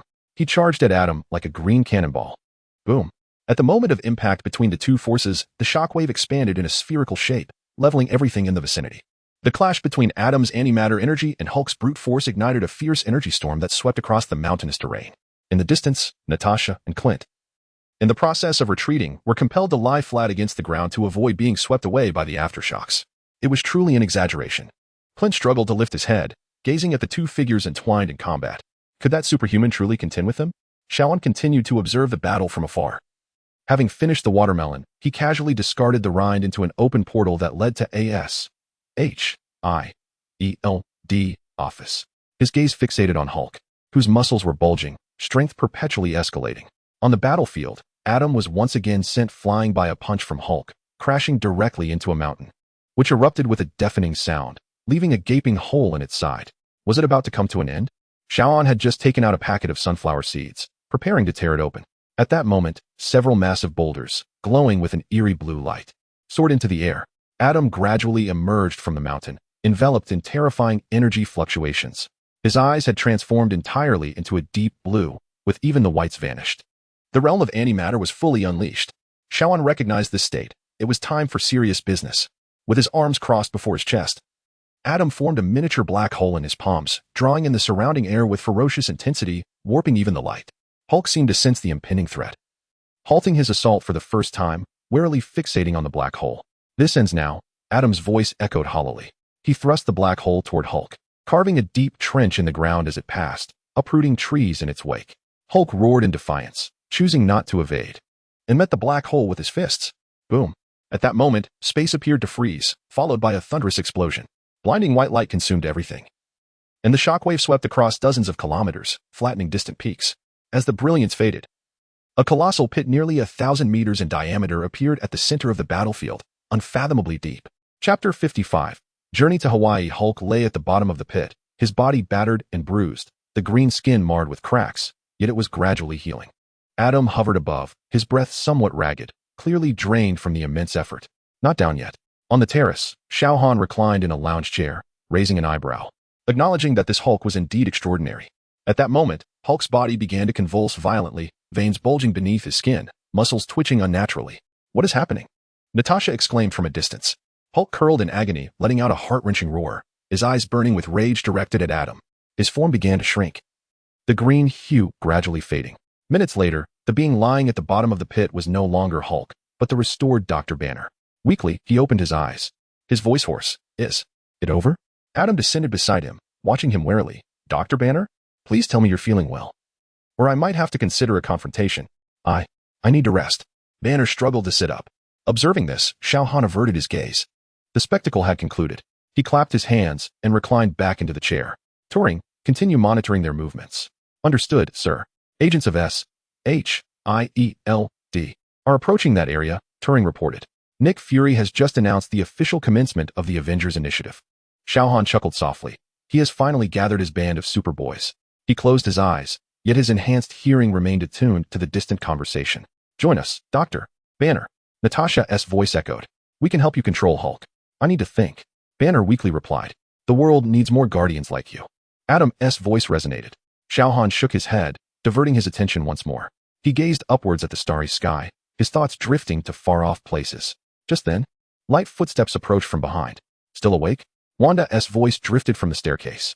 Xiao Han did not turn. Aren't you as well? Wanda settled beside him, her red hair glistening softly in the moonlight. She followed his gaze to the stars. What are you looking at? The future, Xiao Han answered succinctly. Wanda tilted her head, observing him. You always have this enigmatic air about you. Xiao Han smirked slightly. That's how sorcerers are. The two fell into silence for a moment, the night breeze caressing the terrace. About your conversation earlier today, regarding Monaco, Wanda suddenly spoke. Xiao Han raised an eyebrow. So? Wanda bit her lip. If you change your mind about going, I can accompany you. Xiao Han turned to her, his golden eyes reflecting her figure. You wish to go? Wanda's cheeks flushed slightly. I merely wish to see the world outside. Since Hydra emerged, I haven't tea. Before she could finish, Xiao Han was already on his feet. Very well, we depart tomorrow, but not to Monaco. Wanda widened her eyes in disbelief. Really? Where is it? Why not? Xiao Han shrugged, asserting that practice was necessary for training. Anywhere will do, perhaps Hawaii. A smile broke across Wanda's face, her crimson energy dancing exuberantly at her fingertips. Observing her delight, a hint of tenderness flickered in Xiao Han's gaze. Don't celebrate too soon. We must resume training upon our return. Understood, Wanda exclaimed joyfully, rising to her feet, her red hair creating an elegant arc in the air. I'll go pack my bags. She trotted away, her steps light and buoyant. Xiao Han shook his head and turned towards the bedroom. In the early morning, sunlight streamed through the floor-to-ceiling windows into the dining room as Wanda placed the last fried egg on the table. The crimson energy flowed through her fingertips, and the plate settled steadily before Xiao Han's customary seat. Turing, is he still in the training room? Wanda inquired softly, unconsciously twirling a strand of red hair. The gentleman has been absorbing solar energy all night. Turing's voice resonated from the ceiling. Based on Superman's abilities, he has sensed your preparation of breakfast throughout. Wanda felt a warmth rise to her ears just as the door to the underground training room slid open silently. Xiao Han strode in. The sleeves of his black casual shirt casually rolled up, revealing his well-defined forearms. The golden energy residuals in his pupils had yet to fully fade, swirling with the rhythm of his steps. The fried eggs are cooked better than yesterday, he remarked, taking a seat at the table. His fingers curled gently as coffee floated effortlessly toward him. Wanda pushed the toast in his direction. I added some spices. I hope it suits your taste. She watched as Xiao Han sliced into the fried egg, the golden yolk spilling onto the plate. Xiao Han tasted a bite, raising an eyebrow. Cinnamon and nutmeg? You have a knack for this? Wanda's eyes widened in astonishment. My palate can analyze molecular structures, Xiao Han replied, shaking his fork. Though this combination is indeed delightful. Wanda smiled, lowering her gaze to cut into her own breakfast. The morning light filtered through her red hair, casting intricate shadows upon the white tablecloth. So, she hesitated before speaking. What makes Hawaii so special? To be honest, I've never been there. Xiao Han set down his coffee cup.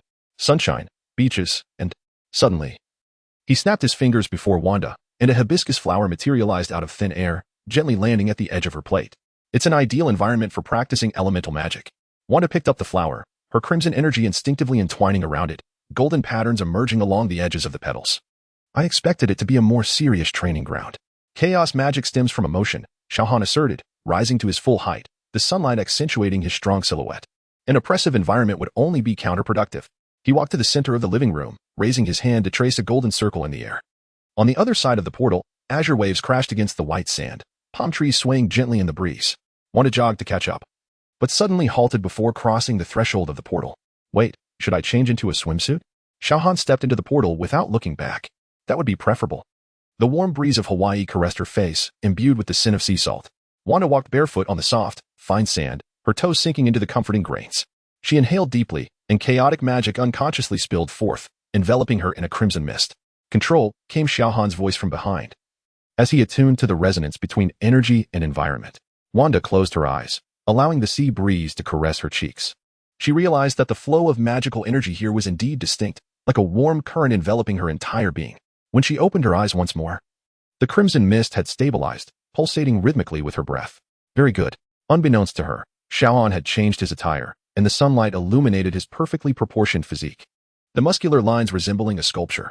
He pointed towards the distant sea. Now, attempt to extend your energy onto the water. Wanda felt a slight warmth in her cheeks and hurriedly focused her attention.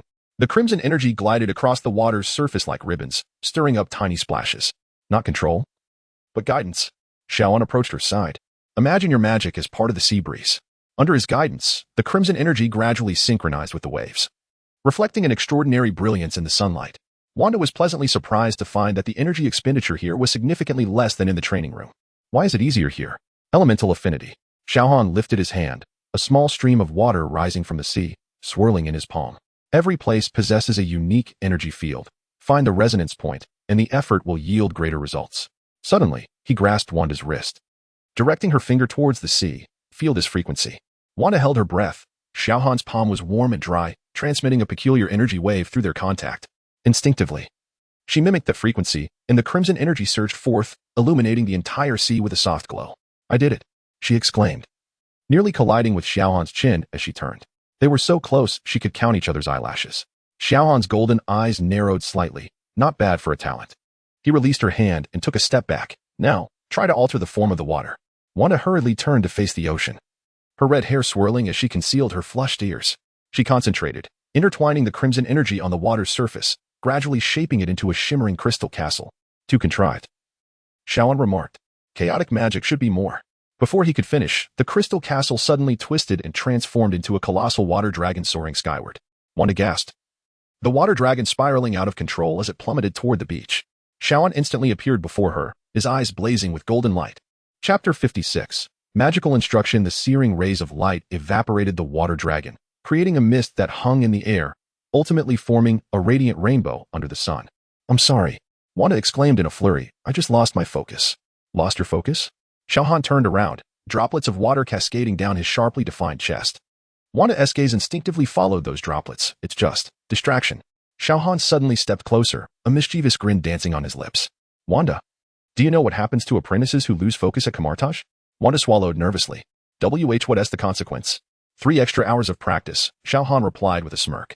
However, considering the unique circumstances, he snapped his fingers, and a portal appeared, conjuring 2 lounge chairs and an umbrella on the beach. Let us rest before continuing. Wanda exhaled in relief, collapsing onto a lounge chair. The gentle sea breeze caressed her, infused with a hint of saltiness. She stole a glance at Xiao Han, noticing that he had closed his eyes, with sunlight casting a delicate golden shadow on his lashes. Xiao Han, she whispered softly. Thank you for bringing me here.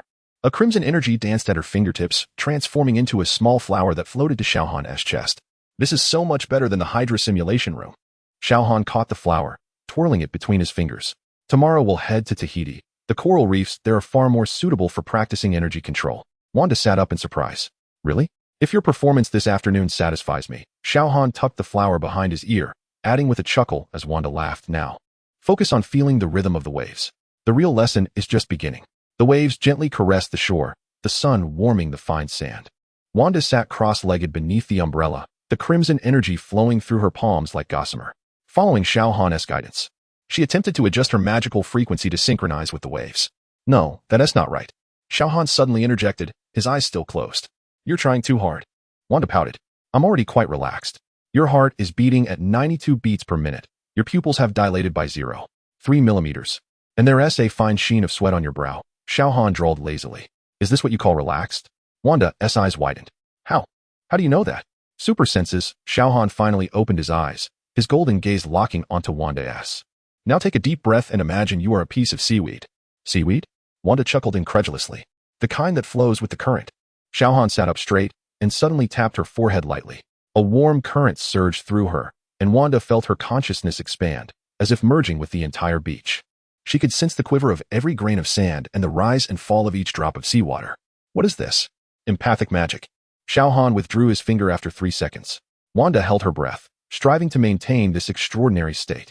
The crimson energy no longer succumbed to her deliberate control, but danced naturally with the sea breeze, tracing patterns on the water that perfectly synchronized with the waves. Excellent. Xiao Han's voice seemed to echo from a distant realm, urging her to remember this sensation.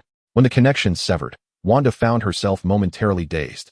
Still seated cross-legged, yet drenched in perspiration. It was utterly astonishing. She gasped for breath, her crimson locks clinging to her cheeks. Xiao Han offered her a bottle of water, remarking, it's common for the first time. Take a 10-minute break, then we shall practice elemental shaping. Wanda sipped her water in small gulps, discreetly observing the man beside her. The sunlight cast a golden halo around the defined contours of his profile, causing her breath to quicken. What are you staring at? Xiao Han suddenly turned to her. Wanda choked on a sip of water, stammering, I was studying light refraction. Oh? Xiao Han raised an eyebrow, feigning ignorance. What have you discovered? I noticed the reflective properties of your battle suit materials were quite peculiar, Wanda replied, her mind racing to find an explanation. Xiao Han chuckled lightly and snapped his fingers. The watch on his left wrist began to morph, as the black fluid-like nanomaterials stirred to life. In an instant, his beach attire transformed into that signature black armor. Golden patterns shimmering in the sunlight. URU metal mixed with a special alloy, with a reflectivity of 0.0001, he explained with utmost seriousness. What do you think? Wanda. Her cheeks flushed, nodded in agreement before swiftly changing the subject. Is elemental shaping akin to this? She summoned a sphere of crimson energy, awkwardly attempting to mold it into the shape of a dolphin. Xiao Han shook his head. Too rigid. He placed his hand over hers, guiding the flow of energy, encouraging her to envision it as a living entity. Their magical energies briefly intertwined, the crimson and gold intertwining, bringing the dolphin to life as it somersaulted through the air, creating tiny bursts of energy droplets. Wow! Wanda exclaimed in delight, only to realize that Xiao Han's hand still rested upon hers. He seemed to notice this as well, yet did not withdraw his hand immediately. Leaning slightly closer, his breath grazed her ear. Control your breathing. The energy will follow your rhythm. Wanda's heart raced, and she could perceive the unique scent that enveloped Xiao Han. In that moment, she forgot about her studies, the chaotic magic, and all else. The crimson energy surged uncontrollably, causing the dolphin to explode into a dazzling array of sparks. I'm sorry, she exclaimed, hastily retreating. Xiao Han observed her with a smile. Emotional fluctuations are the catalysts of chaotic magic, yet they can also be a double-edged sword. Rising to his feet, his armor reverted to casual attire as he continued. Before sunset, I wish to see a dolphin that can swim a full circle around the island. That's impossible. Wanda's eyes widened in disbelief. Xiao Han walked towards the shore, waving his hand without glancing back. In Camartage, if an apprentice argues back, they must practice an additional 5 hours. Though Wanda felt daunted, she obediently began her practice. This time, she resolved to calm her emotions first before gradually releasing her energy. As time passed, her dolphin became increasingly lifelike, even managing to leap from the water. When the 7th dolphin successfully completed a circuit around the small island, the sunset had painted the sea in golden hues. I did it. Wanda leaped with excitement. Turning to search for Xiao Han's figure, she discovered him standing on a distant rock, his back to the setting sun, engaged in a holographic communication. The exaggerated voice of Tony Stark faintly reached her ears. Xiao, so you are really on a date? I can't believe you're doing nothing in Hawaii. Oh, Superman and Lois. Is it? Xiao Han promptly terminated the call, and as he turned, their eyes met. I just happened to walk by, Wanda stammered in explanation. Tony is always like this, you know. I was about to head back. Xiao Han raised his hand to open a portal. Oh, Wanda acknowledged, then followed suit. Just as she was about to step through the portal, Xiao Han suddenly spoke. Tomorrow at 8, Tahiti. Bring your swimsuit. Wanda's eyes sparkled with delight. Really? If you can finish fundamentals of magic tonight. A slight smile grazed Xiao Han's lips. He had borrowed the book from Camartage specifically for her studies. That book has 500 pages. Wanda protested. 472, Xiao Han corrected, the apprentice of Kamartosh. All right, I get it. Wanda interrupted with resignation. 3 extra hours of practice, right? Xiao Han chuckled softly, gently nudging her through the portal. Clever little witch. Additionally, I will post a picture of the protagonist in armor beneath this comment. I have searched for a long time and could hardly find a striking one. This one is barely acceptable. My level isn't high enough to post images. Chapter 57. Is anyone else interested in trying? After this chapter, daily life concludes, returning to the main subject. Upon returning to the villa, Wanda immediately rushed to the study, where Crimson Energy delicately suspended a hefty ancient tome before her. Turing, ever considerate, had prepared refreshments and adjusted the room's lighting. Miss Maximoff, would you like me to read for you? Turing inquired. No, thank you, Wanda replied, fully engrossed in her perusal. Where is Xiao Han? He is in the solar simulation chamber. Shall I inform him that you are looking for him? No, no need. Wanda quickly shook her head, her cheeks slightly flushed. I was just asking casually. Turing fell silent for a few seconds before suddenly stating, according to my database, humans in this context typically exhibit. Turing, apologies. I shall remain silent. As the night deepened, Wanda finally closed the book. She rubbed her sore neck and walked to the balcony, unexpectedly discovering Xiao Han suspended in the night sky, surrounded by several glowing devices that seemed to be absorbing energy. Sensing her gaze, he slowly descended onto the balcony railing. Finished reading? Yes, Wanda nodded, though there are some parts one don't quite understand, particularly regarding the energy conversion ratio. Xiao Han gracefully landed beside her, a coolness from the night dew lingering on him. Which specific page? Wanda flipped to the marked section, and Xiao Han glanced at it, suddenly chuckling. If that is your understanding, then the correct ratio should be 3:7. His breath brushed against her ear, carrying a hint of mint. It was then Wanda realized they were close enough to count his eyelashes. How can you be so certain? Because I am Superman, Xiao Han replied, taking the book and pointing to his own head. Wanda's eyes widened in astonishment. A super brain? Is it really that impressive? More formidable than you can imagine, he remarked nonchalantly, returning the book to her. Now, go to sleep. We have an early start tomorrow. As he turned to leave, Wanda suddenly found her courage. Xiao Han. Yes? Thank you for teaching me so much. Under the moonlight, Xiao Han's expression softened. You learn quickly. He paused, adding, much better than Bestrange. Curious, Wanda asked. Who is that? A supreme sorcerer. That fellow, during his first attempt at a portal, got himself trapped in the mirror dimension. Xiao Han shook his head. Now sleep. Little witch. Watching him depart, Wanda held the book tightly, a smile gracing her lips. She found herself eagerly anticipating the training the next day, though she would never admit it. The following morning, as sunlight streamed through the sheer curtains into the bedroom, Wanda had already packed her belongings. She donned a pale yellow beach dress, her red hair loosely tied with a ribbon, and the Mind Stone necklace shimmered softly in the sunlight. Turing, where is Xiao Han? She softly inquired, slipping sunscreen into her small bag. Sir is currently recharging in the solar simulation chamber. Turing's voice emanated from her watch. Shall I inform him that you are ready? Wanda shook her head, her fingertips glowing with a crimson energy as she held on to an object, making her way towards the underground laboratory. No need. I'll go alone, she stated. Carefully, she opened the door and entered the subterranean training room. Inside the transparent capsule, Xiao Han floated within a pillar of blinding light, the contours of his muscles beneath a black tank top rising and falling gently with each breath. His eyelashes appeared almost translucent under the intense light, as if he were bathed in liquid sunlight. Wanda instinctively held her breath, and at that moment, Xiao Han suddenly opened his eyes, his golden irises locking onto her. The simulation chamber gradually opened, and he descended gracefully to the ground. It is rather impolite to spy on others while they recharge, Miss Maximoff, he remarked with a smile, picking up a shirt nearby and putting it on. Wanda felt her ears flush. I just came to tell you I'm ready. Xiao Han raised an eyebrow at her meticulously chosen outfit. It seems someone is quite eager for a vacation. It's training, Wanda insisted, though the smile on her face betrayed her. Xiao Han chuckled softly and gestured to open a portal. This time, the other side revealed the sapphire blue waters of Tahiti, the white sands sparkling under the sun. Even more enchanting than Hawaii. First, let's establish the rules. He stepped through the portal, stating that the morning would be dedicated to energy control training, followed by free time in the afternoon. Wanda cheered and followed, twirling as her bare feet touched the soft sand. The sea breeze lifted her skirt, her red hair blazing like fire in the sunlight. Xiao Han had already walked to the shallows, the water lapping at his ankles. He scooped up a handful of seawater, forming it into a glistening coral shape in his palm. Watch closely. With a flick of his wrist, the water corals suddenly split into hundreds of miniature jellyfish, each glowing with golden light, creating intricate three-dimensional patterns in the air. Wanda was captivated and attempted to replicate his actions. At first, her jellyfish varied in size, but soon she was able to control them with greater precision. The crimson energy intertwined with the seawater, refracting a rainbow-like halo in the sunlight. Very good. Xiao Han acknowledged with a nod. Now try this. He snapped his fingers, and all the jellyfish transformed into luminous characters, arranging themselves into the fundamental incantation of Kamartosh.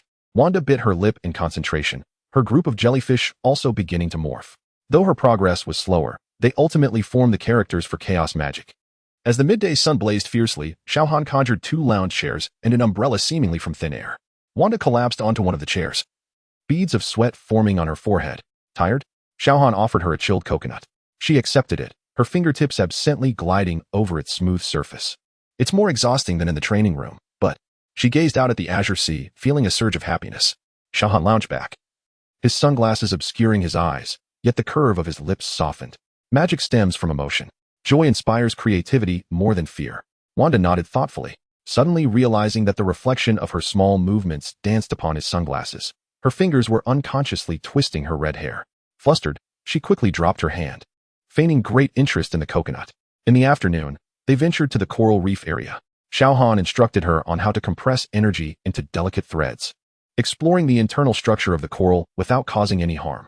Wanda learned swiftly, the crimson energy darting through the coral like a living entity. Suddenly, Mr. Turing's voice emanated from Xiao Han's watch, announcing that the Monaco race was about to commence. Perhaps this time would differ from the past. A holographic projection unfolded, revealing the live scene of the Monaco Grand Prix. Tony Stark flamboyantly stood in the stands, blowing kisses to the cheering crowd. As he approached his racing car, the atmosphere reached a fever pitch. Tony remains ever so ostentatious, Xiao Han remarked, reaching out to open a small portal, from which a platter of sliced fruit appeared in his hand. The race commenced swiftly, with cars speeding out from the starting line. Tony Stark raced down the track, when suddenly, a man clad in work attire tore open his shirt to reveal an arc reactor embedded in his chest, and 2 electric whips lashed out like serpents. Wow! Wanda exclaimed. The blue electric whips swung down toward the oncoming cars, splitting a vehicle in 2. Gasps filled the air as Tony's car drew nearer to the whips. The assailant displayed a cruel grin. The electric whips aimed at Tony's vehicle. In the next instant, Tony pressed a button on his wristwatch, and the golden-red nanotech armor enveloped him instantaneously. He caught the electric whip with one hand, firing the palm cannon, and sent the whip crashing against the guardrail. Silence enveloped the arena for a second before erupting into deafening cheers. Tony lifted his mask, smirking at the camera. Anyone else care to try? Wanda couldn't suppress her laughter. He's truly insufferable. Xiao Han responded, turning off the projection and gazing toward the setting sun in the distance. Turing, it seems the Playboy doesn't require rescue. Wanda, observing his golden-tinged profile under the sunset, suddenly said, "Thank you for bringing me here." Her voice was soft. These past 2 days had been the most wonderful training she had ever experienced. Xiao Han turned to look at her, his sunglasses sliding down his nose, revealing his eyes that shimmered like gold. "You're welcome, little witch." The sea breeze brushed by, carrying the salty air and the distant fragrance of jasmine. Wanda's heart raced, a strange feeling taking root within her chest. Meanwhile, Xiao Han merely adjusted his sunglasses and reclined back in his chair, seemingly oblivious to the moment. Chapter 58. The Avengers Initiative. As night descended upon the world, within the underground conference room of SHIELD headquarters, a holographic projection revolved at the center of a metallic round table, displaying the image of Xiao Han, clad in a dark battle suit adorned with golden patterns. His serene golden eyes seemed to pierce through the screen, scrutinizing each individual present. Nick Fury singular. I surveyed the assembly seated around the table. The world requires assurance. And the superhero. He rapped his knuckles against the tabletop, prompting a cascade of densely packed data streams to emerge beside Xiao Han's image. He is the most significant variable in our current equation. We must recruit him, for the world needs him. In the corner, Adam Bernard observed, his fingers weaving various shapes with the ethereal blue antimatter energy. His gaze fixated on the moment captured in the projection where Xiao Han caught a plummeting passenger jet with his bare hands. His brow furrowing. His power set does not resemble that of mutants, nor does it align with serum-induced mutations. Could he truly be a Kryptonian, regardless of his origins? Fury's eye glinted with determination. Now we have you, along with Dr. Banner, and the Hydra technology we seized last time. He pulled up another set of data. The energy readings from the recent battle in Canada had approached nuclear explosion levels, and this was still not your utmost limit. Banner adjusted his glasses, glancing at the assembly. Director, this individual has consistently been saving lives. From the chemical plant explosion in Mumbai to the earthquake in Chile, he even managed to contain a nuclear leak. He pointed to a segment of video wherein Xiao Han utilized his freezing breath to seal a nuclear power plant's leak, asserting, "This does not appear to be a threat that requires neutralization. Rather, it calls for peaceful recruitment. Precisely for that reason, it poses a danger, Doctor." Fury displayed a segment of encrypted footage showing Xiao Han hovering above the Earth's surface, sunlight bathing him.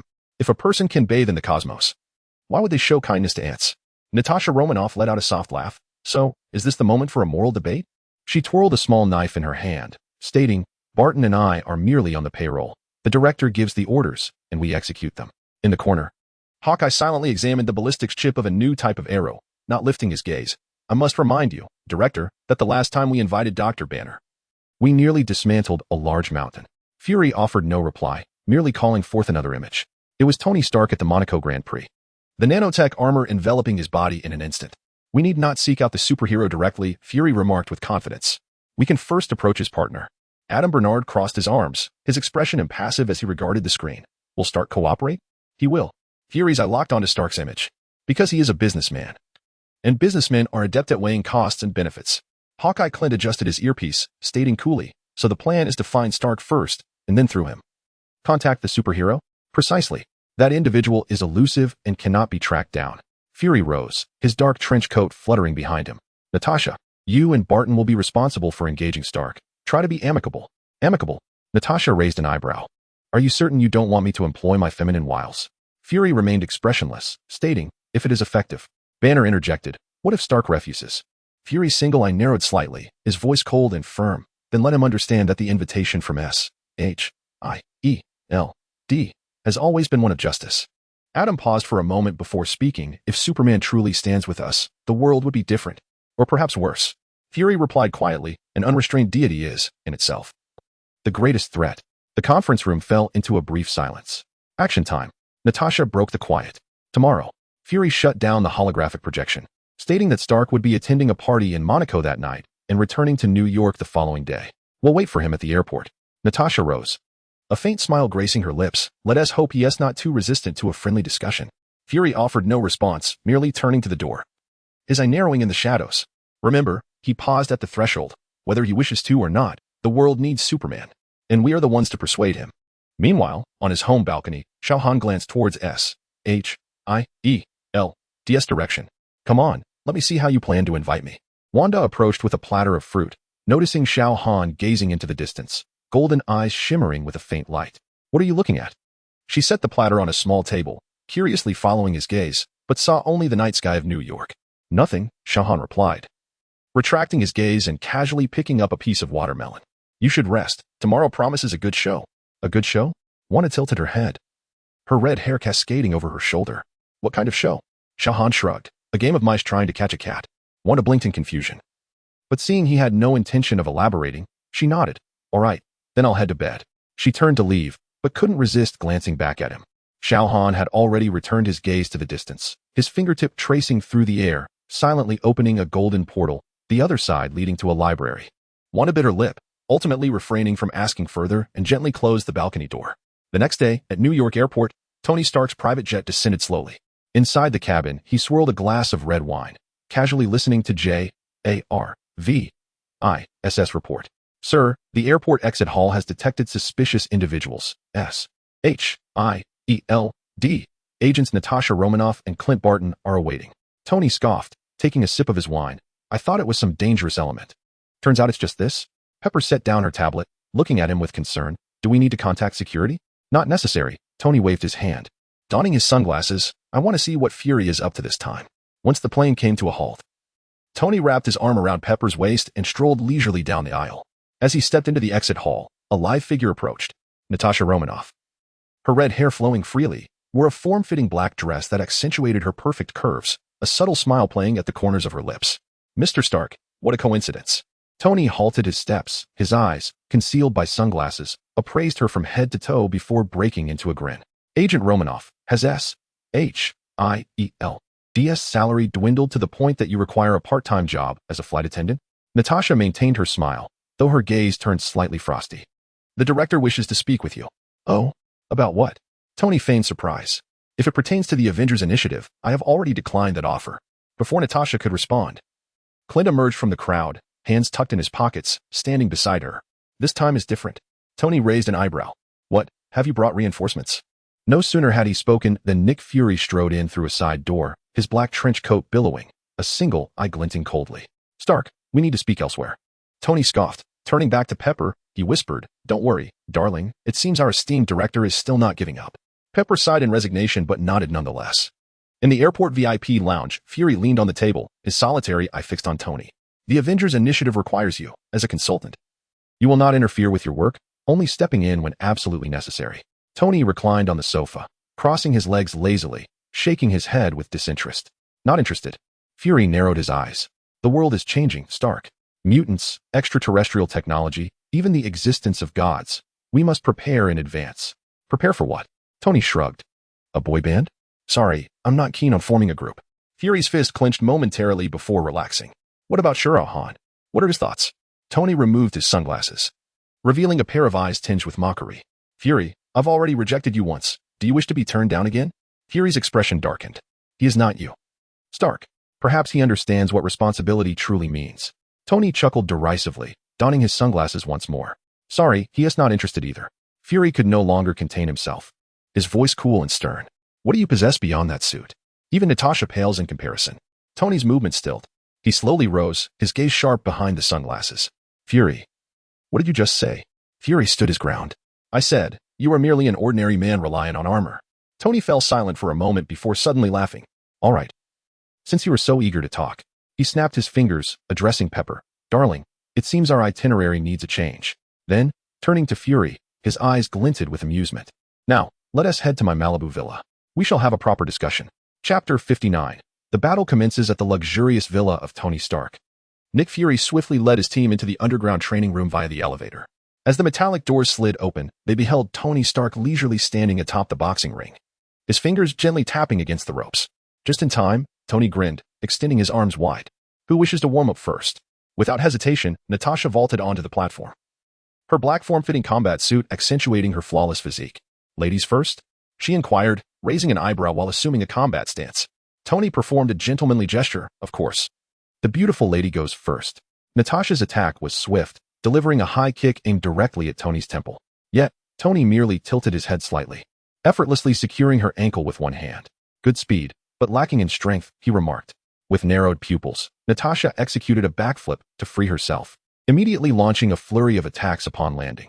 Each blow was precise and fierce, yet Tony deflected them with ease, astonishing Nick, who noted that Tony utilized only one hand while the other remained in his pocket.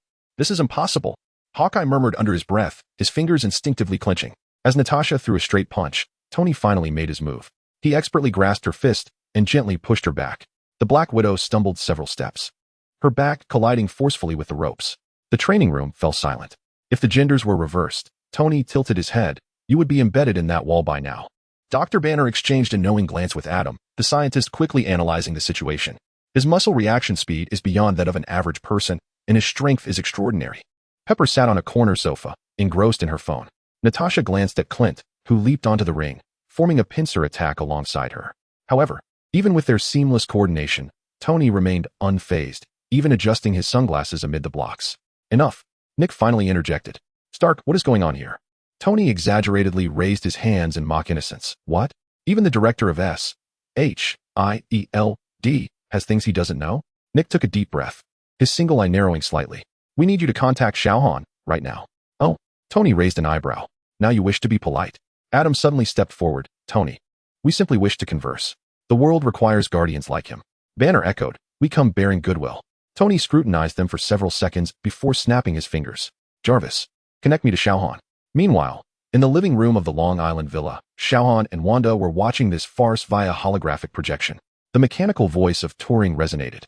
"Sir, a communication request from Mr. Stark." Xiao Han patted Wanda's shoulder, signaling her to wait a moment, then replied, "Accepted." "Hey, Xiao Han." Tony's voice came through. "There are a few lost agents here who wish to see you. Should I let them in?" Xiao Han glanced at Wanda, who nodded slightly. "Have them wait." The communication abruptly ended as the golden portal blossomed in the center of the training room, causing Nick to instinctively take a step back.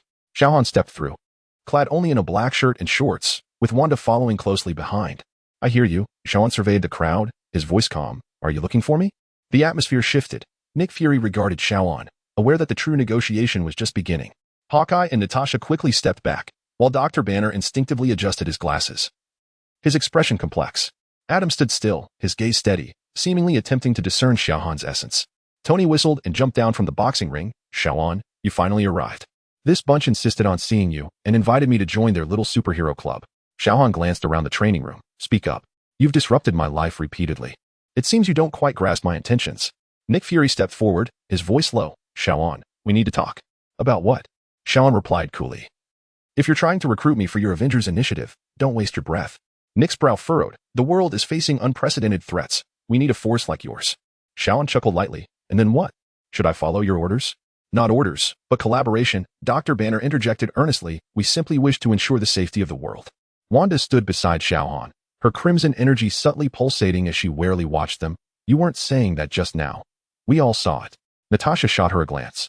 We were merely testing the waters. There was no malice intended. Tony scoffed. Oh? So the 2-on-1 was just an assessment? Hawkeye shrugged. Just a tactical evaluation. Xiao Han shook his head. Fury, you always operate this way, testing first, negotiating later, and ultimately resorting to threats. Regrettably, this tactic holds no sway over me. Nick Fury's expression darkened. Do you genuinely believe you can remain uninvolved? Xiao Han's gaze turned icy. I protect this world not out of your command, but because I choose to. Adam suddenly spoke. Xiao Han, we are not enemies. Then refrain from bothering me. Xiao Han replied calmly. Nick Fury took a deep breath, seemingly suppressing his anger. What if one day your power spirals out of control? Who will stop you? A dangerous glint flashed in Xiao Han's eyes. You may find out. The atmosphere plummeted to a frigid silence. Nick glanced at the others, reining in his emotions, and locked his one-eyed stare on Xiao Han. The world is changing. We need a presence like yours to maintain balance. Xiao Han chuckled lightly. Balance? Fury, are you certain you do not merely seek a reliable weapon? Fury remained impassive. Be it weapon or ally, our objectives are aligned, to protect this world. Xiao Han shook his head, his gaze sweeping over everyone present before landing on Adam. What about you? Do you share this sentiment? Adam paused for a moment before speaking. Power requires restraint. Otherwise, it will only lead to chaos. Xiao Han raised an eyebrow slightly. My power is determined by myself. Nick Fury could no longer contain himself and looked at Xiao Han with a stoic expression. So, has the negotiation fallen apart? Tony sighed. Fine, if we must fight, let us not destroy my home. Xiao Han remained silent, waving his hand to open a portal, revealing the exterior of Tony's villa. Adam was the first to step through, while the others exchanged glances before following him in. Outside Tony's villa, there was an open space by the edge of a cliff. The sea breeze howled, waves crashed against the cliffside, and an atmosphere of impending tension hung in the air. Xiao Han stood at the center of the clearing, adorned in a black nano battlesuit, the golden patterns vividly visible. His gaze was calm, while the members of S.H.I.E.L.D. wore serious expressions. Across from him, Adam slowly emerged, an eerie blue antimatter energy swirling around him, his eyes sharp. Nick Fury stood at the back, his single eye fixed intently on Xiao Han, while Banner, Natasha, and Clint stood a little further away, each displaying different emotions. Wanda stood on the villa's terrace, her red hair tousled by the sea breeze, crimson energy flickering at her fingertips, ready to strike at any moment. Tony, arms crossed, leaned against the doorframe, looking amused. Xiao Han, Adam began, his voice steady. We do not wish to be your enemies. Xiao Han nodded slightly. Then do not obstruct my path. Nick Fury retorted coldly. You are too arrogant, Xiao Han. Do you truly believe you can disregard all rules? Xiao Han chuckled. Rules? Fury, your rules only apply to those willing to abide by them. Adam took a deep breath, slowly raising his hands, the eerie blue energy coalescing in his palms. Then let me see just how strong you truly are. Xiao Han remained motionless, merely observing him. With a wave of his left hand, the scene shifted, and everyone found themselves in a mirrored space that inverted the outside view. Nick Fury was taken aback, but years of experience allowed him to quickly regain his composure. Come on, Xiao Han said nonchalantly. Adam glanced around, took a deep breath, and suddenly struck. Boom. A beam of eerie blue energy tore through the air, hurtling towards Xiao Han. Yet, Xiao Han stood his ground, not even blinking. Bang. The energy beam exploded half a meter away from him, as if colliding with an invisible wall, scattering energy without even shaking him. Adam's pupils contracted. What is this? Xiao Han gently raised his hand, his right fist clenched. It's my turn. In the next moment, his figure suddenly vanished. Adam barely had time to react before Xiao Han appeared before him, delivering a powerful punch. Thud. Adam hastily raised his arms to block. But the terrifying force still sent him flying backward, crashing heavily into the distant cliff wall, debris flying everywhere. Both had merely tested each other with this strike, not using their full strength. Chapter 60. Superman vs. Launchy, Hulk, Adam. Banner exclaimed in shock. Nick Fury's expression changed drastically, and he immediately commanded, Natasha. Barton. Natasha and Clint sprang into action. Natasha hurled an electric shock device while Clint drew his bow, unleashing a high-explosive arrow. Xiao Han did not even turn his head. merely waving his hand gently. A hum resonated as telekinetic energy formed an invisible barrier, deflecting the electric device and the arrow instantaneously. It would be best if you refrained from intervening, Xiao Han remarked indifferently. Just then, the cliff face erupted violently, and Adam's figure burst forth, enveloped in a tempest of antimatter energy, moving faster than before. Xiao Han, he roared, launching a powerful punch towards him. Xiao Han neither dodged nor avoided, instead seizing Adam's wrist with one hand and flinging him away. Bang! Adam was slammed into the ground, causing the earth to fracture violently. Yet he quickly rolled back to his feet, antimatter energy surging wildly as his fist rained down upon Xiao Han like a torrential storm. Bang! Bang! Bang! Bang! Xiao Han blocked with one hand, absorbing each blow with unwavering stability, while the ground beneath him cracked further, yet his stance remained unyielding. Your strength is commendable, Xiao Han assessed, but it is still insufficient. No sooner had he spoken than he executed a sweeping kick. Boom! Adam was sent flying once more, crashing into a distant hanging peak before barely coming to a stop. Nick Fury's expression had turned grave, and he sharply glanced at Banner. Banner, now is not the time for hesitation. Banner gritted his teeth, a flicker of struggle crossing his eyes behind his glasses. Fury, are you certain about this? Act now, Fury commanded sternly. Banner took a deep breath, closing his eyes, and when he opened them again, his pupils glowed green. Roar! The Hulk erupted forth, his furious roar echoing through the skies. Xiao Han finally displayed a hint of interest. 2 against 1? Bring it on. Without a word, the Hulk leaped into the air, his massive fist infused with tremendous force, crashing down towards Xiao Han. This time, Xiao Han did not meet the punch head-on. Instead, he vanished, appearing behind the Hulk, delivering an elbow strike to his spine. Bang! The Hulk grunted, staggering a few steps, but quickly regained his footing, retaliating with a wide punch. Xiao Han raised his hand to block, the fist halting decisively, the shockwave erupting, shattering the ground around them. He did not employ a biofield shield, allowing the mirror space to be freely engaged. Now this is more like it, Xiao Han remarked. In the distance, Adam rose once more, unleashing the full force of antimatter energy, flanking Xiao Han alongside the Hulk. Boom, boom, boom. The battle among the three escalated rapidly, energy shockwaves expanding continually, leveling the entire open ground. Wanda stood on the terrace, her fingers tightening slightly, the crimson energy already coiling with latent power. Meanwhile, Tony squinted, murmuring, this has truly escalated. At the heart of the conflict, Xiao Han faced 2 opponents yet remained effortlessly composed. His speed, strength, and reflexes far surpassed those of Adam and the Hulk, maintaining the upper hand in every exchange. He seized upon a flaw and struck Hulk squarely in the chest, sending him staggering back several dozen meters. In one swift motion, he conjured a magical chain that ensnared Adam, forcefully slamming him into the ground. Continue like this, and you shall never triumph over me, Xiao Han declared, shaking his head. Demonstrate your true strength. If even I cannot be defeated, how do you presume to safeguard the world? Adam struggled to rise, a trickle of blood escaping the corner of his mouth. Hulk, too, gasped for breath, the fury in his eyes intensifying. The atmosphere thickened with tension. The sea breeze suddenly stilled as if an invisible force compressed the air, silencing even the roar of the waves. Standing at the center of the clearing, the golden patterns on Xiao Han's black battle attire began to glow, his eyes transforming into a brilliant gold. An energy aura radiated around him, akin to solar flares, as the ground beneath him started to crack and melt. Opposite him, Adam Bernard slowly levitated, the antimatter energy no longer contained but erupting in full force. A storm of ethereal blue energy surged outward, illuminating his skin with an exquisite radiance, a clear sign that the core of his energy was fully unleashed. In the distance, Hulk's form swelled again, muscle fibers tearing and reconstituting, his skin transitioning from green to a deep teal, ultimately becoming a profound shade of dark green. No longer coursing with blood, his veins pulsed with boiling gamma energy. Each breath he took expelled hot white vapor, causing the very rocks beneath him to vaporize. Nick Fury retreated to a safe distance, his single eye frantically scanning the battlefield data, his expression growing increasingly grave. What manner of creature is Xiao Han? Natasha and Hawkeye had long since withdrawn further away, Clint's fingers tightly gripping the bowstring, yet he found himself lacking the courage to aim. This was a conflict beyond the realm of human intervention. Wanda stood on the terrace of the villa, uncontrolled chaos magic erupting around her, crimson energy swirling into a tempest that enveloped the entire structure. The battlefield reflected in her eyes, her heart racing as if it might burst from her chest. Tony Stark's helmet had already encased him, Jarvis's voice urgently warning in his ear, "Sir, energy fluctuations have reached nuclear explosion levels. I advise immediate evacuation." "No." Tony's voice was low and resolute. "I must bear witness." The battle commenced. Adam struck first, his hands coming together as the antimatter annihilation cannon materialized in an instant. A ghostly blue beam hurtling forward.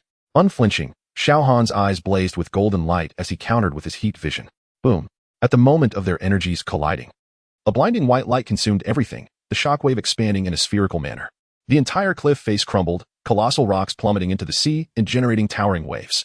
Seizing the fleeting opportunity, Hulk stomped the ground with ferocity, causing the earth beneath him to collapse. He hurtled towards Xiao Han like a meteor. His fist had yet to arrive, yet the sheer terror of that blow was palpable. Xiao Han maintained his heat vision, his right hand clenched into a fist. The biofield fully activated, and he met the oncoming punch. Boom. The moment their fists collided, time seemed to freeze for an instant. Then, a terrifying shockwave erupted, tearing through the clouds and creating a massive crater a kilometer wide in the ocean's surface, while Tony's villa teetered precariously under the protection of chaotic magic. The bones of Hulk's arms emitted a sound of unbearable fracture, yet he grinned menacingly as his wounds healed at a visible pace. His other fist was already hurtling towards Xiao Han's abdomen. In a swift motion, Xiao Han vanished, reappearing behind Hulk, delivering a whip-like kick that propelled him towards Adam. Adam immediately adapted his strategy, as antimatter energy coalesced into a massive net to ensnare Hulk. Their coordination was seamless. Hulk charged forward once more, leveraging the force, while Adam pressed his hands to the ground. The core shockwave erupted. The earth transformed into a haunting azure as countless energy spikes erupted from the ground, surrounding Xiao Han. Simultaneously, Hulk descended from the sky, his fist clenched. Hulk, invincible. Xiao Han finally smiled. Now, this was intriguing. His battle suit suddenly disintegrated, revealing his muscular torso, with golden patterns shimmering on his skin. This was the mark of the solar flare at full power. Boom.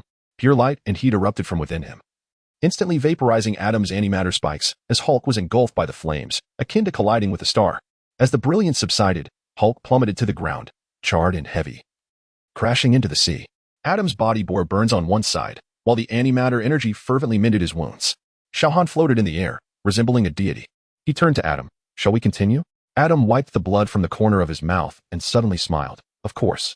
His body began to disintegrate, transforming into pure azure energy as the antimatter mimicry was fully unleashed. At that moment, the ocean's surface erupted as an even more ferocious gamma giant breached the water. Hulk not only healed but evolved. A mist enveloped him, with crimson light flickering in his eyes, his voice thunderous. Hulk. Infinite rage. Xiao Han took a deep breath, slowly bringing his hands together. Then, the final strike. A golden magic circle unfurled beneath his feet, instantly covering the entire sea area. While his eyes, chest, and fist radiated blinding golden light, Adam transformed into a streak of azure meteor. Hulk leaped high. Xiao Han's voice resonated through the heavens. Divine punishment. Boom. The white light consumed the entire mirrored space. When the brilliance faded, the sea level had inexplicably dropped. The cliff had entirely vanished, replaced by a gigantic semicircular pit with a diameter of 5 kilometers, its walls smooth as a mirror, crystalline in appearance. Adam knelt on one knee, his body restored to human form, drenched in blood. Hulk reverted to Banner, unconscious. Xiao Han stood before them, his radiance gradually receding. He gazed at the distant, pallid Nick Fury. Now, it is your turn. Fury's single eye sensed a perilous aura. What do you intend to do? Xiao Han's eyes glowed with golden light, his supervision revealing the essence of the green alien beneath Nick Fury. A green-skinned extraterrestrial, still daring to dream of assembling a pantheon? Chapter 61. Fury offline. Nick Fury's solitary eye narrowed sharply, but the instincts of a seasoned agent swiftly restored his composure. His voice remained deep and steady. Xiao Han, what are you babbling about? Natasha and Clint instinctively assumed combat stances, while Adam struggled to rise, and Banner awakened from his stupor, all gazing in astonishment at the unfolding scene. Xiao Han offered no reply. Instead, he raised his hand and unleashed a golden magical beam that struck Nick Fury squarely in the chest. A pained scream escaped Fury's lips as his body began to contort and morph, green skin spreading across him like a tide. Moments later, a towering scroll stood in his place, terror evident in its eyes. This is impossible, Natasha exclaimed, her weapon clattering to the ground. Adam's pupils constricted in shock. The director of S.H.I.E.L.D. is an alien? Xiao Han floated closer to the scroll, his voice icy. Did you think I was unaware of your plans? The clandestine invasion of the scrolls. He seized the scroll by the throat, lifting it off the ground. Where's the real Fury? The scroll writhed in agony, its green visage contorting. I will not reveal, at that moment. The communicator that had fallen from the scroll flickered to life, projecting Nick Fury's holographic image before the group. He appeared more haggard than usual, the backdrop resembling some sort of space pod. Stop, Xiao Han. Fury's projection commanded sharply. Talos is our ally. Xiao Han scoffed coldly. Oh? So you frolic in outer space while leaving an alien on Earth to impersonate you, all in a bid to assemble the most formidable team on the planet? Beside Fury, The figure of Captain Marvel, Carol Danvers, also appeared, her golden hair billowing as she issued a warning. Release him, Xiao Han. This matter is more complex than you realize. Xiao Han narrowed his golden eyes slightly. Before you speak, Carol, perhaps you should tend to your own planet. No sooner had he spoken than his eyes blazed with a fierce golden light. No. Fury and Carol shouted in unison, but it was too late. With a searing flash, a heat vision penetrated the Skrull's skull, instantly vaporizing its entire being into ash, leaving no trace behind. Silence enveloped the scene. Fury's projection turned ashen, while Carol clenched her fists. You have no idea what you have done. Xiao Han disregarded Fury's cries. Turing, locate the source of the signal. I have locked onto the coordinates, sir. Turing's voice emanated from Xiao Han's watch. Located in the outer orbit, a modified space station of the Kree reconnaissance ship. Xiao Han raised his hand, conjuring a vast golden portal, the other side revealing the very space pod where Fury and Carol were situated. Both stared in shock at the portal that had suddenly appeared before them. Since you were so eager to converse, Xiao Han remarked coldly, let us do so face to face. He stepped through the portal, vanishing from their sight. In the mirror space, the Avengers exchanged glances, uncertainty etched on their faces. What should we do? Banner asked weakly. Adam wiped the blood from the corner of his mouth, his eyes reflecting a myriad of emotions. Follow me. This matter is far more serious than we had anticipated. Unbeknownst to them, Tony had already donned his armor. Jarvis, activate space mode. One as chaotic magic swirled around her. I shall accompany you. Natasha picked up the communication device from the ground and exchanged a knowing glance with Clint. It seems our responsibilities have escalated to an interstellar level. Within the space station, Fury and Carol cautiously observed the sudden appearance of Xiao Han. Carol was enveloped in a radiant glow of cosmic energy. You have gone too far, Xiao Han. Talos is our ally. Xiao Han hovered within the cabin, unperturbed by the weightlessness of the environment. Ally? An alien masquerading as Earth's highest security official? Fury pressed down on Carol's shoulder. His solitary eye fixed intently on Xiao Han. Talos is assisting me. The Skrulls are refugees, hunted by the Kree. I am merely providing them sanctuary. At the cost of allowing them to infiltrate Earth? Xiao Han scoffed. Carol floated closer. You are unaware of what the Kree have done. The Skrulls merely seek a home. I am indifferent to your interstellar grievances, Xiao Han interjected. However, involving Earth changes the stakes entirely. Just then, through the portal, Tony, Wanda, Adam, and others began to emerge. Wow, a spaceship. Tony whistled. Jarvis, make a note of this for our next party theme. Fury watched the stream of arrivals, his single eye widening slightly. You all. Adam floated to Xiao Han's side, his complexion still pale, yet his voice unwavering. Fury, or rather, the true Fury. We require an explanation. Banner leaned against the cabin wall, his voice weak. So, all these years, we were working alongside that Skrull? Natasha's gaze sharpened. Director, you owe us all an explanation. Fury took a deep breath, steadying himself in the zero-gravity environment. All right, since it has come to this. Carol, bring up the files. Carol hesitated momentarily before activating her wrist device. The cabin projected a wealth of information regarding the Skrull refugees, along with footage of the Kree's relentless pursuit. 20 years ago, I met Talos, Fury began to elucidate. At that time, the Kree were hunting down all Skrulls across the galaxy. Carol and I saved their kind. Tony interrupted. So you allowed an alien to impersonate the director of S.H.I.E.L.D. Do you realize how ludicrous that is? Talos is assisting me. Fury raised his voice. I need to establish a defense in space. Earth requires someone to oversee it. The Skrull's shape-shifting ability is the perfect cover. Tony scoffed derisively. But have you considered how humanity would react if this were to come to light? What would they think of all supernatural entities? Xiao Han gazed at them expressionlessly. More importantly, the Skrull's clandestine invasion plan. How many organizations have they infiltrated globally? How many governments? Fury and Carol's expressions shifted in alarm. How could you possibly know this? Carol asked, astonished. In Xiao Han's eyes, golden light flickered.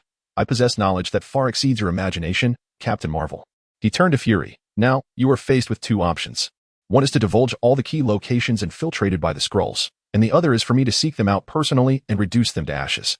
The atmosphere within the cabin plummeted to an icy silence. Fury's solitary eye narrowed slightly, as if weighing the pros and cons, casting a glance at Carol. Nick coldly stated, Xiao Han, you hold yourself in far too high regard. Earth is no longer merely a domain for humanity. We sing. Xiao Han's eyes blazed with golden light, his searing gaze piercing through Fury's chest. The man who prided himself as Earth's protector looked down to behold the gaping wound in his torso, his face frozen in disbelief. You, how? Fury's eye widened in shock as his body slowly began to topple backward. Carol Danvers erupted in a blinding radiance. You killed him? Her golden hair danced wildly in the cosmic energy, her fist clenched tightly. You have no idea what you are doing. Xiao Han regarded her with calmness. I am fully aware. A traitor who indulges in alien invasion of Earth deserves nothing less. Enough. Carol roared as she charged toward the cabin wall, crashing through the metallic shell and into the void of space. Xiao Han followed closely behind, and in an instant, they found themselves amidst the emptiness outside the space station. The Avengers stood in shock at this spectacle. Tony immediately activated his suit's thrusters. Jarvis, engage the life support systems. Sir, the risk factor for combat in outer space. Silence. Execute the command. Wanda's chaotic magic formed a protective shield enveloping her, hesitating briefly before encompassing Natasha and the others as well. Adam conjured a barrier of antimatter energy to facilitate breathing. One by one, they surged through the breached cabin wall, taking position at a safe distance to observe the unfolding confrontation. Chapter 62. Captain Marvel offline in the pitch-black expanse of space. Carol found herself enveloped in the resplendent energies of the cosmos, akin to a miniature star. With her arms crossed before her, energy coalesced into a dazzling sphere of light. You killed Nick. You must pay the price. Xiao Han floated in the void, his expression impassive as he regarded her. He remained silent, slowly raising his right hand, gesturing for her to come forth. Boom. Carol unleashed an energy shockwave powerful enough to obliterate a small planet. A blinding beam of light tearing through the darkness and hurtling towards Xiao Han. The watching Avengers instinctively raised their hands to shield their eyes from the blinding brilliance. Tony's armor blared alarms. Sir, energy readings exceed threshold. Immediate evacuation advised. However, as the light began to subside, everyone stood agape. Xiao Han had caught the energy shockwave with a single hand. A golden force field unfurled before his palm, firmly absorbing Carol's full frontal assault. This is impossible. Carol murmured. Your energy. Xiao Han's voice resonated in her mind through a psychic connection. It originates from the space stone. And he suddenly accelerated, instantaneously appearing before her. From the very essence of the sun, his punch, seemingly unadorned, concealed a terrifying might. Carol hastily raised her arms to defend herself, conjuring a shield of cosmic energy. Bang! The shield shattered like glass, and Carol was sent hurtling through space, tracing a golden arc struggling to regain her balance. She tasted a trickle of golden energy blood at the corner of her mouth. What are you? Carol wiped away the blood, her cosmic energy surging wildly to mend her injuries. Xiao Han offered no reply, his eyes suddenly ablaze with an unprecedented golden light. Solar flare levels of energy coursed through his being, distorting the surrounding cosmic background radiation. The watching Avengers felt a wave of trepidation wash over them. Banner trembled, whispering, his energy readings are increasing exponentially. Unyielding, Carol raised her hands high above her head, drawing more energy from the depths of the universe. Her form gradually became translucent, as if merging with the cosmos itself. Ultimate photon strike. Die. She compressed all her energy into a singular point, unleashing a slender yet intensely refined beam of energy towards Xiao Han. Where the beam passed, the very fabric of space exhibited fine cracks. Yet, Xiao Han did not flinch or evade. He allowed it to strike his chest. Then, there was nothing more. What? Carol's eyes widened in disbelief. Beneath his skin flowed golden luminescent patterns, reminiscent of liquid sunlight. He slowly raised his hands, palms facing one another, as a miniature sun began to coalesce between them. Carol Danvers, his voice echoed like a divine decree. You consider yourself an interstellar enforcer, yet you permit aliens to infiltrate Earth. Today, I shall reveal to you the true essence of power.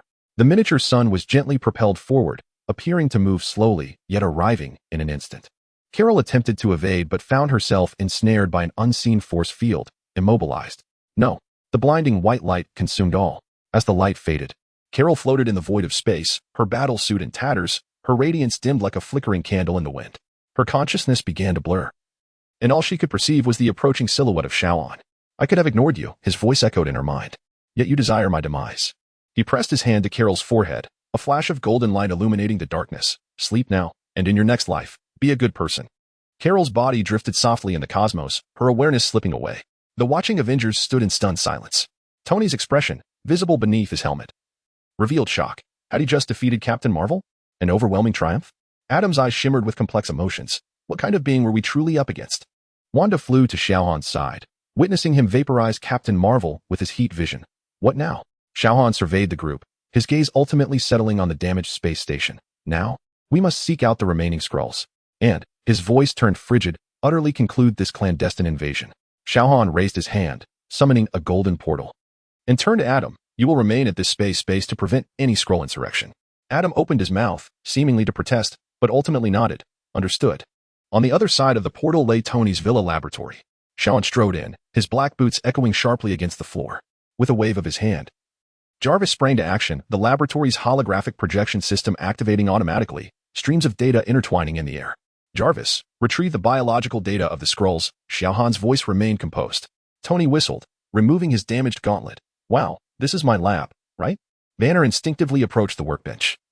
His eyes behind glasses gleaming with a scientist's focus. Their cells exhibit high plasticity, but gamma-ray scanning should. Too slow, Xiao Han interrupted, his eyes glinting with golden light. We require global real-time monitoring.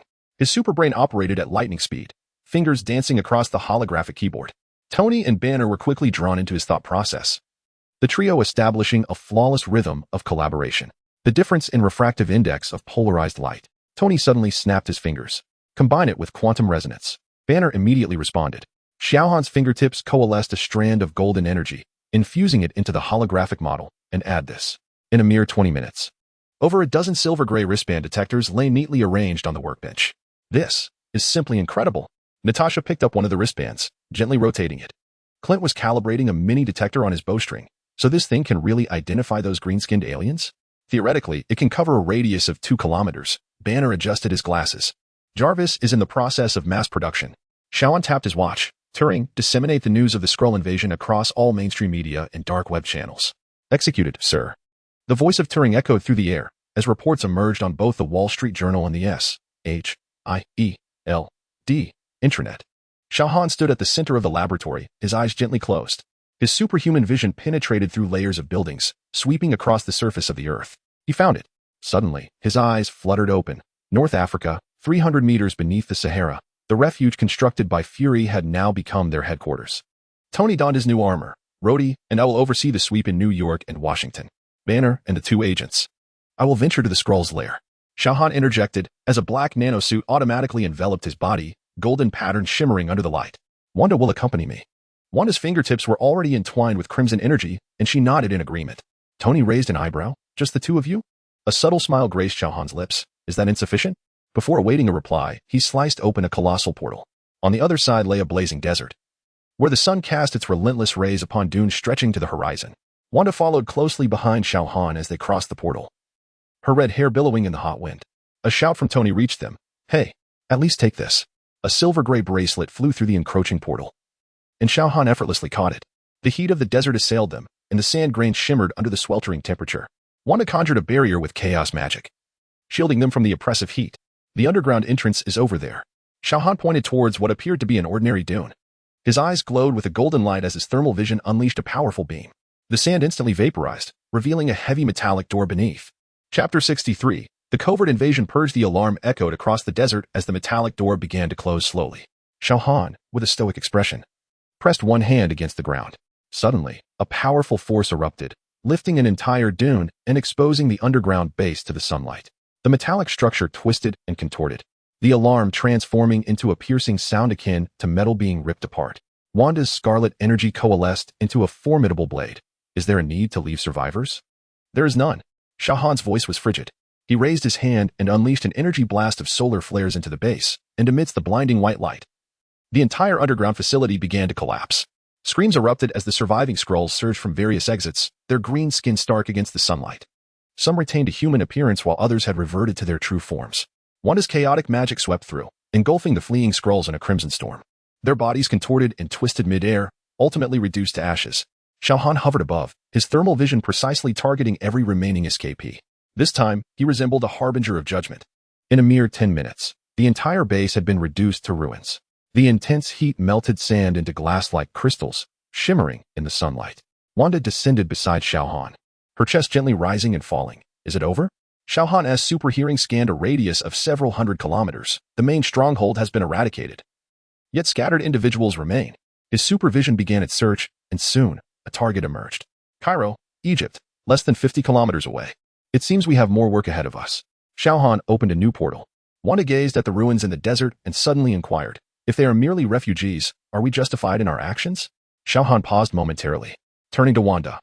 His golden eyes radiated determination. Once they decided to infiltrate Earth as sovereignty, they became invaders.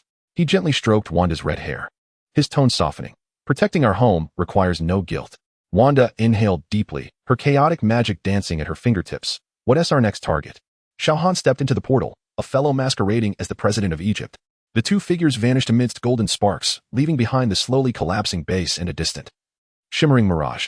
Xiao Han and Wanda traversed the portal, instantly appearing above the presidential palace in Cairo. The blazing sun scorched the ancient city, the waters of the Nile reflecting a blinding brilliance. The presidential palace was heavily guarded, yet Xiao Han's supervision pierced through the walls. The target was locked in, the scroll disguised as the Egyptian president, seated in a conference room with several bodyguards. Xiao Han whispered, his eyes glimmering with golden light.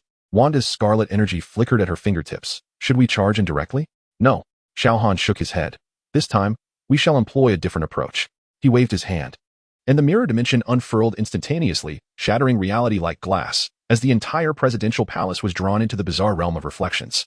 The architecture twisted and folded, the walls flowing like liquid, while the outside world remained oblivious. The guards within the presidential palace gazed in terror at the suddenly transformed environment, some even kneeling in prayer. The door to the conference room swung open unbidden, and Xiao Han and Wanda entered with measured steps. Mr. President, Xiao Han's voice was icy and composed. Your masquerade has come to an end. The scroll stood abruptly, his green skin flickering in panic, attempting to maintain his composure. He bellowed in the voice of the Egyptian president. Who are you? Guards. Seize them. However, as his bodyguards moved to act, Wanda's chaotic magic ensnared them, rendering them immobile. No more theatrics, Xiao Han advanced step by step, his eyes glowing with a fierce golden light. I know who you are. The scroll could no longer sustain his disguise. His skin rapidly shed its human facade, revealing his true green form. He gritted his teeth, exclaiming, You earthlings do not understand. We merely seek a home. A desire for a home is understandable, Xiao Han replied, devoid of warmth, but you should not resort to deception and infiltration. Suddenly, the scroll produced a device from his pocket, grinning maliciously. Then let us die together. A blinding energy pulse erupted, causing the entire mirrored space to tremble violently. In an instant, Xiao Han unleashed a biological force field, shielding Wanda behind him. However, it was not a bomb, but rather a teleportation beacon. With a thunderous roar, a massive rift in space tore open above the presidential palace, and the barrel of a scroll warship emerged, aiming directly at Xiao Han and Wanda. This is bad, Wanda cried. They have reinforcements. A glint of cold light flashed in Xiao Han's eyes, seeking death. Fiery beams of heat erupted from his gaze, slicing through the warship's armor like golden blades. Explosions ravaged the mirrored dimension, yet Xiao Han pressed on, gripping the ship's exterior and tearing with all his might. With a crack, the entire warship was rent in two, its debris plummeting into the mirrored space, transforming into twisted metal fragments. Wanda was not idle either. Crimson energy morphed into countless blades, pinning all the escaping scrolls in place. The battle concluded swiftly, and Xiao Han descended beside Wanda. Gazing at the scroll leader slumped on the ground. Where's your fleet? Xiao Han inquired coldly. The scroll managed a grim smile. You will never find them. Xiao Han, uninterested in further conversation, activated his super hearing and super sight. Moments later, he lifted his head, a glimmer of coldness in his eyes. Africa, he murmured. They have another fleet hidden in a small country in Africa. Wanda furrowed her brow. What are they planning? They do not intend. They are already in motion. Xiao Han replied, looking toward Africa. They are preparing for a full-scale invasion of Earth. Wanda's eyes flickered with concern. We must stop them. Indeed, Xiao Han declared, raising his hand to open a vast teleportation portal, the other side revealing the expansive grasslands of Africa. Let us go. He stepped forward, determined to bring an end to this conflict. Wanda took a deep breath, her crimson energy enveloping her being, closely following him. The two figures vanished into the portal, leaving behind the distorted presidential palace in the mirrored dimension and the utterly defeated scrolls. Meanwhile, on Earth, Tony, Rhodey, Natasha, and others were scouring the globe with detectors in search of the remaining scroll spies. Unbeknownst to them, the true decisive battle was about to unfold on the plains. As Xiao Han and Wanda emerged from the portal, the tranquility of the small African town struck them as eerily calm. The scorching sun beat down on the red earth streets, vendors lazily hawked their fruits at the market, and children frolicked in the dust. Everything appeared so ordinary. Yet, Xiao Han's superhuman hearing detected the whispers concealed beneath the surface. How many agents had the council embedded? 17, poised to control the financial bill next week. And the military? 2 generals had already been replaced, infiltrating the special forces. These conversations emanated from seemingly ordinary citizens, police officers, and even an elderly water vendor on the corner. Beneath their skin flowed green blood. Wanda noticed the change in Xiao Han's gaze, and crimson energy began to swirl at her fingertips. They are here? Everywhere. Xiao Han's voice was icy. He wasted no time. His eyes suddenly ignited with a fierce golden light. Zing. The searing gaze swept across the market like the scythe of death. Several chatting vendors did not even have time to react before they were vaporized. The green blood did not even have a chance to splatter, evaporating under the intense heat. The crowd erupted in chaos, terrified screams resonating through the streets. The disguised African civilians scattered, while the Skrulls instinctively revealed their true forms. Their skin took on an unnatural green hue, some even contorting grotesquely in an attempt to flee. Wanda. Xiao Han called out her name. Understood. The chaotic crimson magic rapidly unfurled, precisely ensnaring each transforming Skrull and lifting them into the air. A Skrull spy disguised as an elderly woman had just drawn a handgun when her entire arm was twisted into a contorted mess by the crimson energy. Xiao Han levitated, his supervision piercing through the buildings, locking on to all the hidden infiltrators. Chapter 64. The shift of power. 10 minutes later, Xiao Han grasped a Skrull by the throat, lifting the creature high into the air. The alien's green skin shimmered with an eerie glow under the sunlight as it writhed in agony. Turing, commence recording. Xiao Han commanded coldly. Recording has begun, sir. Turing's voice emanated from the watch. Xiao Han gazed ahead, a regal light flickering in his golden eyes. I am Superman. Ladies and gentlemen, this is the alien invader, the Skrull. He shook the alien in his grasp. Warning, they can silently transform into your loved ones, into you. His voice deepened. Imagine waking one day to find your family has turned into such creatures. What would you do? The Skrull emitted a hoarse roar, its skin morphing into various human faces, seemingly validating Xiao Han's assertion. Recording complete, sir, Turing reported. Disseminate across all major platforms. With a flick of his wrist, Xiao Han discarded the alien onto the ground. Within minutes, the video spread across the globe like wildfire. Social media erupted, governments convened emergency meetings, and the public was plunged into a frenzy of panic and outrage. Support Superman. Eliminate these alien monsters. They may have infiltrated our government. Such sentiments flooded the internet, igniting a global outcry against the Skrulls. Xiao Han's superhuman vision penetrated the body of the Skrull spy on the ground, revealing its cellular structure, DNA sequence, and transformation mechanism in full clarity. So that's how it is, he murmured, realizing they mimicked others through memory replication and cellular recombination, even copying abilities. Wanda approached, crimson energy binding a dozen transformed Skrulls. Where to next? Outer space, Xiao Han replied, opening a portal. It's time to intercept their ship. The three of them traversed the portal, instantly appearing in the command chamber of the Skrull mothership. Adam floated in midair, surrounded by a ghostly blue aura of antimatter energy, with dozens of Skrull corpses strewn beneath him. You've arrived, Adam said, landing on the ground. I have subdued the rest. Xiao Han nodded, using his super hearing to scan the entire ship, no stragglers. He placed his hand on the control panel, and with a thought, the massive mothership vanished, absorbed into the system's space. The trio instantly found themselves in outer space, enveloped by Xiao Han's biofield, though they could survive on their own. Adam's pupils constricted. What is this? Just a little trick, Xiao Han replied, not elaborating further. He opened another portal. Let us go. It's time to return. On the terrace of the Long Island Villa, the sunset painted the sea in golden hues. Xiao Han stood by the railing, issuing a directive to Turing. Inform Tony and the Avengers to join me for dinner tonight. Tell them I have significant news to announce. Invitation sent. Sir, Turing responded. Mr. Stark replied he would bring wine. Wanda approached, her crimson hair dancing in the evening breeze. What shall you tell them? Xiao Han gazed at the distant horizon, his smile solidifying with resolve. It is time for the world to know who the true guardian is. As night descended, the villa's lights radiated warmth and brightness. Tony was the first to arrive, indeed carrying 2 bottles of exquisite champagne. Following him were Banner, Natasha, Clint, and Adam, who had just visited his family. Tony Stark pushed open the grand door of the villa and stepped inside. Upon entering the living room, he spotted Wanda standing at the entrance to the dining area. Her hair fluttered gently, her fingertips entwined with scarlet chaos magic. A perfectly roasted steak hovered steadily in midair, gracefully drifting towards the dining table. Wow. Tony raised an eyebrow, his tone exaggerated. It seems Zhao's little witch not only knows how to fight but can cook as well? Wanda rolled her eyes, flicking her finger to set the steak down on the table with precision. What, Mr. Stark, do you think I can only demolish houses? Natasha followed closely behind Tony, chuckling softly. It appears someone has finally found a pastime more enjoyable than blowing up laboratories. Clint Barton casually plucked an apple from the floating fruit platter. This is far superior to SHIELD's automated meal delivery system.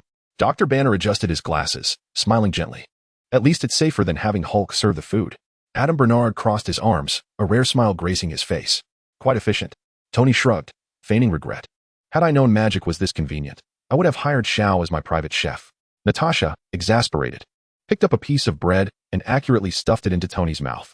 Shut up, unless you wish to become a pretzel. Laughter erupted, easing the atmosphere as everyone took their seats. Tony chewed on the bread, mumbling indistinctly. This bread is quite tasty, though the method of feeding is a bit aggressive. Xiao Han emerged from the kitchen, carrying a platter of salad. His golden eyes scanned the group as he smiled. It seems you all are getting along well. Tony swallowed the bread and raised his glass. Of course, the charm of a billionaire is irresistible. Natasha, her eyes twinkling with mirth, remarked, I hope your sense of humor can save the world. With that, Xiao Han sat down, gesturing for everyone to begin their meal, suggesting they eat first and discuss serious matters afterward. At the dining table, as they gathered around the long table, the atmosphere became subtly charged. Xiao Han raised his glass, his golden gaze sweeping over each person. To the dawn of a new era. Tony Stark set down his glass, the metallic bottom resonating crisply against the table. All right, Xiao, can we speak now? What is the purpose of gathering us here? Natasha Romanoff rubbed her temples, her tone weary. S-H-I-E-L-D is an utter chaos. Fury is gone, and the Skrulls have infiltrated deeper than we imagined. Clint, chewing on bread, added indistinctly, I took down at least a few hundred greenskin monsters today. Doctor. Banner adjusted his glasses again, chuckling ruefully. Hulk certainly had a good time. Adam Bernard reclined in his chair, arms crossed. So, what is your plan?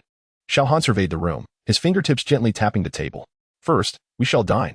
Tony rolled his eyes. Here we go again. Wanda chuckled softly beside him. Crimson energy subtly lifting a steak and floating it onto Xiao Han's plate. Once everyone had dined sufficiently, Xiao Han began to speak slowly. The director of S-H-I-E-L-D has vanished, but that is not the crux of the matter. He paused, continuing. The real issue lies in the fact that an ordinary individual seeks to command a team of superheroes, which is inherently unrealistic. Tony raised an eyebrow. So, S-H-I-E-L-D requires a new director. Xiao Han's gaze fixed on Tony. It falls to you. Tony spat out his red wine in disbelief. What? Banner adjusted his glasses, nodding. I concur. You possess the greatest strength, thus you should lead. Natasha and Clint exchanged glances before shrugging.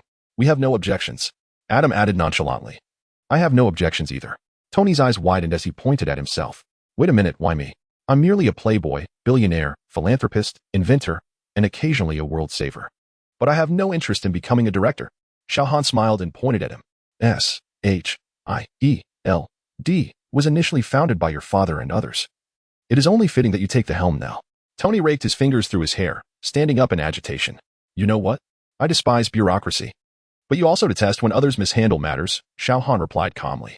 Consider this, if S-H-I-E-L-D continues to be controlled by extremists, what will the outcome be next time? Tony fell silent, and after a moment, he resumed his seat, sighing. Fine, but I have conditions. I demand absolute autonomy. I will determine the budget and personnel for S-H-I-E-L-D, and I refuse to be confined to an office every day. Of course. You may also do so, Xiao Han acknowledged. Agreed. Then Natasha, hands clasped, with a piercing gaze, inquired, what should we do next? Xiao Han's demeanor turned serious. First, we must root out all Hydra and Skrulls within S-H-I-E-L-D.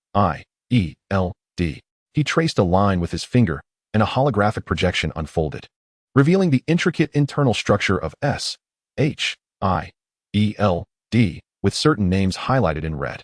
Notably, Alexander Pierce was marked as the foremost Hydra leader. Tony whistled.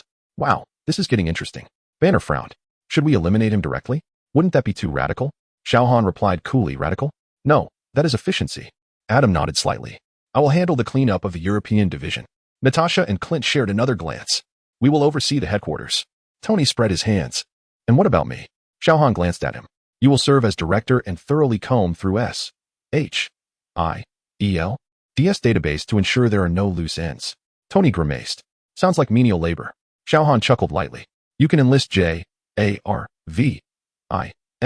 to assist. Tony rolled his eyes. Of course, my butler is still moonlighting as a secretary for S-H-I-E-L-D.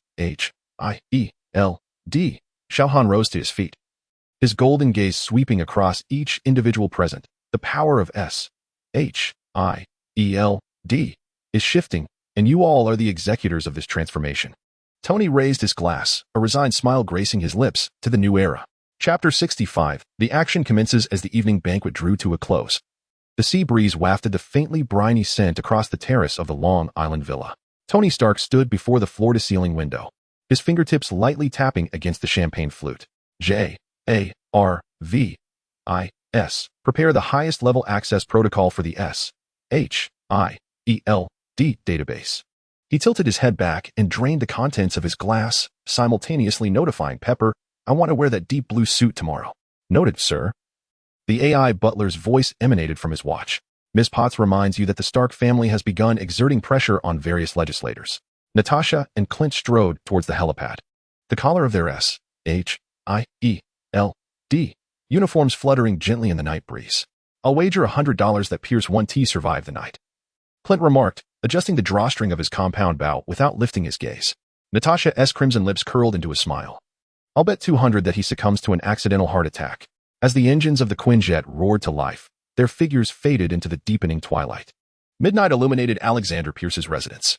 The former chairman of the Security Council paced anxiously in his study, the encrypted communicator incessantly alerting him to assaults on various divisions.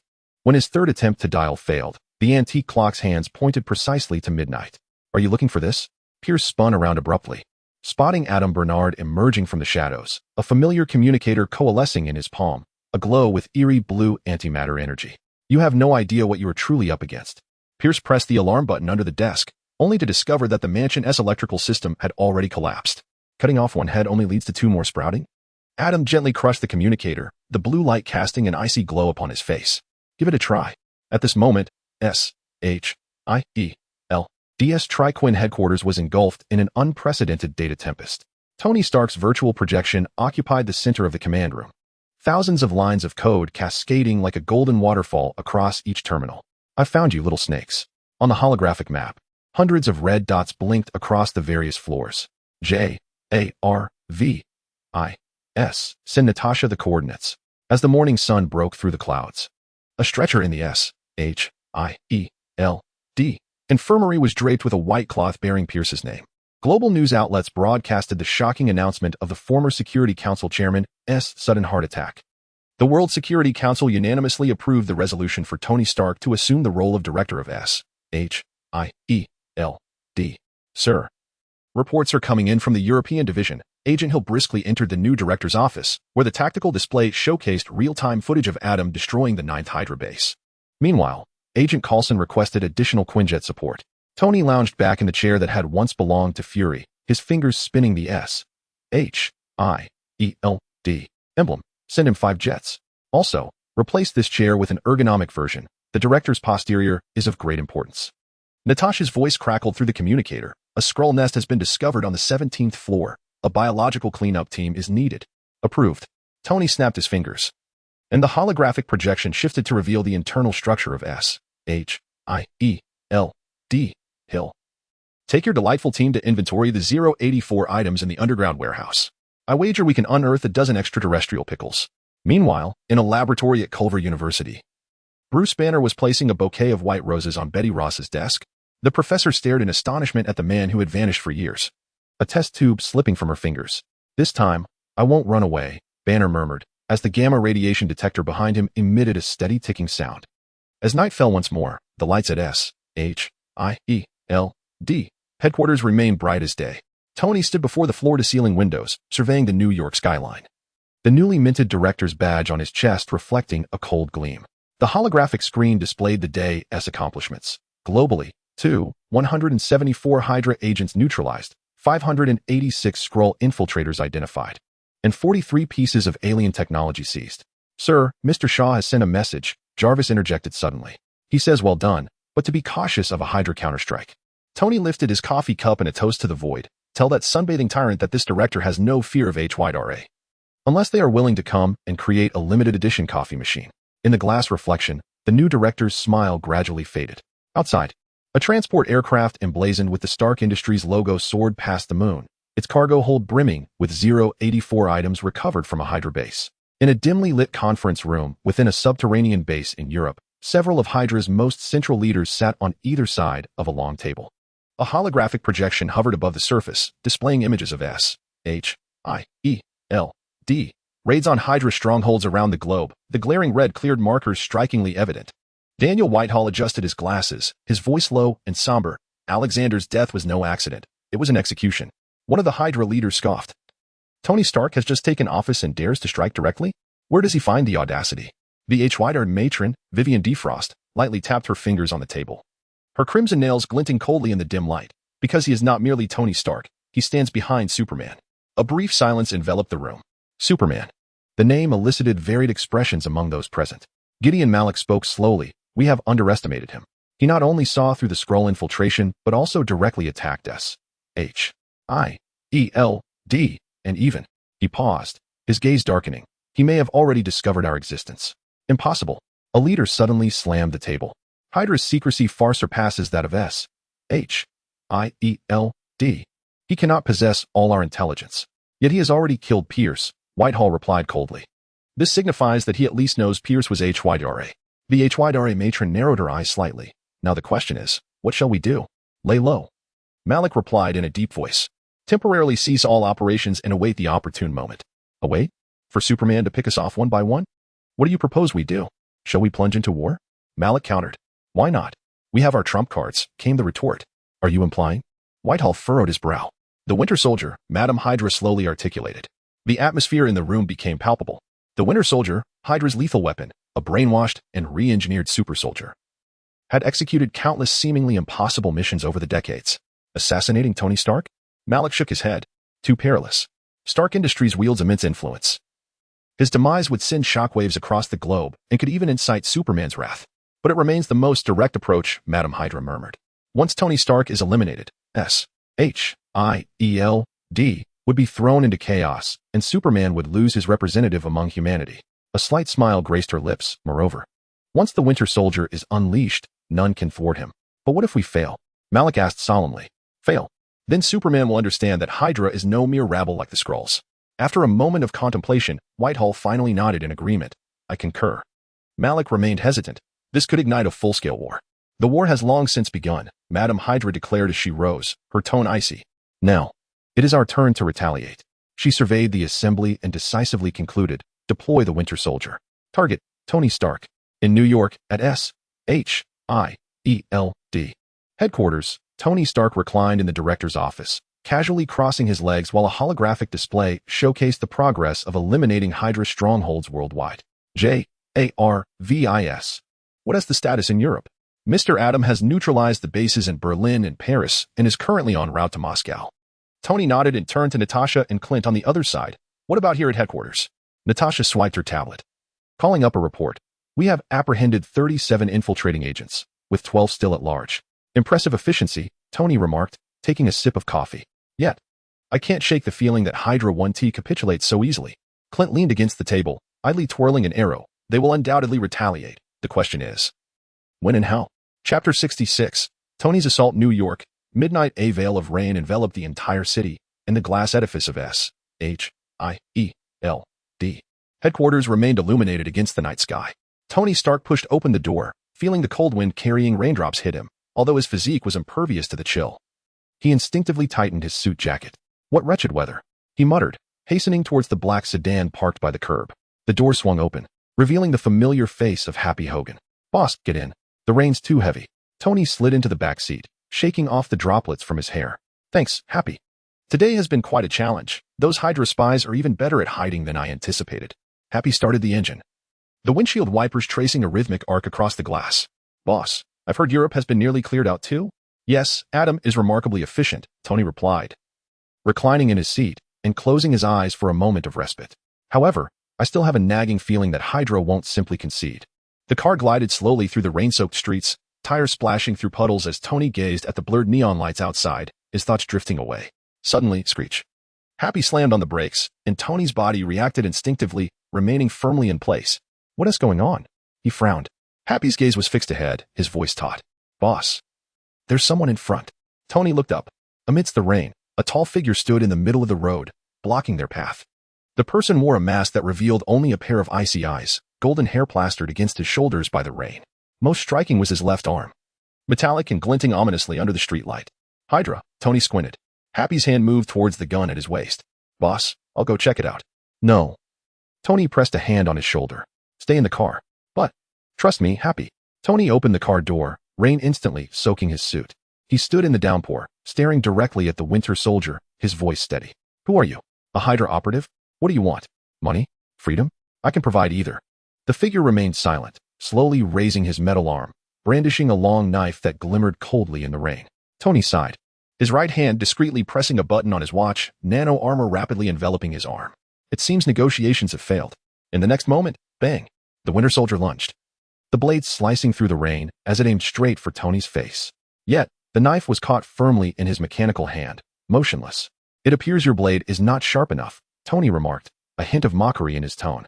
The assailant's eyes narrowed. He exerted force to withdraw the knife, only to find it seemingly welded to Tony's grip, utterly immovable. His pupils constricted slightly. This person's strength was unsettling. Without hesitating, the Winter Soldier changed tactics. His metallic left arm gathering power, and he surged forward, striking Tony's chest with tremendous force. Bang! Tony swiftly lifted his other arm, expertly gripping the metallic fist of his adversary. The clash of two immense forces unleashed a wave of energy, scattering raindrops into the air. The man, known as the Winter Soldier, was utterly astonished. His metallic arm was a pinnacle of Hydra's technology, powerful enough to rend through tank armor. Yet now, it was being effortlessly countered by Tony Stark with a single hand. Surprised? Tony scoffed. "I am no longer the ordinary man who once cowered within a suit of armor." The Winter Soldier reacted with remarkable speed, raising his right leg to deliver a fierce knee strike to Tony's abdomen. However, Tony was faster still. With a swift motion, he released his long blade and seized the Winter Soldier by the throat, lifting him off the ground. The soldier's knee halted midair, his legs dangling helplessly, unable to resist. "The game is over," Tony declared coldly. In the next instant, a thunderous crash resonated as he hurled the Winter Soldier violently to the ground.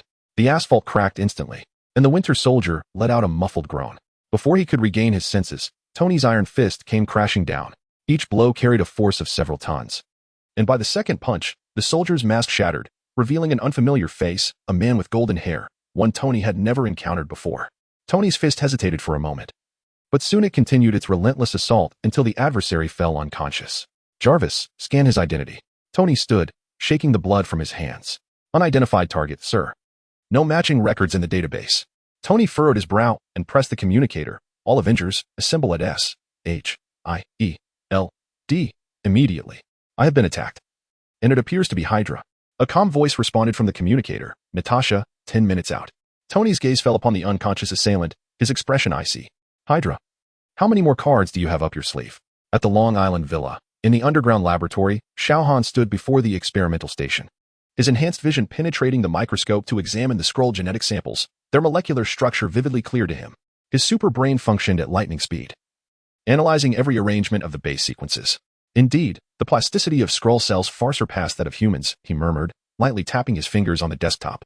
On the laboratory's holographic display, footage of Tony Stark under attack played silently. Xiao Han had already listened in on Hydra's meeting, yet he refrained from intervening.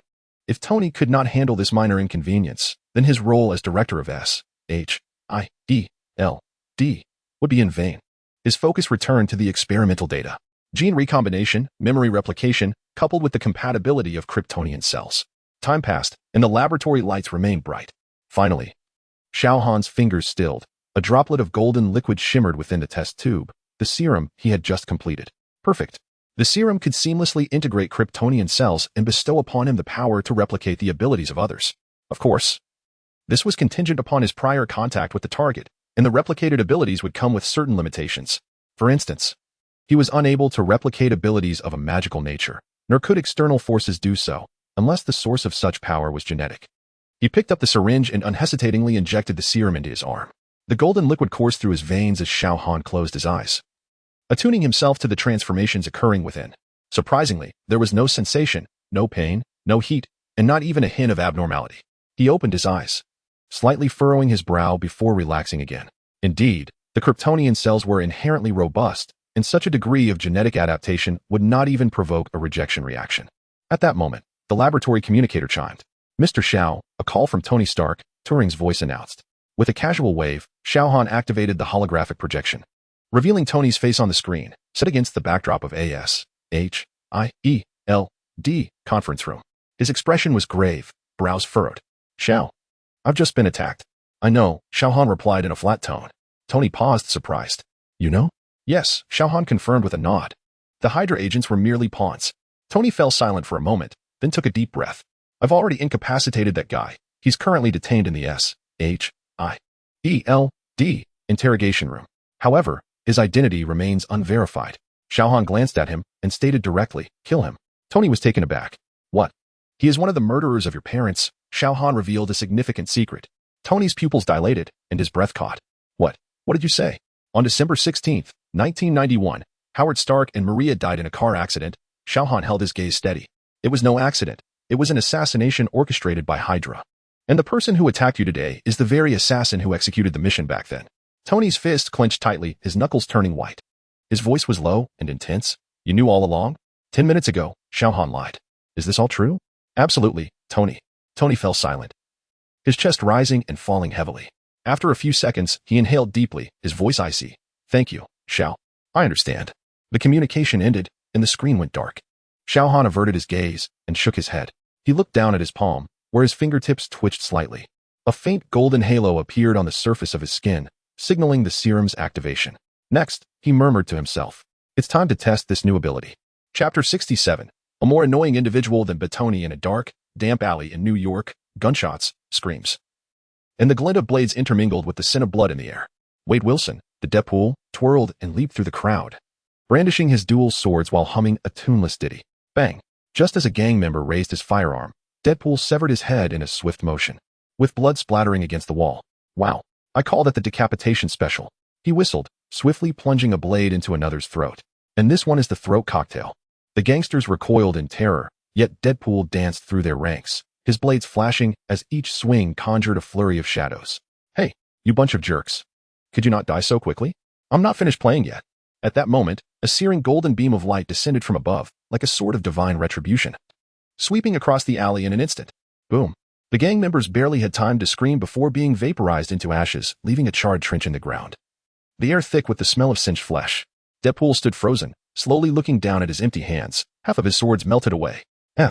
He abruptly lifted his gaze toward the end of the alley. A figure, Xiao Han, descended gracefully from the sky, his black battle suit gleaming in the dim light. Golden patterns swirling across its surface. Deadpool blinked, dramatically spreading his arms wide. Wow, is that our little son boy? What's this? You've come to join my midnight bash? Xiao Han remained silent, calmly approaching him. Deadpool tilted his head, continuing his chatter. But I must say, your entrance was a bit brutal. You roasted my dance partners tonight. That is quite embarrassing for me. Xiao Han ignored him, reaching out to place a hand firmly on his shoulder. Deadpool glanced at the hand, then back at Xiao Han's indifferent face, suddenly breaking into an exaggerated grin. Hey, big guy, you're getting a little too touchy-feely. I might misinterpret that. He winked. Could it be that you like me? Xiao Han remained mute, his supervision penetrating Deadpool's skin, directly analyzing his cellular structure. The regenerative factors within Deadpool were starkly visible, those erratic cells continually dividing and reassembling, defying the laws of biology. Well, that gaze of yours seems to see right through my soul. Deadpool feigned shyness, clutching his chest. But I must warn you, my soul might be a tad. Colorful black? Xiao Han's cells began to mimic Deadpool's regenerative factors, but soon he realized that this ability was inferior to his own Kryptonian cells. So that's how it is, Xiao Han murmured to himself. Deadpool raised an eyebrow. What do you mean? So that's how it is? Have you finally realized how stunning I am? Enough to stir the United Nations? Xiao Han cast him a sidelong glance. Your immortality is not due to the regenerative factors within you. Deadpool paused, then dramatically covered his mouth. Oh my God. Surely you do not mean to suggest that I am cursed? Or perhaps, that I am the illegitimate child of some deity? Xiao Han remarked with a hint of indifference. The goddess of death has no desire to claim you. The expression of Deadpool momentarily froze, only to revert back to his familiar cheeky grin. Wow, how romantic. So, the Lady of Death harbors a secret affection for me, which is why I am spared. You are correct, Xiao Han replied, weary of further banter, turning to depart. Yet, Deadpool swiftly intercepted him, blocking his path. Wait, are you really leaving? No invitation for a coffee? Or at least an explanation for your sudden intrusion into my cellular affairs? Xiao Han paused, casting a glance at him with his golden eyes. Do you wish to become acquainted? Deadpool theatrically clutched his chest. Wow, how fierce. But I like it. Ignoring him, Xiao Han ascended into the air and vanished into the night sky. Deadpool remained rooted in place, gazing skyward for a moment before shrugging. Well, yet another aloof handsome figure. He sighed, retrieving a piece of chocolate from his pocket and mumbling indistinctly. But the goddess of death does not wish to claim me? Now that is a novel premise. He licked the chocolate from the corner of his mouth and broke into a wide smile. It seems I owe Thanos my gratitude next time we meet. With that, he hummed a tune and strolled deeper into the alley, his silhouette gradually fading into the darkness. Xiao Han emerged from the portal, the golden radiance behind him slowly dissipating. In the living room, Wanda sat on the sofa, crimson chaotic magic swirling at her fingertips, transforming into exquisite energy roses that dissolved in her palm. Upon hearing a sound, she abruptly lifted her head, her red hair fluttering, her eyes sparkling with delight. Xiao, you're back. She rose, the magic dispersing into the air, and hurried towards him. Xiao Han regarded her with an appreciative gaze. You have practiced well. Wanda's cheeks flushed slightly as she unconsciously twirled a strand of hair. Really? Where did you go just now? To test a few things, Xiao Han replied, settling beside her on the sofa and taking a sip from a glass on the coffee table. Wanda blinked, hesitating momentarily before sitting beside him, her voice soft. You always keep things so mysterious. Xiao Han turned to her, his tone laden with meaning. What is it you wish to inquire? Wanda bit her lip, her heart racing slightly. Taking a deep breath, she finally summoned the courage to meet his gaze.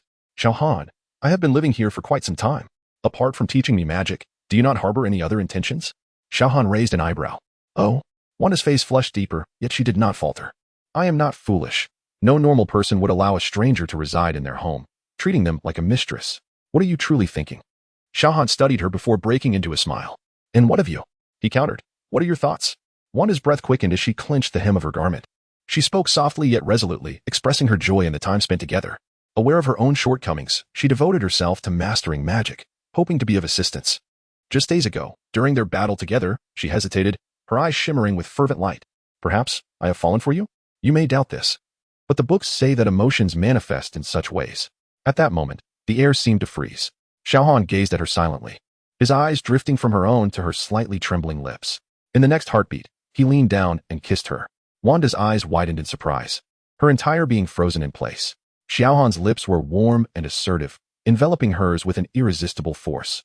Her mind blanked, overwhelmed only by his heated breath and the warmth of his palm resting against her waist. After a few moments of bewilderment, she instinctively closed her eyes, responding to him with a mix of clumsiness and fervor. Xiao Han's hand cradled the nape of her neck, deepening the kiss. Wanda's fingers unconsciously clutched his clothing, her heartbeat racing as if it might leap from her chest. After what felt like an eternity, Xiao Han gradually released her. Wanda's lips were slightly flushed, her breath erratic, her eyes glistening with a dreamy haze. Xiao Han chuckled softly, raising his hand to gesture. With a hum, a golden portal unfolded beside them, revealing the bedroom on the other side. He turned to Wanda, his voice low. Are you ready? Wanda did not respond verbally. Instead, she tilted her head to gaze at him, her amber eyes brimming with affection and anticipation. Without further ado, Xiao Han swept her into his arms, stepping through the portal. As the door closed behind them, Wanda's light laughter mingled with Xiao Han's whispered words, both fading into the golden glow. Chapter 68. A New World in the Early Morning. Sunlight streamed through the floor-to-ceiling windows, casting warm patches of light upon the floor. Xiao Han slowly opened his eyes, his golden pupils slightly constricting in the morning glow, absorbing the comforting energy. Turning his head, he glanced at the figure beside him. Wanda was still deep in slumber, her crimson hair cascading across the pillow, her breathing steady and serene. The exploration of life from the previous night had drained her considerable energy, and embarking on such a journey for the first time was no small burden for her. Xiao Han gently rose, careful not to disturb her. With a mere wave of his hand, a black silk robe draped itself over his shoulders. He padded barefoot out of the bedroom. The living room was tranquil and silent, save for the distant sound of waves gently lapping against the shore, filtered through the open window. Good morning, sir. Turing's voice resonated softly in the air. Mr. Stark has requested communication and has been waiting for 3 minutes. Xiao Han raised an eyebrow and moved towards the kitchen area, where the coffee machine sprang to life, filling the air with its rich aroma. Tony? This early? Indeed. He seems to be in a hurry, Turing replied. Shall I connect you now? Xiao Han lifted the coffee cup, savoring a sip before responding. Yes, go ahead. A holographic projection unfolded in the center of the living room, revealing the image of Tony Stark. He appeared somewhat fatigued, with faint shadows under his eyes, and held a cup of coffee that seemed more akin to pure espresso in concentration. Tony's voice emerged from the projection, laced with exhaustion and a hint of hoarseness. Xiao, I should have killed that bastard last night. Xiao Han stood before the floor-to-ceiling window, the morning light illuminating his silhouette. And then? Coulson recognized him. Tony's voice was low. That damned Hydra agent was a member of the Howling Commandos, one of Captain America's closest friends. Xiao Han's fingers lightly tapped against the glass, producing a crisp sound. So? Tony suddenly raised his voice before quickly lowering it again. Coulson showed me the files. That guy went missing after falling off a cliff in 1944. Hydra found him, brainwashed him, turned him into a killing machine. The sound of glass clinking echoed from the projection as Tony took a sip of coffee, continuing. J.A.R.V.I.S. Received a file. It's the surveillance footage of my parents' murder. Xiao Han sensed Wanda still lost in her dreams.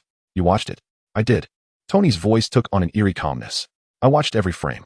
I saw that bastard choking my father with his metal arm. I saw my mother begging for mercy. I saw them. The sound of shattering glass crackled over the communicator. Xiao Han moved to sit beside the sofa. So now you want to ask me if you should kill him? Wanda, didn't he kill me back then? Tony interjected suddenly, despite her deep-seated hatred towards him. A flicker of golden light danced at Xiao Han's fingertips before quickly fading. I am not you, Tony. This decision lies solely with you. If I kill him. Xiao Han interrupted. If you don't kill him, I will regret it. Tony replied with a bitter smile. What a damn dilemma. Xiao Han gazed out of the window, the sunlight dancing upon the surface of the sea. Making choices is indeed the most arduous task. You are right. He is under the control of the Hydra. However, this time, the decision lies solely with you. I shall not choose for you. There was a prolonged silence on the other end of the communicator. Do you know? Tony finally spoke, his voice considerably softer. My father never uttered the words I love you to me. Xiao Han remained silent. Yet, when that bastard had his hands around my neck, his last words were to save Maria. Tony's voice trembled slightly. He had always loved my mother. Another silence followed. I understand now, Tony suddenly declared, his voice gaining a measure of firmness. Thank you, Xiao. Thus ends the matter of the Winter Soldier. The conclusion is left to your imagination. I shall not elaborate further. Be it life or death, it will attract criticism. The communication was severed, and soon footsteps echoed from the staircase. Wanda, rubbing her eyes, descended, her red hair tousled. Clad in the black shirt Xiao Han wore the previous night, the hem just covering her thighs. Who called so early? She yawned, her voice still laced with sleep. Xiao Han turned off the projection and pulled her into his embrace. Tony. He hesitated over making a decision. Wanda comfortably settled on his lap, her cheek resting against his chest. What decision? Perhaps to become a better person. He gently stroked her red hair. Wanda tilted her face up. Her sleepiness mingled with a smile. Just like me? Xiao Han lowered his head and pressed a kiss to her forehead. No, you have always been. Wanda's face flushed instantly. Burying it in the crook of Xiao Han's neck, she murmured. When did you become so eloquent? Xiao Han patted her back. Go change your clothes. Today, I will teach you the art of spatial teleportation. Wanda's eyes sparkled with excitement as she sprang up and dashed upstairs. Suddenly stopping to ask, are you sure it's not because of last night? Hurry up, Xiao Han interjected. A wry smile playing at the corners of his lips. Wanda laughed lightly as she bounded up the stairs, her red hair trailing behind her. 10 minutes later, Xiao Han stood at the center of the training room, golden magical runes slowly rotating beneath his feet. Wanda stood opposite him, her red hair gently swaying in the energy field, her eyes alight with focus. The essence of chaos magic and the spatial spells of Kamartaj are fundamentally different. Xiao Han raised his hand, his fingertips slicing through the air, golden sparks igniting in their wake. It requires no incantation, relying instead on your thoughts and emotions. Wanda nodded. Crimson energy surging from her palms as she attempted to mimic Xiao Han's movements. Red sparks erupted, but quickly dissipated, failing to form a complete portal. Do not rush. Xiao Han moved behind her, gently placing a hand on her shoulder. Feel the flow of space. Envision it as water that can be parted by your energy. Wanda took a deep breath and closed her eyes. The crimson energy swirled around her, gradually becoming more substantial.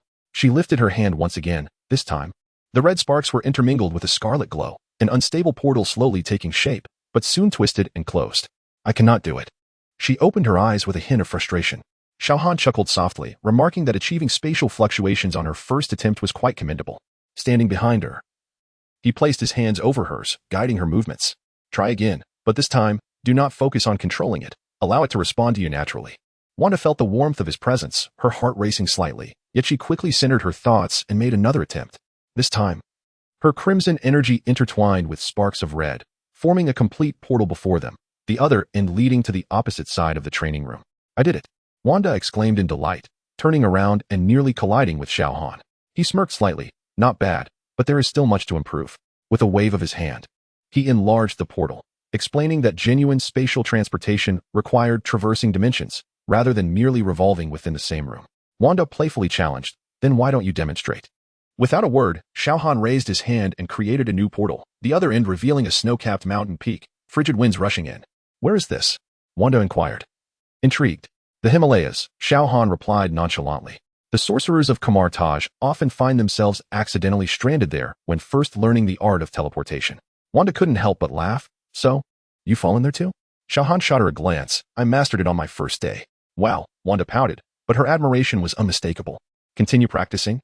Xiao Han instructed as he closed the portal. Once you can stably open intercontinental transportation, I will teach you the use of mirror dimensions. Wanda nodded, focusing once more on her endeavor.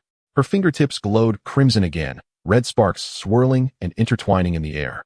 This time, the portal was significantly more stable, its edges no longer flickering, but forming a complete circular passage. Look, I succeeded. Wanda turned to Xiao Han, her eyes sparkling with joy. However, Xiao Han narrowed his eyes. His enhanced vision penetrated the portal, revealing not the other side of the training room nor any corner of Earth, but an unfamiliar city. Towering skyscrapers reaching towards an azure sky, with a massive planetary newspaper logo visible in the distance. Something is amiss, he thought. System, he silently called. What is happening? Ding. Anomalous spatial fluctuations detected. The system's voice responded calmly. Wanda's chaotic magic inadvertently opened a cross-universal portal. This action does not fall within the scope of the host's mission. The system has not issued any related directives. Xiao Han frowned slightly. Are you saying she opened a rift in the multiverse by herself? Affirmative. The system replied. Based on energy analysis, Wanda's chaotic magic possesses the ability to alter reality. During intense emotional fluctuations, it may have unintentionally torn the dimensional barrier. Referencing the portal opened by Doctor Strange in Universe 616, Xiao Han fell silent for a moment, then turned his gaze to Wanda, who was still enveloped in excitement. Reaching out to touch the edge of the portal, curiously examining the world on the other side. Chapter 69, Clark Kent before reading. A brief note. I shall adhere to the original storyline while also infusing my own creative thoughts and concepts. For I believe that a verbatim retelling of the original would merely compel one to watch the film instead. Xiao, look. The architecture over there is so peculiar. I have never encountered a city like this before. She turned and smiled at Xiao Han, her crimson hair fluttering gently in the undulating energy field. Xiao Han approached her, gently resting his hand upon her shoulder. Wanda, you have done remarkably well, but this portal may be somewhat unique. Unique? She blinked, puzzled. What do you mean? It means that beyond the portal lies another universe, Xiao Han explained calmly, yet his gaze remained fixed upon her reaction. Wanda's smile faltered, the scarlet energy around her quivering slightly. Are you saying I have opened a door to another world? Indeed, Xiao Han confirmed with a nod. But do not worry. If it can be opened, it can also be closed. Wanda inhaled deeply, her initial trepidation gradually giving way to curiosity. Then, shall we explore? Observing her eager demeanor, Xiao Han understood her thoughts perfectly. Of course. He took her hand, and together they stepped through the portal. In an instant, their surroundings transformed. They stood atop a towering edifice, gazing down upon the sprawling city below. Sunlight glinted off the metallic and glass structures, while vehicles flowed continuously along the streets. In the distance, a harbor cradled colossal cargo ships, but more captivating was the occasional silhouette soaring through the sky, a red and blue cape billowing in the wind. Who is that? Wanda's eyes widened. Xiao Han's superhuman hearing had already captured the cacophony of the city. Superman has just rescued an airplane. I heard that Batman apprehended Black Mask last night in Gotham. Wonder Woman is scheduled to arrive in Metropolis next week for a peace summit. His expression shifted to one of intrigue. Juan, what did you hear? Wanda tugged at his hand. Xiao Han spoke slowly. Wanda, we may have arrived in the DC universe. The DC universe? Wanda blinked in astonishment. You mean, the one I am thinking of? Since meeting Xiao Han, Wanda had diligently studied DC Comics, evolving from a mere passerby who knew only Superman into someone who could at least recall the names of several superheroes. Yes, Xiao Han affirmed, his gaze sweeping across the city. This is Metropolis. A flicker of excitement danced in Wanda's eyes. So, the figure that just flew by was truly Superman? Before Xiao Han could respond, a rushing figure suddenly approached them. The red and blue form hovered before them, its cape billowing majestically behind, sunlight refracting off the brilliant emblem on its chest. Clark Kent, Superman, was scrutinizing them with his piercing blue eyes, his voice gentle. Who are you? Why have I never seen you in this world? It is as if you never existed before. As you can see, I am a Kryptonian. Xiao Han maintained a friendly expression as he regarded him. The azure depths of Clark's eyes sparkled with incredulity as he gently descended upon the rooftop, maintaining a courteous distance from Xiao Han. You, too, are a Kryptonian? His voice held a tinge of uncertainty, as if he feared that Xiao Han might, at any moment, reveal the ruse. Xiao Han offered a faint smile, refraining from a direct response, instead tenderly grasping Wanda's hand, enveloping her in a silent biological field to ensure she would remain unharmed by Clark's extraordinary vision. We merely stumbled upon this place, Xiao Han stated. But indeed, I am like you. Clark's breath quickened slightly. His superhuman sight instinctively scanned Xiao Han's form, yet it felt as though he had collided with an invisible barrier, unable to penetrate. Wanda, too, was ensconced in a peculiar energy that thwarted his gaze. This is impossible, Clark murmured, only to shake his head in self-deprecation moments later. No. That question seems rather foolish, yet I must inquire. Do you truly hail from Krypton? A hint of anticipation colored his tone. Xiao Han offered no reply, merely levitating gently, his feet lifting from the ground as his eyes ignited with a fervent golden glow, causing the surrounding air to shimmer with heat. Clark's pupils dilated suddenly, his expression transforming into one of joy. That suffices, I believe you. He inhaled deeply, an uncontrollable smile gracing his lips, his eyes reflecting a long-lost excitement. This is indeed quite astonishing. He paused to compose himself, adding, "Forgive me. I simply did not expect to encounter a fellow compatriot." As Xiao Han descended back to the ground, the golden light in his eyes gradually dimmed, and he spoke gently, "I understand." Clark was about to utter something when he surveyed their surroundings. Would you like to grab a cup of coffee? We could converse." Wanda glanced at Xiao Han, who nodded in affirmation, and she returned a friendly smile, "Sure." 3 minutes later, they found themselves seated in a tranquil CAF in the heart of Metropolis. Clark had chosen a corner by the window, ensuring their conversation remained private. Cradling his coffee cup, he watched as Xiao Han and Wanda settled in. So, he began, how did you evade the Kryptonian crisis? Where have you been all these years?" Xiao Han took a sip of his coffee, his tone serene.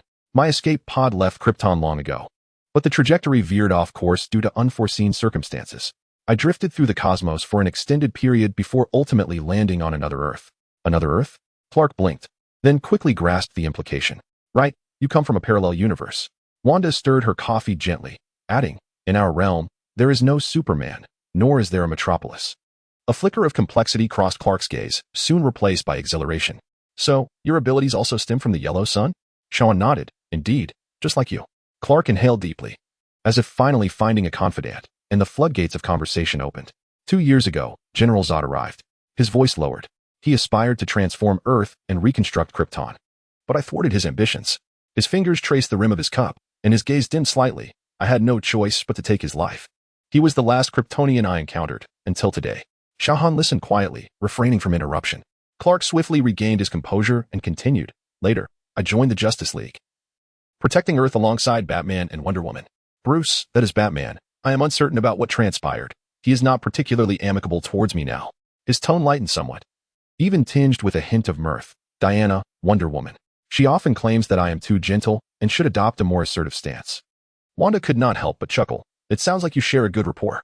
Clark nodded, warmth emanating from his eyes. "Indeed, they are like family to me." He paused, suddenly feeling a bit shy as he glanced at Xiao Han. "I apologize, have I said too much?" "It's just that meeting you." Xiao Han shook his head, interrupting him. "It's all right, I understand." Clark nodded, then furrowed his brow as if he had heard something. "Diana would certainly wish to meet you. However, I must attend to another matter." Before he could finish his sentence, the CAF's television abruptly cut to an emergency broadcast. "Breaking news. A mass prison break has occurred at Arkham Asylum in Gotham City. Numerous high-risk criminals, including the Joker, Poison Ivy, and Bane, have escaped. Gotham police have requested assistance from the Justice League." Clark's expression instantly turned serious as he rose, casting an apologetic glance at Xiao Han and Wanda. "I'm sorry. I must go lend a hand." Xiao Han also stood up, calmly stating, "Let us go together." Clark was momentarily taken aback, then offered a grateful smile. "Thank you." Wanda's fingertips glimmered with a crimson light, her eyes sparkling with determination. "Perfect. I, too, wish to gauge the caliber of this world's villains." Clark took a deep breath, a renewed determination igniting in his eyes. "Let us go." In the next instant, the red and blue cape billowed as Superman soared into the sky, with Xiao Han and Wanda following closely behind, the three of them racing towards Gotham. Chapter 70. The Supremacy of Superhumans? Over Gotham City, ominous clouds loomed, and the shrill wails of police sirens echoed around Arkham Asylum, amidst a haze of smoke. The Joker's maniacal laughter resonated distinctly amidst the chaos. He stood atop an overturned police car, his green hair gleaming fiercely in the flames. "Ha! Where's the Bat? I can hardly wait to show him my new toy." The Joker brandished a remote control while his henchmen engaged in a fierce gunfight with the police. Poison Ivy manipulated her vines to upturn police vehicles, while Bane effortlessly tore open the armored car's door. Harley Quinn nimbly maneuvered through the hail of bullets, her baseball bat striking down officers with precision. At that moment, a shadow descended from the heavens, and Batman's cape unfurled in the firelight as he skillfully kicked the weapon from Harley's grasp. "The party's over." His deep voice momentarily halted the Joker's gang. "Patsy." The Joker turned with excitement, only to spot three figures gracefully descending from the sky. Clark, accompanied by Xiao Han and Wanda, emerged above the battlefield.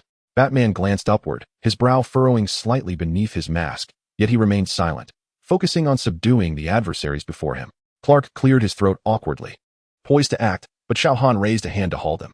"The training is concluded. Now we enter the phase of real combat." Xiao Han turned to Wanda, who, with a slight smile, radiated excitement in her eyes. Understanding, she began to levitate, her red hair swirling in the tumultuous energy of chaos magic, her hands gracefully tracing circles. Crimson energy surged throughout the battlefield, drawing gasps of astonishment. "Hey, what is that? A new superhero?" Harley looked up, only to be ensnared by the scarlet energy, rendered immobile. The Joker's laughter abruptly ceased as he realized he could no longer control his body. What trickery is this? Poison Ivy's vines withered upon contact with the crimson energy, and Bane's enhanced muscles proved futile against the enchantment. Within mere moments, all the villains were manipulated like puppets by Wanda, lined up before the astonished police officers. All yours, Wanda said with a gentle wave of her hand, the villains settling neatly at the feet of the officers. I believe you require these. The police exchanged bewildered glances until the sheriff, trembling, commanded, quickly, restrain them. Wanda did not pause, her hands outstretched. The scarlet energy enveloped the entire scene. The destroyed vehicles restored to their former states, shattered walls reassembled, and even the craters in the ground vanished without a trace. Wonder Woman, Diana, had just arrived. Her golden lasso of truth still in hand, and was met with this extraordinary sight. She hovered in shock, exclaiming, by Zeus. Batman silently observed the unfolding events before vanishing into the shadows. Clark approached. Diana, allow me to introduce Xiao Han and Wanda. They hail from a parallel universe. Diana descended gracefully before them, stowing her lasso, her eyes filled with curiosity. I am Diana Prince, an Amazonian warrior. It is an honor to meet you. Ms. Wanda, your powers are truly impressive. Wanda blushed slightly and said, thank you. It's merely a little trick. This is no trivial feat, Diana replied earnestly. Your abilities are extraordinary. This world has never witnessed such prowess. Clark surveyed the streets, which were gradually returning to order, and remarked, this is not the place for such a discussion. I know a fine restaurant nearby. 10 minutes later, the four of them were seated in a private booth of an upscale restaurant. Wonder Woman thoughtfully ordered for everyone and specifically recommended a dessert for Wanda. So, Diana said, slicing into her steak, you claim to be a Kryptonian like Clark? Wanda nodded and briefly explained her origins. Diana occasionally nodded in agreement, captivated by the tale. It truly sounds incredible, she remarked, setting down her cutlery. The Amazons have always believed in the existence of a multiverse, yet they had never encountered concrete evidence. Wanda took a bite of the chocolate cake, her eyes lighting up. This is delicious, she exclaimed, quickly adding, I'm sorry to interrupt you. Diana chuckled, no worries, good food deserves one's full attention. She turned to Wanda and asked, is your ability magical? Wanda confirmed, indeed, it is magic, and my power is to alter reality. Diana pondered, that sounds comparable to the divine powers of the Olympian gods. Clark had been quietly listening and interjected, Xiao Han mentioned they arrived here by accident. Perhaps we should consider how to assist them in returning. Diana suggested. Perhaps we could enlist Zatanna as help? Or Dr. Fate. They are well versed in interdimensional travel. Wanda set down her glass. There is no need for that. I can open a portal back. We merely wish to learn more about this world. Diana smiled knowingly. Then you must meet other members of the League. Barry will be thrilled. He always insists that the theory of parallel universes is valid. Clark's expression suddenly darkened. Bruce may not attend the gathering anytime soon. Diana sighed. Is he still the same? Ever since General Zod, he has become more reclusive. Clark offered a wry smile. I apologize for those matters. Xiao Han astutely picked up on their conversation. Does Batman distrust Superman? Diana and Clark exchanged a knowing glance. Finally, Diana spoke. 2 years ago, when Clark fought Zod, he accidentally destroyed Bruce's corporate tower. Those who could not escape. 3 months later, Bruce discovered a prophetic mirror, revealing a possible future, though only vague fragments. We all witnessed Clark succumbing to darkness, becoming the ruler of Earth. Wanda looked bewildered. That is utterly absurd. Clark shook his head. No, it is indeed a possibility. My powers. Xiao Han suddenly laughed. So, Batman believes that a benevolent Superman would dominate the world? Diana nodded. Bruce often prepares for the worst. But I know Clark's heart. He would never become that. Clark cast a grateful glance at her as the soft glow of the restaurant lights enveloped them. The four companions concluded their delightful dinner. Diana glanced at her watch and rose from her seat. I apologize, but I must take my leave, she said with a smile. There are a few matters I need to attend to. Clark nodded appreciatively. Thank you for taking the time to join us, Diana. She gently patted his shoulder and then extended her hand toward Xiao Han and Wanda. It was a pleasure to meet you both. I hope you enjoy your stay in Gotham. Wanda grasped her hand, smiling. Thank you for the recommendation. That dessert was truly exquisite. Diana winked playfully. Next time you visit Paradise Island, I shall have the chef prepare more authentic Greek delicacies for you. With that, she gracefully turned and departed. Clark watched her leave, then turned to Xiao Han and Wanda. Do you have accommodations for tonight? He inquired. Xiao Han nodded. We plan to find a hotel. Clark offered a gentle smile. The safety of Gotham can be somewhat intricate. I can recommend a few places with higher security. Wanda curiously asked, do you often come to Gotham? Clark replied with a smile. Occasionally, I assist Bruce with certain matters. Although he has been somewhat reluctant to collaborate with me lately. Xiao Han chuckled lightly. No worries. We can manage to find our own place. Clark hesitated briefly before saying, If you require any assistance, please feel free to reach out. He retrieved a business card from his pocket and handed it to Xiao Han. Here are my contact details. Xiao Han accepted the card, which bore the name Clark Kent, reporter for the Daily Planet, with a small emblem in the lower right corner. He found it amusing that two Kryptonians would exchange contact information in such a manner. Thank you, Xiao Han said, tucking the card away. We shall be in touch. Perhaps we will explore this world tomorrow. Clark nodded, then stood up. I shall take my leave now, until we meet again. He waved at the two and turned to exit the restaurant. Chapter 71. World Travel. Upon exiting the restaurant, Wanda intertwined her arm with Xiao Han. Gazing up at the night sky of Gotham. This city possesses an air of oppression, she murmured softly. Xiao Han's discerning eyes swept across the street. His superhuman hearing attuned to the whispers of the city, the wail of police sirens, the sinister chuckles of criminals, and the stealthy footsteps of Batman lurking in the shadows. Let us move on, he suggested, taking Wanda's hand to seek a place of respite. They strolled along the street, ultimately selecting a luxurious hotel. The receptionist greeted them with polite courtesy, and Xiao Han casually produced a black card to book a penthouse suite. The elevator ascended slowly, and Wanda leaned against Xiao Han's shoulder, yawning. This city is even more bustling than New York, she remarked. Xiao Han ruffled her hair playfully. That's because you've never been to Hell's Kitchen. As the elevator doors opened, they walked down the corridor to the end, swiping the card to enter the suite. The room was spacious and opulent, with floor-to-ceiling windows revealing Gotham's nocturnal panorama, illuminated yet tinged with a hint of melancholy. Wanda approached the window, contemplating the distant Wayne Tower. Do you think Batman is watching us right now? She suddenly inquired. Xiao Han chuckled lightly. He undoubtedly knows of our arrival. Wanda turned, sitting at the table by the window. Shall we seek him out tomorrow? Xiao Han approached her, gently brushing his fingers across her cheek. There is no rush. Let us first observe the state of this world. Therefore, Wanda asked with curiosity, do you believe Clark will truly succumb to darkness? Xiao Han settled into the chair opposite her, reflecting on the comic lore. Typically, Superman's fall into darkness requires a catalyst.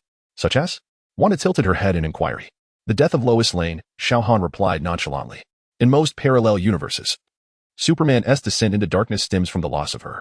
Wanda nodded thoughtfully. I understand. That is the agony of losing a beloved. Quite so. Xiao Han picked up the remote control from the table, turning on the television. However, in this world, the situation may be far more intricate. The evening news broadcast displayed a serious anchor reporting on the aftermath of the Arkham incident. The screen transitioned to a blurred silhouette of Batman, leaping from a rooftop, vanishing into the darkness. Do you think Batman will trust us? Wanda's gaze followed the images on the television. Xiao Han chuckled softly. Bruce Wayne never easily trusts anyone, especially not an unexpected Kryptonian. Wanda set down her cup, crimson energy swirling at her fingertips. Should we then exercise caution? Not necessary. Xiao Han grasped her wrist, the energy instantly calming. If he comes seeking trouble, I shall handle it. Suddenly, a thought struck Wanda, her eyes brightening. Do you think Clark's fall to darkness could be due to kryptonite? If someone were to slay him with kryptonite, upon resurrection he might no longer trust humanity. Xiao Han raised an eyebrow. A commendable hypothesis. Yet in this world, it seems Batman has already taken precautions. At that moment, Xiao Han's watch projected an image, revealing Batman's laboratory. He was tinkering with a green stone, clearly having made preparations in advance. Xiao Han pointed at the screen. Wanda frowned, expressing her dismay. It is truly lamentable. Clark, so kind-hearted, has to endure such suspicion. Xiao Han switched off the television, and the room was enveloped in a brief silence. The neon lights outside filtered through the curtains, casting a luminous halo before them. Every world harbors its own troubles, he eventually remarked. Much like the Hydra and Skrulls in our realm. Wanda rose and approached the window, stating, at least we have resolved part of the issues. Xiao Han moved beside her, wrapping an arm around her waist. Are you tired? Wanda leaned into his embrace and nodded, a bit. I expended quite a bit of magical energy today. Rest now. He replied, kissing the top of her head. Tomorrow, we shall travel. They made their way to the spacious bed, and as Wanda lay down, she couldn't suppress a yawn. Xiao Han tucked her in snugly and settled against the headboard. Aren't you sleeping? Wanda asked, her voice still drowsy. Kryptonians require less sleep. He gently caressed her crimson hair. You sleep. I will watch over you. In her sleepy haze, Wanda grasped his hand and murmured, don't tire yourself too much, Xiao Han.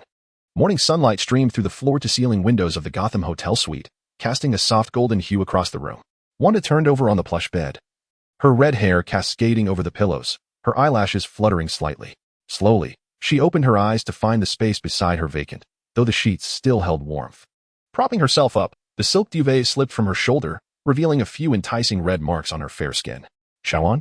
She called softly, her voice still laced with the remnants of sleep. No response came. Barefoot, she stepped onto the soft carpet and hastily donned the black shirt Xiao Han had worn the previous night. The hem of the shirt barely covered her thighs, hinting at her form as she walked. Pushing open the bedroom door, she was instantly captivated by the scene before her. Xiao Han reclined in a chair by the living room's floor-to-ceiling window, sunlight cascading over his flawless physique. He wore nothing but black lounge pants, with the contours of his muscles stark against the sunlight, reminiscent of ancient Greek sculptures. With his eyes closed and a tranquil expression, he seemed to absorb the energy of the sun. Leaning against the doorframe, Wanda unconsciously held her breath. Even in their intimate closeness, this man could still quicken her pulse. "Have you seen enough?" Xiao Han suddenly spoke, a slight smile gracing his lips. Wanda felt her cheeks warm, but quickly lifted her chin. "Not nearly enough." Xiao Han opened his eyes and turned to her. "Did you sleep well?" he inquired, tenderly caressing her cheek. Wanda nodded, her red hair swaying gently with the motion. "Though I am a bit hungry." Xiao Han chuckled softly, his fingers gliding along her jawline. "I had the hotel arrange breakfast for us." 10 minutes later, the doorbell chimed. With a flick of his hand, the door lock automatically disengaged, and a food cart glided smoothly into the room, laden with an array of exquisite breakfast delicacies. Two individuals relished their breakfast, while Wanda occasionally stole glances at Xiao Han. Bathed in sunlight, he appeared more radiant than usual, quite literally. "Where shall we venture today?" Wanda inquired, taking a bite of a waffle drenched in maple syrup, her words slightly muffled. Xiao Han sipped his coffee, replying, "A journey around the world." Wanda continued, "Like an ordinary couple?" "More or less." Xiao Han set down his cup, "though we shall do so in a rather extraordinary manner." 20 minutes later, the pair stood atop the hotel roof. The morning mist of Gotham had yet to fully dissipate, and the city flickered in and out of view beneath the sunlight, resembling a dreamscape. "Are you ready?" Xiao Han extended his hand. Without hesitation, Wanda grasped it, declaring, "At any moment." In the next instant, Xiao Han's biofield enveloped them both, and they ascended gently into the air. Wanda gasped, instinctively clutching Xiao Han's arm. "Fear not." His voice remained clear amidst the wind. "I shall not let you fall." Wanda quickly acclimated to the sensation, her excitement mounting as she gazed down at the shrinking city. "This is far more exhilarating than flying with magic." Xiao Han smiled slightly and suddenly accelerated. Gotham transformed into a mere speck in an instant as they soared through the clouds, reaching the stratosphere. The curvature of the earth became distinctly visible beneath them, a magnificent canvas of azure ocean and verdant land. "First stop," Xiao Han pointed into the distance, "Paris." This is not merely an attempt to craft a romantic narrative, but a necessary prelude. Otherwise, it would seem too abrupt.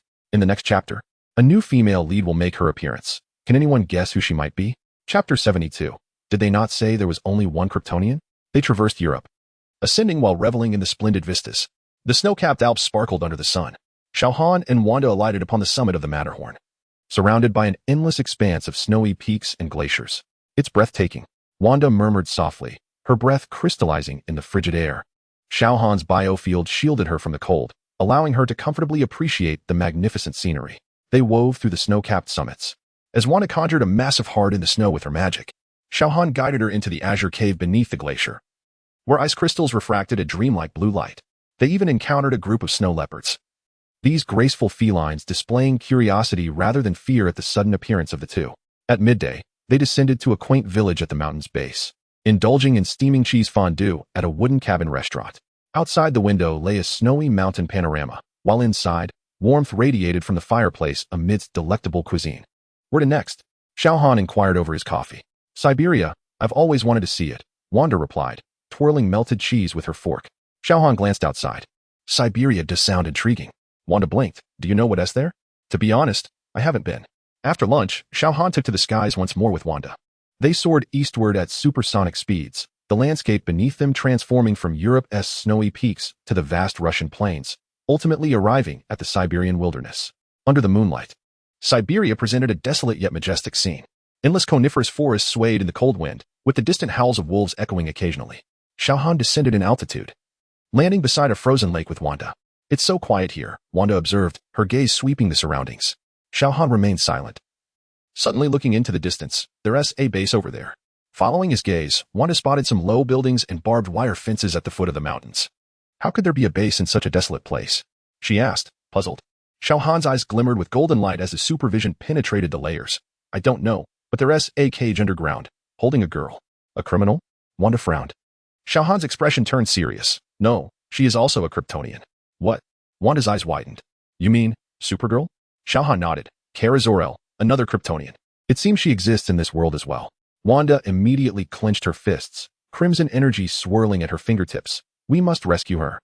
Xiao Han enveloped them both in his biofield, and they instantly appeared above the base. From their vantage point, the secret facility resembled a military research installation, with high walls mounted with automatic machine guns and patrolling soldiers equipped with specialized gear. Those weapons. Wanda squinted. Just some toys, Xiao Han chuckled lightly. Wanda's red hair billowed in the cold wind. I'll handle the guards. You go save Kara. Wanda had already plunged downwards, a crimson chaos magic forming a protective shield around her, simultaneously transforming into countless filaments that struck the guards on the ground. The soldiers barely had time to sound an alarm before they collapsed. Xiao Han followed closely behind, his heat vision erupting, directly melting through the base's surface. 3 levels underground. In a cell constructed of lead and kryptonite alloy, Kara Zor-El, the supergirl of this world, curled up in a corner. Her golden hair had lost its luster, and her blue suit was in tatters, with specially designed kryptonite shackles binding her wrists and ankles. Suddenly, the entire cell shook violently, and the ceiling collapsed with a thunderous crash. Amidst the billowing dust, a red-haired woman floated down gracefully, the crimson energy illuminating the dim cell. Kara weakly lifted her head, her tousled golden hair clinging to her pale cheeks. Her blue eyes flickered with vigilance and confusion, but when sunlight streamed through the shattered ceiling and bathed her, her pupils abruptly constricted. The sun, she uttered, her voice so hoarse it was nearly inaudible. Xiao Han's eyes brightened as his heat vision obliterated the kryptonite handcuffs. Wanda carefully supported her trembling shoulder, the crimson energy gently enveloping Kara's body. Do not be afraid. We are here to take you away.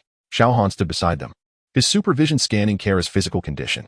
He observed that the Kryptonian cells within her were greedily absorbing sunlight, akin to parched soil suddenly encountering a torrential downpour.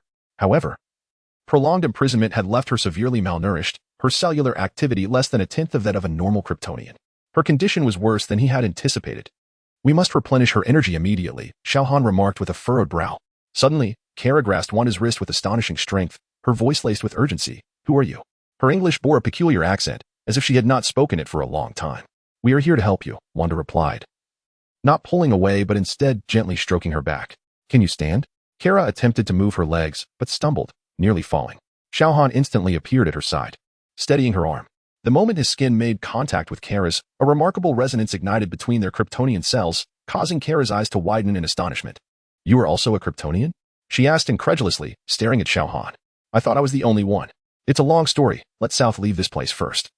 Xiao Han succinctly responded. He opened a golden portal with one hand while effortlessly lifting Kara in his other arm. Wanda followed closely behind as the 3 of them traversed the portal, instantly materializing on a high ground in the Siberian wilderness.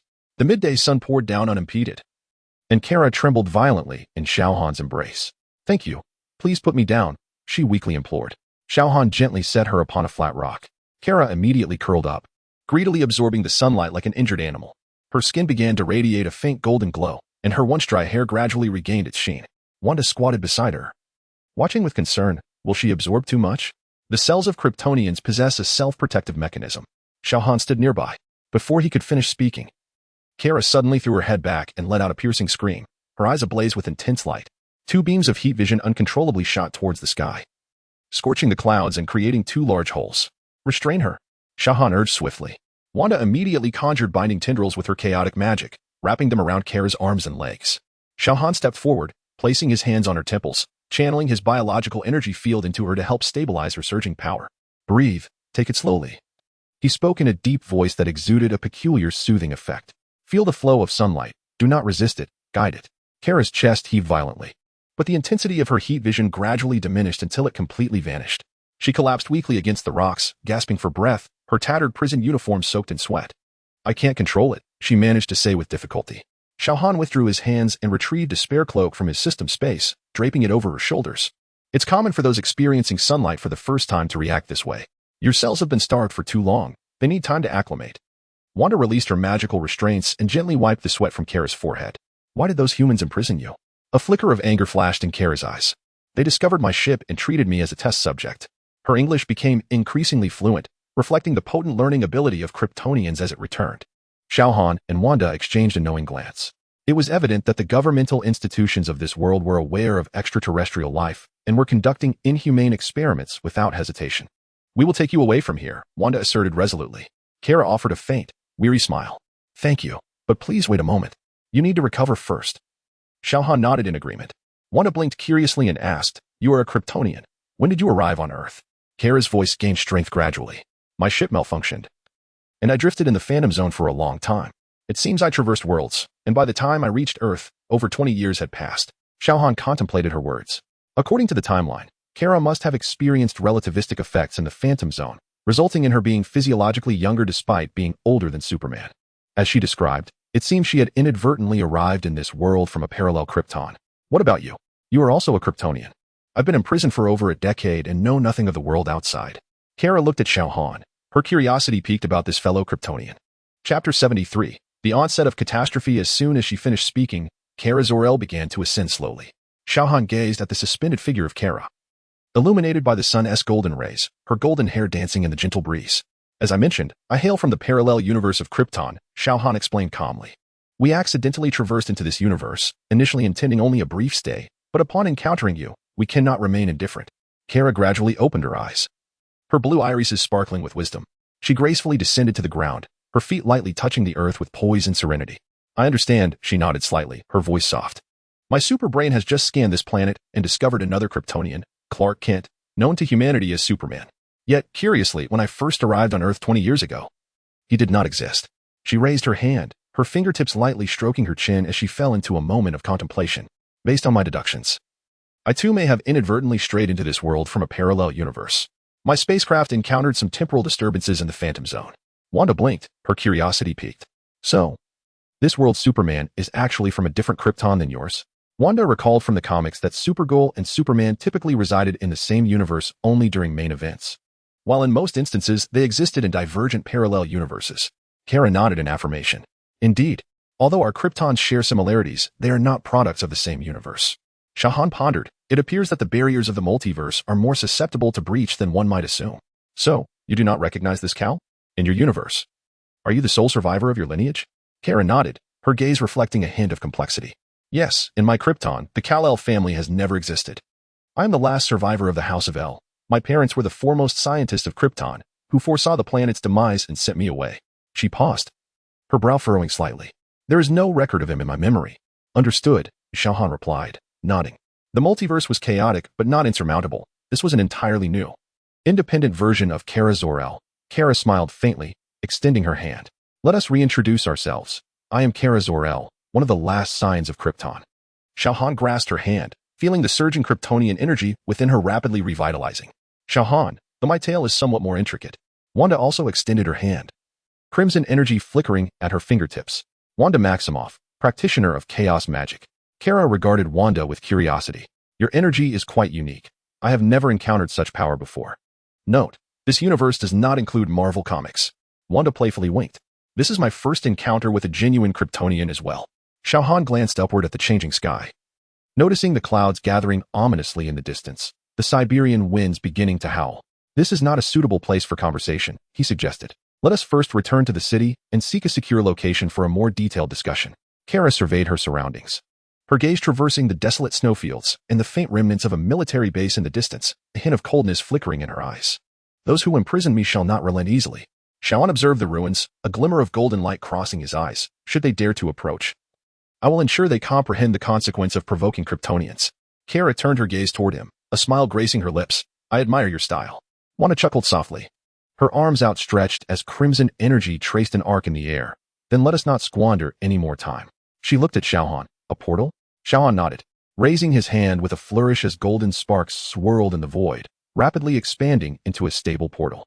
On the other side, sunlight bathed the scene, with towering skyscrapers marking the heart of Metropolis. Kara's eyes widened slightly. Is this spatial jumping? Merely a magical trick? Wanda shrugged, her tone casual. Xiao Han gestured for them to proceed. Let us depart from this place. Kara took a deep breath and stepped through the portal, followed closely by Xiao Han and Wanda. In a quaint CAF in Metropolis, the trio chose a secluded corner to sit. Outside the floor-to-ceiling windows, the city's clamor was effectively muted, sunlight streaming through the glass and illuminating their table. Kara had changed into casual attire, while Xiao Han retrieved a simple black dress for Wanda from his system storage. She lifted her coffee cup, savoring a sip, and a satisfied smile spread across her face. It has been far too long since I enjoyed a hot beverage. Wanda rested her chin on her hand, her curiosity piqued. How long were you confined in that base? Kara's expression dimmed slightly. 12 years. Xiao Han and Wanda exchanged glances, the atmosphere growing tense. 12 years, Wanda echoed softly, a flicker of anger igniting in her eyes. Such humans are utterly unforgivable. Kara shook her head, Her tone calm. Hatred only leads to irrationality. My ship has long since vanished, and I have nowhere to turn. Xiao Han's fingers lightly tapped the table. A moment of contemplation flashing in his golden eyes. Kara, what are your plans now? He inquired. Kara set down her coffee cup, her gaze drifting beyond the glass toward the towering Daily Planet building. I wish to meet this world's Kal-El, she murmured, though he bears no relation to me. He is nonetheless of Kryptonian blood. Wanda nodded. Clark is a good person. He will surely be delighted to meet you. Xiao Han pondered for a moment before speaking. However, the current situation is rather complex. He concisely elucidated to Kara Batman's suspicions regarding Superman and the delicate relationships within the Justice League. Upon hearing this, Kara furrowed her brow. So Bruce believes Clark may turn rogue? Indeed, Xiao Han replied nonchalantly. Moreover, he has already prepared kryptonite weaponry. Kara's gaze grew suddenly icy. Humans always respond this way, fearing that which they cannot comprehend. Her fingertips unconsciously tightened around the coffee cup, and tiny cracks instantly appeared on its surface. Wanda gently placed her hand on Kara's wrist, saying, "Do not be agitated, Kara. Not all humans are like those who imprisoned you." Kara took a deep breath, releasing her grip, as the fractures in the cup slowly mended under her biological aura. "I apologize," she murmured. "I just find it somewhat challenging to manage my emotions." Xiao Han regarded her calmly, stating, "Your powers have only just been restored. Fluctuations in emotions are to be expected. However, you must learn to control them, lest they spiral out of control." Kara nodded, a glimmer of determination flashing in her eyes. "I understand." At that moment, the CAF's television abruptly interrupted with an emergency news broadcast. Breaking news. An unidentified creature has attacked downtown Metropolis, with casualties currently unknown. The scene shifted to a building, billowing smoke pouring from its upper windows, as sirens echoed through the streets. A colossal roar rent the sky above Metropolis, shaking the entire city.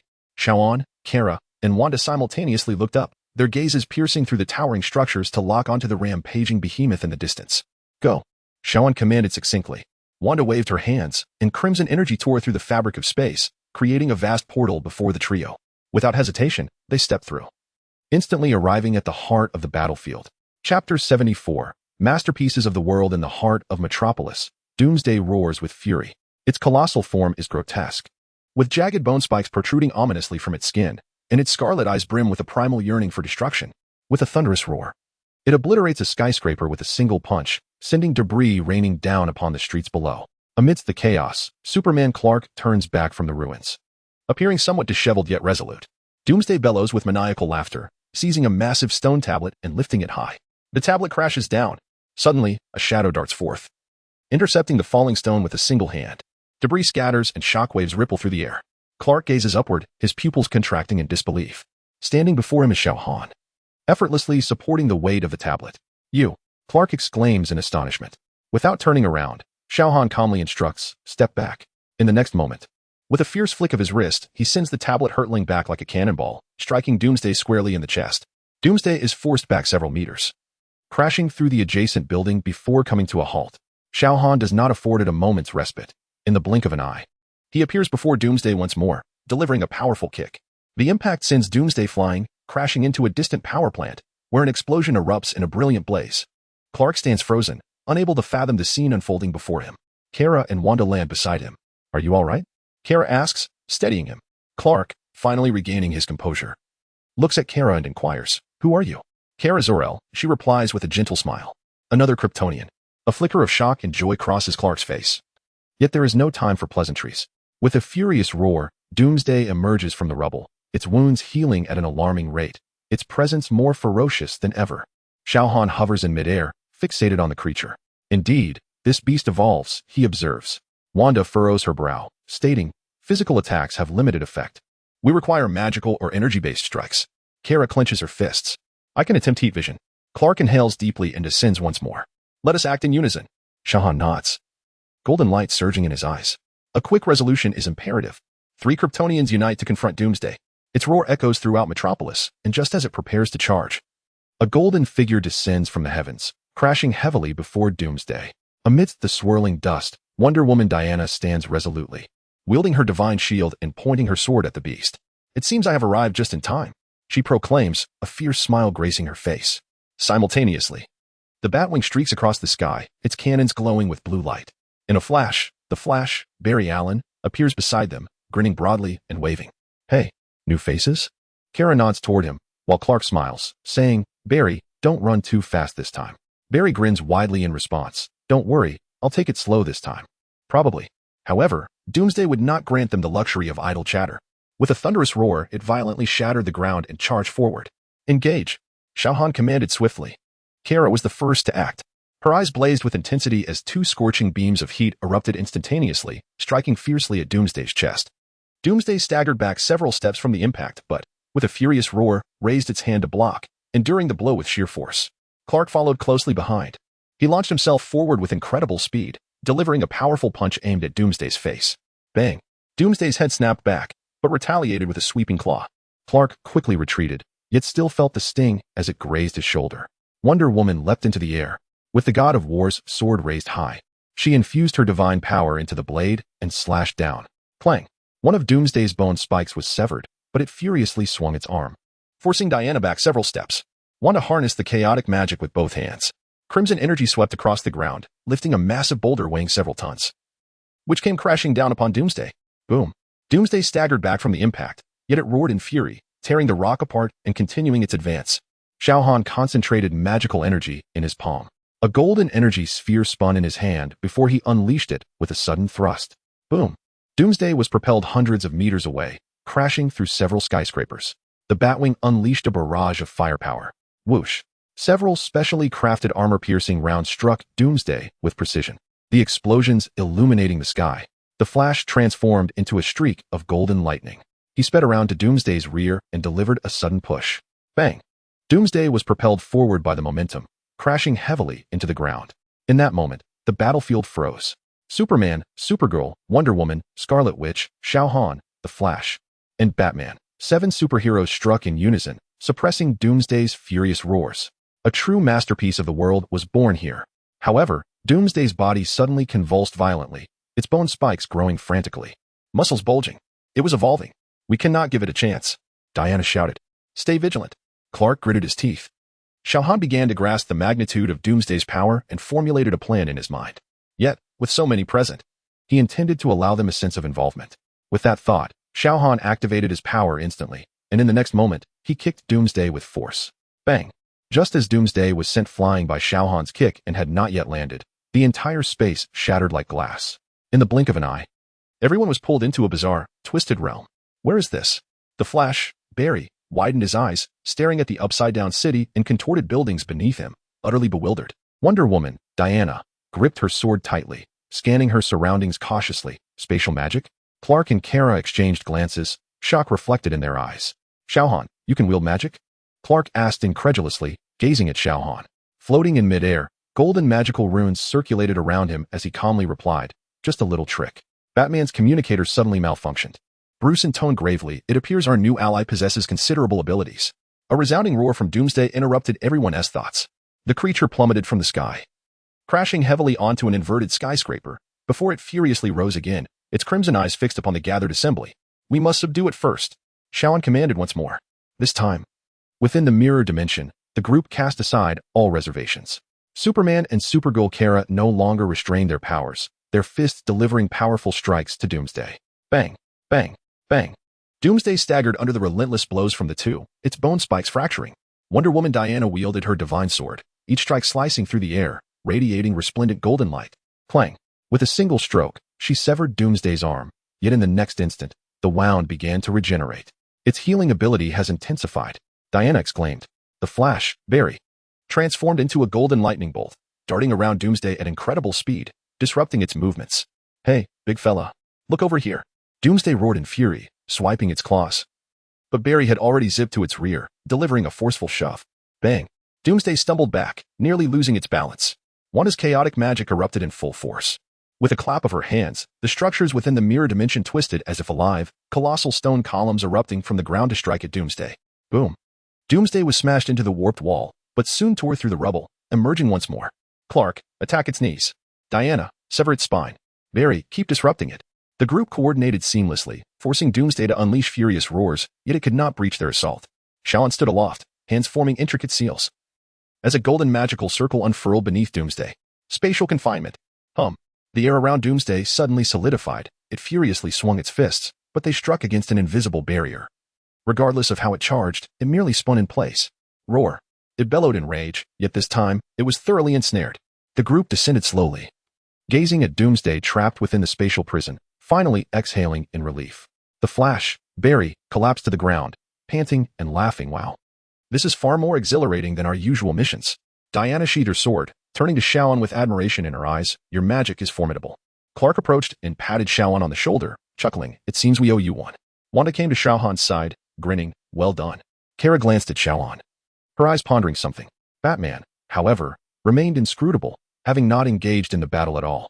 Xiao Han waved his hand, dissolving the mirror dimension. For Doomsday could only perish when struck at its vulnerabilities. Chapter 75, The Battle of Kryptonians as the group returned to the realm of reality. Although Doomsday remained ensnared within a spatial prison, its menace was far from extinguished. At that moment, Batman, who had been silent until now, spoke in a deep tone. I have a plan. He activated his communicator and said in a grave voice, Alfred, prepare the kryptonite weapons. Clark instantly turned to him, a flicker of complexity crossing his eyes. Xiao Han had long been aware of Batman's secret, yet he chose not to reveal it. In the next instant, whoosh, he teleported to Batman's side, gripping his shoulder with one hand, and the two vanished from their location. In the Batcave, Bruce Wayne felt a brief flash before he opened his eyes to find himself in his laboratory. His pupils constricted. The expression beneath his mask was rarely unsettled. Xiao Han surveyed the surroundings, his gaze landing on the array of kryptonite weapons in the display case. A green kryptonite spear, kryptonite bullets, and a kryptonite dagger. Well prepared, Xiao Han remarked calmly. Batman swiftly regained his composure, approached the weapon rack, and retrieved the spear radiating an eerie green glow. The kryptonite was capable of diminishing Doomsday's regenerative abilities. Piercing its heart would ensure its demise. Xiao Han extended his hand. Hand it to me. Batman furrowed his brow. Are you certain? Kryptonite is harmful to Kryptonians. Before he could finish, Xiao Han had already grasped the kryptonite spear with one hand. Buzz. The radiation from the kryptonite instantaneously spread, causing Xiao Han's skin to take on an unnatural pallor. However, his cells quickly adapted to the energy, and the discomfort rapidly dissipated. Batman was utterly astonished. You are not afraid of kryptonite. Xiao Han weighed the spear in his hand and replied nonchalantly. This substance has little effect on me. On the battlefield, whoosh, Xiao Han and Batman reappeared, with Xiao Han firmly holding the kryptonite spear. Clark, Kara, and Wanda widened their eyes in unison. Xiao Han, that is kryptonite. Clark frowned. Kara also expressed her shock. How can you touch it directly? Wanda's crimson energy flickered slightly, poised for action. Xiao Han calmly reassured them. Do not worry. I am immune to kryptonite. He offered no further explanation, turning to soar towards the spatial prison, gesturing with one hand. The rift in space unfolded, revealing Doomsday still trapped, furiously battering against the invisible barrier. Xiao Han's gaze hardened, and his form vanished in an instant. The kryptonite spear pierced Doomsday's heart. Thud. The spear penetrated flesh and blood, eliciting a heart-wrenching howl from Doomsday. The green energy of kryptonite invaded its body like a virus, causing its muscles to wither and its bones to shatter. With one final, unwilling roar, Doomsday's massive form collapsed, its energy dissipating completely. Without hesitation, Xiao Han pressed his hand against Doomsday's lifeless body.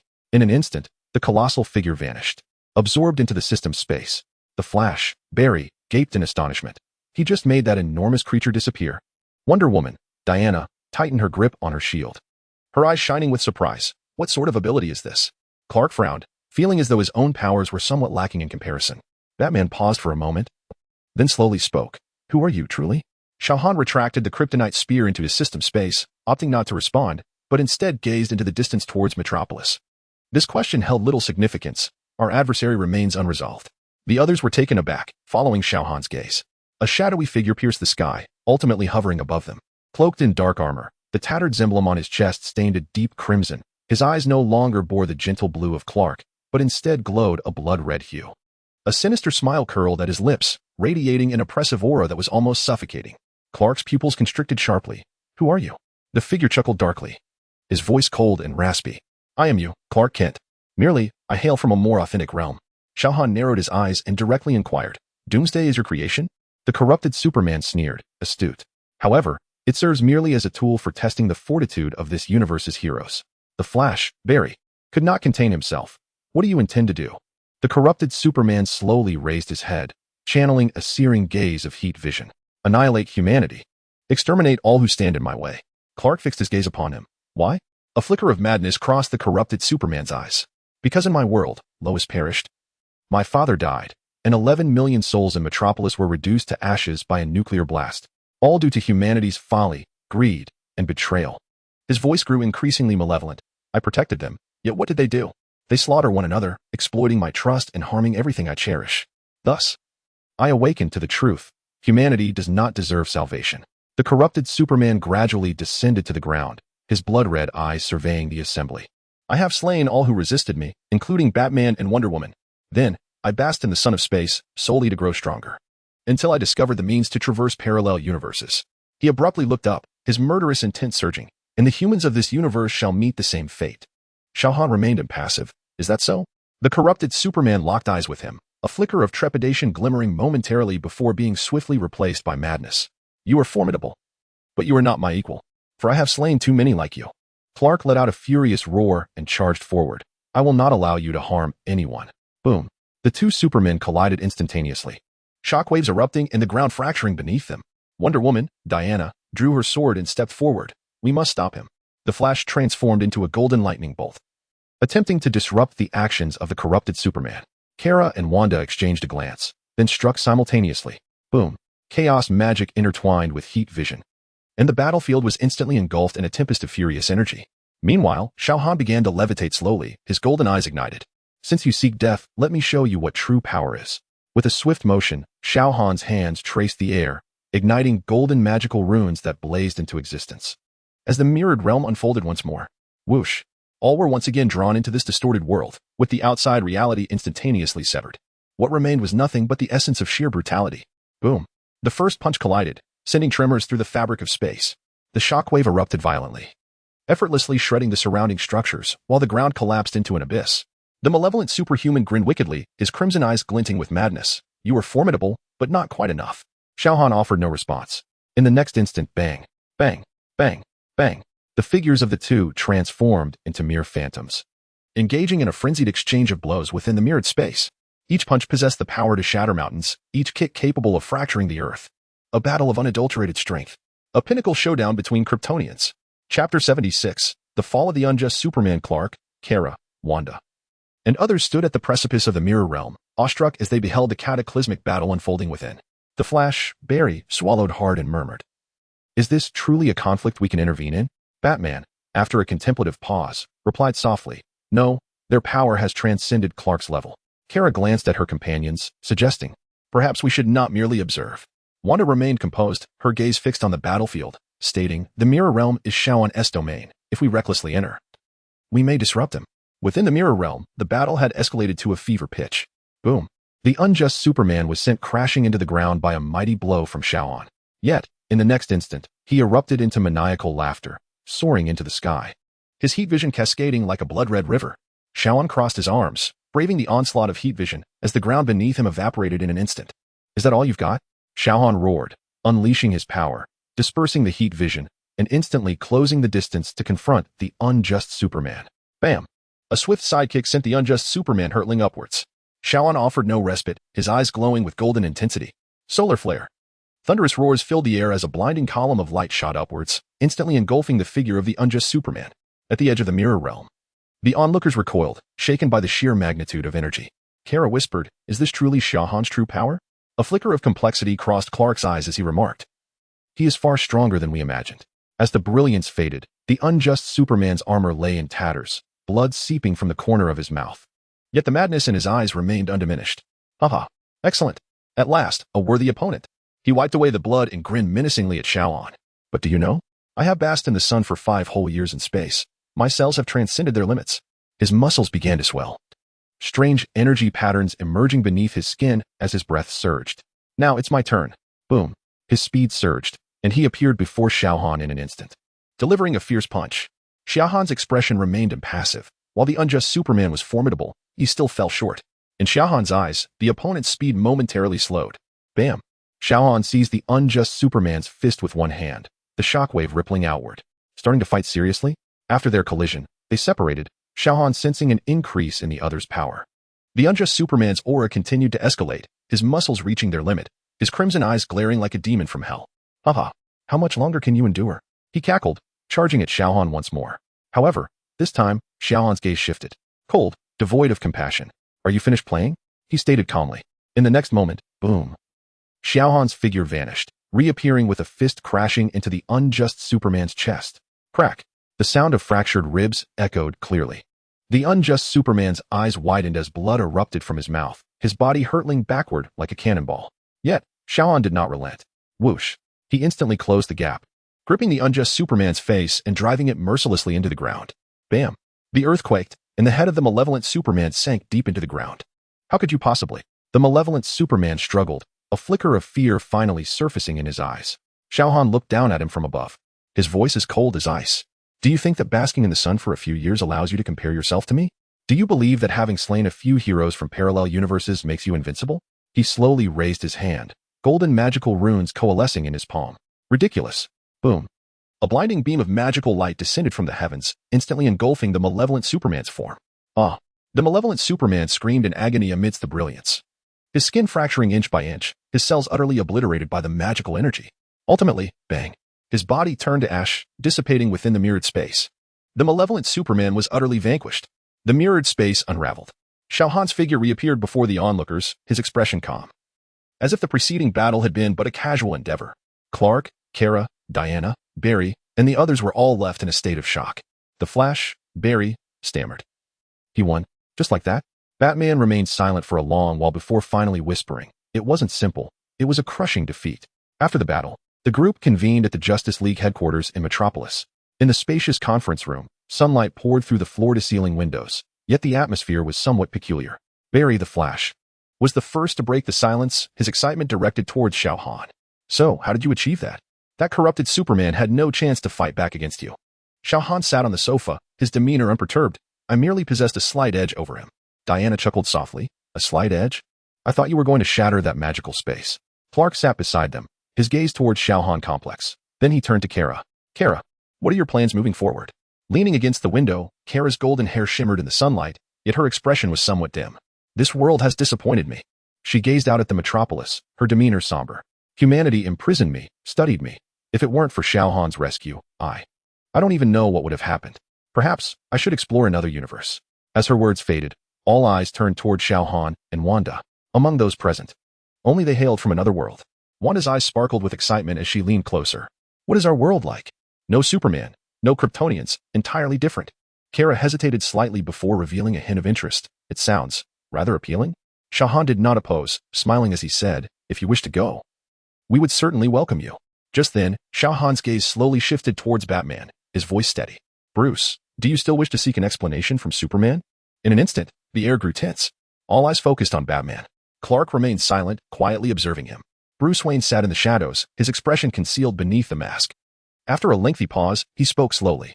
Everyone requires precautions, including myself. His voice was resolute, unwavering yet devoid of hostility. Diana sighed and rose to her feet.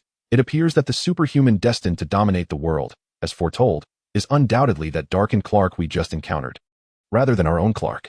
She hesitated for a moment before continuing. Trust, at times, holds greater significance than mere vigilance.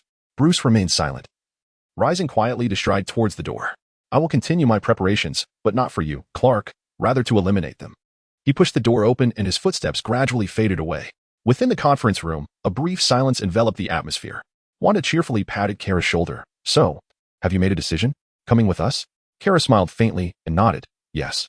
Clark observed them with a complex expression, yet ultimately revealed a hint of relieved joy. I hope you find a life of your own over there. Chapter 77. Return to Marvel. In the conference room of the Justice League headquarters, the discussions had nearly concluded. They rose to their feet, ready to depart. Clark approached Kara, saying, no matter where you go, remember that the blood of Krypton is forever intertwined. Kara smiled faintly in response. Thank you, Cal. I hope we can meet again one day. Diana stepped forward, presenting Kara with an Amazonian amulet. Take this. It will bless your journey with safety. The Flash, Barry, scratched his head and chuckled. Hey, remember to come back and visit. We could form a Kryptonian team. Xiao Han waved his hand, and golden sparks swirled in the air, gradually forming a stable portal. On the other side lay the living room of a villa. Are you ready? Wanda asked with a light laugh, grasping Kara's hand. Kara took a deep breath, casting one last glance at the heroes of this world before nodding.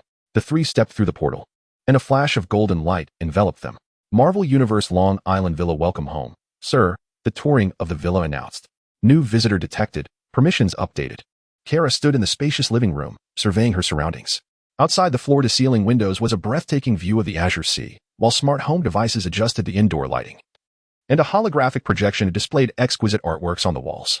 You truly know how to enjoy life, Kara remarked with a smile. Xiao Han shrugged off his coat and tossed it onto the sofa. It's only natural. After all, comfort is essential. Wanda eagerly pulled Kara towards the second floor. Come on. I'll help you choose a room. This villa has 12 bedrooms. Following Wanda up the spiral staircase, Kara couldn't help but inquire, do you all live here regularly? Are there no other companions? Currently, it's just the three of us, Wanda said, opening a door. How about this one? It faces the sea and has the best lighting. Kara entered the room, caressing the silky sheets and gazing out at the boundless ocean. Far superior to the subterranean confines she had known. Suddenly, Wanda's eyes lit up with an idea. Oh, tomorrow I'll take you to explore New York. There's an amazing dessert shop there that you will absolutely love. Downstairs, Xiao Han's voice resonated. Don't rush to plan your itinerary. Come down and get ready for dinner first. Wanda leaned in closer, whispering to Kara, he always acts like this, but he's really a good person.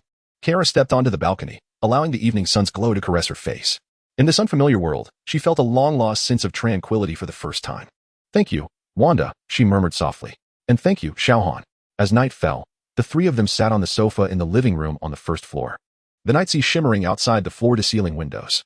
Kara's eyes glimmered with the unique aura of Kryptonians. Her super brain was absorbing the information of this world at an astonishing pace, and every detail about it surged into her consciousness like a torrential flood.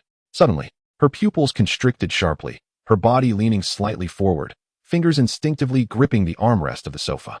Wanda noticed her unusual demeanor. Kara? What's wrong? Kara slowly lifted her head, her gaze darting between Xiao Han and Wanda, ultimately settling on Xiao Han's tranquil visage. Why didn't you tell me? Her voice bore a hint of tension. Wanda, looking perplexed, replied, tell you what? Kara took a deep breath, articulating each word with deliberation. Why didn't you inform me that I am a character in a comic? Wanda's expression froze instantaneously, her lips parting, yet words eluded her. She instinctively glanced at Xiao Han, her eyes pleading for assistance. Xiao Han, having anticipated this moment, gently raised his hand in a calming gesture. Stay composed, Kara. In your original world, you are a being of genuine existence. In this realm, your narrative is chronicled in a comic. Yet this does not alter your essence as a person. His voice resonated with steadiness, just like me. I too am unaware of why I transitioned from my original world to here. We are all travelers across dimensions. Kara's golden hair shimmered under the light as her expression shifted from shock to contemplation. The formidable cognitive abilities of a Kryptonian allowed her to rapidly analyze this astonishing truth. So, to you my entire life, my suffering, my struggles, are merely a story? She spoke slowly. Wanda shook her head emphatically. No, it is not so, Kara. She gazed earnestly at Kara. You are here now, truly with us. Your feelings, your experiences, are all authentic. Xiao Han nodded in affirmation. It is merely a difference in perception across dimensions. When I first arrived in this world, everyone was a stranger to me, everything was novel. Kara fell silent for a moment, then suddenly chuckled softly. This is indeed an unprecedented experience. Her shoulders relaxed. A Kryptonian discovering she is a comic character. Surely even my father would not have fathomed this. Wanda, relieved to see her mood lighten, sighed. I'm so glad you can accept this. To be honest, I was hesitant to share this with you at first. The atmosphere in the living room lightened once more. The distant sound of waves lapping against the shore faintly heard, while the smart home system adjusted the lighting appropriately. Wanda stood up. Wait, I'll get some ice cream. We must celebrate this moment. Kara watched Wanda dash towards the kitchen, then turned to Xiao Han, whispering, thank you for your candor. However, a mischievous glimmer flickered in her eyes. I am now particularly curious about how the comic portrays you. Xiao Han cleared his throat, to be honest. I suspect I am a variant of a Kryptonian from a side story. Wanda's voice echoed from the kitchen. I suddenly feel hungry, Kara. Shall we whip up something to eat? I would be delighted, Kara replied, rising to her feet. Before departing, she turned back to Xiao Han. Thank you. Xiao Han nodded with a smile. No need to thank me. 10 minutes later, Wanda and Kara busied themselves in the kitchen. The clattering of spatulas resonating alongside wafts of enticing aromas. With great enthusiasm, Wanda elaborated on the various spices of Earth, while Kara, employing her super speed, deftly sliced the vegetables, the blade flashing like silver. This is what we call chili powder in Huaxia, though it may be rather bland for Kryptonians. In truth, I can analyze its molecular structure, and it is indeed quite piquant. Really? And what about this? My specially crafted Hungarian goulash. Xiao Han sat on the sofa in the living room, his fingers gently tapping on the armrest. Turing, is there anything that requires my attention in recent days?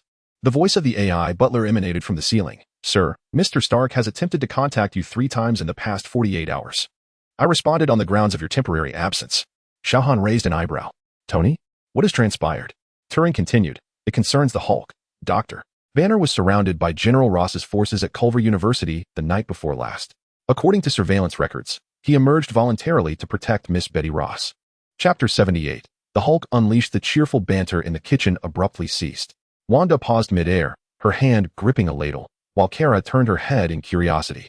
Xiao Han's expression darkened. Continue. The military had deployed new sonic tanks and heavy weaponry, yet the losses remained staggering. After the Hulk devastated half the campus, Adam intervened in the fray. Wanda set down her utensils and strode over. Are Adam and the Hulk clashing again? A holographic projection unfurled, revealing a blurry surveillance feed. The Green Giant and Adam, enveloped in ethereal blue energy, collided fiercely above the city, the shockwaves shattering glass within a several-kilometer radius. The battle raged for 17 minutes, ultimately culminating in the Hulk's withdrawal from the battlefield, his whereabouts currently unknown. General Ross had issued a global warrant for his arrest. Kara approached, wiping her hands. This Hulk. Is he the Green Behemoth? Xiao Han deactivated the projection and rose. Ross will not relent. Wanda had already grabbed her coat. Shall we go find him? After a moment's contemplation, Xiao Han replied, let us contact Tony first. His urgency to reach me must be related to this matter. He turned to Kara. Apologies for the unfortunate timing of your arrival. Yet Kara beamed with excitement. No need to apologize. This is far more thrilling than languishing in a solitary fortress. Do you need my assistance? Wanda chuckled, draping her arm over Kara's shoulder. Absolutely. But are we truly skipping dinner? I assure you, my Hungarian beef stew is worth a 5-minute wait. Xiao Han had already dialed Tony's communicator. Tony, I hear you've been looking for me? Instantly, Tony's scruffy visage materialized in the holographic image. Thank goodness. Xiao Han, if you hadn't shown up, I would VE hacked into your home system. You're aware of Banner's situation, right? Worse yet, upon hearing Tony's account, Xiao Han maintained a calm demeanor. The holographic Tony appeared weary and agitated, clearly having been in prolonged negotiations with the military. I have issued a statement on behalf of S.H.I.E.L.D., declaring Banner a research personnel under official protection. Tony rubbed his temples, but that stubborn old Ross refuses to listen, insisting that the Hulk poses an uncontrollable threat to national security. Wanda frowned. What about Adam? Is the military considering action against him as well? Tony shook his head. Adam is different. He was active in the public eye last century. Although he was forced into retirement, he still retains a fan base. The military dares not overtly target him. But the Hulk is another story. He sighed. Every appearance of the Hulk is accompanied by widespread devastation. And Ross clings to this point relentlessly. Kara crossed her arms, finding the situation somewhat amusing. If it weren't for the military's interference, how would the Hulk even show up? So, does that mean they can apprehend anyone at will? Not only that, Tony lowered his voice. I've discovered they've been secretly reallocating resources from Gamma research facilities, seemingly plotting something. Upon hearing this, Xiao Han's gaze turned frigid. Understood. He succinctly replied before terminating the communication. The living room fell into a heavy silence. Wanda looked at Xiao Han, awaiting his decision. Kara stood by the window, her gaze sharp, clearly displeased with the military's actions. Xiao Han slowly rose, his tone calm. Since the government shows no regard for compassion, we need not adhere to their rules any longer. Wanda's eyes brightened. Are you suggesting? Having been imprisoned for a considerable time like Kara, she was naturally invested in such matters. Xiao Han looked at her and nodded. We will take direct action. Locate Banner, ensure his safety, and then. His eyes swept over the two, his voice resolute. Let the military understand that they cannot withstand the wrath of the superhuman. Kara concurred, expressing her approval of the plan. Wanda's fingertips began to glow with crimson energy. So what are we waiting for? Xiao Han raised his hand, and a golden portal unfolded in the center of the living room. Turing, lock onto Hulk's last known location. Confirmed, sir. The target is at the Canadian border. The gamma radiation signal is faint but traceable. Xiao Han stepped toward the portal, his black battle suit silently enveloping him, golden patterns flowing under the light. Let us proceed, he said without looking back. It is time for certain individuals to comprehend what true uncontrollability entails. Just as Xiao Han prepared to step through the portal, Kara suddenly interjected. Wait, shouldn't we devise a concrete plan first? Her voice was crisp and clear, resonating in the quiet living room.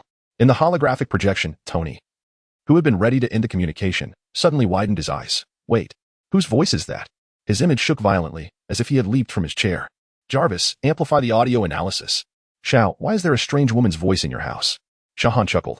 Tony, perhaps you should go accept an Oscar.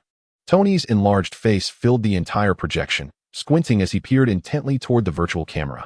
Let me see if you've brought home another super beauty. Kara curiously leaned closer to the projection, her golden hair cascading over her shoulders. Hello, I am Kara Zor-El. Just as Kara finished her introduction, Tony in the hologram was momentarily stunned. His eyes widened, pointing at Kara. Wait. If I'm not mistaken, Kara Zor-El? Supergirl. The curiosity on Tony's face was unmistakable. She was the Kryptonian girl in the blue dress from the DC comic series Superman, the prequel. He suddenly clutched his chest, feigning exaggeration. Jarvis, quickly measure my heart rate. I may need a memento. A living comic character is standing before me. Kara blinked. It seems you are my fan.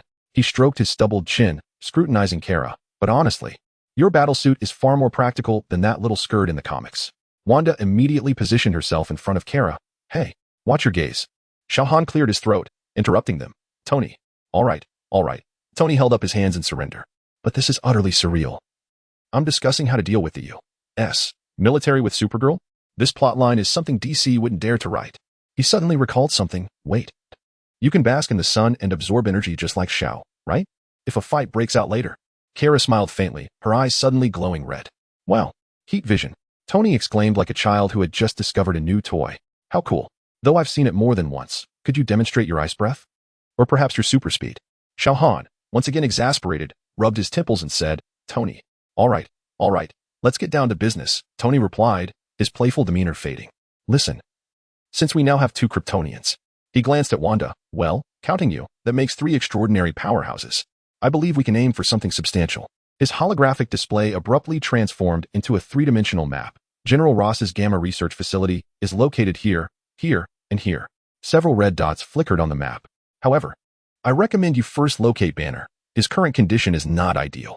Tony's words were suddenly interrupted by the blaring of alarms. Jarvis's voice resonated. Sir, General Ross is calling. Ugh, that guy again, Tony grimaced.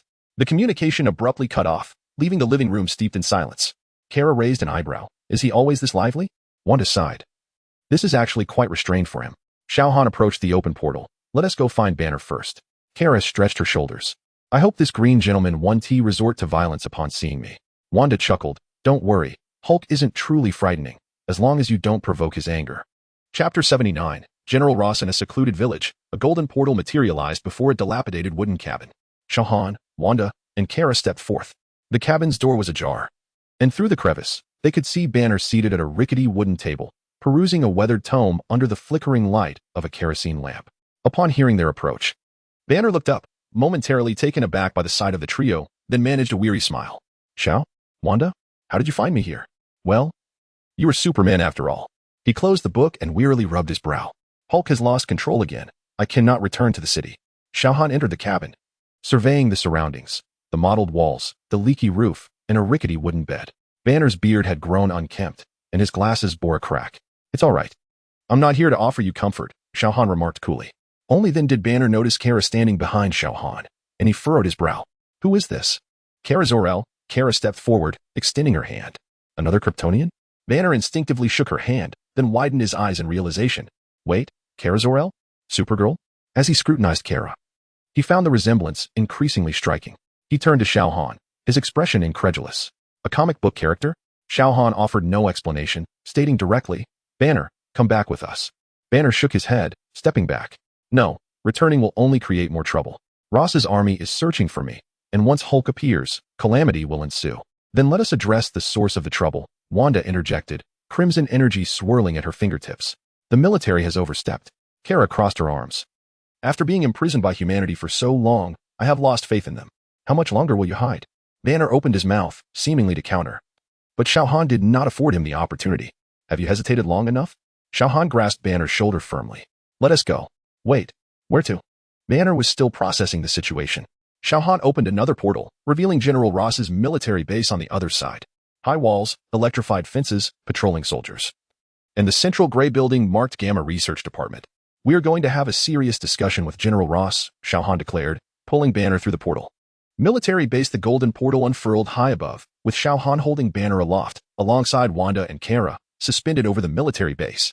Soon, an ear-piercing alarm resonated throughout the facility, and all soldiers sprang into action, weapons raised.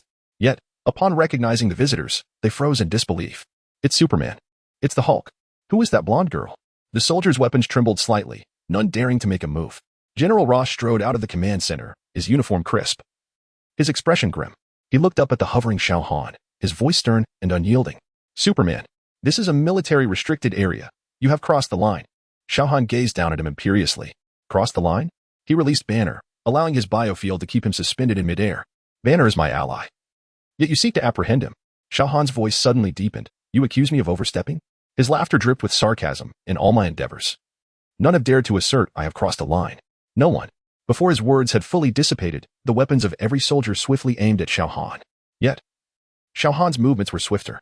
With a surge, a searing gaze swept across the scene. In an instant, the entire base was stripped of its armed forces. General Ross stood rooted in place, beads of cold sweat forming on his brow, but his extensive military experience compelled him to remain steadfast. He fixed his glare on Xiao Han. You are declaring war on America. Xiao Han, disinterested in Banner, casually flicked his fingers. General Ross was abruptly lifted by an invisible force, suspended in midair. He struggled, yet found himself utterly ensnared. Xiao Han, Wanda, Kara, and Banner descended gracefully to the ground. Turing. Yes, sir. Turing's voice emanated from Xiao Han's wristwatch. Was everything just now recorded? It has been captured in its entirety, including General Ross's remarks and subsequent actions. Xiao Han nodded. Excellent. Now record me. A beam of soft light projected from his wristwatch, forming a holographic camera interface. He stood before the lens. His black battle attire fluttering gently in the wind, golden patterns glinting with a frigid luminescence. I am Superman. His voice was deep, his gaze unwavering upon the camera. Hulk is my friend, and a hero who protects this world. Just days ago, he and I vanquished an extraterrestrial fleet, saving countless lives. Yet such a hero is threatened by the military, hunted, and even compelled to hide in desolate wilderness. This deeply disappoints me. I will safeguard this world. But I shall not yield to anyone's intimidation. I am not Clark Kent. I shall show no mercy to my adversaries, nor shall I spare anyone who dares to fire upon me. He slightly turned, allowing the camera to capture the devastation of the military base behind him. This is your final warning. Recording concluded. Xiao Han remarked coolly. Turing, disseminate this video across the entire network, including the dark web and all mainstream social platforms. It has been uploaded, sir. It is expected to reach the global network within 30 seconds. Banner opened his mouth, seemingly to speak, but ultimately sighed. Now, the military is bound to be in an uproar. Kara interjected. Regardless of their intentions, we shall stand ready. Ross attempted to voice further objections. But Xiao Han had already turned to Banner. It is in your hands. He added with significance. After all, he is your father-in-law. Banner adjusted his cracked glasses, inhaled deeply, and approached the telekinetically restrained Ross. Standing mere steps apart, Banner faced Ross, who was held aloft by an unseen force, his face ashen. Yet his eyes bore a fierce intensity, mixing rage, defiance, and a hint of imperceptible fear.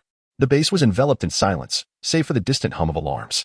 Banner's fist clenched and relaxed, his eyes behind the lenses flickering with inner turmoil. He recalled Betty, the streets ravaged by the Hulk, and the merciless orders issued by Ross during the relentless pursuit. You know, Ross, Banner finally spoke, his voice hoarse. I have envisioned this scenario countless times, yearning for you to experience the taste of being hunted and coerced. Ross's eyes widened in disbelief, yet words eluded him. Banner shook his head and turned to Xiao Han, saying, Xia, let him go. Xiao Han raised an eyebrow but refrained from further inquiry, loosening his grip. Ross fell heavily to the ground, his military uniform caked in dust. He scrambled to his feet, disbelief etched across his face. You, just like that? Banner removed his cracked glasses, wiping them with the hem of his garment. I am not the Hulk, Ross. I do not resolve issues through violence. He paused, then added, but remember, from this day forth, if you send anyone after me again or continue those perilous gamma experiments. His voice dropped ominously, green veins subtly visible beneath his skin. Then the next time you stand before me, it shall not be I. Ross's complexion drained of color. He understood the implications of those words, next time. It would be the Hulk who would confront him. Banner sighed in resignation. Let us move on. The matter is settled. Wanda wore an expression of knowing. See? I told you, Dr. Banner has a soft heart. Kara, however, pondered thoughtfully. Sometimes, sparing an enemy requires more courage than slaying them. Banner offered a wry smile and fell in step with the others. Just as they were about to depart, Ross suddenly called out from behind. Banner, Betty she. Banner halted briefly but did not turn around. Tell her I am well. Leave. No, I will not let him off so easily. Xiao Han's words caught Banner off guard. Chapter 80, the Superhuman Control Act. Banner turned back in perplexity, only to see Xiao Han waving his hand, a new portal suddenly unfolding beneath General Ross. What? Before Ross could react, he was engulfed by a golden whirlpool. Banner's eyes widened in astonishment. Xiao, what is this? The scene at the other end of the portal flashed by scorching African desert, dilapidated mines, and ragged workers wielding pickaxes. Some were even lashing the laborers with whips. In the next instant, the portal closed, and General Ross vanished completely from sight. Xiao Han then turned to Banner, calmly regarding him. I respect your choice not to kill him, but I find his attitude towards me quite distasteful. Banner opened his mouth, at a loss for words. Wanda let out a chuckle. So, General Ross is off to experience the life of a miner now? Kara crossed her arms, intrigued. What mine is that? A blood diamond mine somewhere in West Africa, Xiao Han replied nonchalantly. No communication devices, no military presence, just 16 hours of physical labor each day. He glanced at Banner. This is already quite merciful. After a moment of silence, Banner finally shook his head with a wry smile. Those who oppose you should be afraid. Thank you for the compliment, Xiao Han said, stepping into the portal. Let us go, it's time to return home. Wanda quickly followed. While Kara cast a thoughtful glance at the spot where Ross had disappeared, murmuring softly, it seems the rules of this world are rather intriguing. As the last glimmer of golden light dissipated, the military base fell silent once more. Meanwhile, thousands of miles away at the African mine, General Ross, covered in dirt, climbed up from the sand, only to be met by a foreman's whip. Newcomer, don't slack off. You 1T eat unless you dig up at least 20 carats today. Shield. Headquarters. The golden portal opened in the command center of Shield, and Xiao Han, Wanda, Kara, and Banner emerged. Tony Stark, engrossed in processing data at the holographic projection, looked up abruptly, momentarily stunned upon seeing the four of them, then exclaimed dramatically, "Wow, your entrances just keep getting more extravagant." He hurried over, sizing up Banner. "Dr. Banner, you look, more spirited than I expected." Banner adjusted his glasses, forcing a smile. "I almost became a military test subject. I'm nearly at my wit's end." Tony patted his shoulder. "Welcome back, science partner." Xiao Han wasted no time on pleasantries, getting straight to the point. "Tony, you need to take responsibility." Tony raised an eyebrow. "What do you mean?" "Shield is now under your command," Xiao Han stated plainly. "You are responsible for Banner's safety. If anyone wishes him harm, let Hulk and Adam teach them a lesson." Tony shrugged. "It won't be easy to explain things to Ross. No explanation is needed."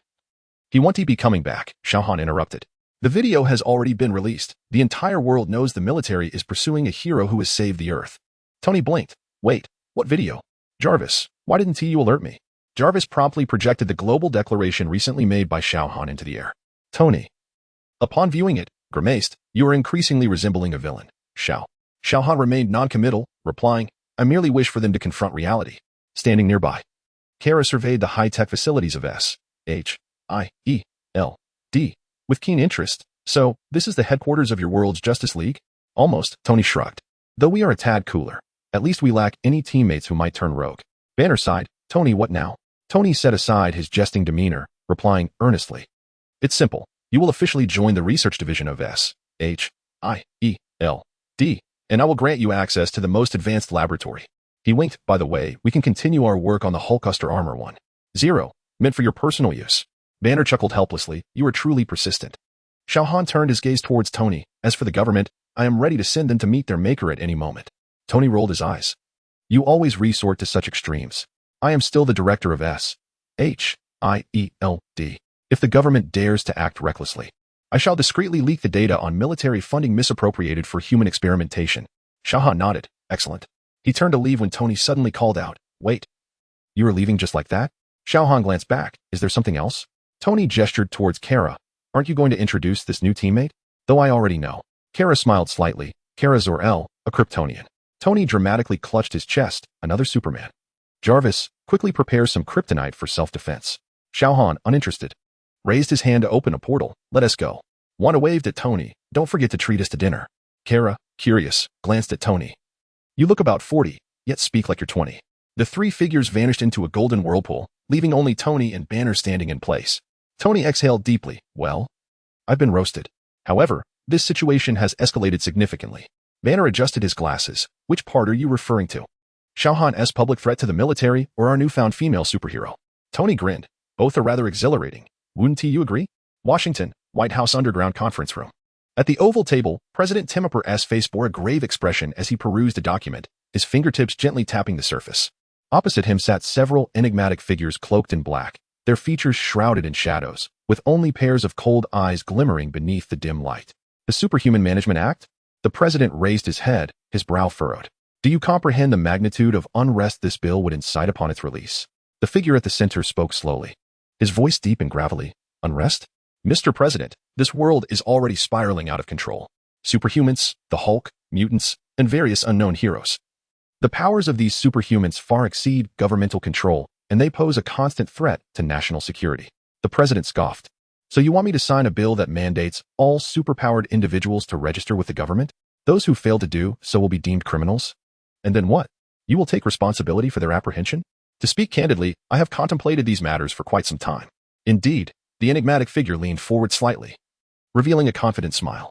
Moreover, we shall ensure order. The president abruptly rose from his seat, exclaiming, on what grounds? Who are you? What gives you the authority to command the American government? Suddenly, the mysterious man's eyes blazed with a crimson light, and an intangible sense of oppression enveloped the room. The president's breath caught in his throat.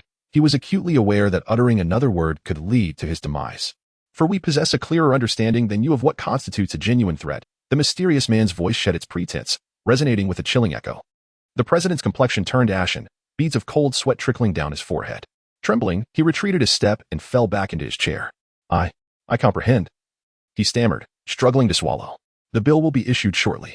The crimson glow in the man's eyes gradually dimmed as he resumed his seat. A prudent decision, Mr. President.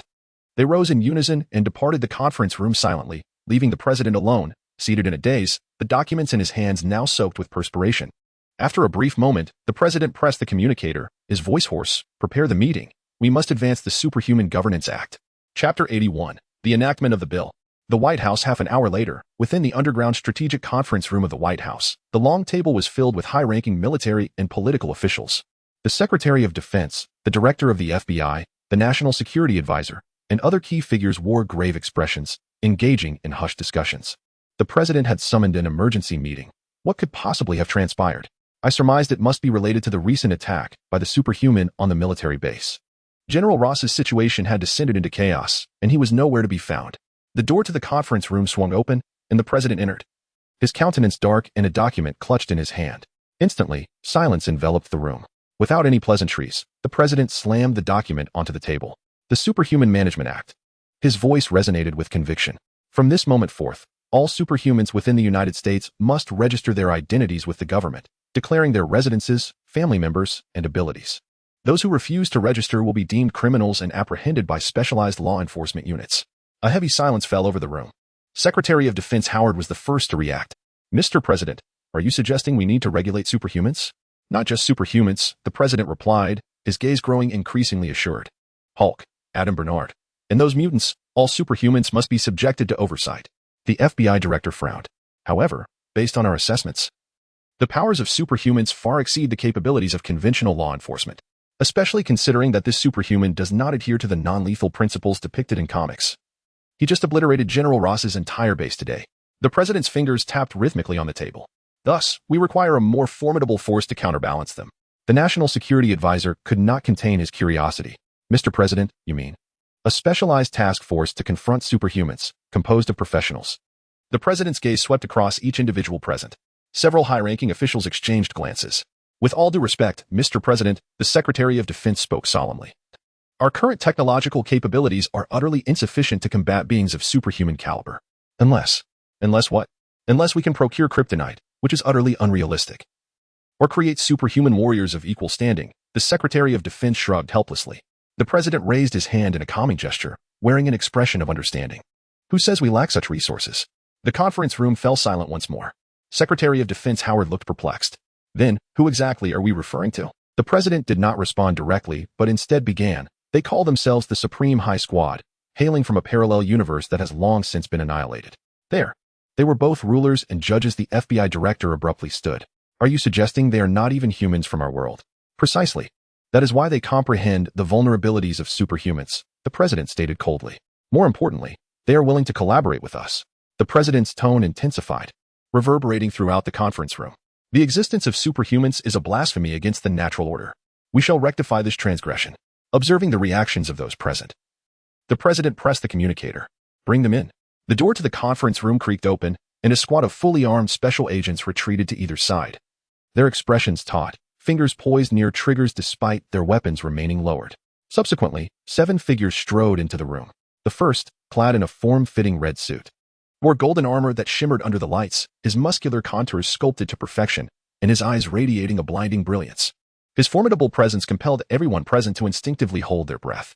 Following closely was another figure, energy swirling in shades of purple and black at his fingertips. His prismatic bracers refracting a menacing halo, his gaze chillingly indifferent. Then, a figure adorned in a mixture of red and green flickered into view. Having been by the entrance just moments before, now leaning casually against the conference table, the other high-ranking officials, taken aback, began to murmur among themselves. Who was that? Wonder Woman? And what of the figure in the black cloak, a skeletal visage? The Flash, perhaps? Ares stood firm, arms crossed, his voice reverberating throughout the conference room. From this day forth, any metahuman who fails to register their identity, abilities, and whereabouts with the government shall be deemed a criminal. His gaze swept across each dignitary, none daring to meet his eyes. We shall not tolerate such threats. Those who defy us will be apprehended. Those who resist will be executed. The Amazonian princess stepped forward to add, including the so-called superheroes you speak of. The president inhaled deeply, rising to declare formally, the Metahuman Registration Act is now in effect. The High Council shall serve as the supreme enforcers of this decree. The military and political officials in the room turned pale, none daring to voice dissent. At the Long Island Villa, a golden holographic projection hovered in the center of the living room, vividly displaying the events that transpired within the White House conference room. The arrival of the High Council, Ares' proclamation, and the moment the president signed the bill. Wanda sat cross-legged on the sofa, a bowl of ice cream in hand, scooping a spoonful into her mouth as she mumbled, "Wow, they look so arrogant." Kara, arms crossed, stood before the projection, her golden hair cascading over her shoulders, her eyes glinting with a warrior-esque spirit. "Is this the Ares you mentioned? He looks like a knockoff Kryptonian." Xiao Han leaned back on the sofa, fingers gently wrapping the armrest, his demeanor calm. "Just a counterfeit from a parallel world. I've dealt with the authentic version, so why be concerned about this one?" A mechanical voice from Turing echoed from the ceiling. "Sir, would you like me to retrieve Ares' combat data?" "No need." Xiao Han waved his hand dismissively. "An Eternal who draws power from solar radiation is hardly a spectacle." Wanda sat up excitedly. "So when do we strike? Should we just charge into the White House?" Kara furrowed her brow. "However, if they truly begin to apprehend metahumans, many will suffer." Xiao Han remained composed on the sofa, fingers still tapping lightly against the armrest. "There's no rush. I wish to see how the heroes of this world will choose." He then gestured, and the projection switched to the global news channel. Media outlets worldwide have begun to fervently report on the enactment of the Transhuman Management Act, igniting a tempest online. "Let them proceed with the implementation of the legislation." Xiao Han remarked nonchalantly. "Let the entire world witness how their enforcers operate. When the first hero is apprehended, and when this world comprehends that compromise does not yield respect." Carla approached him, inquiring, "And can violence?" Xiao Han did not respond immediately. Instead, he picked up the ice cream from the table. "In due time, they shall witness how that heap of refuse masquerading as a high school team is reduced to scrap metal. The world will remember who truly stands supreme." Chapter 82, The Eve of War. S.H.I.E.L.D. Headquarters. Tony Stark's office. He gazed at the screen displaying the recently unveiled Superhuman Registration Act, his expression darkening. "Sir, the government has ordered the formation of a special task force to collaborate with the high school team on the registration mission," Jarvis reported. "How considerate." Tony scoffed, rolling his eyes as his fingers danced swiftly across the holographic keyboard. "Retrieve all available data on the high school team members. I wish to know their vulnerabilities. I have attempted, but their records are non-existent." Tony narrowed his eyes, then contact others first and assess their stance. X Academy Professor X's meditation room. Charles Xavier sat in deep concentration, the brainwave amplifier flickering softly. "Charles, do you see it?" Eric inquired, standing by the window. "Humanity seeks to control us once more." "I see it, Eric." Professor X slowly opened his eyes. "Yet, violent resistance will only exacerbate the situation. Should we then comply with registration? Allow them to confine us?" "No." Professor X shook his head, "but we must adopt a more prudent approach." Hell's Kitchen and Apartment. Matt Murdock's fingers glided over a Braille newspaper, his brow furrowed. "Do they truly believe a mere superhuman squad can control everyone?" Karen Page looked at him with concern. "Matt, you can't be considering not registering." Daredevil rose, his red and black suit barely visible in the shadows. "But we need to unite with others." The following day's sunlight bathed the streets of New York, yet the city's atmosphere was markedly altered.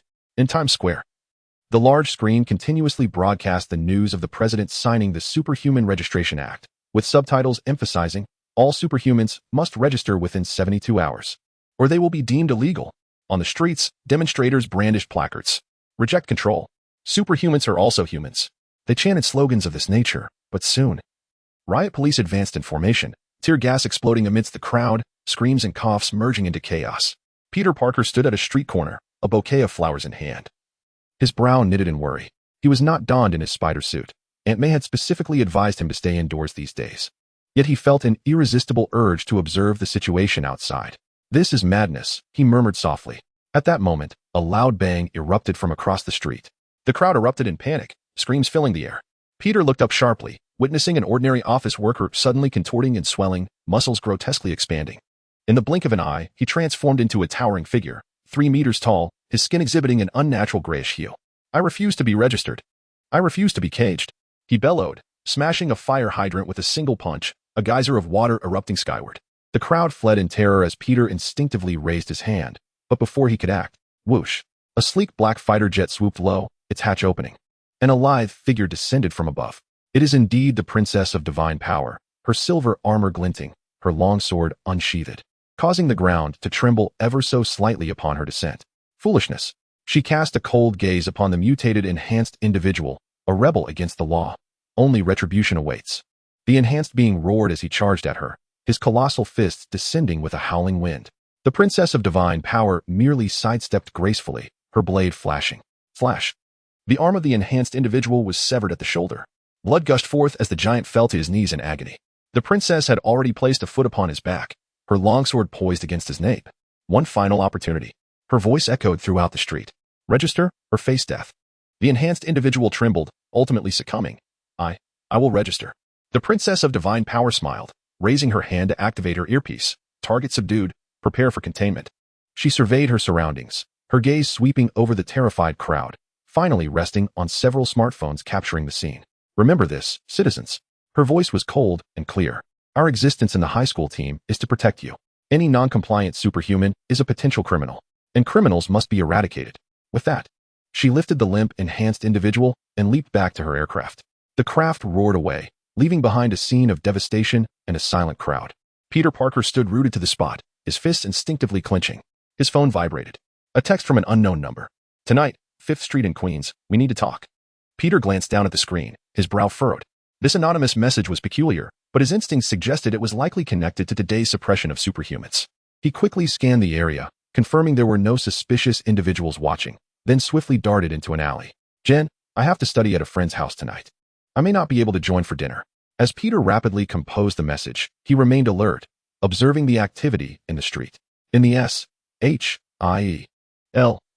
command center, holographic projections flickered with urgent reports streaming in from across the nation.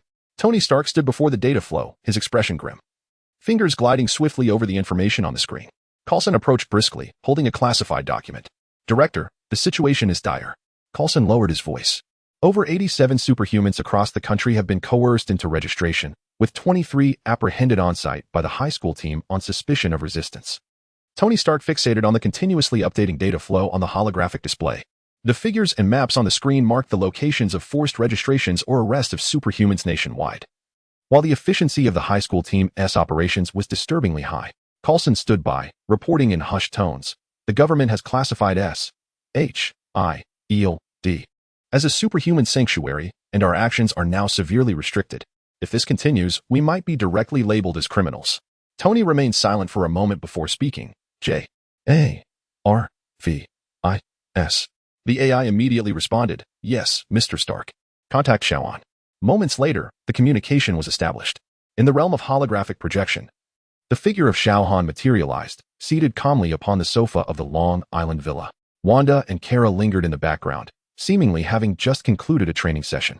Tony, it appears you have encountered some difficulties, Xiao Han remarked with a hint of detachment. Without further ado, Tony replied, the situation is far worse than we anticipated. The high school squad has taken control of the White House. The legislation is being enforced, and superhumans must either register or face arrest. S.H.I.E.L.D. is now also under scrutiny. Xiao Han raised an eyebrow slightly. So? I require your counsel, Tony admitted, revealing a trace of hesitation. If we resist now, we are directly challenging the government. Yet if we choose an action, I suggest we simply transform into the next unjust league. Xiao Han seamlessly took up his words. Wanda approached, bearing a platter of fruit. What are you waiting for? They have already begun apprehending individuals. Kara cast a glance at Tony, shaking her head. Are the heroes of your world merely content to convene and deliberate? Tony offered a wry smile. Not everyone possesses the audacity you do. We have laws, public opinion, and international relations to consider. Xiao Han rose to his feet, his golden eyes piercing into Tony's. Then what is your choice? To continue compromising, or to strike back? Tony remained silent for a few seconds, ultimately inhaling deeply. Stark Industries. Instead of responding directly, Xiao Han posed a counter-question.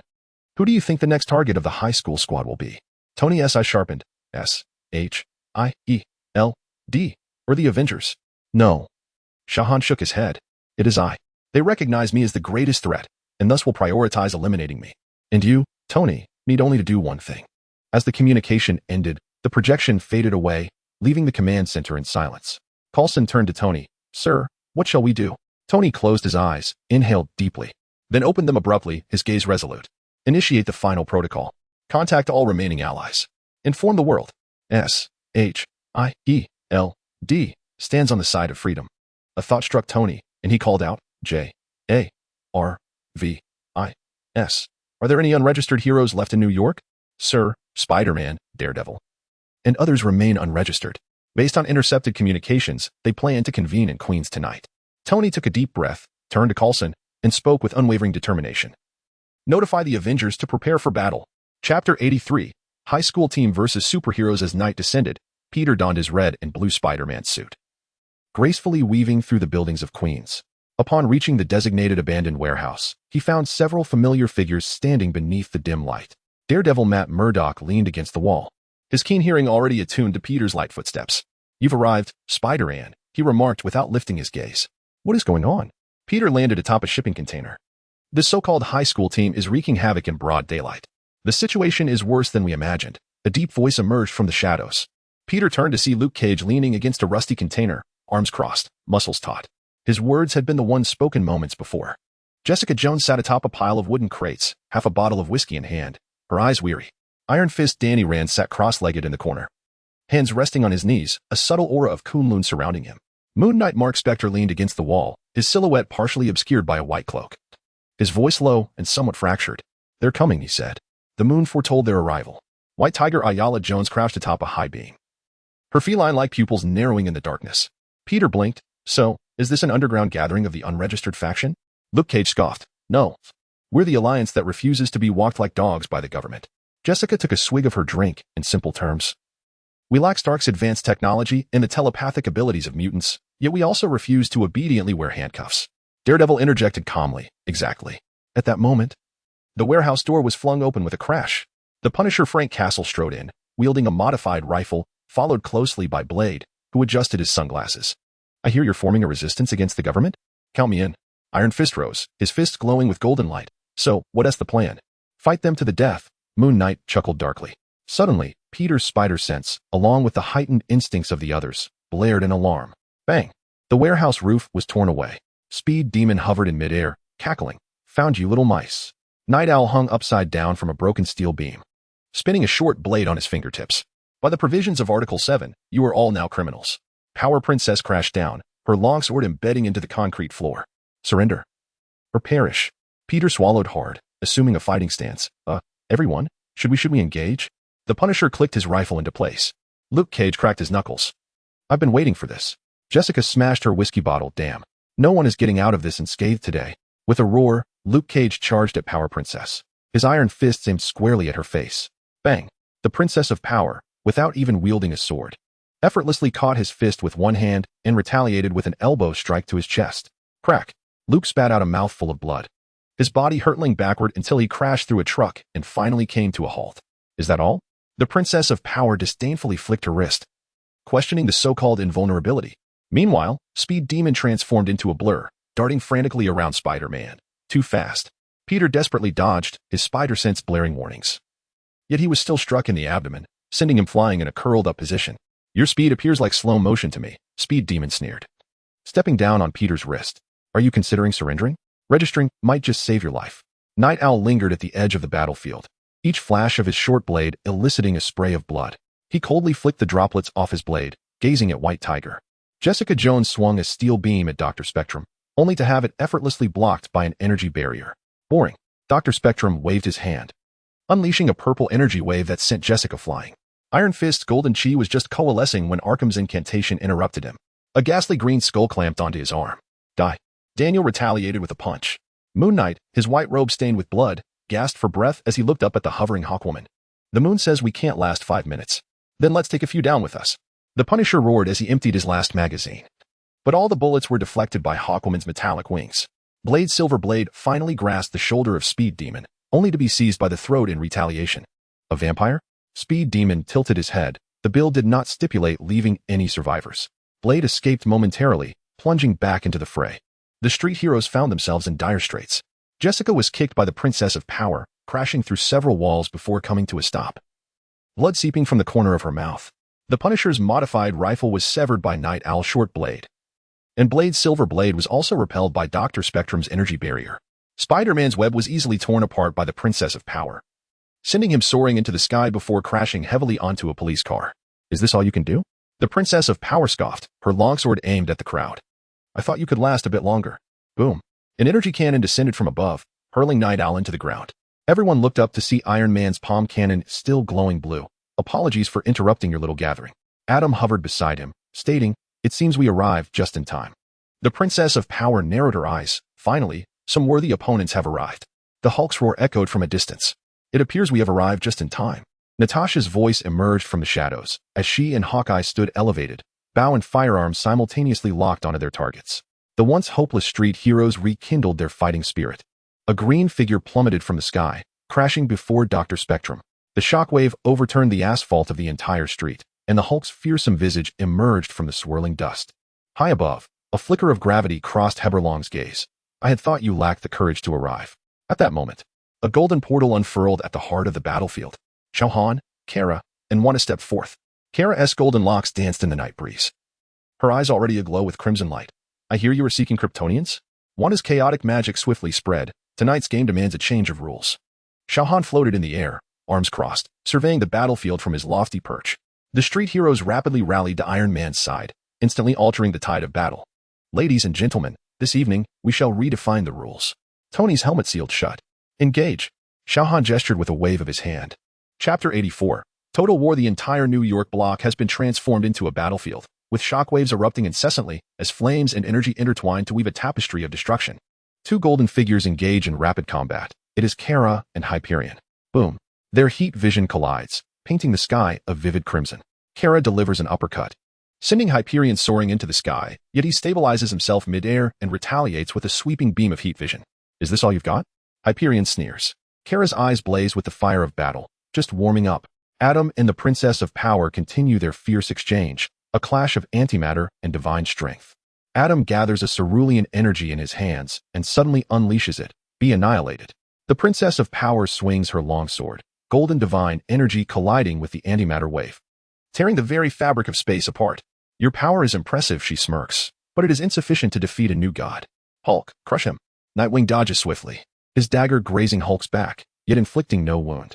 This, however, provokes the Green Giant's fury. Hulk seizes his leg, slamming him into the ground repeatedly, as if he were a mere rag doll. Let me see how pure your energy truly is. Wanda pulls her hands apart, crimson threads dismantling Dr. Spectrum's prism energy directly. This is impossible. Dr. Spectrum gasps in terror as he witnesses his wristband shatter. Tony's nanotech armor deploys dozens of floating cannons. J-A-R-V-I-S. Launch all missiles. Speed Demon weaves through the barrage, yet Spider-Man anticipates his trajectory with his webbing. Got you. Luke Cage and Blade assault Hawkgirl. The clash of metal wings against skin sparking fiercely. The Moon Knight's white cloak, stained with blood, entangles Dr. Arkham. The moon declares that your time has come. The battle has reached a fever pitch. The entire city quakes beneath this superhuman conflict. The sky is torn asunder by energy storms, while the ground collapses under the weight of millions of tons of impact. Concrete vaporizes in the searing heat, and rebar twists under colossal force, as the heavens are riven with dark fissures by the energy tempest. This is not merely a battle, it is a calamity in motion, each force vying for supremacy. The battlefield of Kara and Hyperion has ascended to the stratosphere. The two golden figures collide with blinding speed, their shockwaves creating a vacuum zone several kilometers in diameter within the clouds. Kara crosses her arms, bracing against Hyperion's heat vision, propelled backward for hundreds of meters before she spins around, delivering a kick that shatters his jaw. Is this the best our universe's Superman can muster? She seizes Hyperion's cape, swinging him in a wide arc toward the Statue of Liberty. Boom. The copper statue snaps in half upon impact with Hyperion's back. He rises from the rubble, spitting blood, his pupils suddenly constricting. You forced my hand. Cosmic energy surges within him, causing his skin to crack with magma-like patterns. The battle between Adam and the Princess of Power transcends the laws of physics. Each of Adam's strikes emanates a blue light of annihilation. Yet the princess's sword consistently deflects the energy at the most delicate angles. As her longsword slices through the antimatter barrage time and again, cracks finally appear along its blade. Very impressive. She licked the divine blood seeping from the tiger's mouth. Can this power slay gods? Adam offered no response. Instead, he abruptly detonated the antimatter particles he had strategically placed near her. Meanwhile, the green monster grew increasingly ferocious. As Hulk grasped the night owl's legs and commenced a whirlwind assault, the ground was violently shattered, creating a massive crater. Weak, small, insect. With each utterance, he struck again, ultimately embedding Night Owl deep into the earth. Wanda dragged Dr. Spectrum into a dimension devoid of physical laws, where only maddening, distorted geometries persisted. The prism energy of Dr. Spectrum fractured into countless screaming faces as Wanda traversed the void, each step causing the space to ripple with crimson waves. Welcome to my realm, she declared, crushing a floating eyeball with her hand. Now, let us discuss the disassembly of your soul. The anti-Superman armor, now in its 77th iteration, responded as Tony's nanosuit reconfigured itself when the speed demon charged at supersonic speed. The arm armor ejected vibranium spikes, piercing through the opponent's kidney. JARVIS analyzed his physiological weaknesses. The helmet's interior quickly highlighted an old injury on Speed Demon's Achilles tendon, prompting Tony to deliver a knee strike that left him howling in agony. Finally, as Hyperion broke through Kara's blockade and ascended into the clouds, the sight that met his eyes fueled his fury further. Xiao Han stood silently above New York, his left hand grasping the unconscious Hawkgirl, while his right held the skull of Dr. Arkham. The chaotic energy of the battlefield quieted within a 10-meter radius around him, as if in fear of a being of higher stature. You have finally arrived. Xiao Han crushed the skull, black ashes swirling through his fingers. Hyperion surged forth, ablaze with solar flare-like radiance, a strike potent enough to annihilate New York. At last, Xiao Han moved, catching Hyperion's full-force punch with one hand, the shockwave shattering the nearby clouds. Do you know? Xiao Han's golden eyes gleamed. I have slain many who claim to be gods. His fist ignited with brilliance. You shall not be an exception. With his right hand poised like a blade, he pierced Hyperion's chest. Do you understand why you have lost? The sound of flesh tearing echoed as a golden-stained hand emerged from Hyperion's back, clutching a still-beating heart. A race created. Xiao Han crushed the heart, watching as Hyperion collapsed onto the clouds. How could one created ever rival a true god? The smoke of New York had yet to dissipate, and in the heart of the battlefield, only the ruins of buildings and the unconscious members of the Justice League remained. The goddess of power knelt, bound by antimatter handcuffs. Her golden armor shattered, yet her eyes burned with unresolved fury. Xiao Han's enhanced vision penetrated her form, analyzing the structure of her divine energy. It was a power derived from another world, reminiscent of the Olympian pantheon, but infused with some form of enhancement. An impressive energy system, Xiao Han murmured, yet still insufficient. However, it warrants further study. Agents of SHIELD swiftly arrived, escorting the unconscious or deceased members of the Justice League into specially designed transport vehicles. Tony stood aside, with his helmet retracted, his expression a complex tapestry of emotions as he observed the unfolding events. Xiao Han said little, turning to soar into the distance. The government observation team had gathered at a makeshift command center, where the military high command, cabinet members, and heads of intelligence stood pale-faced, gazing toward the battlefield. Hovering above them, Xiao Han looked down upon this assembly with an air of superiority. As long as you wish to live, you shall have your lives, he intoned. His voice soft yet resonant in the ears of all present. Those who provoke my wrath shall find no sanctuary. In the next moment, he waved his hand, and a golden portal unfurled beside him, directly connecting to the president's conference room in the White House. The president and his aides, engaged in an urgent meeting, abruptly lifted their heads. Before they could comprehend the situation, an invisible force yanked the president upward, propelling him through the portal and into Xiao Han's grasp. Ugh! The president found his feet lifted off the ground, Xiao Han's single hand constricting his throat, causing his face to flush crimson.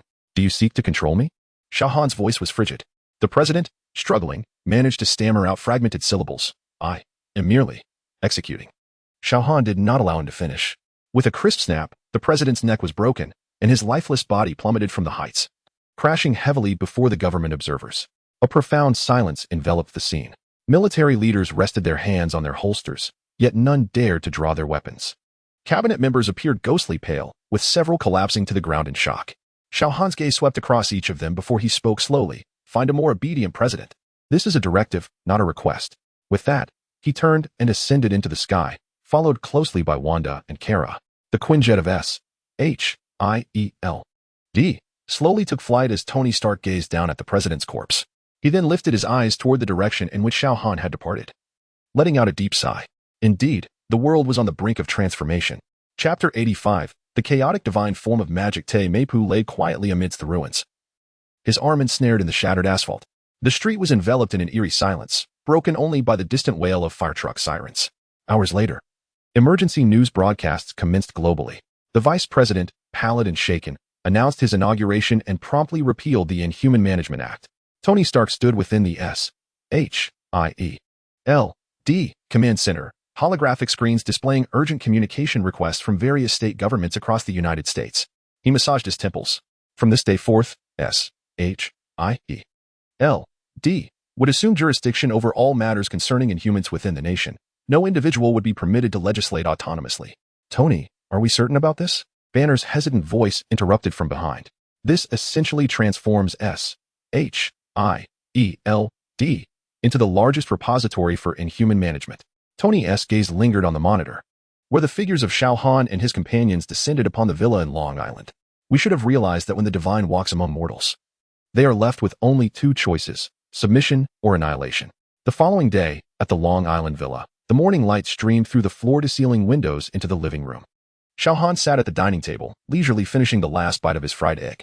Wanda emerged from the kitchen, carrying a freshly baked loaf of bread, while Kara leaned against the sofa, her super intellect analyzing the battle data from the previous night. So what exactly is the source of that divine princess's power? Kara inquired. Her brow furrowed.